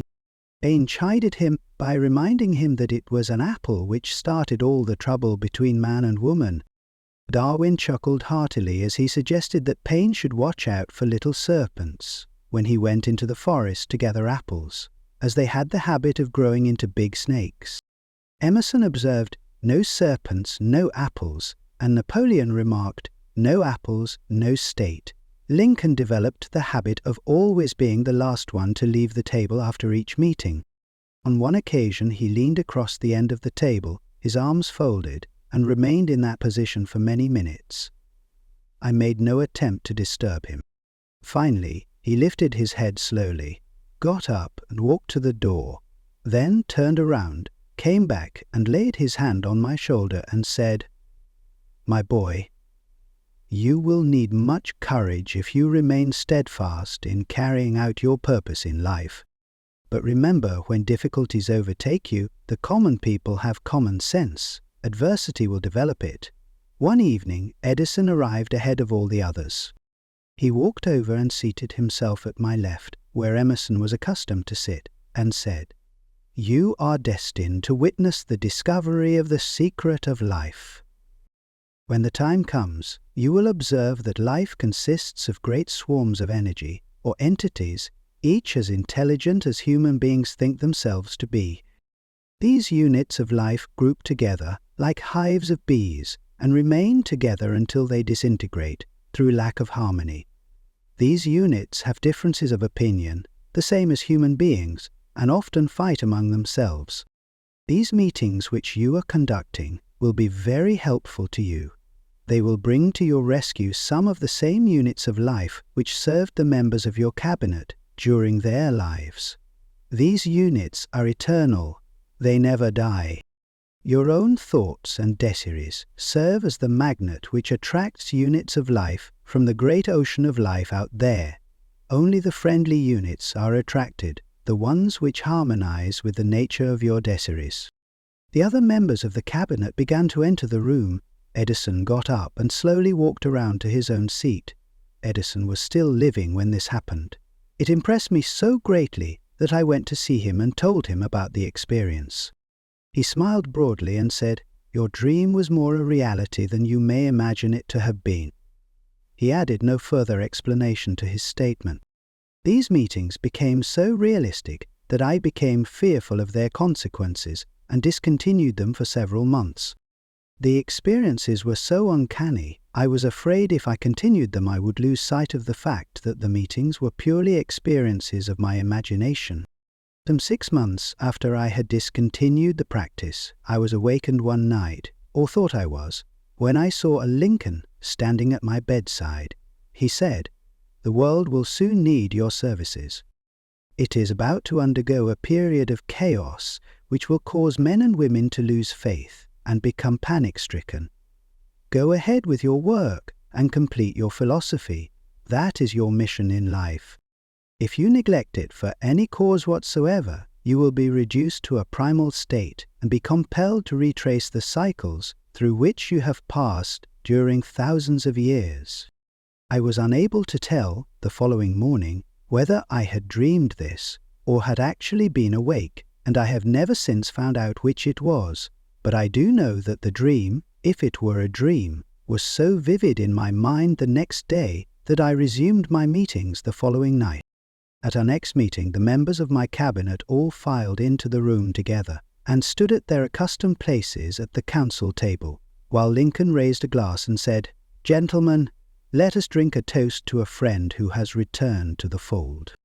After that, I began to add new members to my cabinet, until now it consists of more than 50, among them Christ, St. Paul, Galileo, Copernicus, Aristotle, Plato, Socrates, Homer, Voltaire, Bruno, Spinoza, Drummond, Kant, Schopenhauer, Newton, Confucius, Elbert Hubbard, Bran, Ingersoll, Wilson, and William James. This is the first time that I have had the courage to mention this. Heretofore, I have remained quiet on the subject because I knew from my own attitude in connection with such matters that I would be misunderstood if I described my unusual experience. I have been emboldened now to reduce my experience to the printed page, because I am now less concerned about what they say than I was in the years that have passed. One of the blessings of maturity is that it sometimes brings one greater courage to be truthful, regardless of what those who do not understand may think or say.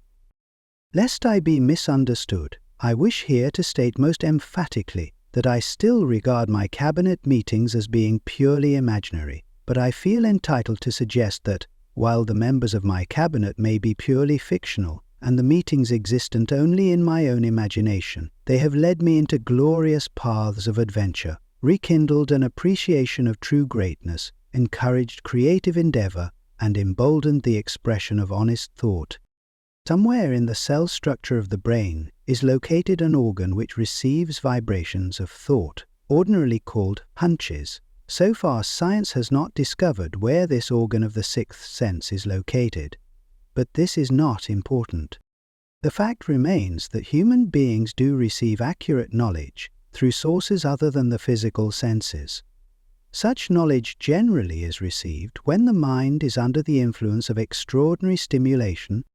Any emergency which arouses the emotions and causes the heart to beat more rapidly than normal may, and generally does, bring the sixth sense into action. Anyone who has experienced a near accident while driving knows that on such occasions the sixth sense often comes to one's rescue and aids by split seconds in avoiding the accident. These facts are mentioned preliminary to a statement of fact which I shall now make, namely that during my meetings with the invisible councils, I find my mind most receptive to ideas, thoughts, and knowledge which reach me through the sixth sense. I can truthfully say that I owe entirely to my invisible counselors full credit for such ideas, facts, or knowledge as I received through inspiration. On scores of occasions, when I have faced emergencies, some of them so grave that my life was in jeopardy, I have been miraculously guided past these difficulties through the influence of my invisible counsels.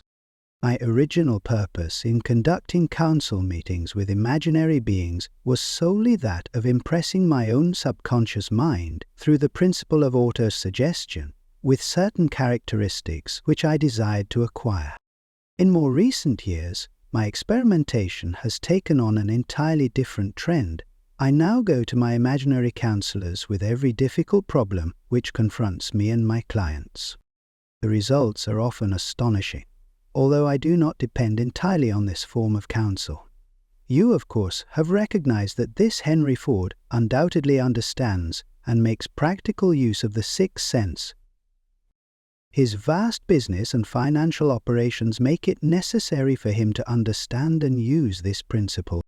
The late Thomas A. Edison understood and used the sixth sense in connection with the development of inventions, especially those involving basic patterns, in connection with which he had no human experience and no accumulated knowledge to guide him, as was the case while he was working on the talking machine and the moving picture machine. Nearly all great leaders such as Napoleon, Bismarck, Joan of Arc, Christ, Buddha, Confucius, and Mohammed understood and probably made use of the sixth sense almost continuously. The major portion of their greatness consisted of their knowledge of this principle. The sixth sense is not something that one can take off and put on at will. Ability to use this great power comes slowly through application of the other principles outlined in this book. Seldom does any individual come into workable knowledge of the sixth sense before the age of 40. More often, the knowledge is not available until one is well past 50, and this for the reason that the spiritual forces with which the sixth sense is so closely related do not mature and become usable except through years of meditation, self-examination, and serious thought. No matter who you are or what may have been your purpose in reading this book, you can profit by it without understanding the principle described in this chapter. This is especially true if your major purpose is that of accumulation of money or other material things. The chapter on the sixth sense was included because the book is designed for the purpose of presenting a complete philosophy by which individuals may unerringly guide themselves in attaining whatever they ask of life. The starting point of all achievement is desire. The finishing point is that brand of knowledge which leads to understanding of self, understanding of others, understanding of the laws of nature, recognition and understanding of happiness. This sort of understanding comes in its fullness only through familiarity with and use of the principle of the sixth sense. Hence, that principle had to be included as a part of this philosophy, for the benefit of those who demand more than money. Having read the chapter, you must have observed that while reading it, you were lifted to a high level of mental stimulation. Splendid. Come back to this again a month from now, read it once more, and observe that your mind will soar to a still higher level of stimulation. Repeat this experience from time to time, giving no concern as to how much or how little you learn at the time, and eventually you will find yourself in possession of a power that will enable you to throw off discouragement, master fear, overcome procrastination, and draw freely upon your imagination. Then you will have felt the touch of that unknown something which has been the moving spirit of every truly great thinker, leader, artist, musician, writer, statesman. Then you will be in position to transmute your desires into their physical or financial counterpart as easily as you may lie down and quit at the first sign of opposition. Faith, vessel, fear. Previous chapters have described how to develop faith through autosuggestion, desire in the subconscious. The next chapter presents detailed instructions for the mastery of fear. Here will be found a full description of the 6 fears, which are the cause of all discouragement, timidity, procrastination, indifference, indecision, and the lack of ambition, self-reliance, initiative, self-control, and enthusiasm. Search yourself carefully as you study these 6 enemies, as they may exist only in your subconscious mind, where their presence will be hard to detect. Remember too, as you analyze the 6 ghosts of fear, that they are nothing but ghosts, because they exist only in one's mind. Remember also that ghosts' creations of uncontrolled imagination have caused most of the damage people have done to their own minds. Therefore, ghosts can be as dangerous as if they lived and walked on the earth in physical bodies. The ghost of the fear of poverty, which seized the minds of millions of people in 1929, was so real that it caused the worst business depression this country has ever known. Moreover, this particular ghost still frightens some of us out of our wits. Take inventory of yourself as you read this closing chapter, and find out how many of the ghosts are standing in your way. Before you can put any portion of this philosophy into successful use, your mind must be prepared to receive it. Part 19. The preparation is not difficult. It begins with study, analysis, and understanding of 3 enemies which you shall have to clear out. These are indecision, doubt, and fear. The 6th sense will never function while these 3 negatives or any of them remain in your mind. The members of this unholy trio are closely related. Where one is found, the other two are close at hand. Indecision is the seedling of fear. Remember this as you read. Indecision crystallizes into doubt. The two blend and become fear. The blending process often is slow. This is one reason why these three enemies are so dangerous. They germinate and grow without their presence being observed. Do not be deceived by the habits of these subtle enemies. Sometimes they remain hidden in the subconscious mind, where they are difficult to locate and still more difficult to eliminate. There are 6 basic fears, with some combination of which every human suffers at one time or another. Most people are fortunate if they do not suffer from the entire 6. Named in the order of their most common appearance, they are: all other fears are of minor importance. They can be grouped under these 6 headings. The prevalence of these fears as a curse to the world runs in cycles. For almost 6 years, while the Depression was on, we floundered in the cycle of fear of poverty. During the World War, we were in the cycle of fear of death. Just following the war, we were in the cycle of fear of ill health, as evidenced by the epidemic of disease which spread itself all over the world. Fears are nothing more than states of mind. One's state of mind is subject to control and direction. Physicians, as everyone knows, are less subject to attack by disease than ordinary laymen, for the reason that physicians do not fear disease. Physicians, without fear or hesitation, have been known to physically contact hundreds of people daily who were suffering from such contagious diseases as smallpox without becoming infected. Their immunity against the disease consisted largely, if not solely, in their absolute lack of fear. Man can create nothing which he does not first conceive in the form of an impulse of thought. Following this statement comes another of still greater importance, namely, man's thought impulses begin immediately to translate themselves into their physical evasion, whether those thoughts are voluntary or involuntary.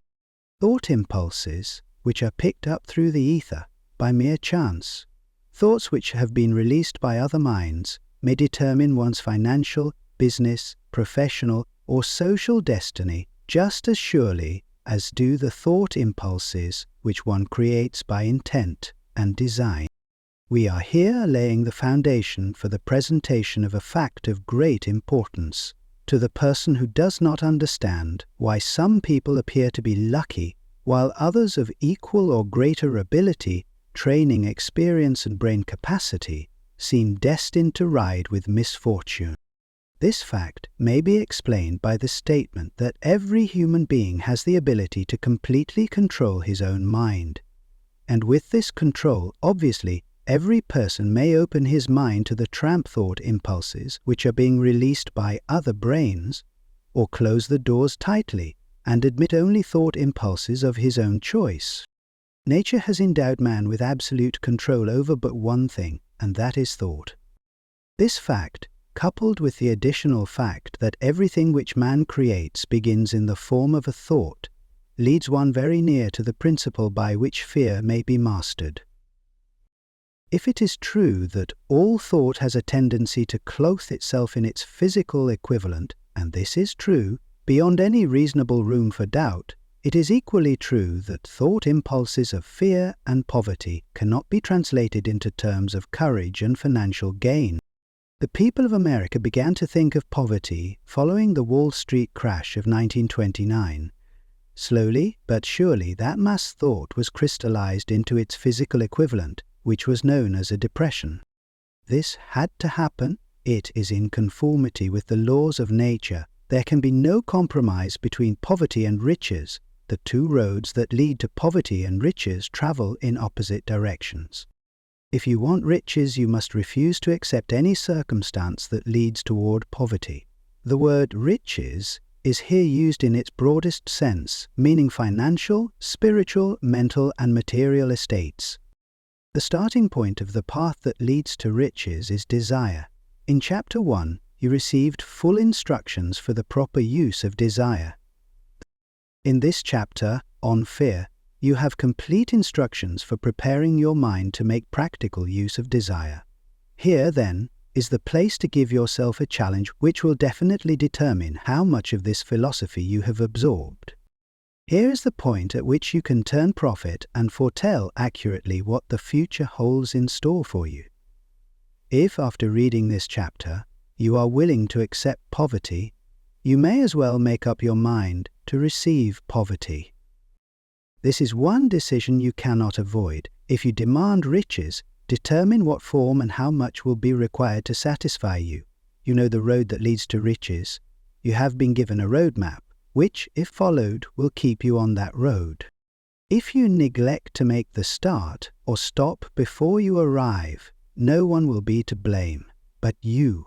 This responsibility is yours. No alibi will save you from accepting the responsibility if you now fail or refuse to demand riches of life, because the acceptance calls for but one thing, incidentally, the only thing you can control, and that is a state of mind. A state of mind is something that one assumes. It cannot be purchased, it must be created. Fear of poverty is a state of mind, nothing else. But it is sufficient to destroy one's chances of achievement in any undertaking, a truth which became painfully evident during the Depression. This fear paralyzes the faculty of reason, destroys the faculty of imagination, kills off self-reliance, undermines enthusiasm, discourages initiative, leads to uncertainty of purpose, encourages procrastination, wipes out enthusiasm, and makes self-control an impossibility.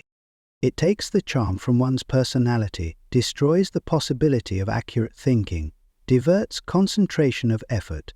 It masters persistence, turns the willpower into nothingness, destroys ambition, beclouds the memory, and invites failure in every conceivable form.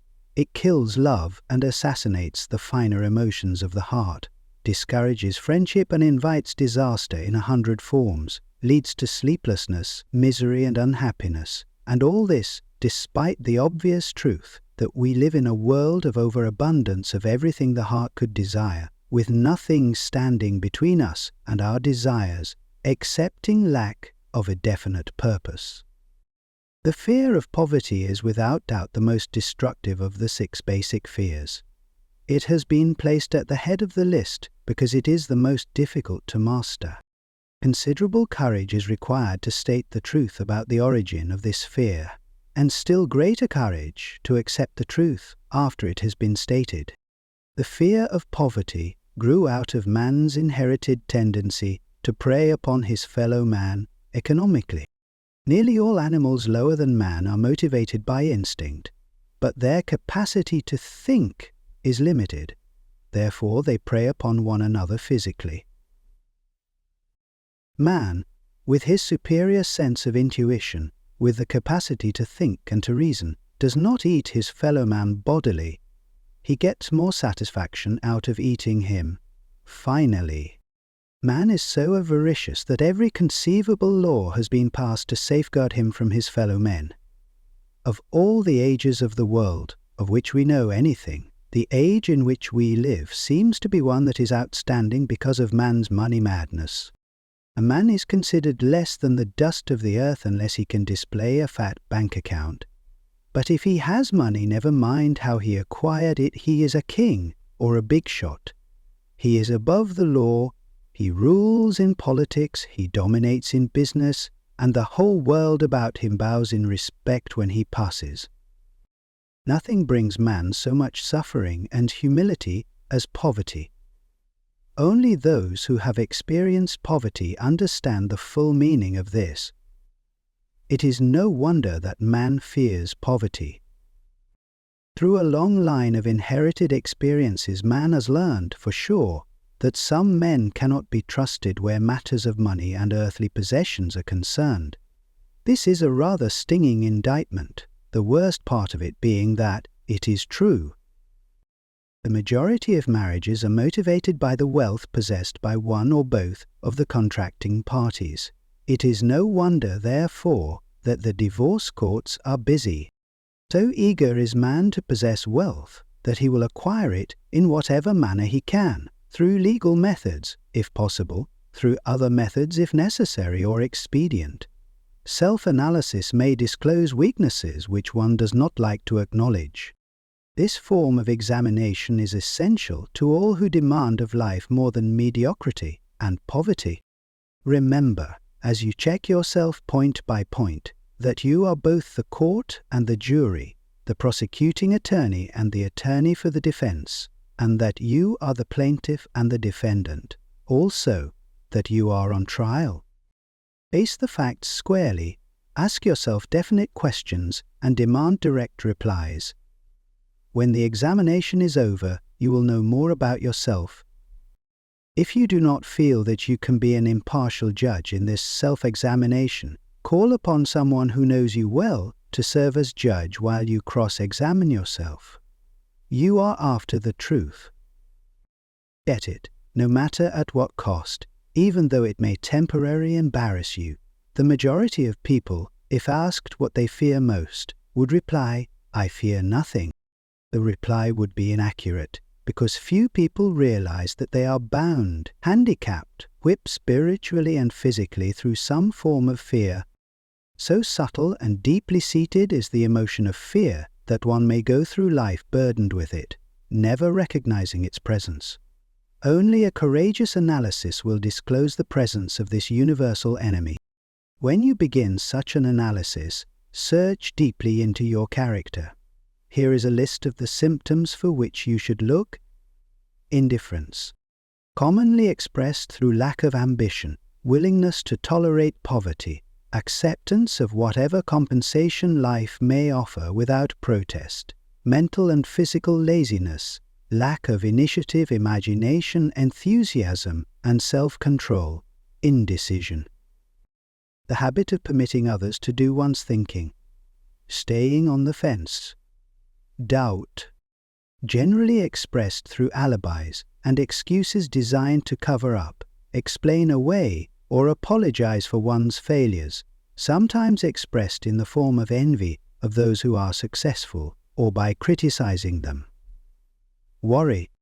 Usually expressed by finding fault with others, a tendency to spend beyond one's income, neglect of personal appearance, scowling and frowning, intemperance in the use of alcoholic drink, sometimes through the use of narcotics, nervousness, lack of poise, self-consciousness, and lack of self-reliance.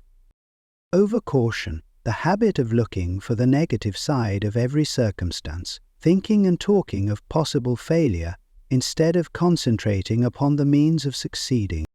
Knowing all the roads to disaster, but never searching for the plans to avoid failure. Waiting for the right time to begin putting ideas and plans into action, until the waiting becomes a permanent habit. Remembering those who have failed, and forgetting those who have succeeded, seeing the hole in the donut, but overlooking the donut. Pessimism, leading to indigestion, poor elimination, auto-intoxication, bad breath and bad disposition. Procrastination, the habit of putting off until tomorrow that which should have been done last year, spending enough time in creating alibis and excuses to have done the job. This symptom is closely related to overcaution, doubt, and worry. Refusal to accept responsibility when it can be avoided. Willingness to compromise rather than put up a stiff fight. Compromising with difficulties instead of harnessing and using them as stepping stones to advancement. Bargaining with life for a penny instead of demanding prosperity, opulence, riches, contentment, and happiness. Planning what to do if and when overtaken by failure instead of burning all bridges and making retreat impossible. Instead of treading the periphery of your impossible, weakness of and often total lack of self-confidence, definiteness of purpose, self-control, initiative, enthusiasm, ambition, thrift and sound reasoning ability, expectant of poverty instead of demanding riches. Association with those who accept poverty instead of seeking the company of those who demand and receive riches, money talks. Some will ask, why did you write a book about money? Why measure riches in dollars alone? Some will believe, and rightly so, that there are other forms of riches more desirable than money. Yes, there are riches which cannot be measured in terms of dollars, but there are millions of people who will say, "Give me all the money I need, and I will find everything else I want." The major reason why I wrote this book on how to get money is the fact that the world has but lately passed through an experience that left millions of men and women paralyzed with the fear of poverty.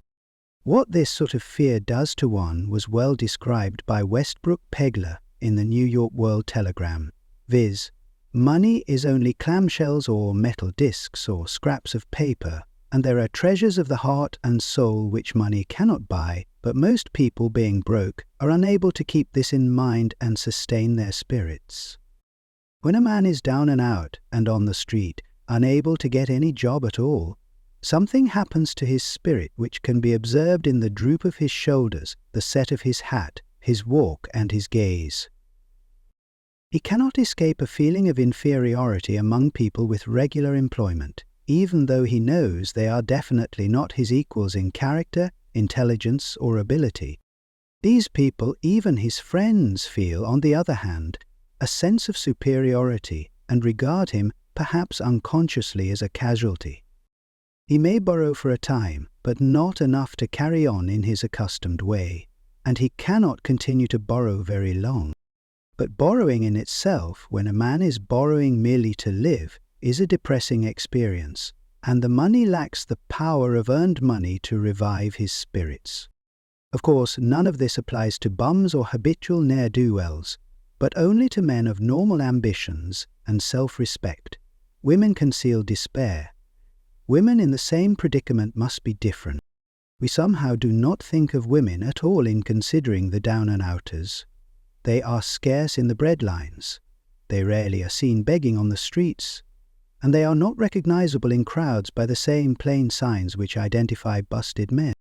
Of course, I do not mean the shuffling hags of the city streets, who are the opposite number of the confirmed male bums. I mean reasonably young, decent and intelligent women. There must be many of them, but their despair is not apparent. Maybe they kill themselves. When a man is down and out, he has time on his hands for brooding. He may travel miles to see a man about a job and discover that the job is filled, or that it is one of those jobs with no base pay, but only a commission on the sale of some useless knick-knack, which nobody would buy except out of pity. Turning that down, he finds himself back on the street with nowhere to go but just anywhere, so he walks and walks. He gazes into store windows at luxuries which are not for him and feels inferior, and gives way to people who stop to look with an active interest. He wanders into the railroad station or puts himself down in the library to ease his legs and soak up a little heat, but that isn't looking for a job, so he gets going again. He may not know it, but his aimlessness would give him away even if the very lines of his figure did not. He may be well dressed in the clothes left over from the days when he had a steady job, but the clothes cannot disguise the droop. Money makes difference. He sees thousands of other people, bookkeepers or clerks or chemists or wagon hands, busy at their work, and envies them from the bottom of his soul. They have their independence, their self-respect and manhood, and he simply cannot convince himself that he is a good man too, though he argue it out and arrive at a favorable verdict, hour after hour. Exercise, he said. It's just money which makes this difference in him. With a little money, he would be himself again. Some employers take the most shocking advantage of people who are down and out. The agencies hang out little coloured cards offering miserable wages to busted men. I to a week. An I to a week job is a plum, and anyone with I to a week to offer does not hang the job in front of an agency on a coloured card. I have a want ad clipped from a local paper demanding a clerk, a good clean penman, to take telephone orders for a sandwich shop from AM to PM for a month, not a week, but a month. The ad says also, state religion. Can you imagine the brutal effrontery of anyone who demands a good, clean penman for cents an hour, inquiring into the victim's religion? But that is what busted people are offered. Just how man originally came by this fear, no one can state definitely, but one thing is certain: he has it in a highly developed form. Some believe that this fear made its appearance about the time that politics became a profession. Others believe it can be traced to the age when women first began to concern themselves with styles in wearing apparel. This author, being neither a humorist nor a prophet, is inclined to attribute the basic fear of criticism to that part of man's inherited nature which prompts him not only to take away his fellow man's goods and wares, but to justify his action by criticism of his fellow man's character. It is a well-known fact that a thief will criticize the man from whom he steals, that politicians seek office not by displaying their own virtues and qualifications, but by attempting to besmirch their opponents. The fear of criticism takes on many forms, the majority of which are petty and trivial. Bald-headed men, for example, are bald for no other reason than their fear of criticism. Heads become bald because of the tight-fitting bands of hats which cut off the circulation from the roots of the hair.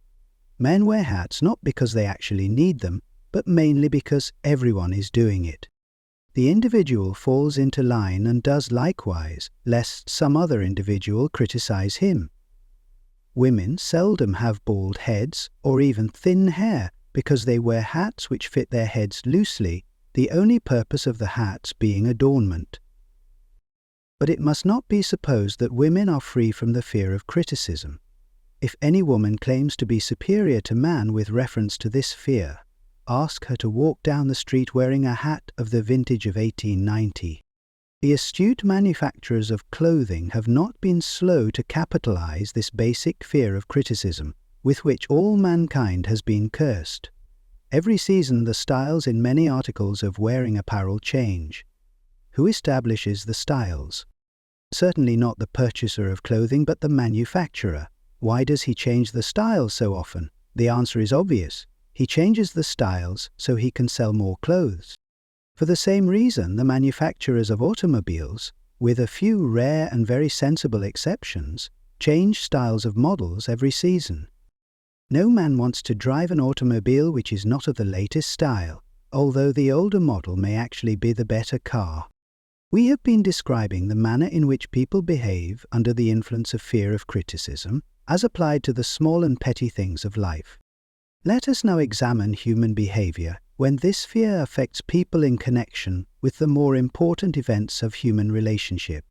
Take, for example, practically any person who has reached the age of mental maturity, from 2 years of age as a general average, and if you could read the secret thoughts of his mind, you would find a very decided disbelief in most of the fables taught by the majority of the dogmatists and theologians a few decades back.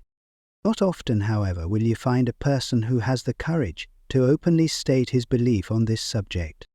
Most people will, if pressed far enough, tell a lie, rather than admit that they do not believe the stories associated with that form of religion which held people in bondage prior to the age of scientific discovery and education. Why does the average person, even in this day of enlightenment, shy away from denying his belief in the fables which were the basis of most of the religions a few decades ago? The answer is, because of the fear of criticism. Men and women have been burned at the stake for daring to express disbelief in ghosts. It is no wonder we have inherited a consciousness which makes us fear criticism. The time was, and not so far in the past, when criticism carried severe punishments. It still does in some countries. The fear of criticism robs man of his initiative, destroys his power of imagination, limits his individuality, takes away his self-reliance, and does him damage in 100 other ways. Parents often do their children irreparable injury by criticizing them. The mother of one of my boyhood chums used to punish him with a switch almost daily, always completing the job with the statement, "You'll land in the penitentiary before you are 20. He was sent to a reformatory at the age of 17. Criticism is the one form of service of which everyone has too much. Everyone has a stock of it which is handed out gratis, whether called for or not. One's nearest relatives often are the worst offenders. It should be recognized as a crime, in reality it is a crime of the worst nature, for any parent to build inferiority complexes in the mind of a child through unnecessary criticism. Employers who understand human nature get the best there is in men not by criticism, but by constructive suggestion. Parents may accomplish the same results with their children. Criticism will plant fear in the human heart or resentment, but it will not build love or affection. This fear is almost as universal as the fear of poverty, and its effects are just as fatal to personal achievement, mainly because this fear destroys initiative and discourages the use of imagination. The major symptoms of the fear are self-consciousness, generally expressed through nervousness, timidity in conversation and in meeting strangers, awkward movement of the hands and limbs, shifting of the eyes, lack of poise. Expressed through lack of voice control, nervousness in the presence of others, poor posture of body, poor memory. Personality. Lacking in firmness of decision, personal charm, and ability to express opinions definitely. Misconception, or losing a loss or picking, the habit of sidestepping issues instead of meeting them squarely. Agreeing with others without careful examination of their opinions. Inferiority complex. The habit of expressing self-approval by word of mouth and by actions as a means of covering up a feeling of inferiority. Using big words to impress others, often without knowing the real meaning of the words. Imitating others in dress, speech and manners. Boasting of imaginary achievements. This sometimes gives a surface appearance of a feeling of superiority. Extravagance, the habit of trying to keep up with the Joneses, spending beyond one's income. Lack of initiative, failure to embrace opportunities for self-advancement, fear to express opinions, lack of confidence in one's own ideas, giving evasive answers to questions asked by superiors, hesitancy of manner and speech, deceit in both words and deeds.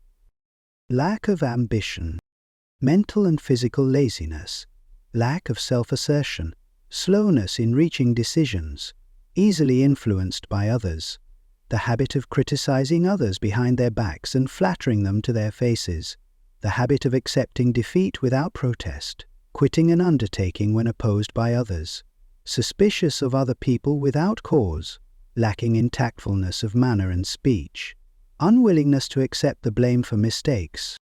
This fear may be traced to both physical and social heredity.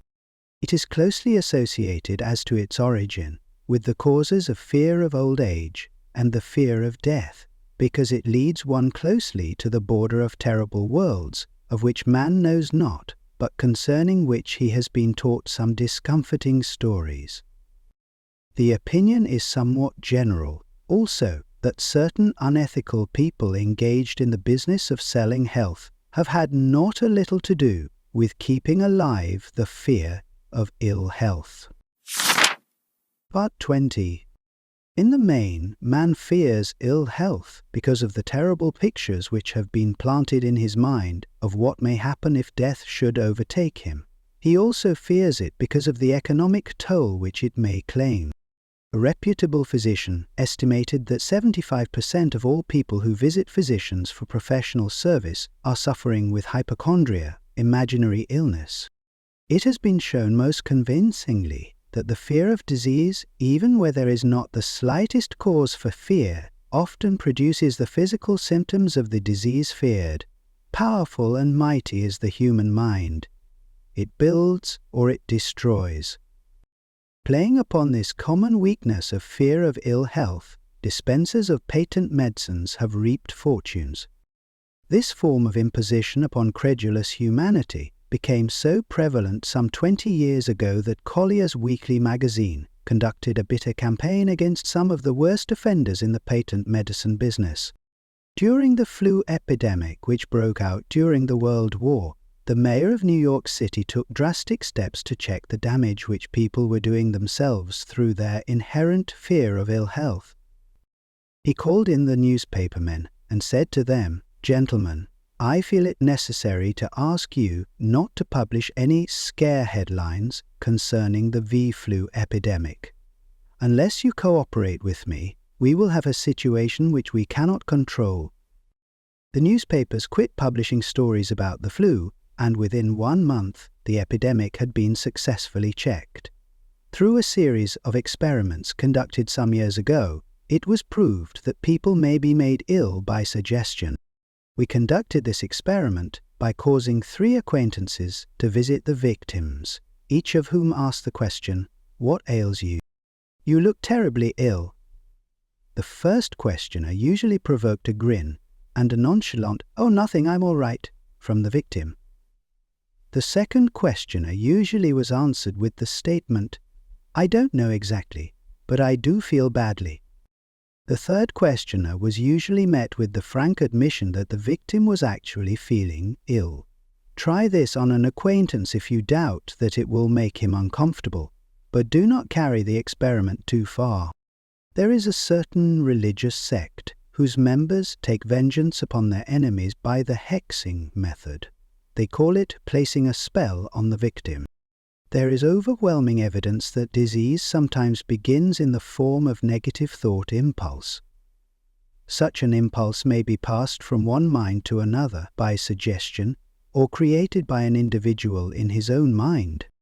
A man who was blessed with more wisdom than this incident might indicate once said, "When anyone asks me how I feel, I always want to answer by knocking him down." Doctors send patients into new climates for their health because a change of mental attitude is necessary. The seed of fear of ill health lives in every human mind. Worry, fear, discouragement, disappointment in love and business affairs cause this seed to germinate and grow. The recent business depression kept the doctors on the run because every form of negative thinking may cause ill health. Disappointments in business and in love stand at the head of the list of causes of fear of ill health. A young man suffered a disappointment in love which sent him to a hospital. For months he hovered between life and death. A specialist in suggestive therapeutics was called in. The specialist changed nurses, placing him in charge of a very charming young woman who began, by pre-arrangement with the doctor, to make love to him the first day of her arrival on the job. Within 3 weeks the patient was discharged from the hospital, still suffering but with an entirely different malady. He was in love again. The remedy was a hoax, but the patient and the nurse were later married. Both are in good health at the time of this writing. The symptoms of this almost universal fear are autosuggestion, the habit of negative use of self-suggestion by looking for and expecting to find the symptoms of all kinds of disease, enjoying imaginary illness and speaking of it as being real, the habit of trying all fads and isms recommended by others as having therapeutic value, talking to others of operations, accidents, and other forms of illness, experimenting with diets, physical exercises, reducing systems without professional guidance, trying home remedies, patent medicines and quack remedies, hypochondria, the habit of talking of illness, concentrating the mind upon disease and expecting its appearance until a nervous break occurs. Nothing that comes in bottles can cure this condition. It is brought on by negative thinking, and nothing but positive thought can effect a cure. Hypochondria, a medical term for imaginary disease, is said to do as much damage on occasion as the disease one fears might do. Most so-called cases of nerves come from imaginary illness. Exercise.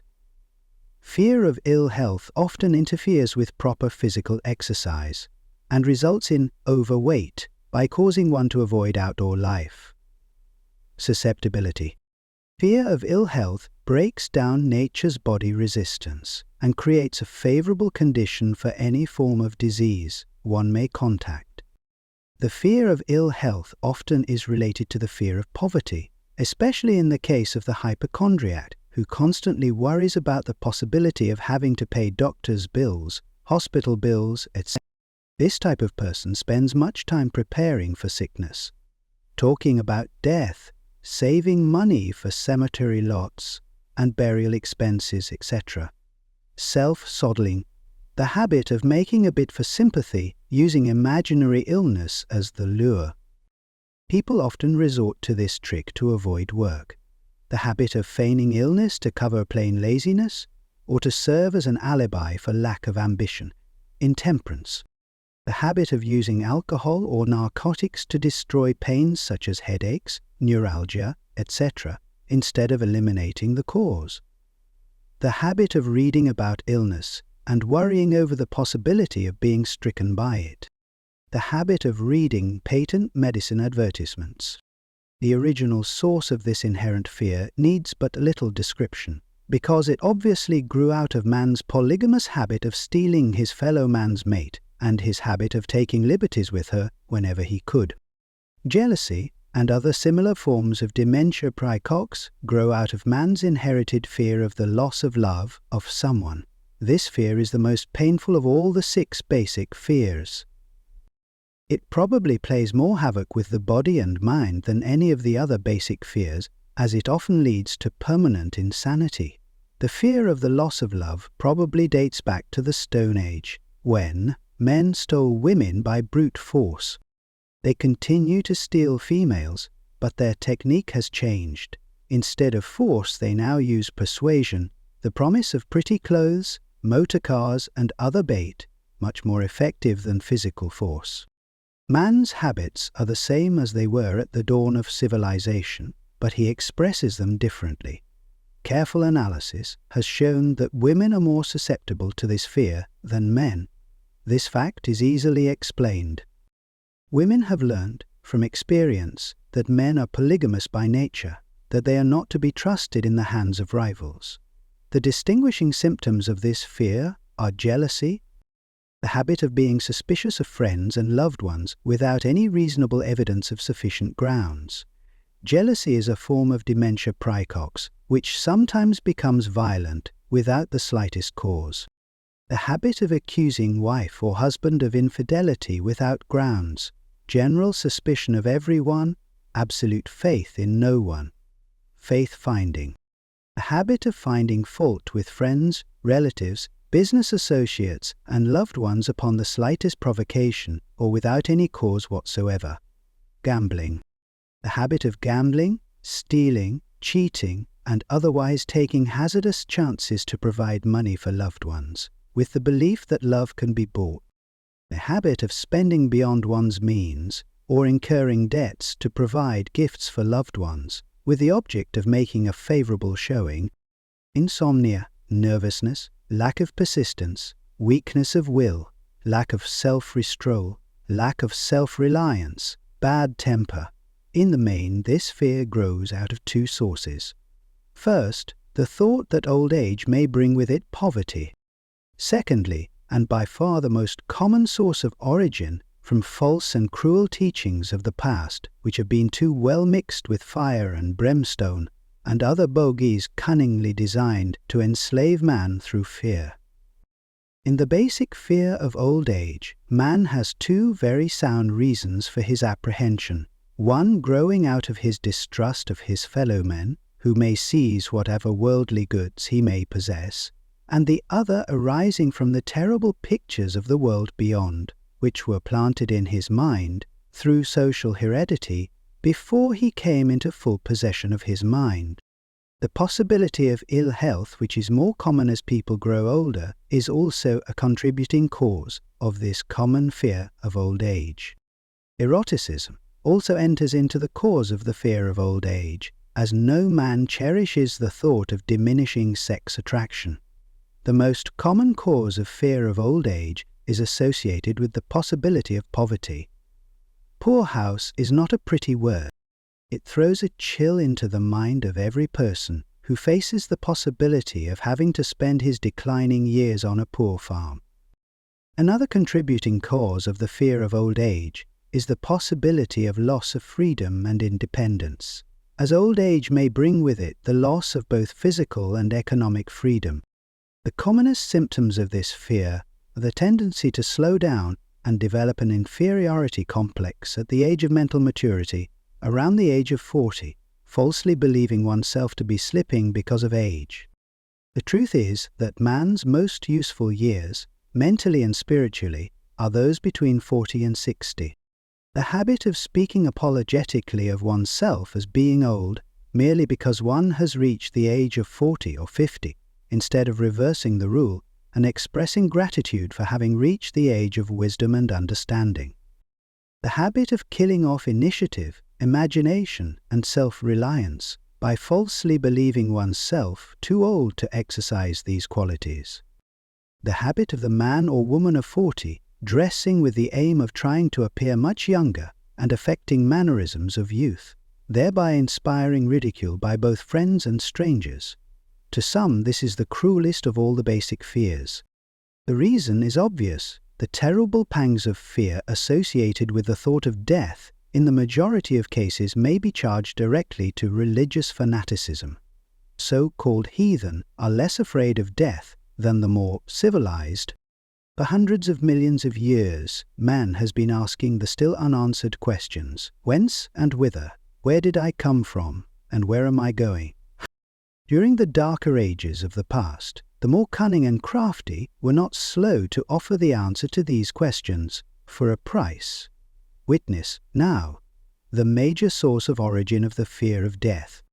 Come into my tent, embrace my faith, accept my dogmas, and I will give you a ticket that will admit you straightway into heaven when you die, cries a leader of sectarianism.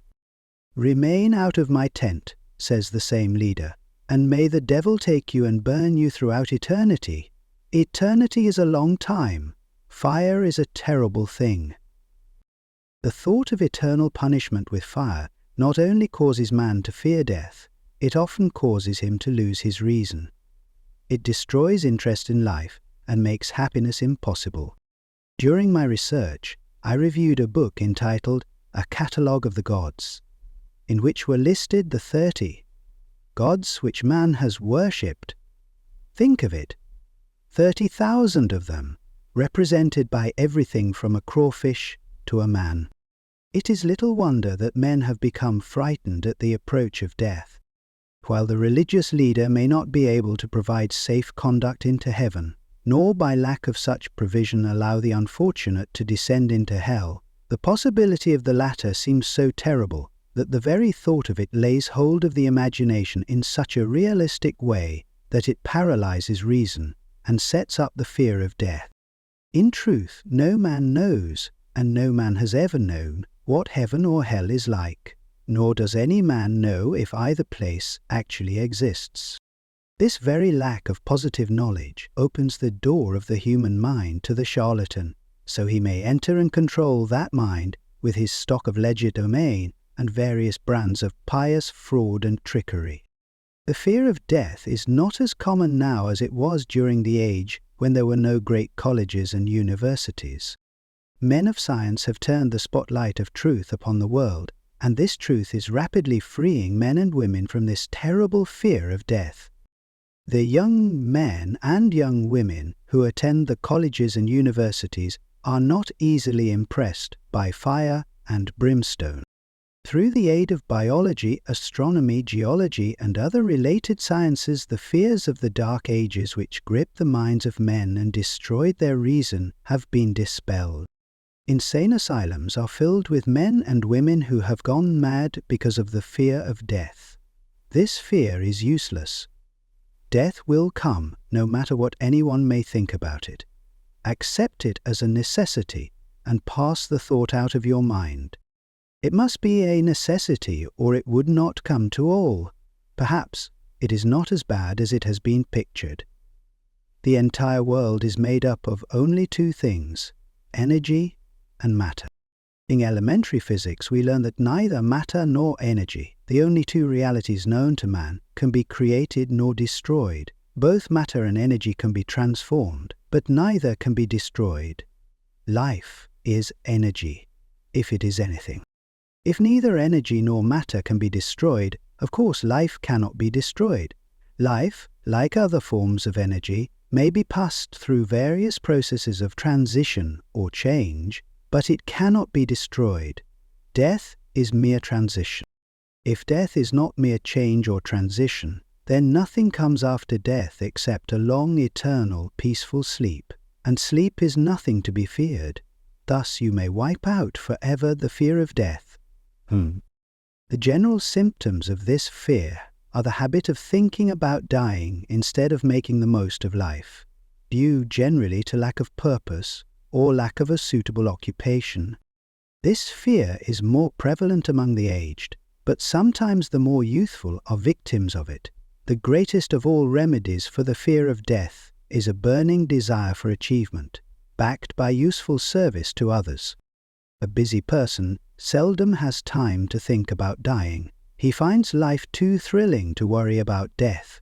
Sometimes the fear of death is closely associated with the fear of poverty, where one's death would leave loved ones poverty-stricken. In other cases, the fear of death is caused by illness and the consequent breaking down of physical body resistance. The commonest causes of the fear of death are ill health, poverty, lack of appropriate occupation, disappointment over love, insanity, and religious fanaticism. Worry is a state of mind based upon fear. It works slowly but persistently, and that self-trust is insidious, subtle. Step by step, it digs itself in until it paralyzes one's reasoning faculty, destroys self-confidence and initiative. Worry is a form of sustained fear caused by indecision. Therefore, it is a state of mind which can be controlled. An unsettled mind is helpless. Indecision makes an unsettled mind. Most individuals lack the willpower to reach decisions promptly and to stand by them after they have been made, even during normal business conditions. During periods of economic unrest, such as the world recently experienced, the individual is handicapped, not alone by his inherent nature to be slow at reaching decisions, but he is influenced by the indecision of others around him who have created a state of mass indecision. During the Depression, the whole atmosphere all over the world was filled with ferenza and worryitis, the two mental disease germs which began to spread themselves after the Wall Street frenzy in 1929. There is only one known antidote for these germs. It is the habit of prompt and firm decision. Moreover, it is an antidote which every individual must apply for himself. We do not worry over conditions once we have reached a decision to follow a definite line of action. I once interviewed a man who was to be electrocuted 2 hours later. The condemned man was the calmest of some 8 men who were in the death cell with him. His calmness prompted me to ask him how it felt to know that he was going into eternity in a short while. With a smile of confidence on his face, he said, "It feels fine. Just think, brother, my troubles will soon be over. I have had nothing but trouble all my life. It has been a hardship to get food and clothing. Soon I will not need these things. I have felt fine ever since I learned for certain that I must die. I made up my mind then to accept my fate in good spirit." As he spoke, he devoured a dinner of proportions sufficient for 3 men, eating every mouthful of the food brought to him, and apparently enjoying it as much as if no disaster awaited him. Decision gave this man resignation to his fate. Decision can also prevent one's acceptance of undesired circumstances. The 6 basic fears become translated into a state of worry through indecision. Relieve yourself forever of the fear of death by reaching a decision to accept death as an inescapable event. Whip the fear of poverty by reaching a decision to get along with whatever wealth you can accumulate without worry. Put your foot upon the neck of the fear of criticism by reaching a decision not to worry about what other people think, do, or say. Eliminate the fear of old age by reaching a decision to accept it not as a handicap, but as a great blessing which carries with it wisdom, self-control, and understanding not known to youth. Acquit yourself of the fear of ill health by the decision to forget symptoms. Master the fear of loss of love by reaching a decision to get along without love, if that is necessary. Kill the habit of worry in all its forms by reaching a general, blanket decision that nothing which life has to offer is worth the price of worry. With this decision will come poise, peace of mind, and calmness of thought, which will bring happiness. A man whose mind is filled with fear not only destroys his own chances of intelligent action, but he transmits these destructive vibrations to the minds of all who come into contact with him and destroys also their chances. Even a dog or a horse knows when its master lacks courage. Moreover, a dog or a horse will pick up the vibrations of fear thrown off by its master and behave accordingly. Lower down the line of intelligence in the animal kingdom, one finds this same capacity to pick up the vibrations of fear. A honeybee immediately senses fear in the mind of a person. For reasons unknown, a bee will sting the person whose mind is releasing vibrations of fear much more readily than it will molest the person whose mind registers no fear. The vibrations of fear pass from one mind to another just as quickly and as surely as the sound of the human voice passes from the broadcasting station to the receiving set of a radio M. By the self-same medium, mental telepathy is a reality. Thoughts pass from one mind to another voluntarily, whether or not this fact is recognized by either the person releasing the thoughts or the persons who pick up those thoughts. The person who gives expression, by word of mouth, to negative or destructive thoughts is practically certain to experience the results of those words in the form of a destructive kickback. The release of destructive thought impulses, alone, without the aid of words, produces also a kickback in more ways than one. First of all, and perhaps most important to be remembered, the person who releases thoughts of a destructive nature must suffer damage through the breaking down of the faculty of creative imagination. Secondly, the presence in the mind of any destructive emotion develops a negative personality which repels people and often converts them into antagonists. The third source of damage to the person who entertains or releases negative thoughts lies in this significant fact: these thought impulses are not only damaging to others, but they embed themselves in the subconscious mind of the person releasing them, and there become a part of his character. One is never through with a thought merely by releasing it. When a thought is released, it spreads in every direction through the medium of the ether, but it also plants itself permanently in the subconscious mind of the person releasing it. Your business in life is presumably to achieve success. To be successful, you must find peace of mind, acquire the material needs of life, and above all, attain happiness. All of these evidences of success begin in the form of thought impulses. You may control your own mind. You have the power to feed it whatever thought impulses you choose. With this privilege goes also the responsibility of using it constructively. You are the master of your own earthly destiny, just as surely as you have the power to control your own thoughts. You may influence, direct, and eventually control your own environment, making your life what you want it to be, or you may neglect to exercise the privilege which is yours, to make your life to order, thus casting yourself upon the broad sea of circumstance, where you will be tossed hither and yon, like a chip on the waves of the ocean. The Devil's Workshop, the seventh basic evil. In addition to the 6 basic fears, there is another evil by which people suffer. It constitutes a rich soil in which the seeds of failure grow abundantly. It is so subtle that its presence often is not detected. This affliction cannot properly be classed as a fear. It is more deeply seated and more often fatal than all of the 6 fears. For want of a better name, let us call this evil susceptibility to negative influences. Men who accumulate great riches always protect themselves against this evil. The poverty-stricken never do. Those who succeed in any calling must prepare their minds to resist the evil. If you are reading this philosophy for the purpose of accumulating riches, you should examine yourself very carefully to determine whether you are susceptible to negative influences. If you neglect this self-analysis, you will forfeit your right to attain the object of your desires.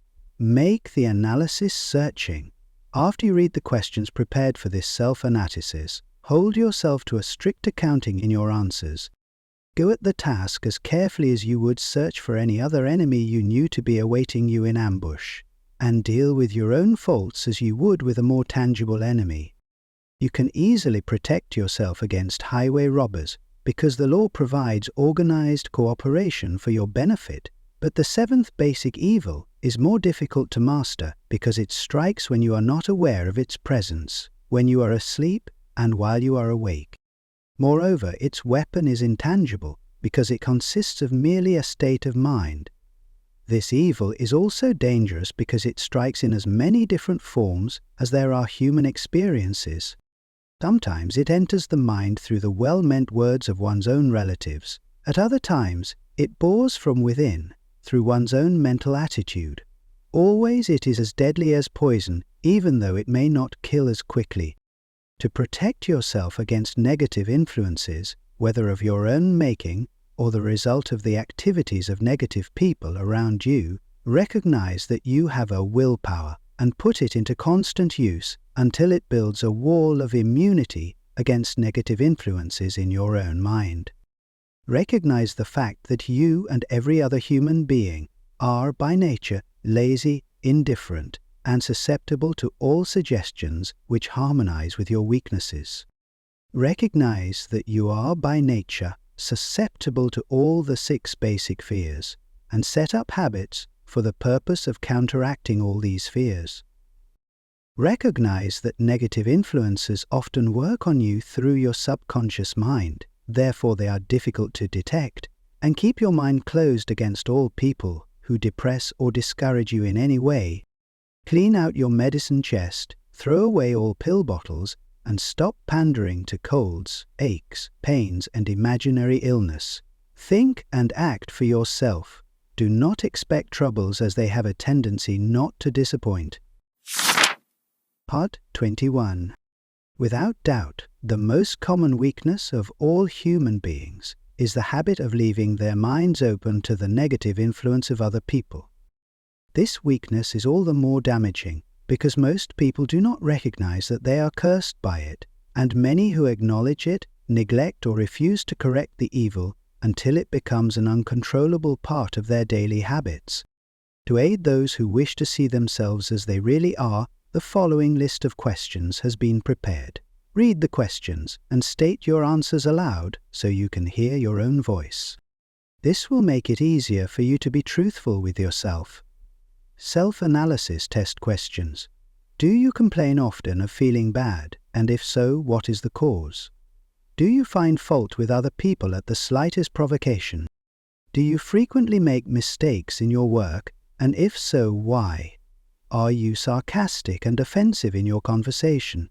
Do you deliberately avoid the association of anyone, and if so, why? Do you suffer frequently with indigestion? If so, what is the cause? Does life seem futile and the future hopeless to you? If so, why? Do you like your occupation? If not, why? Do you often feel self-pity? And if so, why? Are you envious of those who excel you? To which do you devote most time, thinking of success or of failure? Are you gaining or losing self-confidence as you grow older? Do you learn something of value from all mistakes? Are you permitting some relative or acquaintance to worry you? If so, why? Are you sometimes in the clouds and at other times in the depths of despondency? Who has the most inspiring influence upon you? What is the cause? Do you tolerate negative or discouraging influences which you can avoid? Are you careless of your personal appearance? If so, when and why? Have you learned how to drown your troubles by being too busy to be annoyed by them? Would you call yourself a spineless weakling if you permitted others to do your thinking for you? Do you neglect internal bathing until auto-intoxication makes you ill-tempered and irritable? How many preventable disturbances annoy you, and why do you tolerate them? Do you resort to liquor, narcotics, or cigarettes to quiet your nerves? If so, why do you not try willpower instead? Does anyone nag you, and if so, for what reason? Do you have a definite major purpose, and if so, what is it, and what plan have you for achieving it? Do you suffer from any of the 6 basic fears? If so, which ones? Have you a method by which you can shield yourself against the negative influence of others? Do you make deliberate use of autosuggestion to make your mind positive?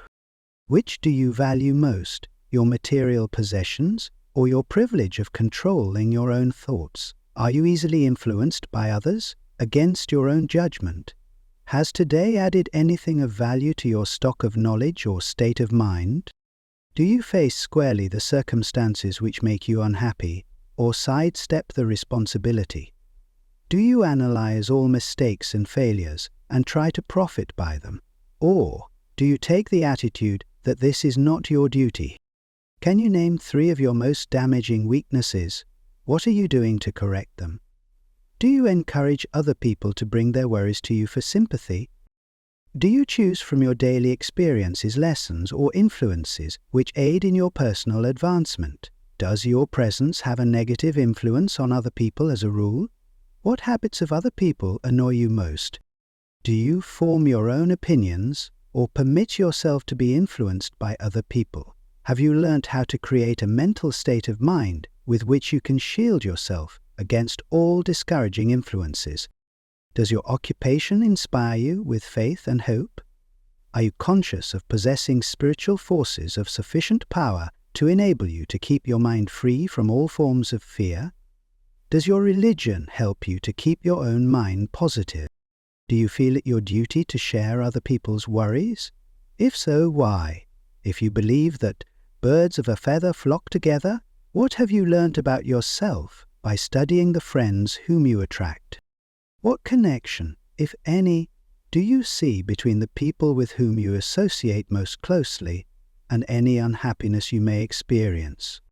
Could it be possible that some person whom you consider to be a friend is in reality your worst enemy because of his negative influence on your mind? By what rules do you judge who is helpful and who is damaging to you? Are your intimate associates mentally superior or inferior to you? How much time out of every hours do you devote to A, your occupation, B, C, play and relaxation, D, acquiring useful knowledge, E, plain waste?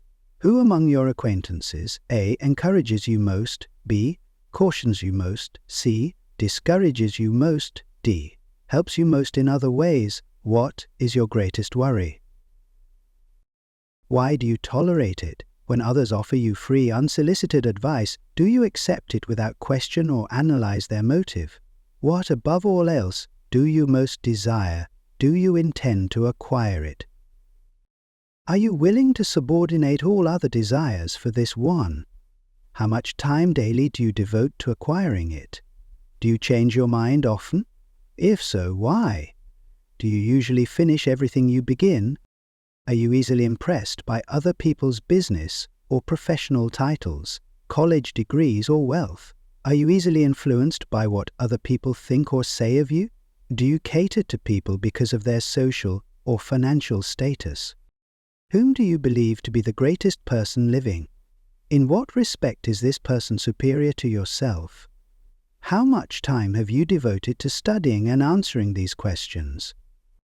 At least one day is necessary for the analysis and the answering of the entire list. If you have answered all these questions truthfully, you know more about yourself than the majority of people. Study the questions carefully, come back to them once each week for several months, and be astounded at the amount of additional knowledge of great value to yourself you will have gained by the simple method of answering the questions truthfully. If you are not certain concerning the answers to some of the questions, seek the counsel of those who know you well, especially those who have no motive in flattering you, and see yourself through their eyes. The experience will be astonishing. You have absolute control over but one thing, and that is your thoughts. This is the most significant and inspiring of all facts known to man. It reflects man's divine nature. This divine prerogative is the sole means by which you may control your own destiny. If you fail to control your own mind, you may be sure you will control nothing else. If you must be careless with your possessions, let it be in connection with material things.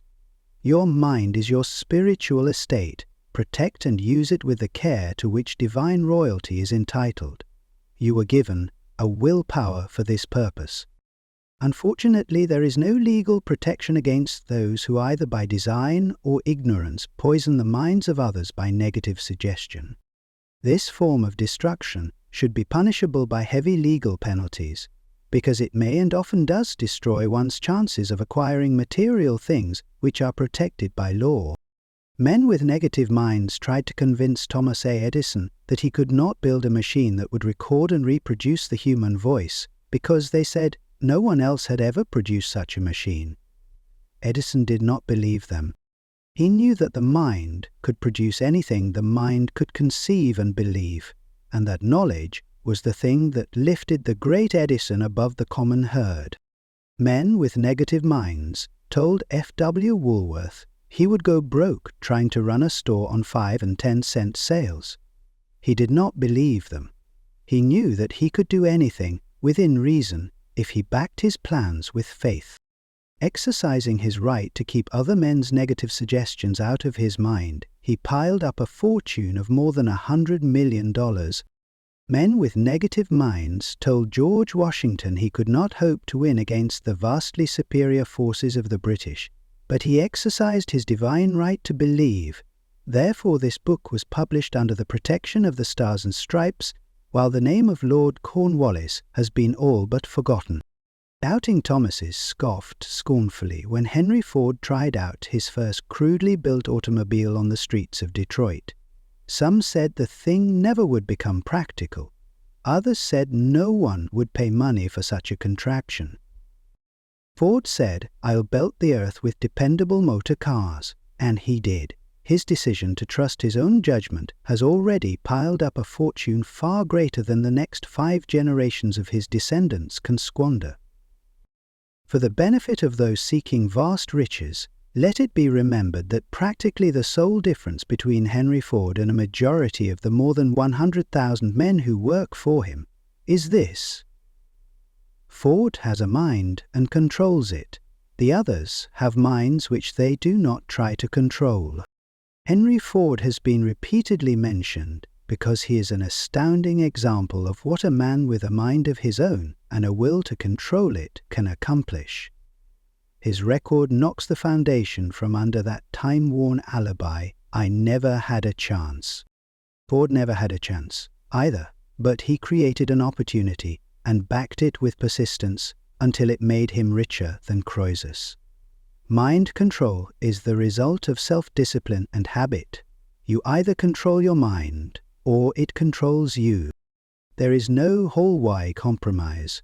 The most practical of all methods for controlling the mind is the habit of keeping it busy with a definite purpose, backed by a definite plan. Study the record of any man who achieves noteworthy success, and you will observe that he has control over his own mind. Moreover, that he exercises that control and directs it toward the attainment of definite objectives. Without this control, success is not possible. 57. Famous alibis. People who do not succeed have one distinguishing trait in common. They know all the reasons for failure and have what they believe to be airtight alibis to explain away their own lack of achievement. Some of these alibis are clever and a few of them are justifiable by the facts. But alibis cannot be used for money. The world wants to know only one thing: have you achieved success? A character analyst compiled a list of the most commonly used alibis. As you read the list, examine yourself carefully and determine how many of these alibis, if any, are your own property. Remember, too, the philosophy presented in this book makes every one of these alibis obsolete. If I didn't have a wife and family, if I had enough pool, if I had money, if I had a good education, if I could get a job, if I had good health, if I only had time, if times were better, if other people understood me, ... if I could live my life over again, ... if I did not fear what they would say, ... if I had been given a chance, ... if I now had a chance, ... if other people didn't have it in for me, if nothing happens to stop me, ... if I were only younger, ... if I could only do what I want, ... if I had been born rich, ... if I could meet the right people, ... if I had the talent that some people have, if I dared assert myself, if I only had embraced past opportunities, ... if people didn't get on my nerves, ... if I didn't have to keep house and look after the children, if I could save some money, ... if the boss only appreciated me, if I only had somebody to help me, if my family understood me, if I lived in a big city, if I could just get started, if I were only free, if I had the personality of some people, if I were not so fat, if my talents were known, ... if I could just get a break, ... if I could only get out of debt, ... if I hadn't failed, ... if I only knew how, ... if everybody didn't oppose me, ... if I didn't have so many worries, if I could marry the right person, ... if people weren't so dumb, ... if my family were not so extravagant, if I were sure of myself, ... if luck were not against me, ... if I had not been born under the wrong star, if it were not true that what is to be will be, if I did not have to work so hard, ... if I hadn't lost my money, ... if I lived in a different neighborhood, ... if I didn't have a past, ... if I only had a business of my own, if other people would only listen to me, if, this is the greatest of them all, I had the courage to see myself as I really am, I would find out what is wrong with me and correct it, then I might have a chance to profit by my mistakes and learn something from the experience of others, for I know that there is something wrong with me, or I would now be where I would have been if I had spent more time analyzing my weaknesses and less time building alibis to cover them. Building alibis with which to explain away failure is a national pastime. The habit is as old as the human race and is fatal to success. Why do people cling to their pet alibis? The answer is obvious. They defend their alibis because they create them. A man's alibi is the child of his own imagination. It is human nature to defend one's own brain child. Building alibis is a deeply rooted habit. Habits are difficult to break, especially when they provide justification for something we do. Plato had this truth in mind when he said, "The first and best victory is to conquer self." To be conquered by self is, of all things, the most shameful and vile.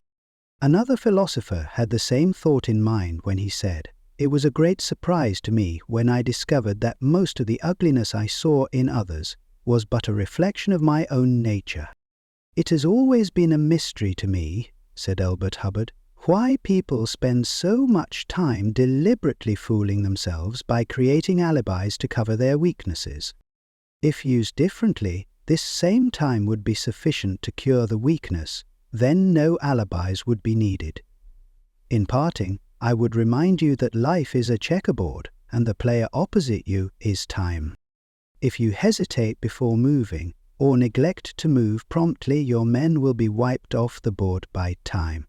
You are playing against a partner who will not tolerate indecision. Previously, you may have had a logical excuse for not having forced life to come through with whatever you asked, but that alibi is now obsolete because you are in possession of the master key that unlocks the door to life's bountiful riches. The master key is intangible, but it is powerful. It is the privilege of creating in your own mind a burning desire for a definite form of riches.